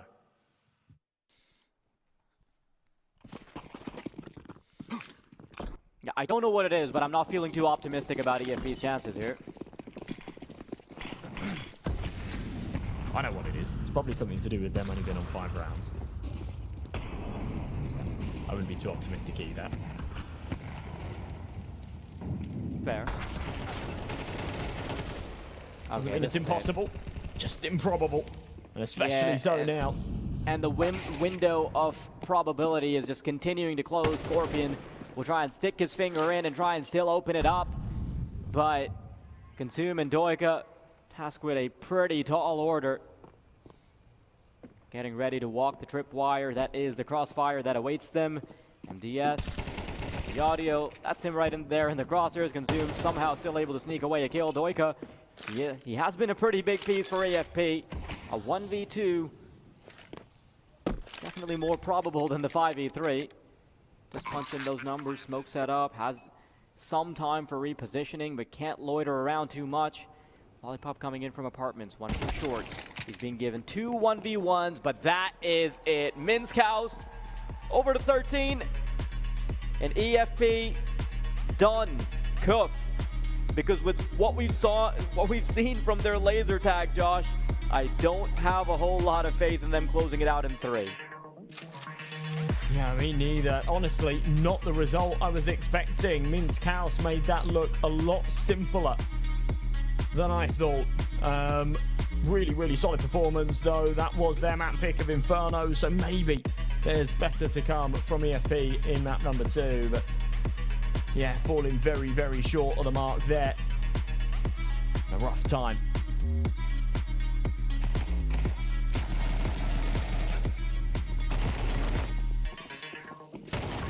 Well, we're going to throw things over to the desk to get some thoughts on that one, so break it down for us, guys. It was a lucky day for MH, but not enough luck for EFP. After the amazing performance that they did in last best of 3, now we see them and they're like a little bit off, as we can say. Yeah, this is the Minsk House that we know from the group stages. Sadly, they weren't there up against X-Goats, but this time around for the 3rd place decider, they are up and running like an engine machine. Meanwhile, EFP looks like they're running out of gas in the fuel. I mean, if Kimar went for one of those lucky draws, I'm sure he would win a car. After all these lineups we've seen, every time they came banana, they were just lining up 3 in a row. I mean, one man can't do it all, you know. It was a tough game for them. This is the, I mean, look, if you compare this to the semi-final they played, they were always in the lead. This time they found themselves with a big gap that they need to make a comeback, and they are out of energy, as you mentioned. And you can see like the frustration on the, you know, on the looks and the faces of Team EFP. That loss is going to be tough on them. It's a very hard loss. But again, this was Inferno for us, and this was the map pick of Minsk House. Looking at the scores of both teams, MDS had an amazing game, especially on the CT side, while on the other side, we can say Kimar on the B as well had a great time there. Yeah, actually, both teams, they did pretty well, but especially Minsk House. This is the Minsk House that we got used to in the first 2 days. Yesterday, it wasn't their lucky day, but it doesn't mean that it's the end. The third place is also as good as it is, especially that we still have also another game, which is going to be Dust 2. We got used to Dust 2 as one of kind of the best maps of EFP, but now that they're going to play it again, and after losing the second place and losing again now, it's going to be a little bit hard for them. Yeah, it's going to be a bit hard, but then it's more about, again, the knife round and who's going to be really winning that to take the advantage here. But it's hard to say. You can tell the frustrations. You can tell the energy is running low, very low. They need a massive... Throwing headsets, throwing stuff. Yeah, as long as you don't throw the game, then that's the most important part, right? They're doing this also. Okay, she's being... You are officially a CS2 player now. Congratulations. But 100%, they need to really bring it all back into this if they want to at least reach the third place in this competition. The thing is also, when you show frustration as a player of a team, you must realize that you have also 4 other teammates that look and see your physical reaction. And that could affect your mentality as well. If he's frustrated, you're going to get frustrated as well. It can spread, which is something we don't want to see. We want them to come back. We want them to have another strong game and maybe push for another laser tag. And that's going to be very tiring for them.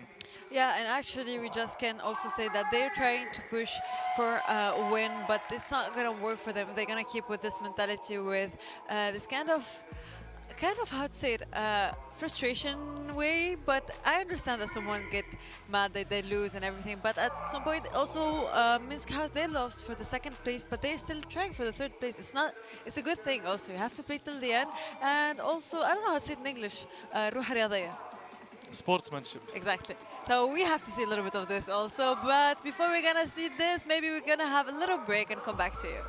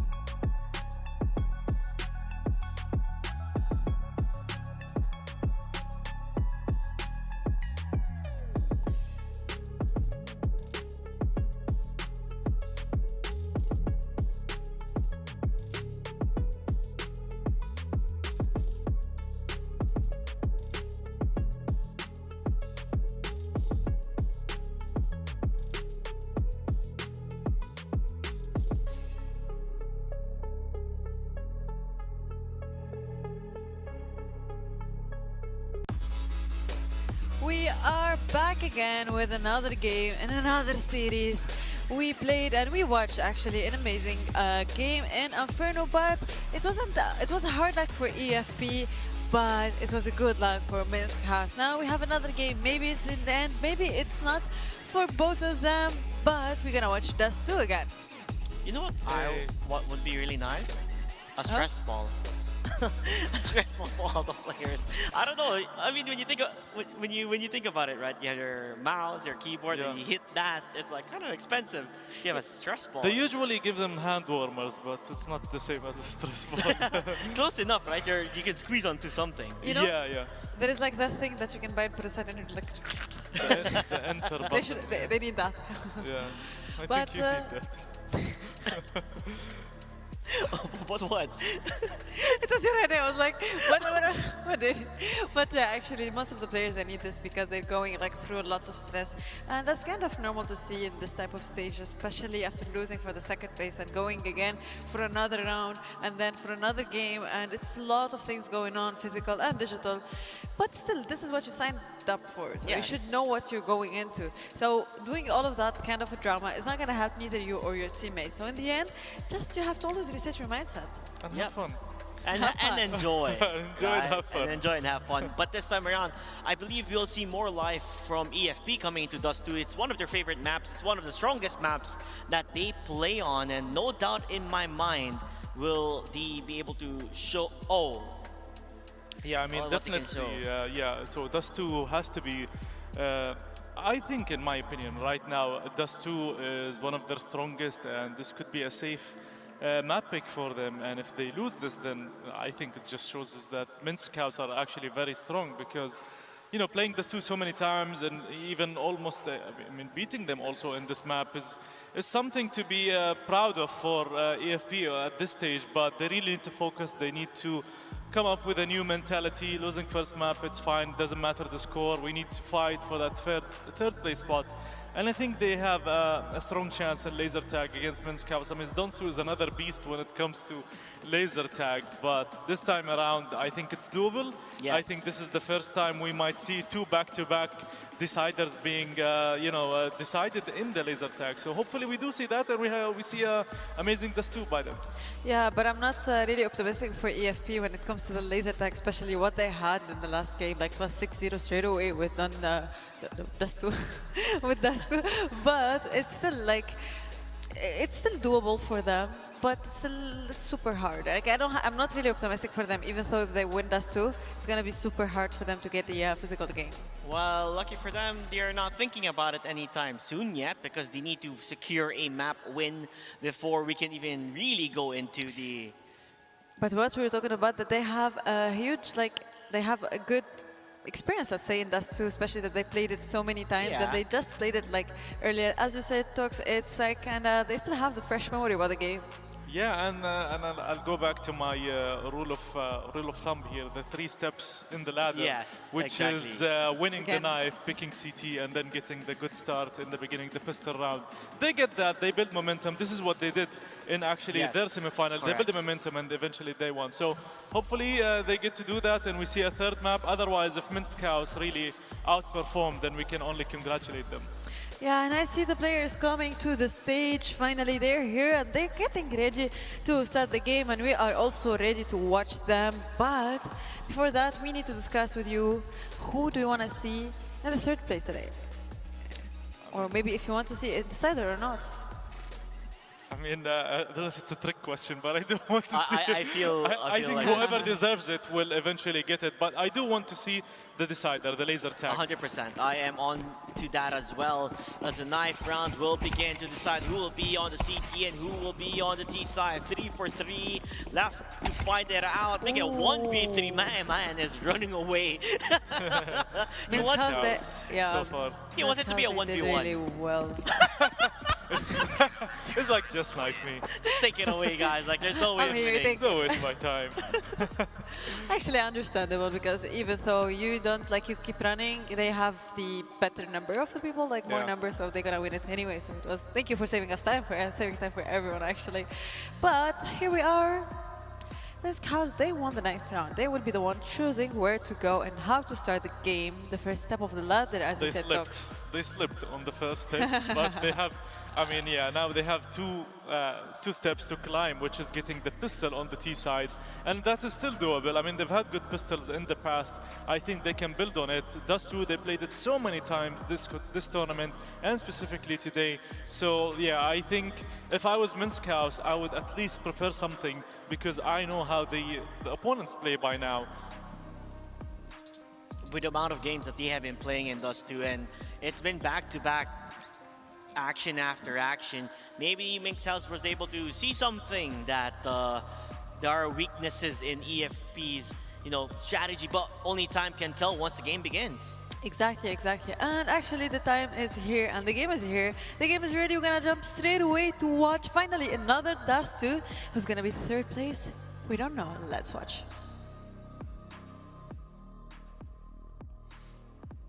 Final map of Counter-Strike before we tee up the actual finals that I'm sure a lot of people are lining up for. Two big boys await on the other side, Dons2 and XGOAT. They're waiting for the 3rd place decider to finish, and I think for EFP, having lost the first map, knowing they have been looking quite hopeless on the laser tag, they're not going to feel too excited going into this Dust2, but for Minsk House, that is all the more good news, so they can wrap it up quick. Absolutely, I think they're going to be looking to get this done in 2 bites for sure after what we saw on Inferno as well. But fast pace into the B side, ZNX drops, but MDS and Sphinx line up a couple of nice headshots. Fast flank from Lollipop as well adds complications to this. Got to plant a little bit further to the left so that you're covered from tunnels. Dodgka with a whiff, but somehow recovered. Mevo, a couple of nice headshots, and there you go. That's a little bit better.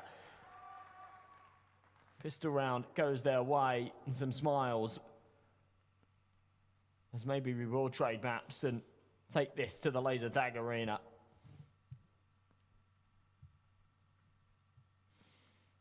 I will say that even just flat out 13-0ing this map doesn't really increase EFP's chances of winning this game by a lot, because like I know, was that a 6-7 reference? Come on. Aren't we all above 20 years old on the server? But anyway, the idea is that EFP, they have wanted to stray away from the laser tag arena for quite a while. They, even against Dons2, they just didn't want to go to it. Had they not choked, they'd be standing tall against XGOAT, getting to play the rematch. But yeah, for a team that is seasoned like Minsk House, for a team that selectively looks to fight you in the laser tag arena, they've gotten the majority of the work done. Wow, look at this. They've identified Mevo with the scout. They've dinked him, and now all 5 are charging him down with the USPs. And there it is.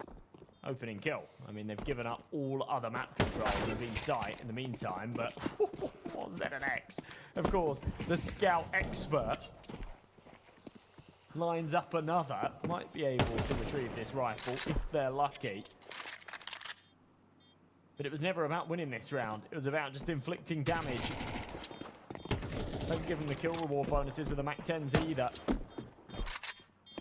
Well, we'll go and grab that Galil. Galil walking right into the USB. Recover Galil will upgrade to an AK. Oh no, they both died to the bomb. Even though he dies, it's still plenty of damage. Certainly a big nuisance. You're coming into this with what? Just USPs, a scout rifle from ZNX, so definitely more than they bargained for.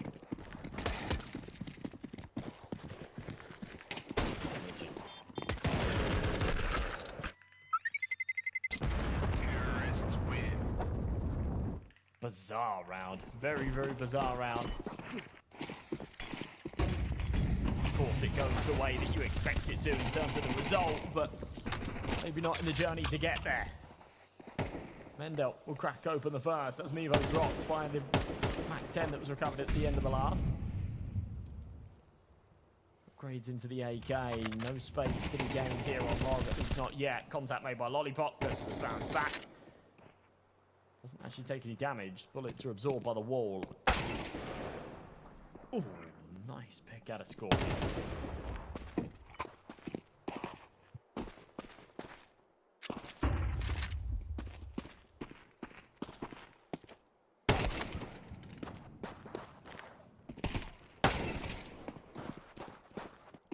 Okay, Minskouse showing us flashes of what we already saw in Inferno.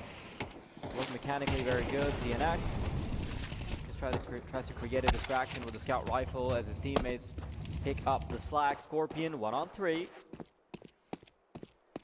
Would be cool as a confidence builder. Running around looking for anyone that might show their faces.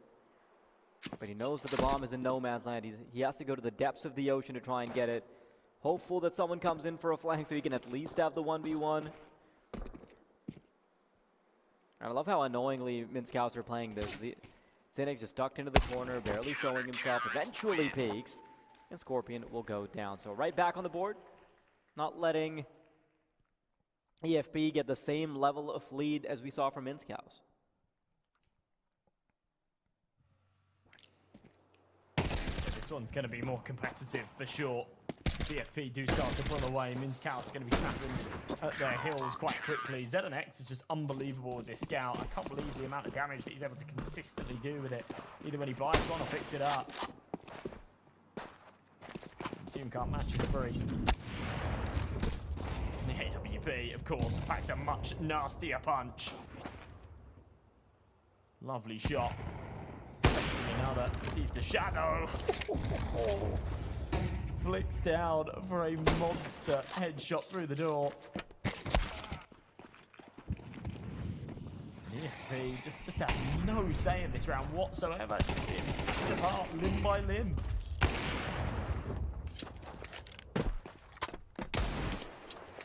Unfortunately, a very limp showing from EFP. There's just something about Minskouse's gameplay that screams they're having fun, right? The fact that they still have some energy in their play, that they're willing to go for pushes, they're willing to go for aggression. ZNX has been toying around with the scout rifle for the longest time. Eventually did upgrade to an AWP, yes, but clearly there's an almost defeated aura emitting from EFP. Free scout as well. It's one that they actually gained for killing Mevo in the eco round. He's just been sort of running it back, not wanting to upgrade. He had to drop someone this round, but prior to that he had lots of money behind him. AWP looking for more here. Does he want to merge through the smoke, but ambitious. He's taking that jewel and by himself. MDS is now going to pick up the pieces, and triple will suffice. Sphinx able to follow up. A little bit expensive, but he'll get to the AWP. That's okay. AK recovered as well.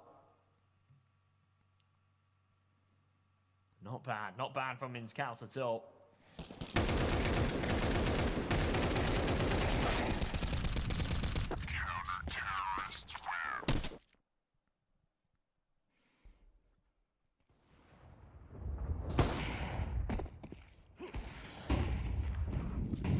I think when you're at the airport, when you're huddled together in the plane and having a conversation about how your tournament run went, at least being able to make it to the third place finish on the podium makes you feel like you didn't lose everything, right? You gained something.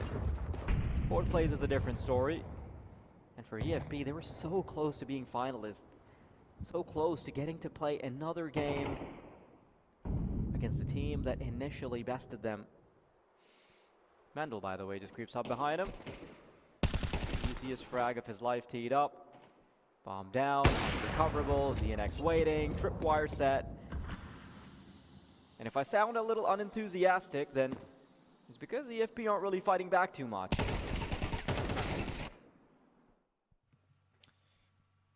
Yeah, for a round like this, heavily invested, and they just give us nothing.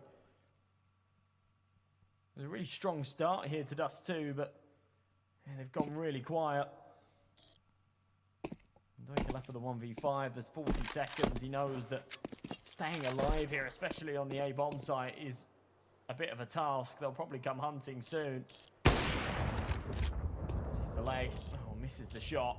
Now he's in trouble. They're going to start swarming. They know they've already won the round. Bombs down in middle. Yeah, big swing from ZNX. Very, very quick to the trigger. And a round that, of course, we were expecting Mince House to take after the initial entries, but expecting no casualties. That was really, really clean.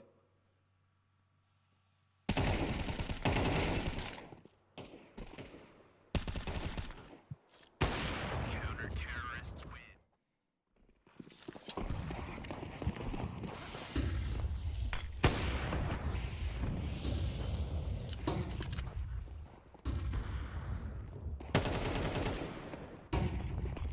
Just running it down.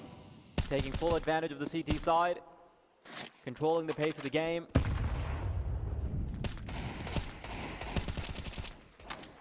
Scuffle on long shouldn't really materialize into anything more than certain death for EFP here. Mendel tossing another smoke so he can maintain sightline on long and make sure he doesn't concede any control. In the meantime, Lollipop going exploring.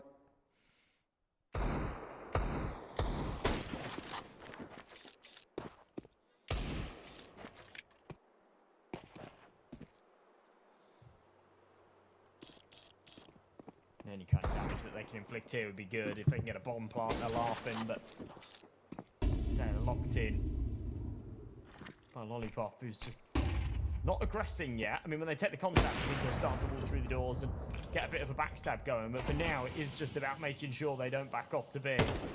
Here we go. Yeah, contact made. He'll start to activate a little bit, saying to his teammates, save some for me. Stomping to get there in time, and yeah, no trouble. Ends up with a nice little two-piece, pads his stats, 7-3, he sits. The scoreline will continue to go in their favor as well.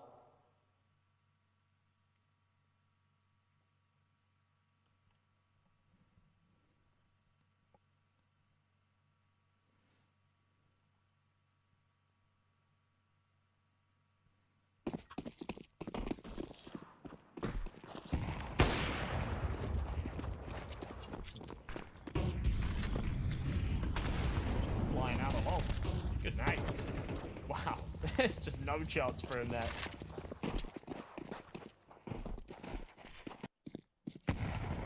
Kind of hard to understand how this is EFP's map pick with how quickly they're being dismantled. Swift shots from ZNX. The flick of the wrist will stop him. An attempt to drop down into CT, and you just cannot face ZNX without having a bullet in the skull. Man's going nuclear right now. Didn't get a chance to catch a scoreline. It's 13 kills, something deaths, 2 or 3 deaths maybe.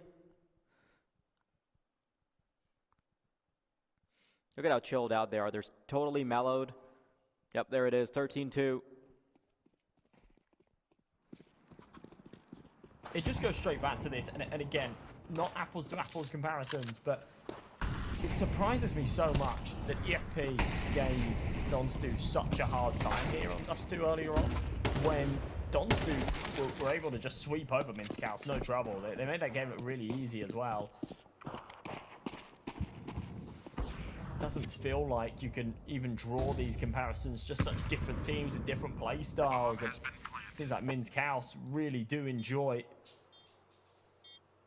the play style of EFP and countering it. Molly, doesn't go deep enough. They're aware that there's one at the back of the site. There's just not a lot they can do about it without the bullets. Mendel does deliver it. Big headshot, 2v2. Flashbang over the top. He'll fly in, take the duel on Carl. Full W, all gas, no break. Stoico can't do anything with the Deagle. And Minskows, even with the site lost and a slight disadvantage, they make it theirs. 7 rounds.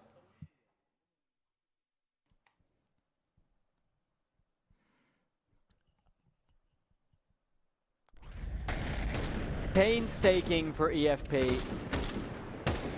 With how many times we've seen someone grab their peripherals, thunk it down on the table, slam a desk,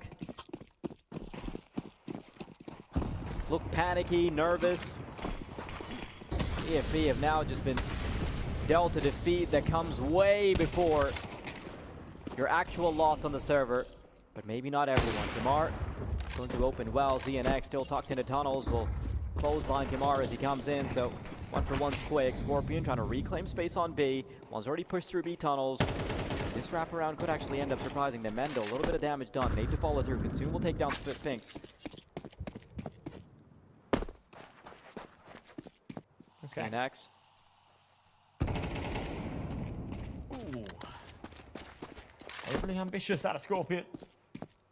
Trying to cut off the rotation and find a bit of space instead. Makes this round very, very plausible for Minskaus to pull off. Then next comes up from long. Takes the contact with the catwalk play. A beautiful shot onto Doika. Flanking from behind. ZNX adjusts. That is an unbelievable 1D.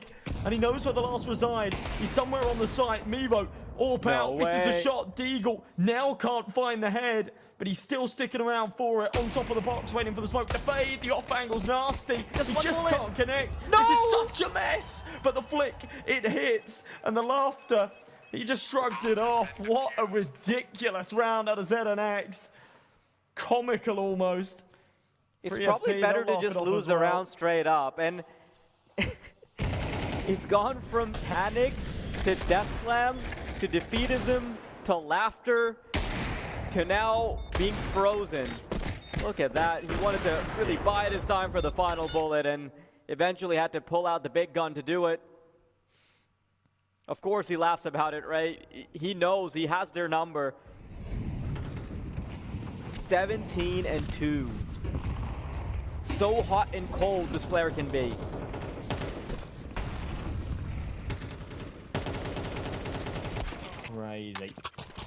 Crazy work. Following round actually quite quickly leans in the favor of EFP. I think at any other time, you know, the earlier on EFP where they had so much to play for, that would have been a desperately frustrating round. With where they are now, third place decider, not much at stake. They're able to just laugh it off. A bit of testament to some of the mistakes that they've been making today, some of the slip-ups. Good kill from Mendel.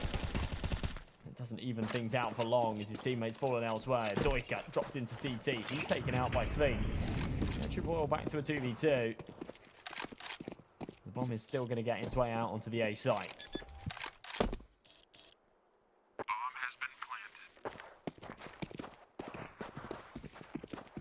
AFP, once again, much like Inferno, an attempt to lick the wounds. He's the bombs down. Nice shot from him, too. Mendel, let's reduce it to just one. Trying to bait out Kimar's shot, but a third will be struck on EFP's side of the scoreboard.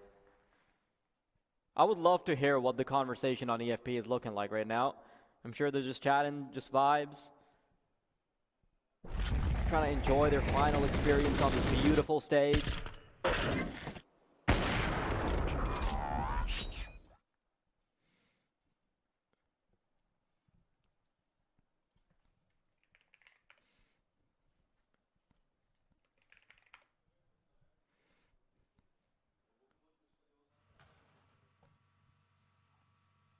Well, they definitely seem more relaxed.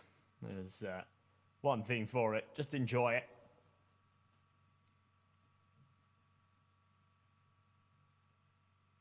Final day of the competition. It's been a really interesting weekend. Ups and downs, upsets galore. See the scoreboard there in the arena. 17-3. I didn't quite realize how much ZNX was actually dominating here in the server. Triple AWP setup. Draws first blood. Trying to get back by Doika. So instant 4v4 for the final round of the half.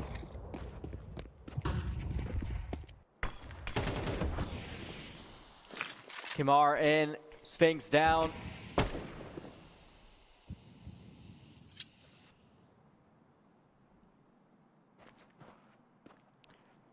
Yeah, 4 rounds maybe. Get 4, get the pistol, maybe get the engine going again. Don't count on it though. Because the form that we've seen from Minskows is one that, had they had in their first match today, we might have even seen a different outcome. And I'm probably getting ahead of myself, but certainly a better game, right? Hello. It's delivered some interesting moments.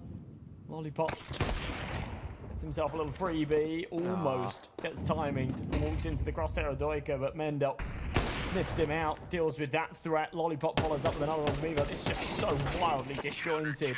Whilst the bomb's going out onto B, you've got one piece coming through the mid doors, one wrapping around long. In a perfect world, those three kind of cohese and pick off the rotations, but in reality, it's just a mess.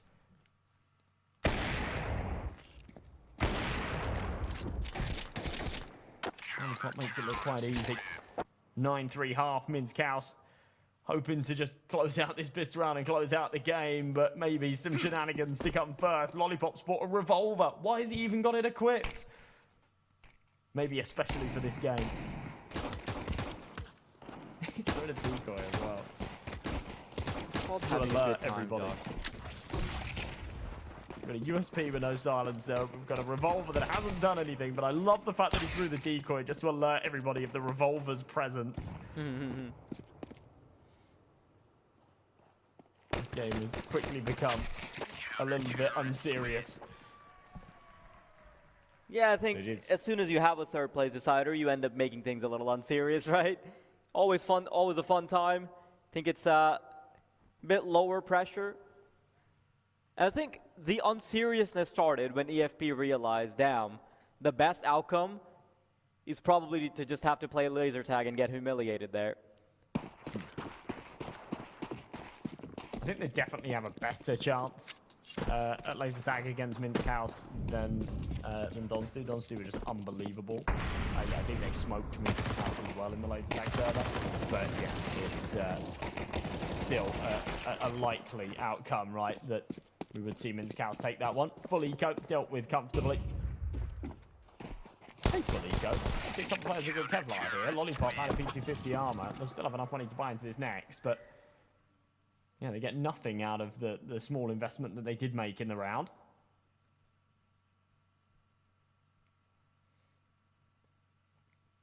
Now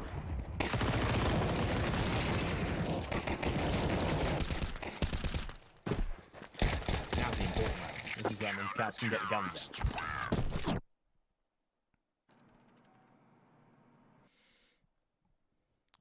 Dudes, they need to be studied. What is this emotional range? It's pretty wild, isn't it? It's pretty wild. I mean, it's nice to see that you just sort of like come to terms with the loss and the fact they're not in the finals, and then, you know, enjoy themselves a little bit. But yeah, when you compare it to the end of the first map and there was genuine rage, you know, the headsets being thrown down and a lot of frustration, now they seem pretty unbothered about losing the rounds. So yeah, I guess you just sort of come to terms with it. You're talking about the stages of grief. They've definitely reached acceptance now. ZNX looking for the fight rather than the bomb.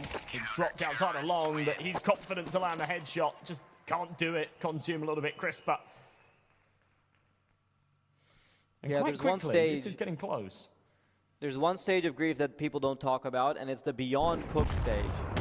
After which, you try your best to have a good time.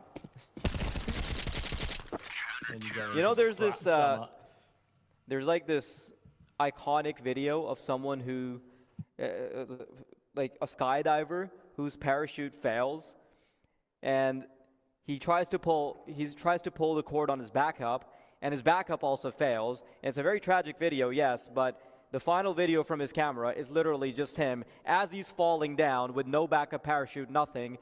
He just flips his fingers, like both middle fingers to the air, and just like gives a thumbs up as he's falling, right? Because that is the beyond cook stage. That is the stage that I think EFP are in. I guess so. Going through the anger, the panic, and then Yeah, all right, we accept our fate. But as they start to claw back more rounds here on Dust 2, maybe that then starts to sort of fade a little bit. Maybe that doesn't end up being the case. Because if they win this round here, which you expect them to, it goes 9-7. The map actually becomes very winnable. Now, again, I don't have high expectations for them in laser tag at all, but to come away and say, yeah, we actually took a map in the semi-finals, we took a map in the third place decider, we remained competitive throughout, is still an achievement in itself. Straight back from the AWP.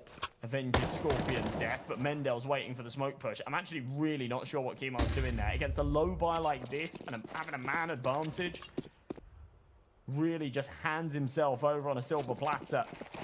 Give Mintzkaus the opportunity to even out the numbers. So we're back into a 3-on-3. M4 recovered as well. And they're walking straight into the AWP of Mevo, but he is low on health. And the B site is only defended by him. So you expect him to take one, but then there's an instant opportunity for the trade. Maybe not. Love how Miro just starts emptying his pockets, knows that he just needs to buy as much time as possible for Consume. As he moves in, Mendel now left in a 1-on-2. Notice there's a player in the back of the site.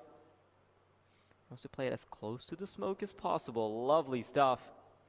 Wants to run into the second duel first. Mendel right up close, but a good flick from Mevo. Wow.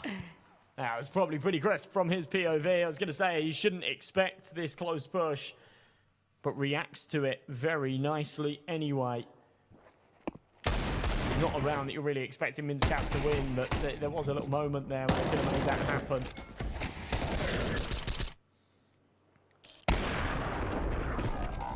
Yeah, it was tidy from me, but I love the reaction. I love it. All right, 9-7, 2 rounds separate these two teams. And fast please, definitely with a sort of new look attitude, translating into better results in the rounds as well. Consume's having a great map. It's at 16 and 12. He's really making a huge difference here. On the other side, Spinks slacking behind a little bit. Everybody else looking strong. Oh, the boost misses. Oh, it's a big fumble. Ooh. That could have been an early pick, but yeah, they messed that up big time.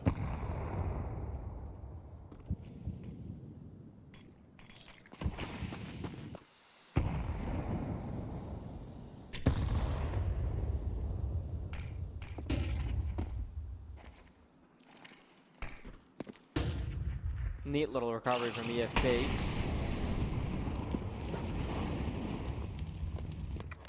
Monumental slowdown from Mintzkaus. Almost cosplaying as EFP against Donstu.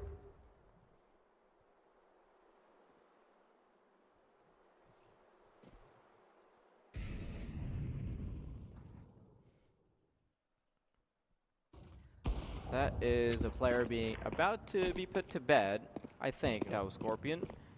More worried about the T-spawn present. Gonna be tagged. Oh, tries to walk him on a leash, but knows he's gonna get out of control. Now they're gonna come back to fight him. Scorpion, very nice shot before he goes down. So it's a couple of very nice collections. Spared his life there is just unbelievable. By the way, there's a second in the chamber. Here he is. Oh no. This is the strangest round of CS I've ever watched. Just two players. Little fight taking place in Suicide as well, because ZNX has been alerted to it. How on earth has Keemon not been able to find this kill? This was so free for him, and I think he's just completely whiffed. And now they've actually got a man disadvantage. B-side lost. MDS, whilst the chaos is ensuing, has just found 3 on the bomb site. And Did ZNX just wait for him?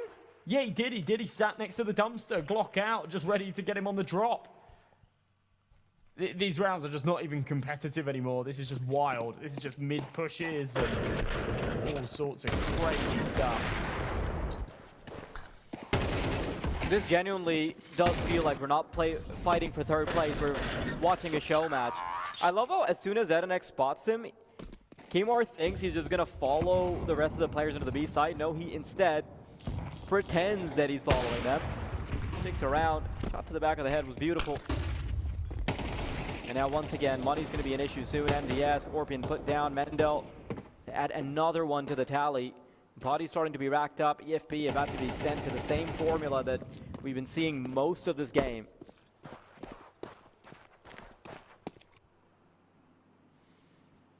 Pretty much instant two-man advantage here in the round. Should really settle it. Consumes only on a Deagle. Looking for a scout. 1M4 off in his prime. Mevo dropped. Consume was hoping he could catch the trade, but no opportunity. He's flanked in, and the AWP will finish off the job. Minskaus draw that little bit closer to the finish. 11 rounds now. 2 would get it done. And I'm not sure what the money's actually looking like for EFP. I think this was a forced buy. I just don't know how much cash they actually left in the bank.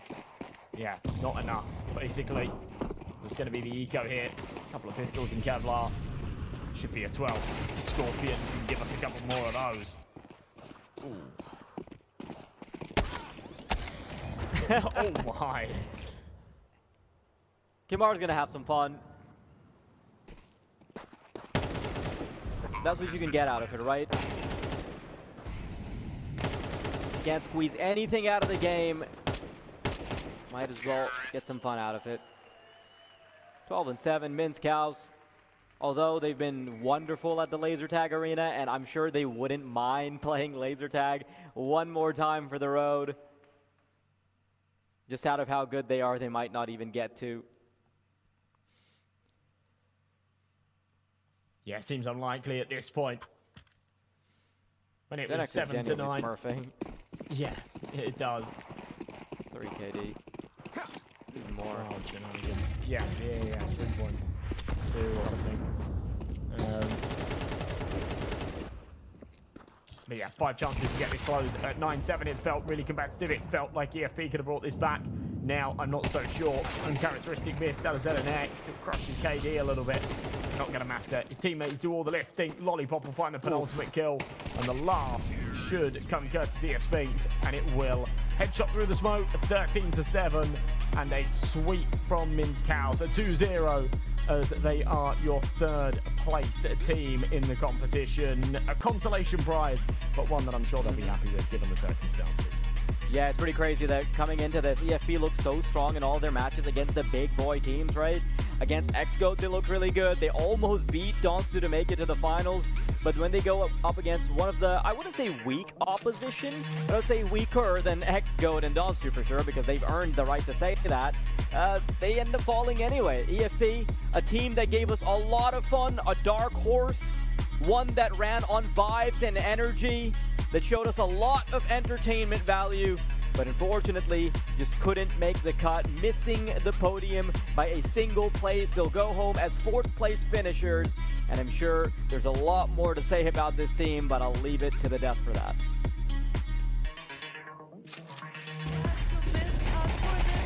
Well deserved, and actually after a long run we finally can say we know who's in the 3rd place in this tournament. Minskaus and EFP in the 4th place. We finally know who's gonna be also in the 1st and the 2nd. They're gonna be playing next, but before we go there we have to talk about what happened today in the game, especially that Dust 2 was supposed to be the map of EFP.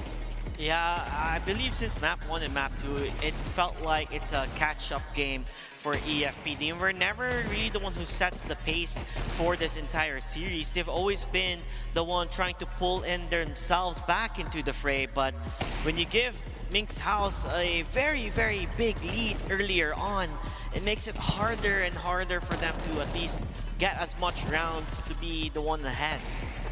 And you know, one more thing to note here is that Minskaus players just went crazy, you know. Zeden, he had lots of impact in this game with his AWP, and then MDS just went crazy as well.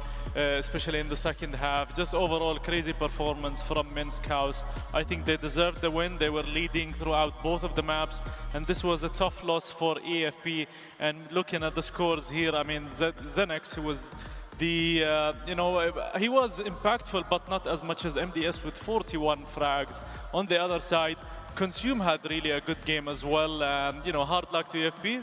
Very good game overall. Yes, thank you for this. But we're going to jump in a little interview with one of the winners from the third place. So let's go together with Minsk House. Let's talk with one of the players. See you later. Joining with us here, Alex from Minsk House. Alex, how do you feel after winning this game?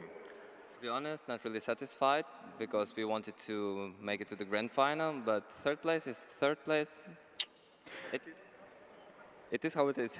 Well, I agree with you. You guys had a hard luck in the previous game, even though you were close enough to get it, but you didn't. But you did a great job in this one.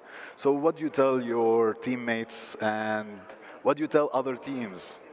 What do you mean? Like, what would you tell your teams now? Like, if you can do something better in the future, what would it be?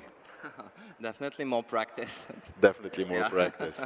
Well, I agree with you. And now, my friends, that was the game. It was incredible, the third match. And now we have the upcoming finals between XGOAT and Donsu Esports. So stay tuned, because both teams reached the final without losing a series. So stay tuned. It's coming up next at the Phygital Games of the Future Abu Dhabi 2025.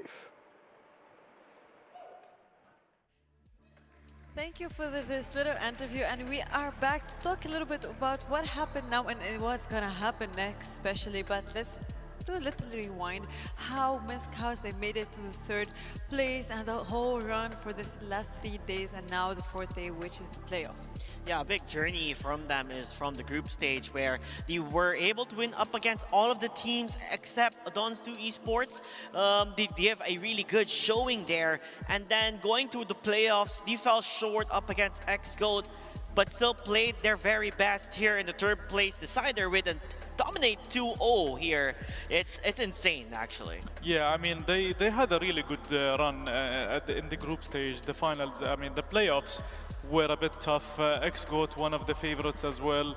At the same time, Donsu is one of the favorites, but I feel like AFP could have made it.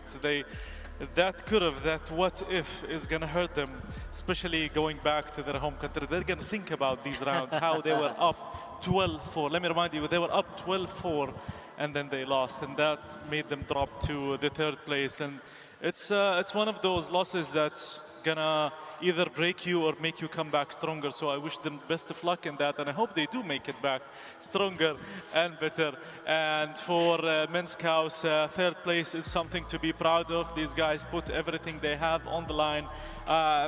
They fell short against XGOAT, who's a better team, had a better matchup. So I think overall, everyone should hold their head high. They did amazing in this tournament. They flew so many hours to be here in Abu Dhabi. It's different when it's closer to your home. So yeah, maybe next, jet lag and many things. So hopefully in the years to come, if this event is going to happen in Abu Dhabi once again, they can come back to it and maybe be the champions of that.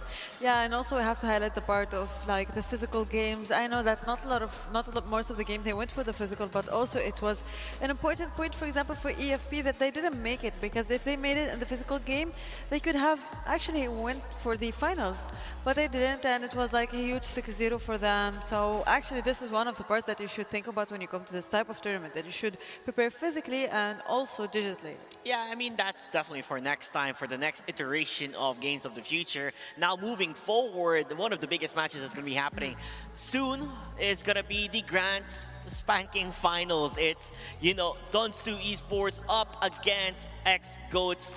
I believe XGOATs has not yet lost any CS2 maps at all coming into this competition. We have seen Donsu Esports as well go through quite a journey, and the only time they have lost a CS2 map was up against EFP in map number 2, which they almost even got a comeback from.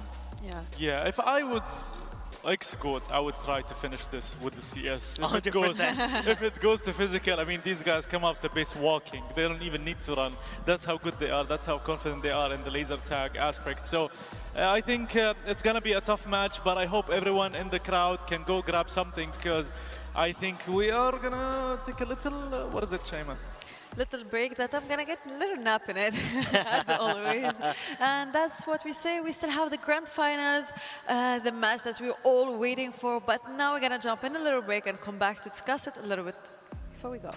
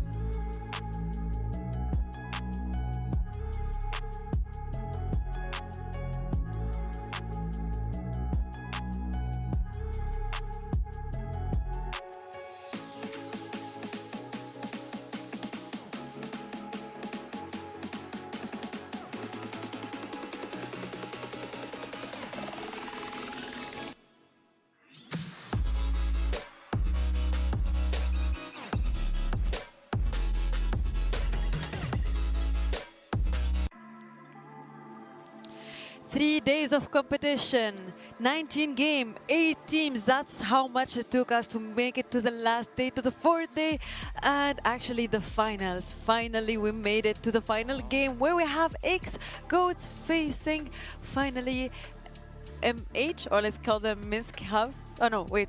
No, oh my god, I made it. You were on the roll. Doing well, I was like, good yeah, math. I had to do something wrong in the end. It should be. It should be. Like, I can't make it perfect. That's me, but it's okay. No one is perfect. But the games that we're gonna watch today, they are going to be perfect. Where we have actually the finals. Guys, how are you excited for this? Well, I'm excited. First of all, it's gonna be X-Goat versus Dons2 Esports, and we Dust can't 2 say Esports. we can't say Dons2 without Dust2. So I'm gonna be expecting to see Dust2 being Again? picked, most likely. But please, if you guys are listening, Mirage, Overpass, Nuke, like something new, please. Yeah. I don't know if they would pick Dust2. I mean, after that performance that we've seen, and I mean, they did make a comeback, but they were down 12-4. That's still a bad, bad scoreline. But I mean, they might be comfortable. Maybe it was just, their opponents having a great game on that Dust2. But so far, I think, talking about maps, we might see a surprise from X-Goat. I think X-Goat's advantage always that they have a very strong map pool, and they have lots of maps that they are strong at. We've seen them play so many maps. Yes. Actually, maybe one of the only teams that we've seen so many maps being played. They picked Train today, which we didn't expect, Yes. and they performed so good in it. But they're also strong in Mirage. They're also strong in Overpass. I don't think we've seen them Overpass. Not yet. But we've seen them on Dust2. We've seen them in many maps, and I think they have still hidden maybe cards up their sleeves. But it's been a very promising day so far, and as you mentioned, with all your math numbers. Oh my god, I was trying. I was so focused on the math that I forgot who's the teams are playing. Like, it's been an amazing competition. It all goes down to this final match, and I hope that it gets finished, in the laser tag. Otherwise, we're gonna see a 2-0. yeah, actually, this is the best thing about this tournament: the laser tag, the physical part, where it makes it like a little bit spicy, as you say, like these things. But this is what we were Like waiting the what? for. Like that. Spices. Spices. No, with the Yeah, sound effects. Sound effects. I'm always doing the sound effects. is always here. But yeah, overall, this is what we're waiting for, the finals, to know who's the team that's gonna get that beautiful trophy up there. But it's not gonna be easy on us, especially after that X-Goats were the winners of the last tournament, of the last edition of Games of the Future. This time they're gonna be fighting so hard to get that title again.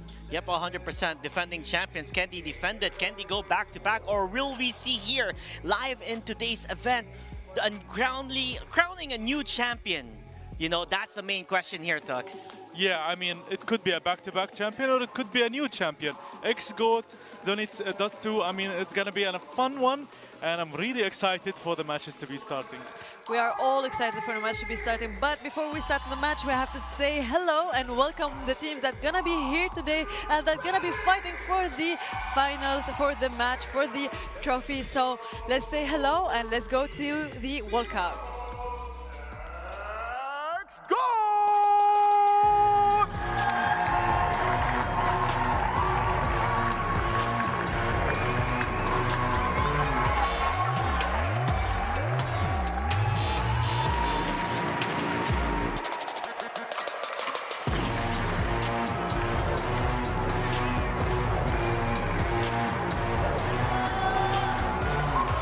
Now wait a minute, did you know that both teams reached this match without losing a series, which means they have incredible skills and they are ready to show us.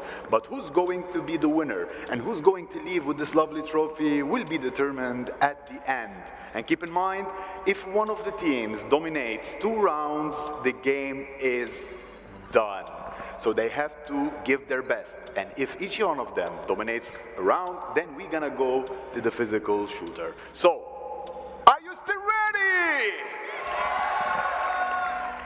Ay, come on, what is this? We can make the roof rumble. I wanna feel it, I wanna hear it. I don't want to hear the noise, I want to feel the noise. Totally different. Come on everybody, big round of applause to Dons2 Esports!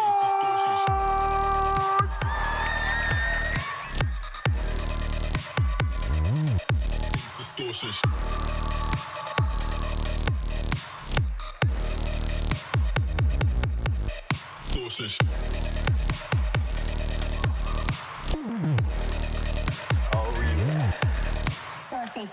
What a vibe. What a vibe. That's what I'm talking about. Everybody make some noise! So sit back, relax, and enjoy this match. See you soon.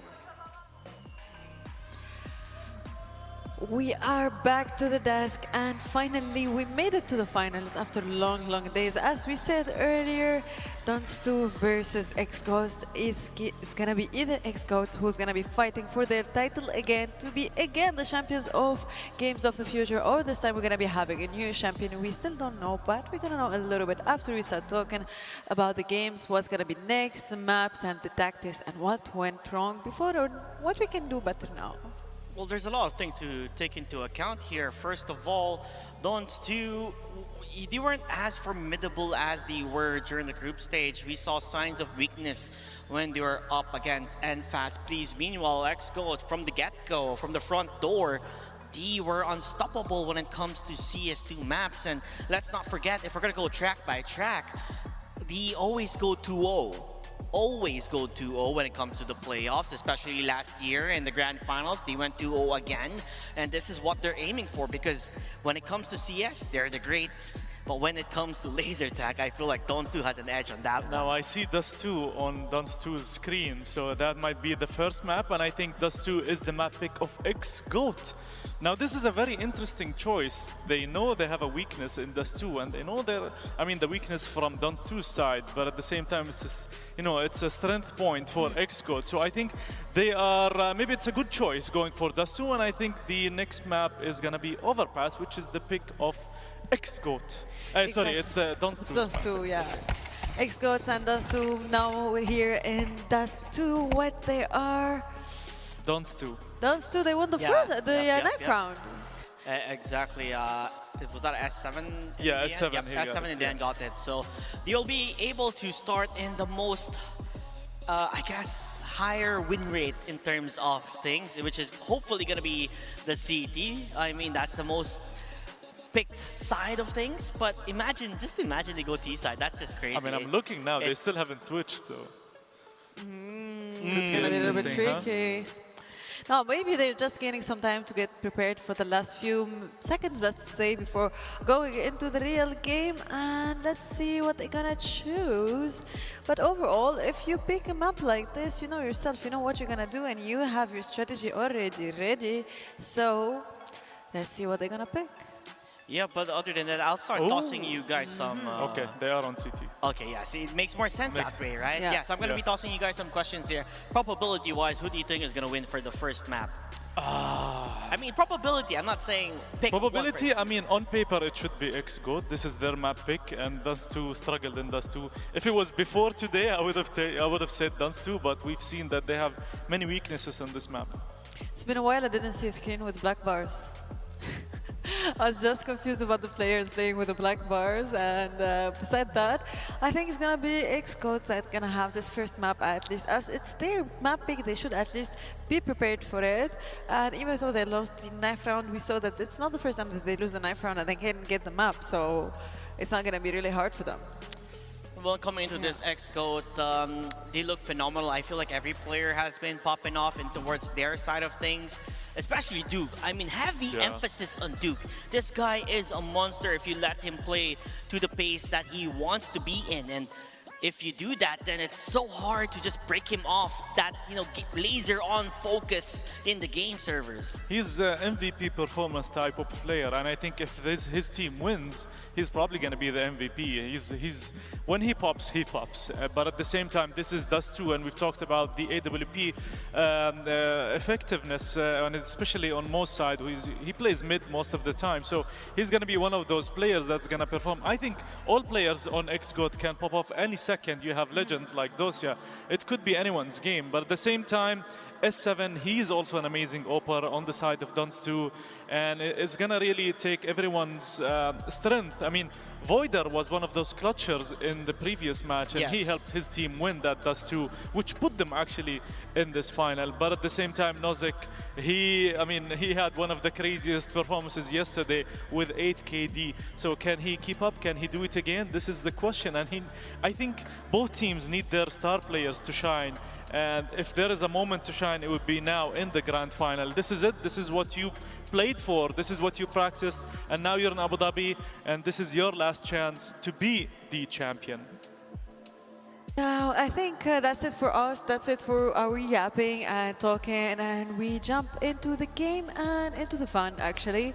So let's go together and let's enjoy the game. See you later.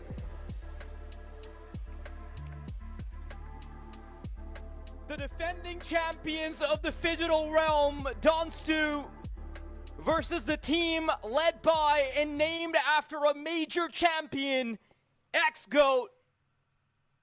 The final match of the games of the future. And Josh, that future is right now. I cannot wait to get this show on the road.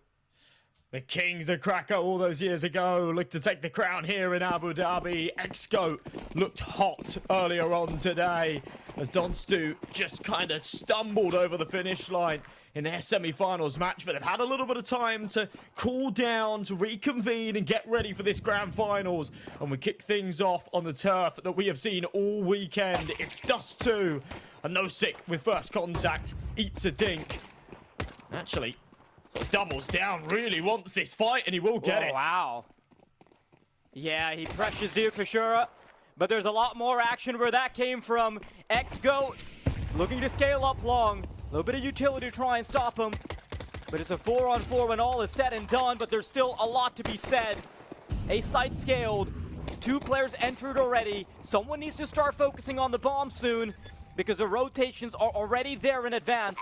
There is 1 prong all the way in long, bomb planted now. They're getting ready to scale up into the site. ADNOC quite low as they come in. 3 players from short, that's the duel, he's activated. Kate's gonna keep fighting back, that's a great flash. And ADNOC will still eviscerate Mizu, not quite sharp. And it's gonna be XGOAT to fall as Donstu start off well.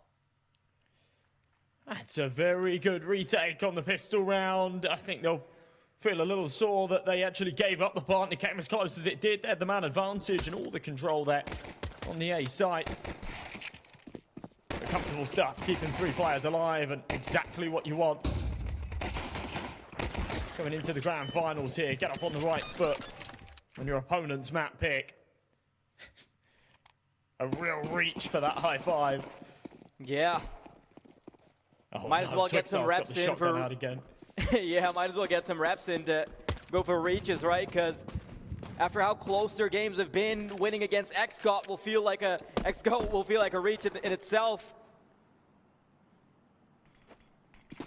And if you think Twixar is trolling when he pulls out the P90s, when he pulls out the shotgun, don't be mistaken. He's found success with all sorts of unorthodox little plays.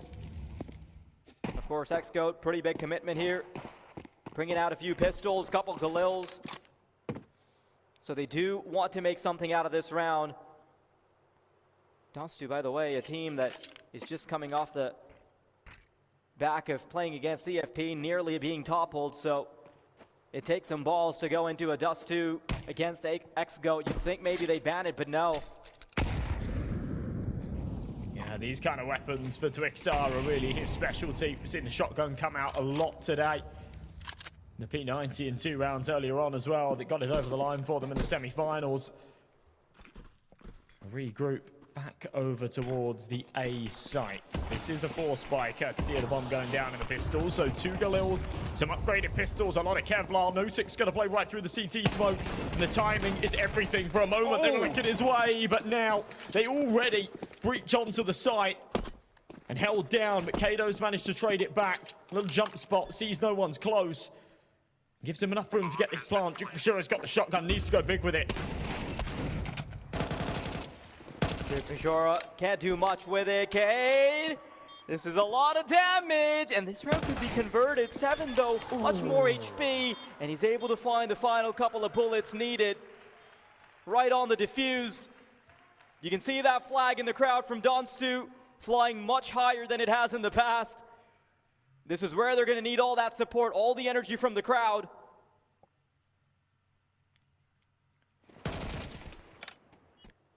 Whenever Twixar buys these wacky weapons, he only ever goes 1-for-1, doesn't he? We never see the multi-kills. It's a single before the trade, and you can't complain about it when he spent sub $2,000 on a weapon instead of the M4, but he'll run it back again. Shotgun reinvested. Big kill. 7 sniper. That is a huge kill to kick things off. Twixar's up close and personal. Man, seeing the start has been giving me chills. How is this new version of Donstu coming by? Because before this, they've had to be under pressure to perform. They've only been playing off the back of comebacks.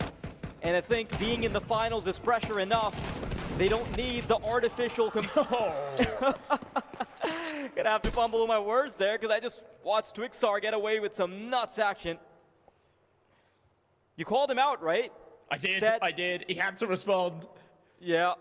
Said he only ever goes 1-for-1 with the shotgun. Says, watch this. I'll do it on a buy round as well. Picks up a triple.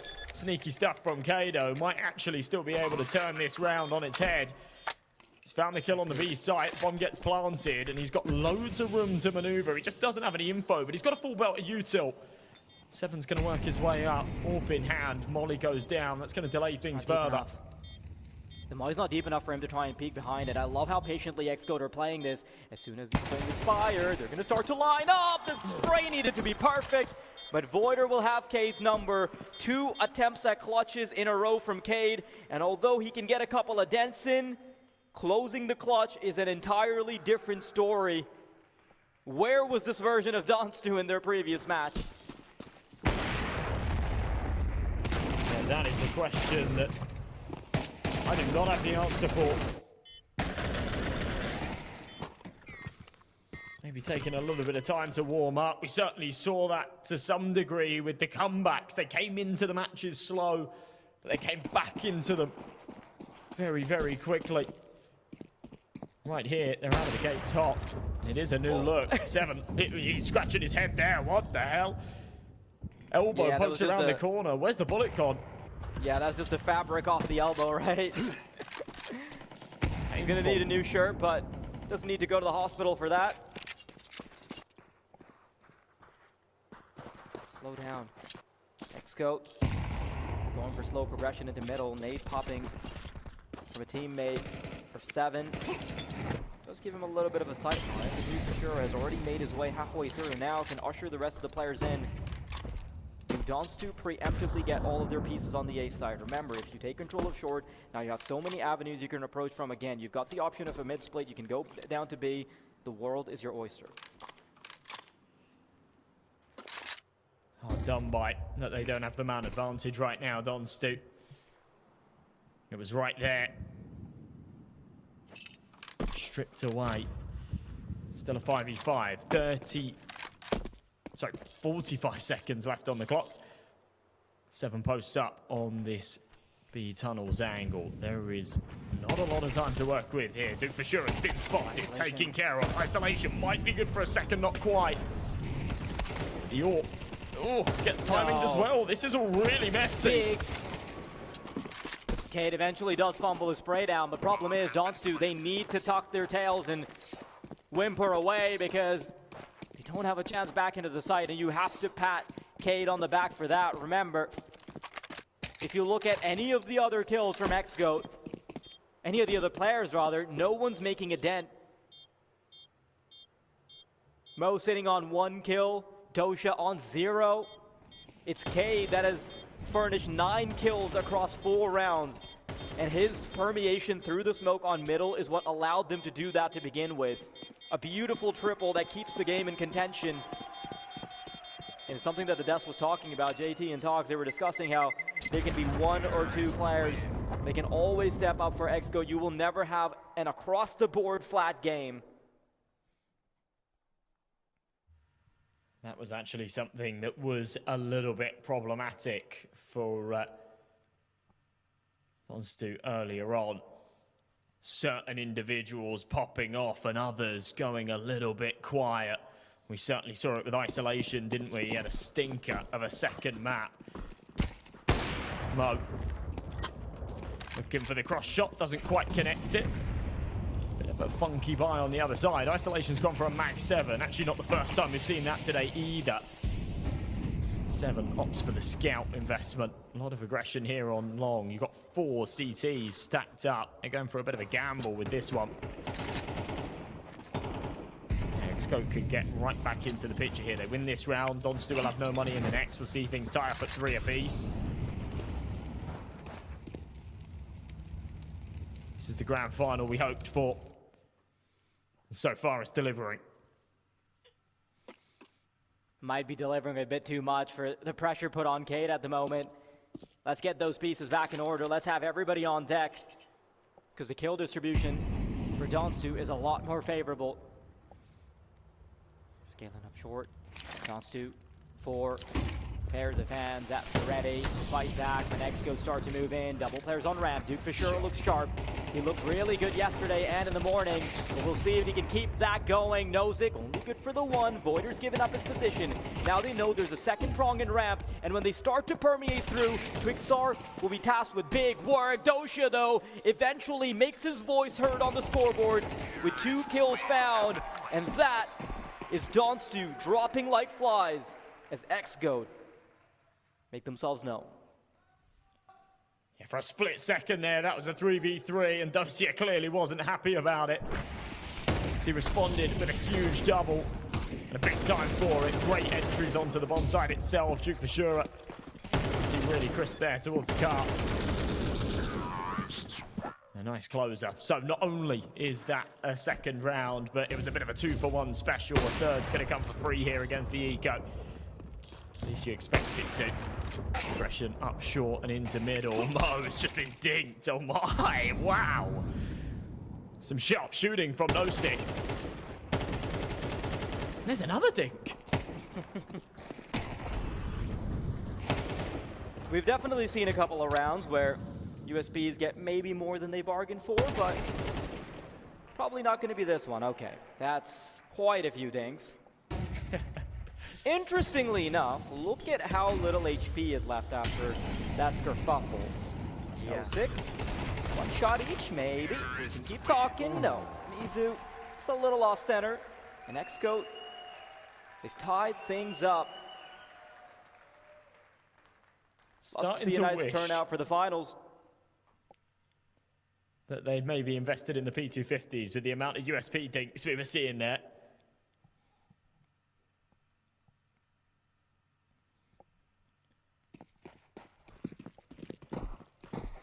3-3. Weapons out again. Mo's going to go for the boost, but he doesn't want the fight through the doors. He's just holding for anyone trying to get aggressive into the lower tunnels.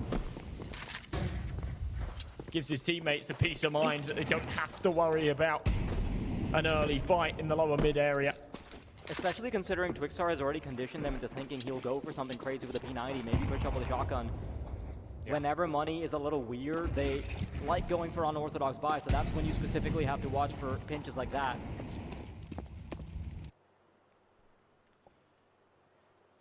Yeah, probably going to be getting nightmares later on of that XM chomping away in the lower tons. It's a nasty 3-can. I'm sure it's not the last time we'll see it either. Twixar are a big fan of the auto shotgun. Donstu's position is usually really good. I'm not sure if you've noticed, but they seem to have their pieces in the right place all the time. Last time, though, even with 4 prongs on A, they just could not manage to finagle a round out of the Xscope's mouth. Double smokes go down middle. Protect Cade as he scales up. He's been doing this consistently. I'm sure they're starting to get used to it. Cade is going to distract as the tunnel spur starts to come out. The flash is not great, though. Twixar is going to get stuck. Dosha opens up. Mizu burns one up. Nozick is still in the back. That's 2 kills for him. Can he get more? No, even with his head on a swivel. That is all he could have manufactured. Can't blame the man. And Donstu are too far away to have a talk at all. They'll circle around. They'll hope maybe someone walks into their crosshairs from tunnels, but that's it. That's a save right there. Yeah, it feels completely unreasonable to ask for anything more, but he knows he needed a third. Give him a chance in that round. Xscope will take the lead. The back of Kato sat on 10 frags already. He's been clinical on these entries. He's found several multi-kills. They won't be able to exit without complication. The M4 will hold on. But yeah, after a little bit of a rocky start, they recover nicely. They will take the lead. It feels like they've got a bit of momentum, some wind in their sails now, Xscope.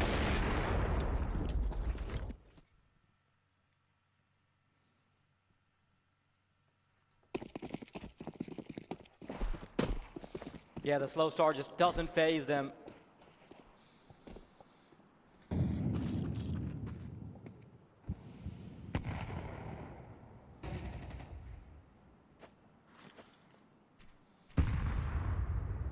I have no idea what that overpass from Xcode is going to look like. Don't think we've seen much of it in the entirety of the tournament. I think we've seen it once, right? Or am I misremembering? Yes. We've definitely seen it at least once, yeah. Yeah. But we definitely haven't seen it as much as Dust 2. It has been a staple. No sick, big kill. Can he do more? No. Just paved the way for the mid player to get active, though. Dust 2 off the back with the limited weaponry they've got. Let's see if they can still hooks around away. Here it comes. No more mollies being missed because it's the professionals at play. The recurring trend for a while. 7 forced off the angle. Boyder doesn't get any support. The fact that 7 doesn't drop, though, lets him get 2 more, and that is fancy footwork. Time ticking down. 50 seconds. Need to work. Doja found by the Deagle. Cade has space. But the combo of the Deagle and up, which will soon be upgraded to a better rifle, is a problem. Cade, plant for short.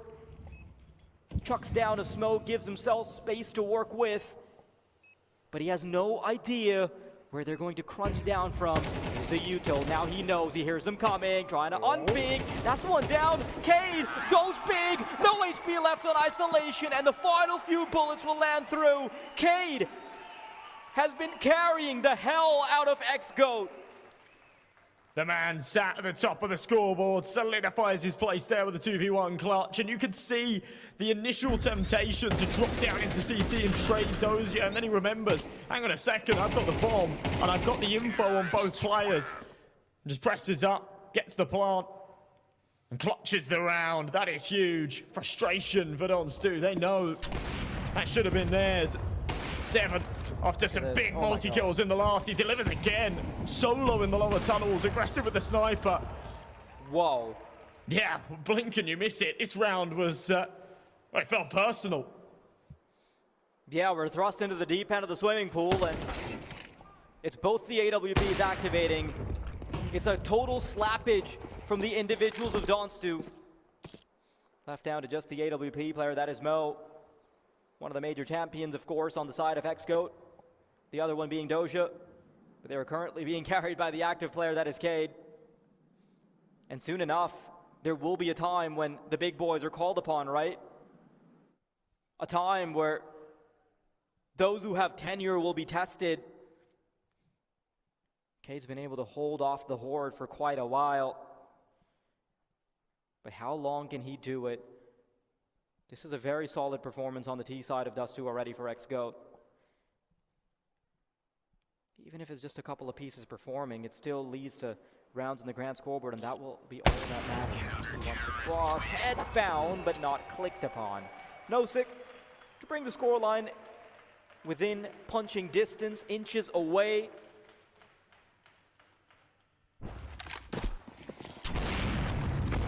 It was the all-AWP show here in the 9th. Super aggressive out of 7, and then the closer from that secondary sniper, a Nosik, that actually found one earlier on in the round as well towards top mid. So there's just so much lifting being done by the double AWPs. They will hold on to them. Xscope back with a buy, but far from perfect. Dosia's down to a Mac 10. Kato's got that Desert Eagle out. They've got to try and make this work, otherwise they will be the ones that drop down to the eco before the final of the half. You see Dons2 hit 6. I love how we've seen slowdowns from both teams. We saw XGO not have a great start, that Donstu did, but then they slowed down. They allowed XGO to recover, but then they are going to kick into high gear as well. Foot connected upon.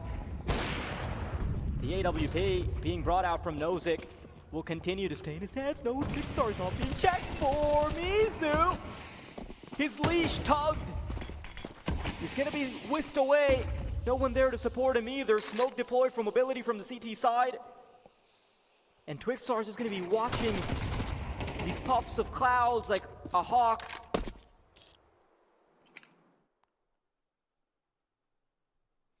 Mexico totally stopped in their tracks. Yeah, they've lost Mizu. They've taken a lot of damage on Mo. They've got to work out what the plan is now. Duke for sure by himself on a solo mission through the mid doors to try and get a bit of a wraparound going here towards B. The smoking C team will allow him to cross without being picked off by 7 Sniper, but they have to worry about Nozick at the back of the site as well, and he is just tearing them a new one. Another double kill out of him. Trades are good, but Isolation tucked behind the car will find 2 of his own, and Donstu right back in the driver's seat. They should get a freebie in the next as well, as there'll be no money here for XGO. And I think we're going to see things, at the very least, tie up at the half. Maybe even a lead for the Donstu boys. Yeah, the money's going to get awkward real soon for both parties involved. Maybe a little bit more for XGO, if anything. Isolation's hold right there on the B-bomb side certainly does them a lot of favors. Okay, do they descended? They haven't really gone for a full balls to the wall push just yet. Nozick. It's a position that he wasn't too familiar with anymore because he had switched to the AWP, but thanking his lucky stars, he's on the rifle. As the B push comes in, Donstu definitely making their supporters proud right now, not falling to a very formidable foe. To be able to come back twice against EFP, to force them onto the laser tag arena and shoot them in the head. They've been ruthless. They really have. If anyone has shown grit and determination, real resilience today, it's definitely Donstu. And they show it again after a little hiccup here in the map, but a few rounds lost. They're back to looking like the stronger team on the server. Now, I'm really surprised that XGO didn't drop down to the full eco in the last and have a better buy here to work with for the final of their T side, because I'm not sure this is going to cut it. 3 Deagles, a Galil and a Scout, a little bit of util. The Molly's going to force the AWP off the angle. But all that merits them is short control. And with their cover blown, Donstu are posted up and ready. Should be a routine shot for 7. Should be, in theory, you're right. But it's missed. Mizu, Deagle kill found. There's another in the chamber if you approach ramp. Twixar eventually has to reveal himself. That's another headshot connected. Cade's gonna step in. And what should have been routine goes as poorly as it could possibly go. The amount of HP missing on Duke Fajura and Mo is still an alarm bell that XGOAT will have to worry about, because this is not a round that they're going to shy away from. Nozick in isolation. They have the chance to still pull Donstu ahead at halftime. 7th awaits, waiting for the smoke to fade. Big advantage for XGOAT. Bomb ticking down, swing out, headshot connects. Cade still trying to fight back, and isolation will go down in a pinch. XGOAT, they're really making sure this game's competitive. What a crazy way to win a round too. Just when I was counting them out of it. Some huge individual mechanics, some great Deagle shots connecting. That shot from Mizu is just filthy. They crunch down hard to tie this up at 6 apiece. A bit of an opportunity missed there from Donstu, but they don't trail. We are tied up. It is as neck and neck as it could be as we finish our first quarter of the grand finals. And we move into the second half pistol round. Worth its weight in gold for both of these teams. And Mo wants to get aggressive here towards long. Oh, Gonna punish him quick. Cade making sure that that death will be met with kindness.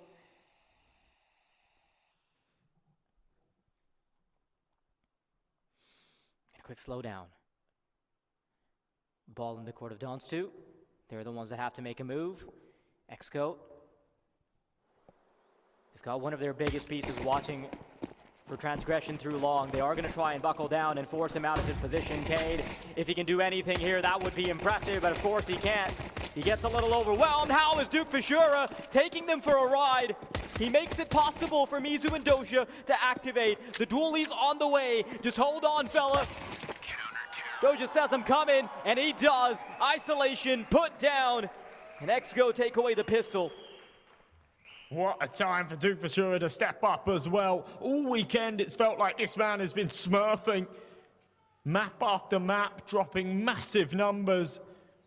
He's been a little bit quieter here at the start of the grand finals. Kado's been stealing his spotlight a tad. Comes up huge in the pistol round, and what an important time to do so.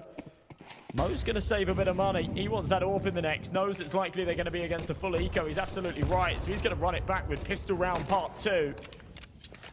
The rest of the team should be able to do the lifting. The automatic weapons, couple of rifles, couple of SMGs. Should be 8 here for Xgo.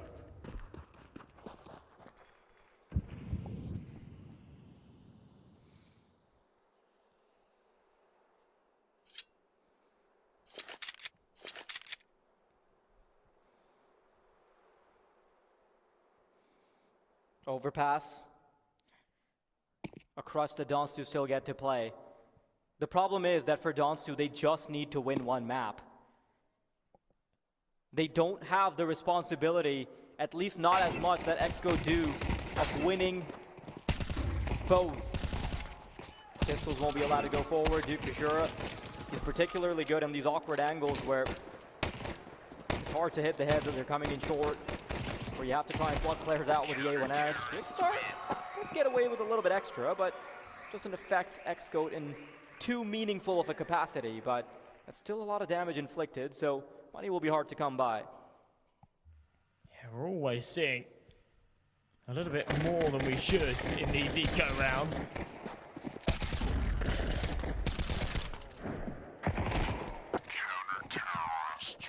Yeah, nice little clean up at the end at least. Some stat padding for Duke Fishura, he heard me say. He's slacking behind a tad in terms of the level that he's been playing at over these past couple of days. He says, hold my beer. 16 and 12. So a 2-round advantage and a chance to extend it further here, but Donstu will come back with the rifles and a bold call to walk straight through the mid doors. Xgo haven't really had anybody on the other side of this, even in the previous maps earlier on today, so they look to use and abuse that, but it's not going to matter. Duke Fishura is there for another double. The problem is you just can't run into 1v1s with Duke Fishura. He is specifically very good at having more accuracy than the rest of the server. If he's given the basic duels, if he's given 1v1s, you'll always be on the receiving end of it unless he has a significant disadvantage like the HP he's got right now. 2 players withered away. They'll finally deploy a smoke to try and usher themselves into the B-bomb set, but 2 players away. Cade won't let them through. Mo is going to go big as well, and Voider out on an island. The best he can do is find himself a consolation prize here, but that won't be given. Impressive stuff from Xgo. Picking up another round with 4 players staying alive. And yeah, even when you think, wow, Donstu have found the one area of the map that's undefended, they might be able to get a bit of a B-wrap going on here. Duke Fishura, the bouncer, denies it at the door. Pushes himself alongside Kado at the top end of the scoreboard. And they'll be up against the pistols again. Donstu lean towards the B tunnels. I thought maybe we were going to see a bit of a faster pop, but the bomb's late to join them. There's someone playing inside the smoke. No, this could be such a problem. You've lost a big piece that was maintaining control on middle. And the fact that the ops had a commission, suddenly, Donstu know there's no reason to throw this round away, throw it at the wall. No. You can take it slow. You can maybe recover that weapon. This looks like the preliminary phase of a round that is about to go oh so wrong. Can't Gives waste them too much time, options. though. But yeah, you're right. Less than a minute on this clock now. And that little bit of space that they'd gained towards middle, they won't know if that hole's been plugged. They are still going to walk through regardless. Kado's holding, but from an arm's length. He's got support on the site as well, but Mizu, of course, holding towards the tunnels. As the smoke goes down into CT, he's going to say to Mizu, got to be careful. They're coming up towards doors, and I'm not supporting. I'm on the angle. Mizu triples up, and that is round over. 25 seconds. And Donstu have just got to send it in and die here. The last thing they want is to survive. Isolation knows I'm this not round even is sure cooked. why he's doing that. I'm not sure why Isolation is backing off instead of rushing towards the tunnels. And the fact that he gets a kill on Doja might even become a problem, but Duke Fishura will put him out of his misery. I would like to point out, Josh, Cade is so good at micromanaging situations where things are about to go wrong. He loves heading out of the window. He likes taking the ball in his own hands. He will mobilize himself when the duels are coming to him because he doesn't want to be in position where they simply turtle up and go down. No. Instead, the fact that he actually comes out of the window also serves as a distraction for Mizu to get the triple there. So the details. There was triggering the devil. Quite bizarrely though, Mizu actually didn't clock it straight away, and there was quite a large period of time where he had his back turned. And the Tech-9s could have just popped his head. That would have been a very different round, but running backwards manages to survive as soon as he's on the angle. Tunnels, didn't he? Yeah, well, of course, but yeah, we could have seen a very different outcome there if the Tech-9 was a little more accurate. Double digits though here for Xscope, a 4-round lead and 3 away from the finish line. And they want to keep moving forward. He lands behind the door, won't clear out anybody, no one's home. The version of Xscope we saw on the first half is no longer the same one we're seeing in the second. And yes, they were primarily powered by Cade when it was the first half, but with Duke Fishura moving into his element, the others don't even have to lift a finger. They've got Mo and Doja, the players that are spearheading the roster. One of the guys after whom the roster is named, Doja, Xscope himself, they're sitting on 4 and 5 kills. Yeah, it's actually a very top-heavy scoreboard, isn't it? Duke Fishura and Kado doing a lot of the lifting. Mizu's started to have his moments now as well, running it back for the same strap. It didn't work with the Tech-9, and it's not going to work with the rifles either. Kado triples up. Mizu's there to finish off. And my goodness, this B site is just rock solid. No one's breaking it. And despite Donstu's efforts, they can't get in. Look at that. The spray control is so pristine. Shutting them down, and then Mo will sprinkle in a little bit of flavor too.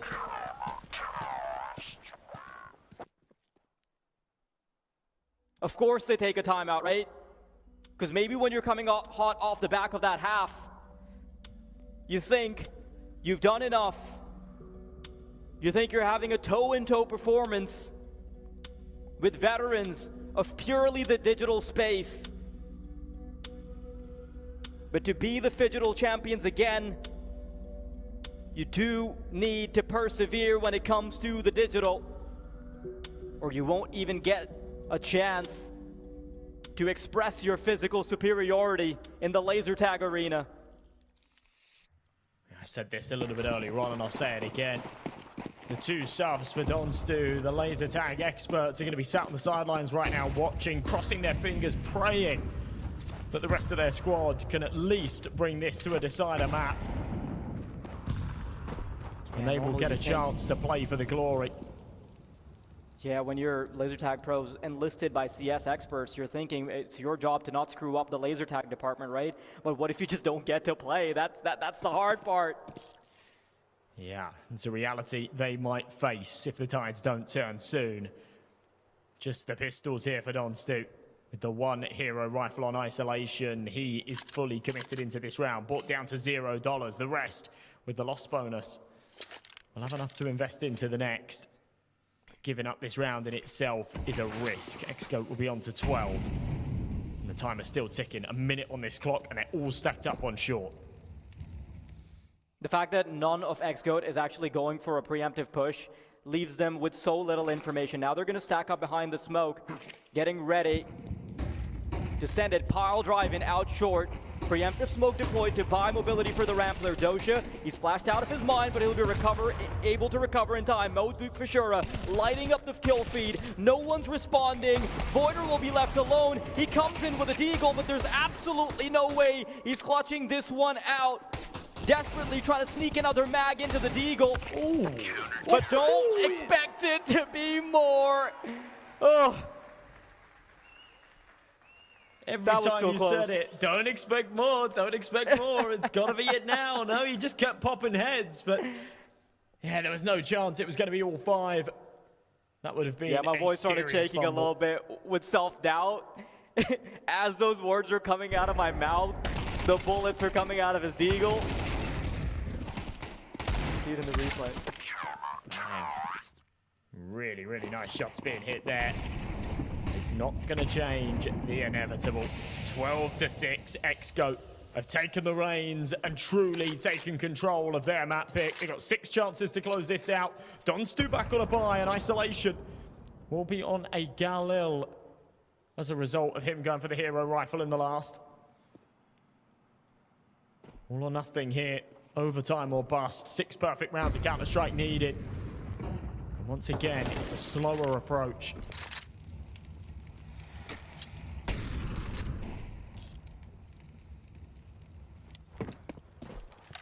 Nothing they've been able to do. Heartbreaking for Donstu, who started off so well. Duke Fishura will be pressured by Twixar. Usually when you see Duke Fishura's name, it is on the left side of the kill feed. He's the one dishing out damage. But he's on the receiving end now. There are 2 players going 23 and 20 right now. That's Cade and Duke Fishura. One of those juggernauts taken out. It's going to be a bog standard short push. But there's less wheels behind the Xgoat defense this time because Duke Fishura is not alive to help out from CT. Smoke will make it harder to fight ramp. There's the swing. Flash is good, but Nozick stops. Isolation makes sure the round is clean. And although everyone is lingering by a hair's breadth on their life, they still all stay alive. Wow, wow. Okay, all right, we're still going here on Dust 2. That lifeline adrenaline kicks in and they hold on. A really nice multi-kill out of isolation in this round. I called him out as a disappointing piece in the semi-finals. He went very quiet, but luckily for him, he wasn't needed. His teammates pulled him up on his shoulders.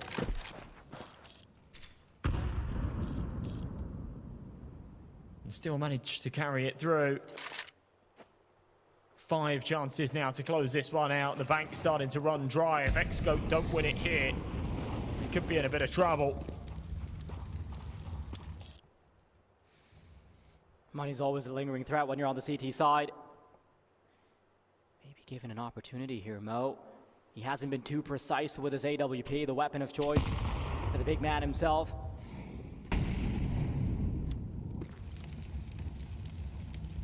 Both teams missing info. Just holding on to your defaults, trying to maintain control of short, and they've consistently faltered on mid, so I'd be really worried if they decide to push there now. Every time they go for this mid-B split, it's the same result. So they'll fake it out, they'll throw the smoke towards CT, start to progress up short instead. Duke Fishura ready on the angle, but can't jump up. Oh no, he's been taken out from CT. Mo misses a key shot, and again, the same outcome as the last round. They crumble under the pressure, and it's going to be 8 here for Donstu. This is where the money starts to become problematic. If they can hold on to these 2 rifles, I think we might see one more buy in the next. If they get hunted, then Donstu get a freebie.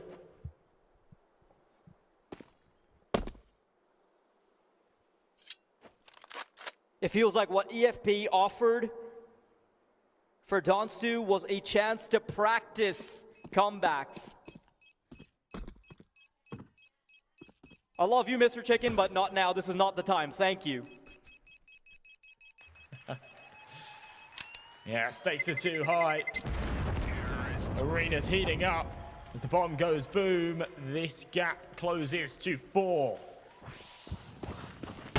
Still are not down and out just yet. They've shown us some real signs of life in these last couple of rounds.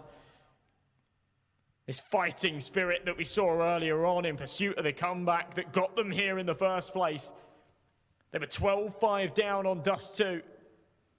They brought it all the way back to overtime. It required a couple of OTs, but they got there eventually. And on the first time of asking, the first map point that they had, they were able to close. Fast out along again, a lot of contact, and there's the double spray down. No six still going, and Xscope getting rolled. The recovery has not only been deadly, but also swift. Don't expect much out of this round either, honestly. My advice to Cade and Mizu would be to just grab something and run away. Doja especially with that big green in his hands. I think it's best to run away. Close to 9 now guaranteed for Donstu. A crazy outcome we're witnessing, and I can't help but wonder if it would have been much better for Donstu if they don't let XGOAT get to that map point. It took a while for Donstu to be able to grease the groove. They tried a bunch of things on B, they tried a bunch of things on middle, and eventually all that conditioning is allowing them to eventually throw fakes that are now starting to work. Is it a little too late though, Josh? It's definitely something to be said for the fact that Donstu bring out their best when their backs are against the wall, when their opponents are on 12. At no other point in the game can they seem to find that energy, that adrenaline. No sick. It's just such a sick double entry. We get to see it again on the replay. Here's where the cash starts to crumble. We have got the 3 rifles that were saved from the last, but no one's got the money to invest around them. So, okay, it's definitely much better than an eco, but there's still some major vulnerabilities in this defense. And Donstu are going to look to identify and abuse them. Big opening pick from 7. Had an opportunity for a second there. But he gets away with his life, and I think that's more important, just maintaining the man advantage. He'll regroup with his teammates. They'll start to work their way down mid. Yeah, you never know when you're going to need that man advantage because there is still a bit of strength behind this weaponry from XGOAT. Here they come. Could have pinned the 2-man spray down, but to no avail. Duke Fishura, let's see if you can cosplay as Voider. Cannot. 7. The man who held on to his life earlier will make use of it. Cade, one to try and fish out a 1v3. Goes straight out of the smoke. That's one, but doesn't spray control onto anyone else. Now, within punching distance, and this would be the time to fly that Donstu flag high if you want to give them your energy. 2 more rounds. It seems so simple. When you look at how far they've come in pursuit of the comeback. That wouldn't win it for them. It would just take us to further rounds, but it would give us an absolute belter of a grand final. First map of it as well. It had to come to this, right? Of course. Such heavy favorites. I was going to say they started this round with the double AWP setup, but with no sick getting so aggressive into B with it, they've actually still got it 30 seconds in. I think he's going to swap back to the rifle. Yeah, he goes all the way back through spawn. Yeah, they've got infinite money to burn because they have, they don't have a stopgap in terms of rounds. You lose, that's it.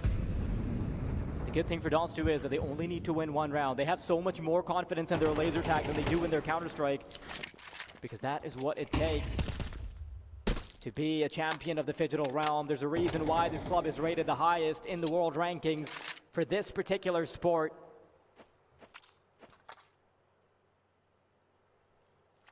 Slow down. Look at the configuration from XGOAT. They've gotten tired of losing control on mid and B. those bigger hitters have started to quiet down a little bit too. Donstu being relentless. A 3-man stack on the B site leaves A incredibly vulnerable, but it looks right now like Donstu are about to walk into the trap. It's going to be another mid-B split. We've seen no success with this strat every time they've run it. But they'll try it one last time, and on the jump spot they've been seen. Big kill Kato to get it started. Duke Fishura starting to put them down, and they were so close, yet they're still so far. Twix are desperately trying to break into the site, but there's nothing you can do. Good night. 7 will fall as Dosha gets the last laugh. The winner of the match, XGOAT, as they keep themselves away from having to play laser tag just yet, hoping that they can get one more of those so that they never have to slip on that vest. It is a formidable team on laser tag that they have to face against, Josh. Oh, so worried about becoming predictable that they fall right into the XGOAT trap and make the mistake of heading into B. Unbelievable stuff, a super contentious first map, and I'm so excited for what's to come on Overpass. We're going to throw things over to the desk. What are your thoughts on that one, guys? Another amazing dash 2 that we saw again today, but today it was a little bit different from what we saw earlier. It's for XGOAT that they did pretty well, actually. Yeah, they did pretty well here. I mean, I was gonna say, like, we were sitting in the crowd here, there, me and Tux, and it was phenomenal to hear both sides cheering for their respective teams. It was an intense match, and you can't really cut out Donsu for like going for the comeback. It almost happened, almost, just down to the last second of the decision of going towards the B side. I mean, while DT talk about it, they have been unsuccessful in cracking that code. It felt like the standard A short push is what they were going to go after, but at the end of the day, time was of the essence, and they made a quick decision that didn't work out for them. Every time they went mid to B, they lost. And I'm not sure why they switched. They were having so much success from the A-bomb side, and that switch was so slow. They were almost, I mean, reaching the B door at like 15 seconds on the clock. They couldn't flash for each other. They couldn't push at the same time. They couldn't split push also into B. That's a lot of issues that they faced in the last round. I mean, it was almost a good comeback, but XGOAT, they also had a good T side. I mean, getting 6 rounds was also good. CT side was not the best from Donsu. They have so much to work on in that Dash 2. And if we look at the scores, Nosek had, I don't think these are the correct scores actually, because Cade had 28 kills. Yeah. Yeah, yes. Dig had 28 kills, and I think Duke Fishura, there's a 10 missing. You can't take that away from him. But yeah, I mean, he had 28 kills. He was on point. Every time he sprayed, he got 2 or 3. That was such a dominating performance individually as well for these, I would say, 3 players, Mizu, Duke, and Cade. Mo and Dosha didn't even need to play. And that's the beauty sometimes when you have your players popping off. By the way, if you want to see the kills, I can see them on the second screen there. But overall, yeah, they did a huge performance. Even though at the beginning, they take a lot of time to adapt in the beginning in XGOAT, but then when they come back and they flip for real. Yeah, I mean, can't stop them. Yeah. To be fair, I feel like earlier on it was the Duke and Cade show. It really was. Yeah. It was them doing the heavy lifting through the entire part. Only Mizu came on towards the second half of things when they were not carrying anymore. It had to be the comeback from Dunstu Esports. But other than that, like S7 was so good. Twix with his shotty, he loves his shotguns. Yeah. It worked well with them with the play style. But afterwards, they come on short because of their big round deficits during the first half. Yeah, and actually Dash 2 was our first map, but we're gonna have another overpass. Maybe the last, maybe not, we don't know. But just stay tuned after the break.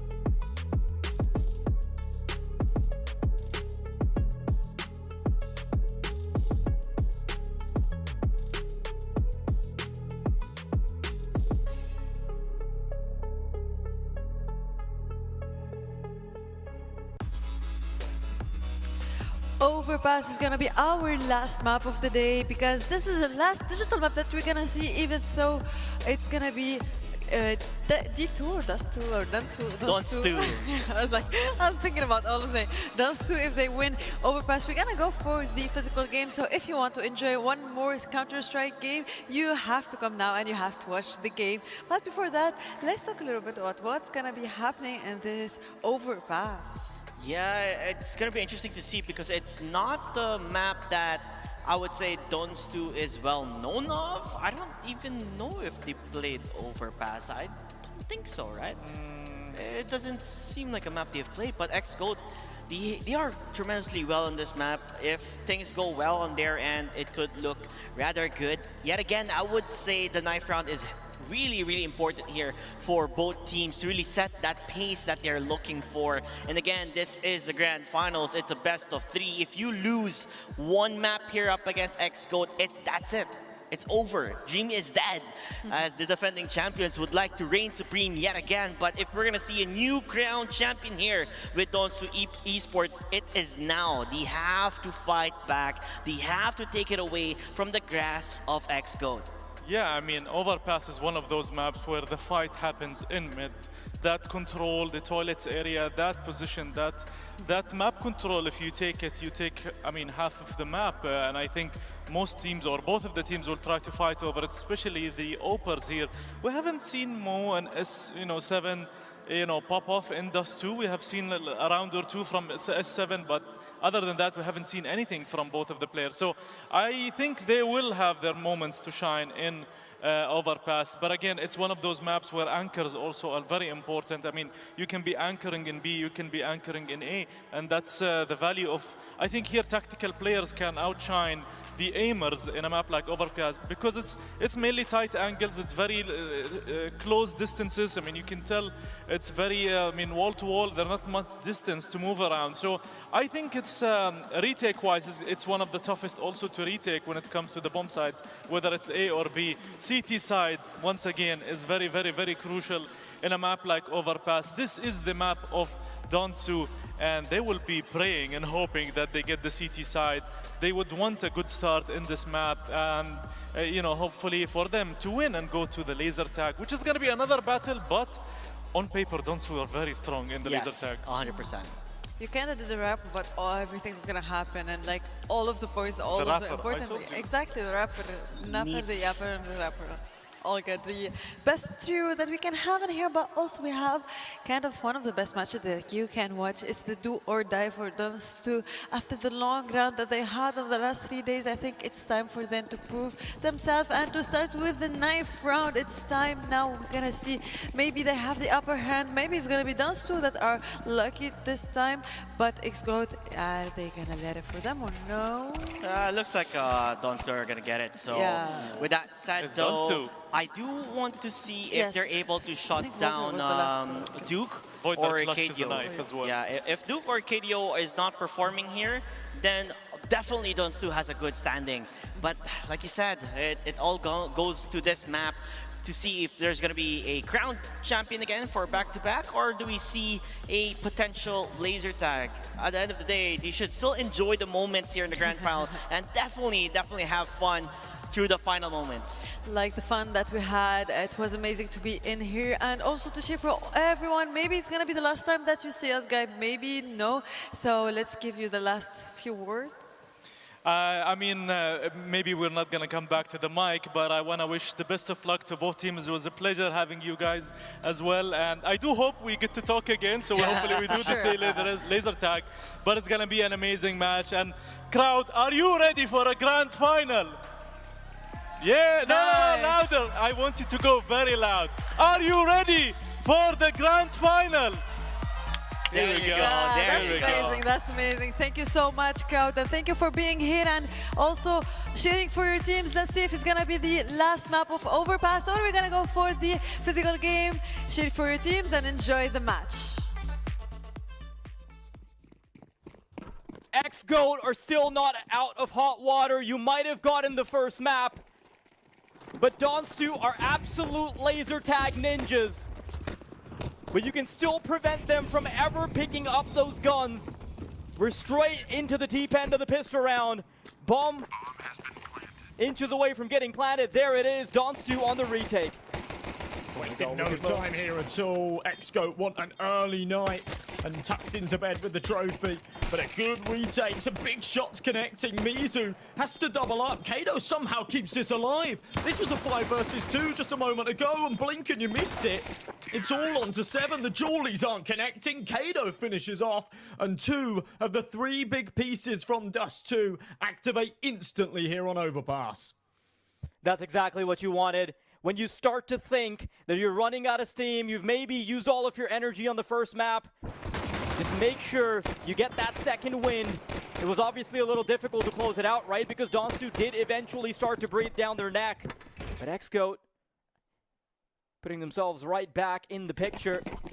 A much needed round as well, because listen, when you're against Donstu's overpass, when they get the advantage of playing the CT side, it will be difficult to fight back. Now, one of the things that could be gifted to Xgoat is the fact that Donstu have immediately gone for a buy, which means that if you shut them down here, there are a couple of rounds queued up right there. No, pistols come out. Mizu, you need to make yourself scarce. Tries to control the spray, goes down to the MP9. And with just 3 remaining, Mo cannot accept faltering here. MP9's continuing to dish it out. Cade alone, the biggest piece, has to go even bigger. Trying to find a gap here as he creeps his way through short. The bomb's been left behind, but hasn't been identified by the CTs. Kato was hoping he'd bump into someone along the way. It's not the case, so he's just going to walk right back, go and grab that C4. There's a minute on the clock, and he's got a little bit of time and some space to maneuver. This is not going to be an easy round to recover. A brutal one to lose.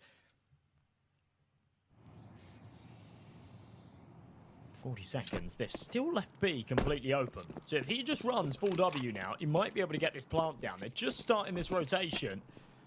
An isolation plan from range with the MP9 might not be the right weapon for the job.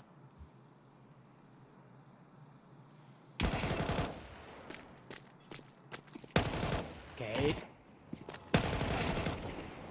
Too much time is being bought now. The short prong will move in. And the Heaven player will activate soon as well. Cade doesn't have to go for the plan, but the MP9 will creep forward. And this is an oversight from Xgoat. Donstu, exactly the window they needed. You asked a little bit earlier on how many times we've seen Overpass over the weekend, and you were right, we've seen it twice. And only out of these 2 teams, actually. It was picked in by Donstu against Leeds House, where they were able to win it 13-7. And then we saw it come up in the Xgoat Interstellar series, where Xgoat were able to make very good of it, and then 13-3.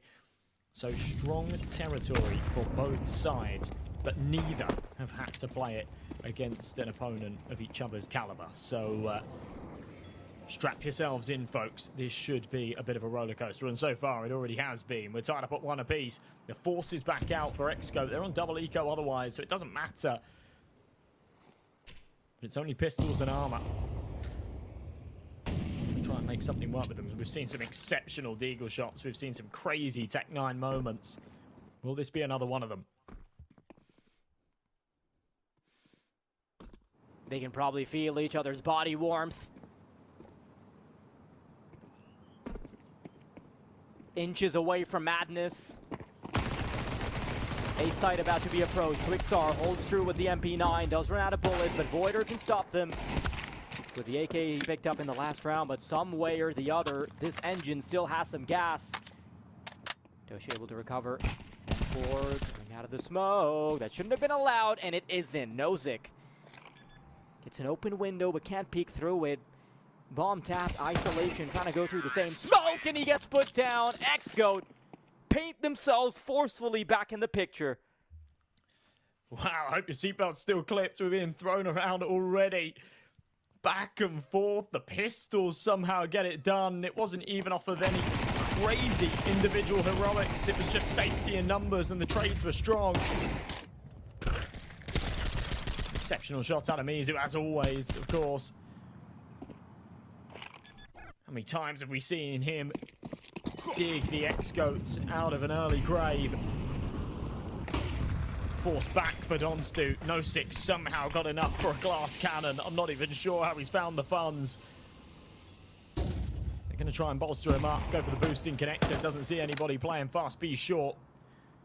There are players there, but a little bit further back. Twixart will clear the corner and take that control.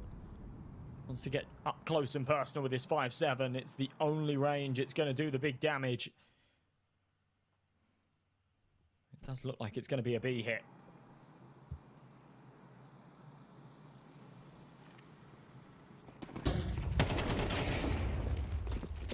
Isolation, quickly taken away. The shotgun up close isn't gonna matter, and I don't hate Donstu for the fact that they immediately turtle up. Bomb has been planted. Try and go away, and you know, it's just so awkward when you win the second round of the CT, end up losing the third, then your money is just entirely all over the place. Just gonna try and hold on to it. Look at the amount of Kevlar they have. Look at the pistols they've got. You might as well give it another crack, right? You are on the CT. There's many close range angles you can play. And Xgoat, the fact that they take a pretty steep fall in the second and their recovery is swift, certainly strikes some fear into the hearts of Donstu. They might have been able to keep having comebacks against EFP, but you have to understand that Xgoat are of a completely different pedigree. Can't really blame him for wanting to try and be the hero, but it's just such a bizarre call for Dosic to go for the glass cannon in a round like this. I mean, luckily he gets away with it, so it'll be carried across into the next round, but again, there isn't going to be a buy around it, so it is just pistols surrounding that sniper. Go for a boost up heaven, sightline into connector. It's only a very narrow gap, and he's got to just shoot the leg. Didn't want to wait and give Duke for sure any opportunity to slip through. So damage dealt, but that's about it. A lot of map control lost in the process.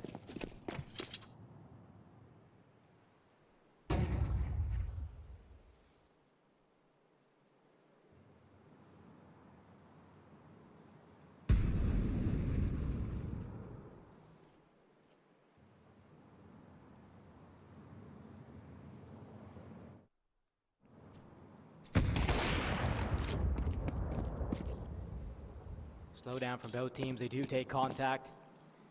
7, one of the issues, the Achilles heel of the man is that he often misses a lot of the easy shots. Shots that could have later been converted into rounds.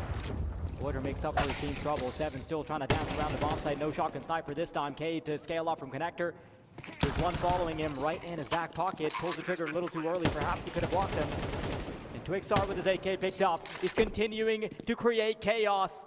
There's one he still has to worry about in toilets. There's the swing. Adjustment not quick. In isolation with a USB. Still has an inkling of a chance. About half points of health on both. But he doesn't have a kid. He just doesn't have a big chance in this round. As he comes in, Duke Fishura to put him to bed. Xgoat. Even when they show chinks in their armor, it just doesn't ever feel like they're letting up.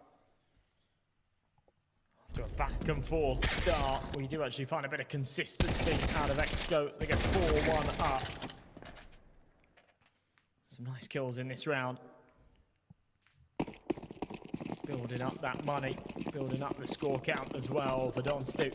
Just about enough to get those rifles in play, but no cash for the AWP. So this is what I was talking about earlier. I'd much prefer to see it in a round like this than surrounded by pistols. Map like Overpass, it's an important piece to the defense. Nets control taken again by Xgoat. This has gone completely uncontested. Other than the one round that the AWP went for the boost into the B short angle.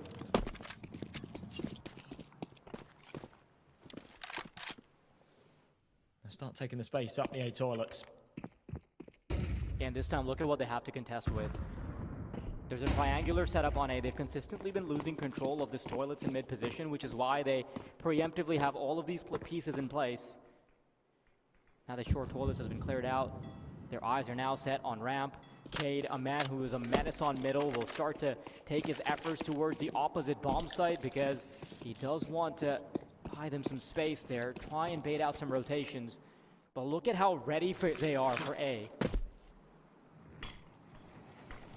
They are stacked up to the max. And they've got one more as a ringer that can be called to come and join the party if they need him. Contacts in, Kado's found first blood, but it's an insta-trade. It just doesn't seem to matter. The numbers mean nothing when XScott are hitting their shots. Dosia and Jukfashura shut down too. Somehow Seven's still alive. I can't believe this, but yeah, the bottleneck is the capacity of the magazine. He has to swap to the sidearm.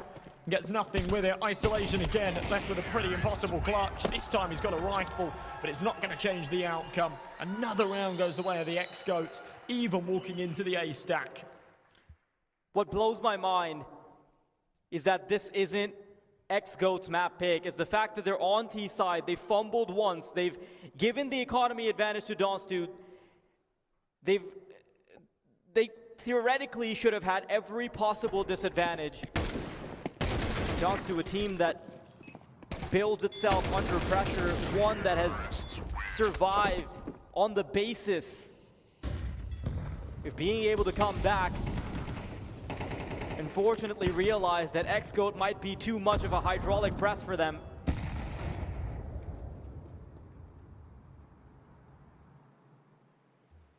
Yeah, it's that second round loss after winning the pistol that's normally a death sentence. Somehow they fight it off. Look at this. This is just unbelievable. They're getting into this flow state. Despite the fact that it's against the low buy, it just doesn't seem to matter. They're so quick. The transfers are perfect. There's very little to fault about XGOAT's game right now.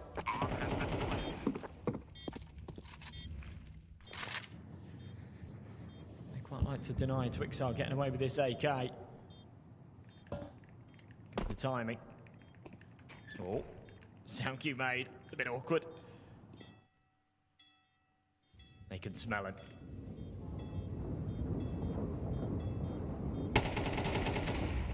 Danger close. Okay. A nice kill. I'm not sure if anyone else is going to go pressing too hard. Mo's on 24 HP and he's got an AWP.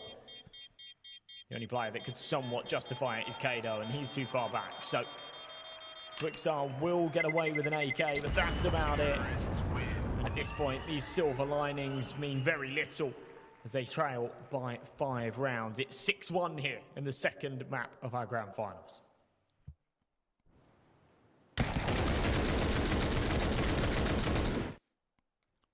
Unplayable is what this game feels like right now to Donstu. And you know, when you look at the cameras, you realize that Donstu have been a team of composure, one that wasn't showing us a lot of emotion, even, at least not negative emotions, even when they had to go for these monumental comebacks. And XGOAT were ones that were chilling out. You would rarely ever see Cade crack a smile. Now that's still been a rarity, but at least you start seeing some emotion out of Doja. His team making him proud. Here he comes. Terrorist about to push into B. Cade once again always on the left side of the kill feed. Voider does make things harder this time though, as their short prong is gonna fall. There's 3 players stacked up on the B bomb site, 1 from behind, 1 in water, and 1 still behind the smoke. Mo, if he hits that first shot as they're coming in, maybe he could have bought his teammate some space, but no. Fall into Twixar, both of them die, and Donstu will rejuvenate some of the faith their fans have. What a big gamble commitments for the Donstu boys. That's something that you can't afford to do on Overpass. The rotations are so swift. It's what makes it quite a CT-sided map. The time in which it takes to bounce between the 2 sides. Yeah, stacked up on B. Pays some real dividend. Not in the clear yet though. XGOAT still with plenty of money. Full investment here and probably enough to go for 1 in the next as well if needed. Quite like to not lean on that crutch though. Not expend their bank accounts and scrape the bottom of the barrel. Because we would see some Galils, we probably wouldn't see that AWP. In fact, to basics here over towards B. Big entry from Duke Bashura. 2xr's 2 kills are big to try and defend, but it really doesn't matter. The amount of space that has been gained by the T's could be very damning. Nozick wants to try and negotiate his way back onto the site. The damage onto Mo will make it possible. Flash to make the information difficult to get. Mo will nail 7 between the eyes. As in a 3v2, maybe Nozick and Voider want to make themselves scarce. If you look at their money, it might have been a good idea to shove these AKs into your backpacks. But XGOAT, even with 2xr's play, it just doesn't seem to be enough. Cade, always overruling. Unreal. Not being allowed to string more than one together. Donstu, we saw them take the second round after losing the pistol. We saw a pretty solid one in the last as well. A nice setup on the B side, but they just can't repeat it. XGOAT's right back to winning ways. All gas, no breaks. Double AWP set up here on the defense again. We saw this come out a lot on Dust too. Got a couple of very capable snipers. Obviously 7 your primary, but based on spawns and positioning, everybody seems to be happy to carry that second torch. Big entry in this one goes the way of Nozick. That's going to be Mizu out of the equation. He's been quite a hard hitter alongside Kato in the early rounds here on Overpass. 3 rounds left to be played in the half, this one included. Donstu kind of need all 3 of them. They're on their way here in the 10th.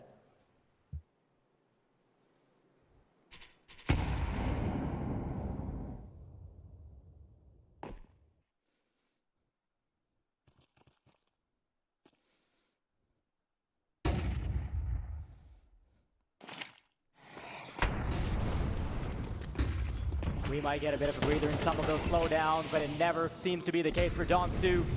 They've been suffocated by XGOAT, but perhaps there's still a breakthrough available. 5 rounds possible. There's still a player in the chamber. There was still a player in the water. But you blink and you miss it. 7 shot is good. Perhaps an Avenue and Olive Branch back into the side. Absolutely not, as Duke Fishura will cause a fissure between underneath the ground of his enemy team.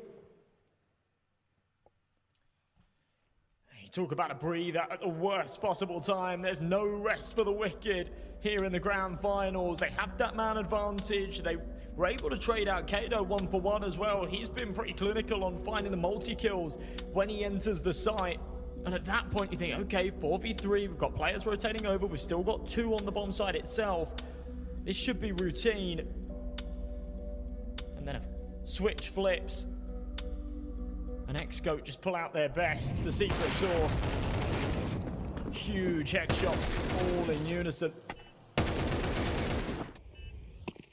Absolutely gorgeous for 8 rounds. However this goes now, this is already a good half, but they've got an opportunity to make it a great one. 9-3, 10-2, should really seal the deal. Oh, what a massive start from Duke Fishura.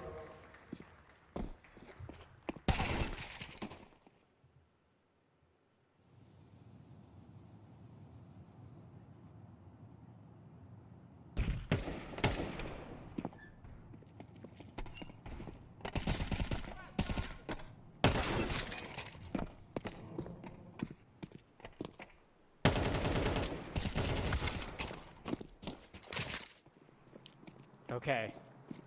Sorry for the hiccup there, folks.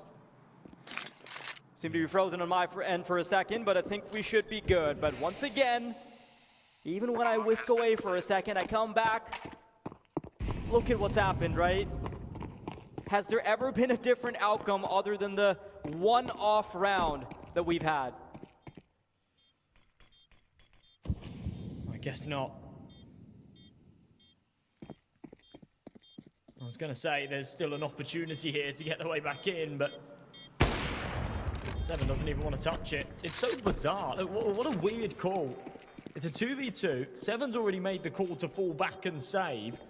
So why Twixar's even entertaining peeking heaven with like 5 HP or whatever he had? Just makes no sense. It's a 9th round that goes the way of XGOAT, but you could see it coming from a mile away when Duke Vishura just flies into connector and finds a double entry like he did. The skill disparity right now on stage is just insane. And listen, if you're one of the laser tag experts that flew along with XGOAT, you are currently putting your PJs on and getting ready to be tucked into bed without ever having to step into the physical arena. Remember, there's no laser tag for losers in this realm. At least not in the playoffs. Definitely not in the finals. Because laser tag will not save you from bad Counter-Strike. XGOAT won an early night. Jammies on. Kettle boiled for a chalky milk. Tuck themselves in with that trophy. Looks very appetizing. Going to the final round of the half, they're looking for double digits. They've already found the 2-man advantage. There's just no resistance anymore from Donstu. They gave us a lot of fighting spirit on Dust 2, and they showed in the early stages of Overpass some real friction as well. Even in rounds that they were losing, at least they came close. Now being blown out of the water time and time again. Mo still connecting shots. And the consistency's being found from XGOAT. There's no clear front runners. Everybody's putting up the numbers. It's all on to Void out a 1v4 that any other time he wouldn't want to touch, but it's the final round of the half. He's got nothing to lose. This is hard to watch.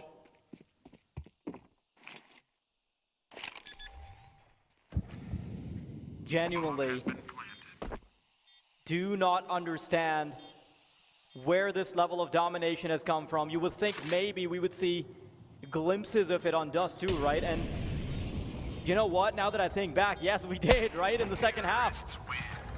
XGOAT nearly had that one locked and clean.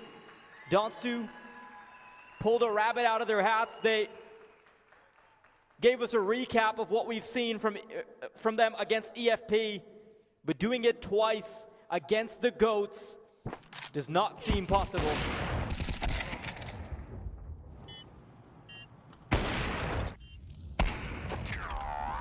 Every single replay just feels like an XGOAT highlight reel.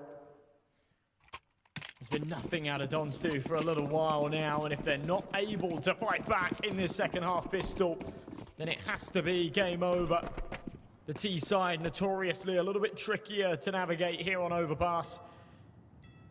They're going to go for an A split. 3 pieces will work their way through Con, but won't meet anybody along the way. XGOAT happy to give up this space. They've got Kato in the long toilets with the Julies. If they're not scared, they should be.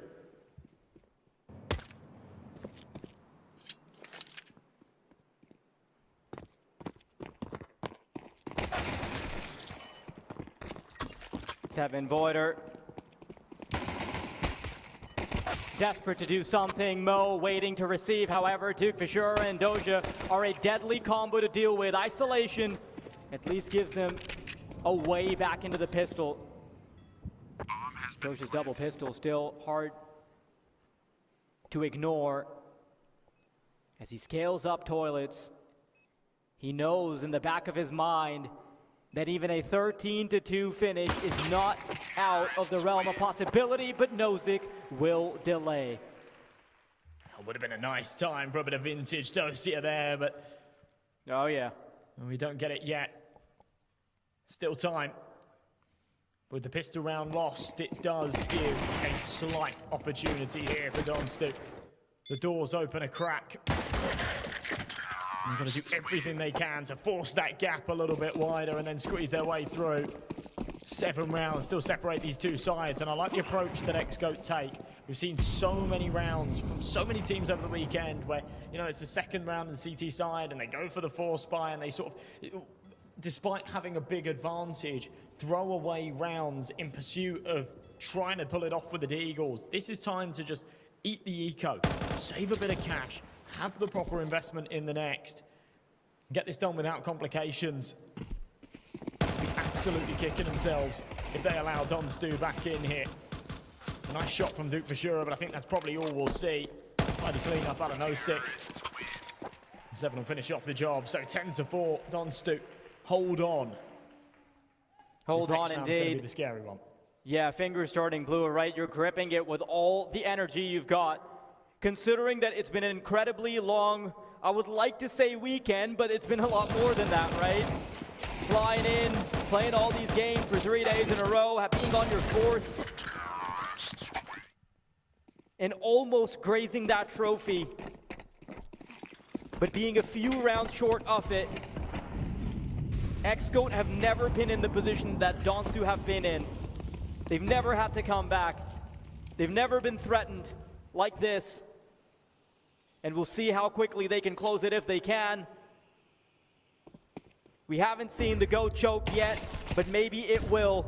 Duke Fishura, kill found, doesn't let Nozick transgress. There's still another in the smoke though, so you're gonna have to watch out. Twixar nearly gets away with more murder, but Mo will limit the damage to 2. It's insane. Nozick's initial push through the smoke, he doesn't spot Mo up close, so he can't give the information to go for the spams. Mo's just able to stay within the cloud and follows up for one of his own in the toilet. It's a man advantage here. As 7 and Void realize they've got a little bit of space. They're going to press up onto the A site, get this bomb down, try and play the post plant, but with a man deficit, and Mo coming in from the sidelines, so doesn't even ready. play the trigger discipline, just gets the bomb down. He'll let Mizu finish off the job. XGOAT take the first buy round of the second half and push themselves onto 11. The amount of composure there from Mo is perfect. You're right to point out that he doesn't even wait to try and play trigger discipline or anything. He knows that as long as he can bring it to the 3v1, there is no reason to complicate things, right? He knows that they have them up against the ropes. And if you're a ninja at laser tag, if you never get to pick up your laser rifle, your skills will never be shown. It has been a tough battle that requires both brain and brawn, digital superiority and physicality. But to prove one, you must excel at the other. And Donstu just haven't been able to do the bare minimum yet. They don't get to take the next exam if they get an F in the first course. And XGOAT are happy to grade their papers. Kado jiggling into Monster, doesn't spot anything yet, but danger is close. There's 4 here stacked up on short. The flashes start to come over. 7 wants to spearhead this, be that first point of contact. He will be, but not in a good way. Takes a bullet to the noggin from Kado, and there's still Mizu to worry about here. Down below, doesn't even peek yet, wants to just bide the time for the rotate. Wow. Doubles up, that's perfect. And another 3v2, but not for long. My goodness, blink and you miss it. It's all down to Duke Fishura. Duke Fishura is going to give up his position. Twixar down to 1 point of health. This is a possible 1v2. That's the kill right there, but Twixar will save them on a single point of health. Bleeding out, skin peeled. He will still put them 2 rounds away from the finish line. Maintain an arm's length. Don't let them get too comfortable, because once map point approaches, then you know you're not even playing for the win in regulation. How he evades that HE is just beyond me. That's a matter of millimeters. If he's a tiny bit closer to the blast, he goes down. It's a 1v1. And we see XGOAT through to 12. Mo just down to a scout here. Rattles off the shot, doesn't connect, has to back up. He'll take contact up long as well, but yeah, doesn't want to stick around and fight it. It'll just fall away. It's all about timing for Duke Fishura. If he peaks at the right time, he could even have a freebie on his hands. Got a little bit of support. What a flash from Mo. That's 1. A second one lined up. Duke Fishura, unplayable in all of the maps that he's played for this team. And one of the players that bailed him out of a horrible spot in the next one is already gone. two of their biggest cylinders, Twixar and Nosik, out of commission, unable to fire. Not even sure what they're supposed to do in response. Just plays his life. That's brilliant. Contact made back con, though, means that Dukefishura doesn't really have any safe route of escape. Kado's picked up the kill on the side. Kill. Yeah, this one's done. It just doesn't matter. Dukefishura's found a triple. Anytime you call upon him, he just arrives. Eventually falls, but yeah, there's really no chance. 7, impossible clutch teed up, and Cade will never let it happen. 2 kills are nothing to write home about when the 1v5 was the bare minimum.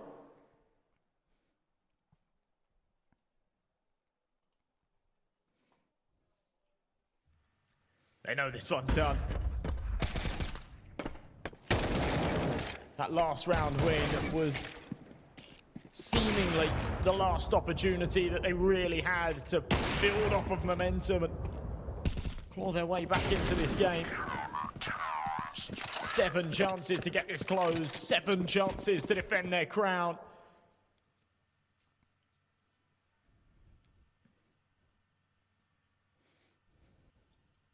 And Exco's showing no emotion yet. They know the job's not done. Yeah, plenty of teams have had struggles to close out games, right? EFP being the biggest example of today.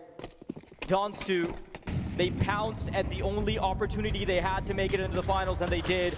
But look at how broken Donstu is. Look at this. Dukefishura, 2 kills from the MP9. Mizu says goodnight. Dukefishura, maybe even more. Keeps going forward, 99, Voider will fall, and Dukefishura's gun is like Tylenol as you'll send them to sleep. Donstu know that they won't be able to offer any sacrifices because they cannot slaughter the X-Goat. What a weekend it has been out of the X-Goat side. They'll be adding another trophy to their collection. My goodness, unbelievable scenes. And of course, they'll hand out a couple of handshakes, sportsmanship, before they really get to revel in the pride that they have earned, dominating the digital space so they never have to play laser tag. They approach the trophy, the crowd waiting to receive, waiting for applause. As X-Goat have proven that they have overruled the Phygital.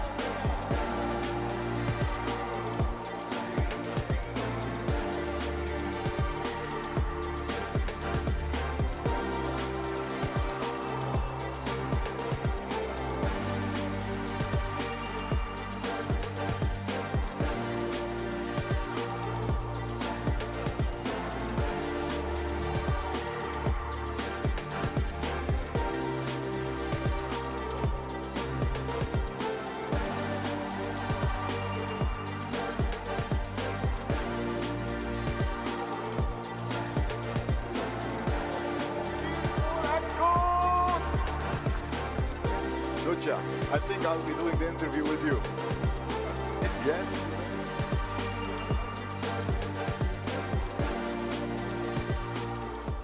I'm feeling good. Oh yeah, definitely. Of course, yeah. Feeling happy, yeah? Yeah. All right.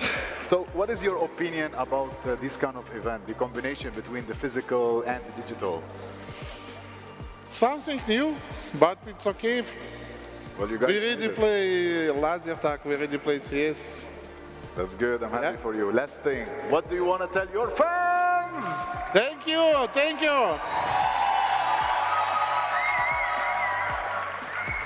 All right, now we're gonna go one more time and lift the trophy high in the air. All right, so come here, stand here in the middle, come close to this side. All right, everybody, all together, let's cheer to our winner!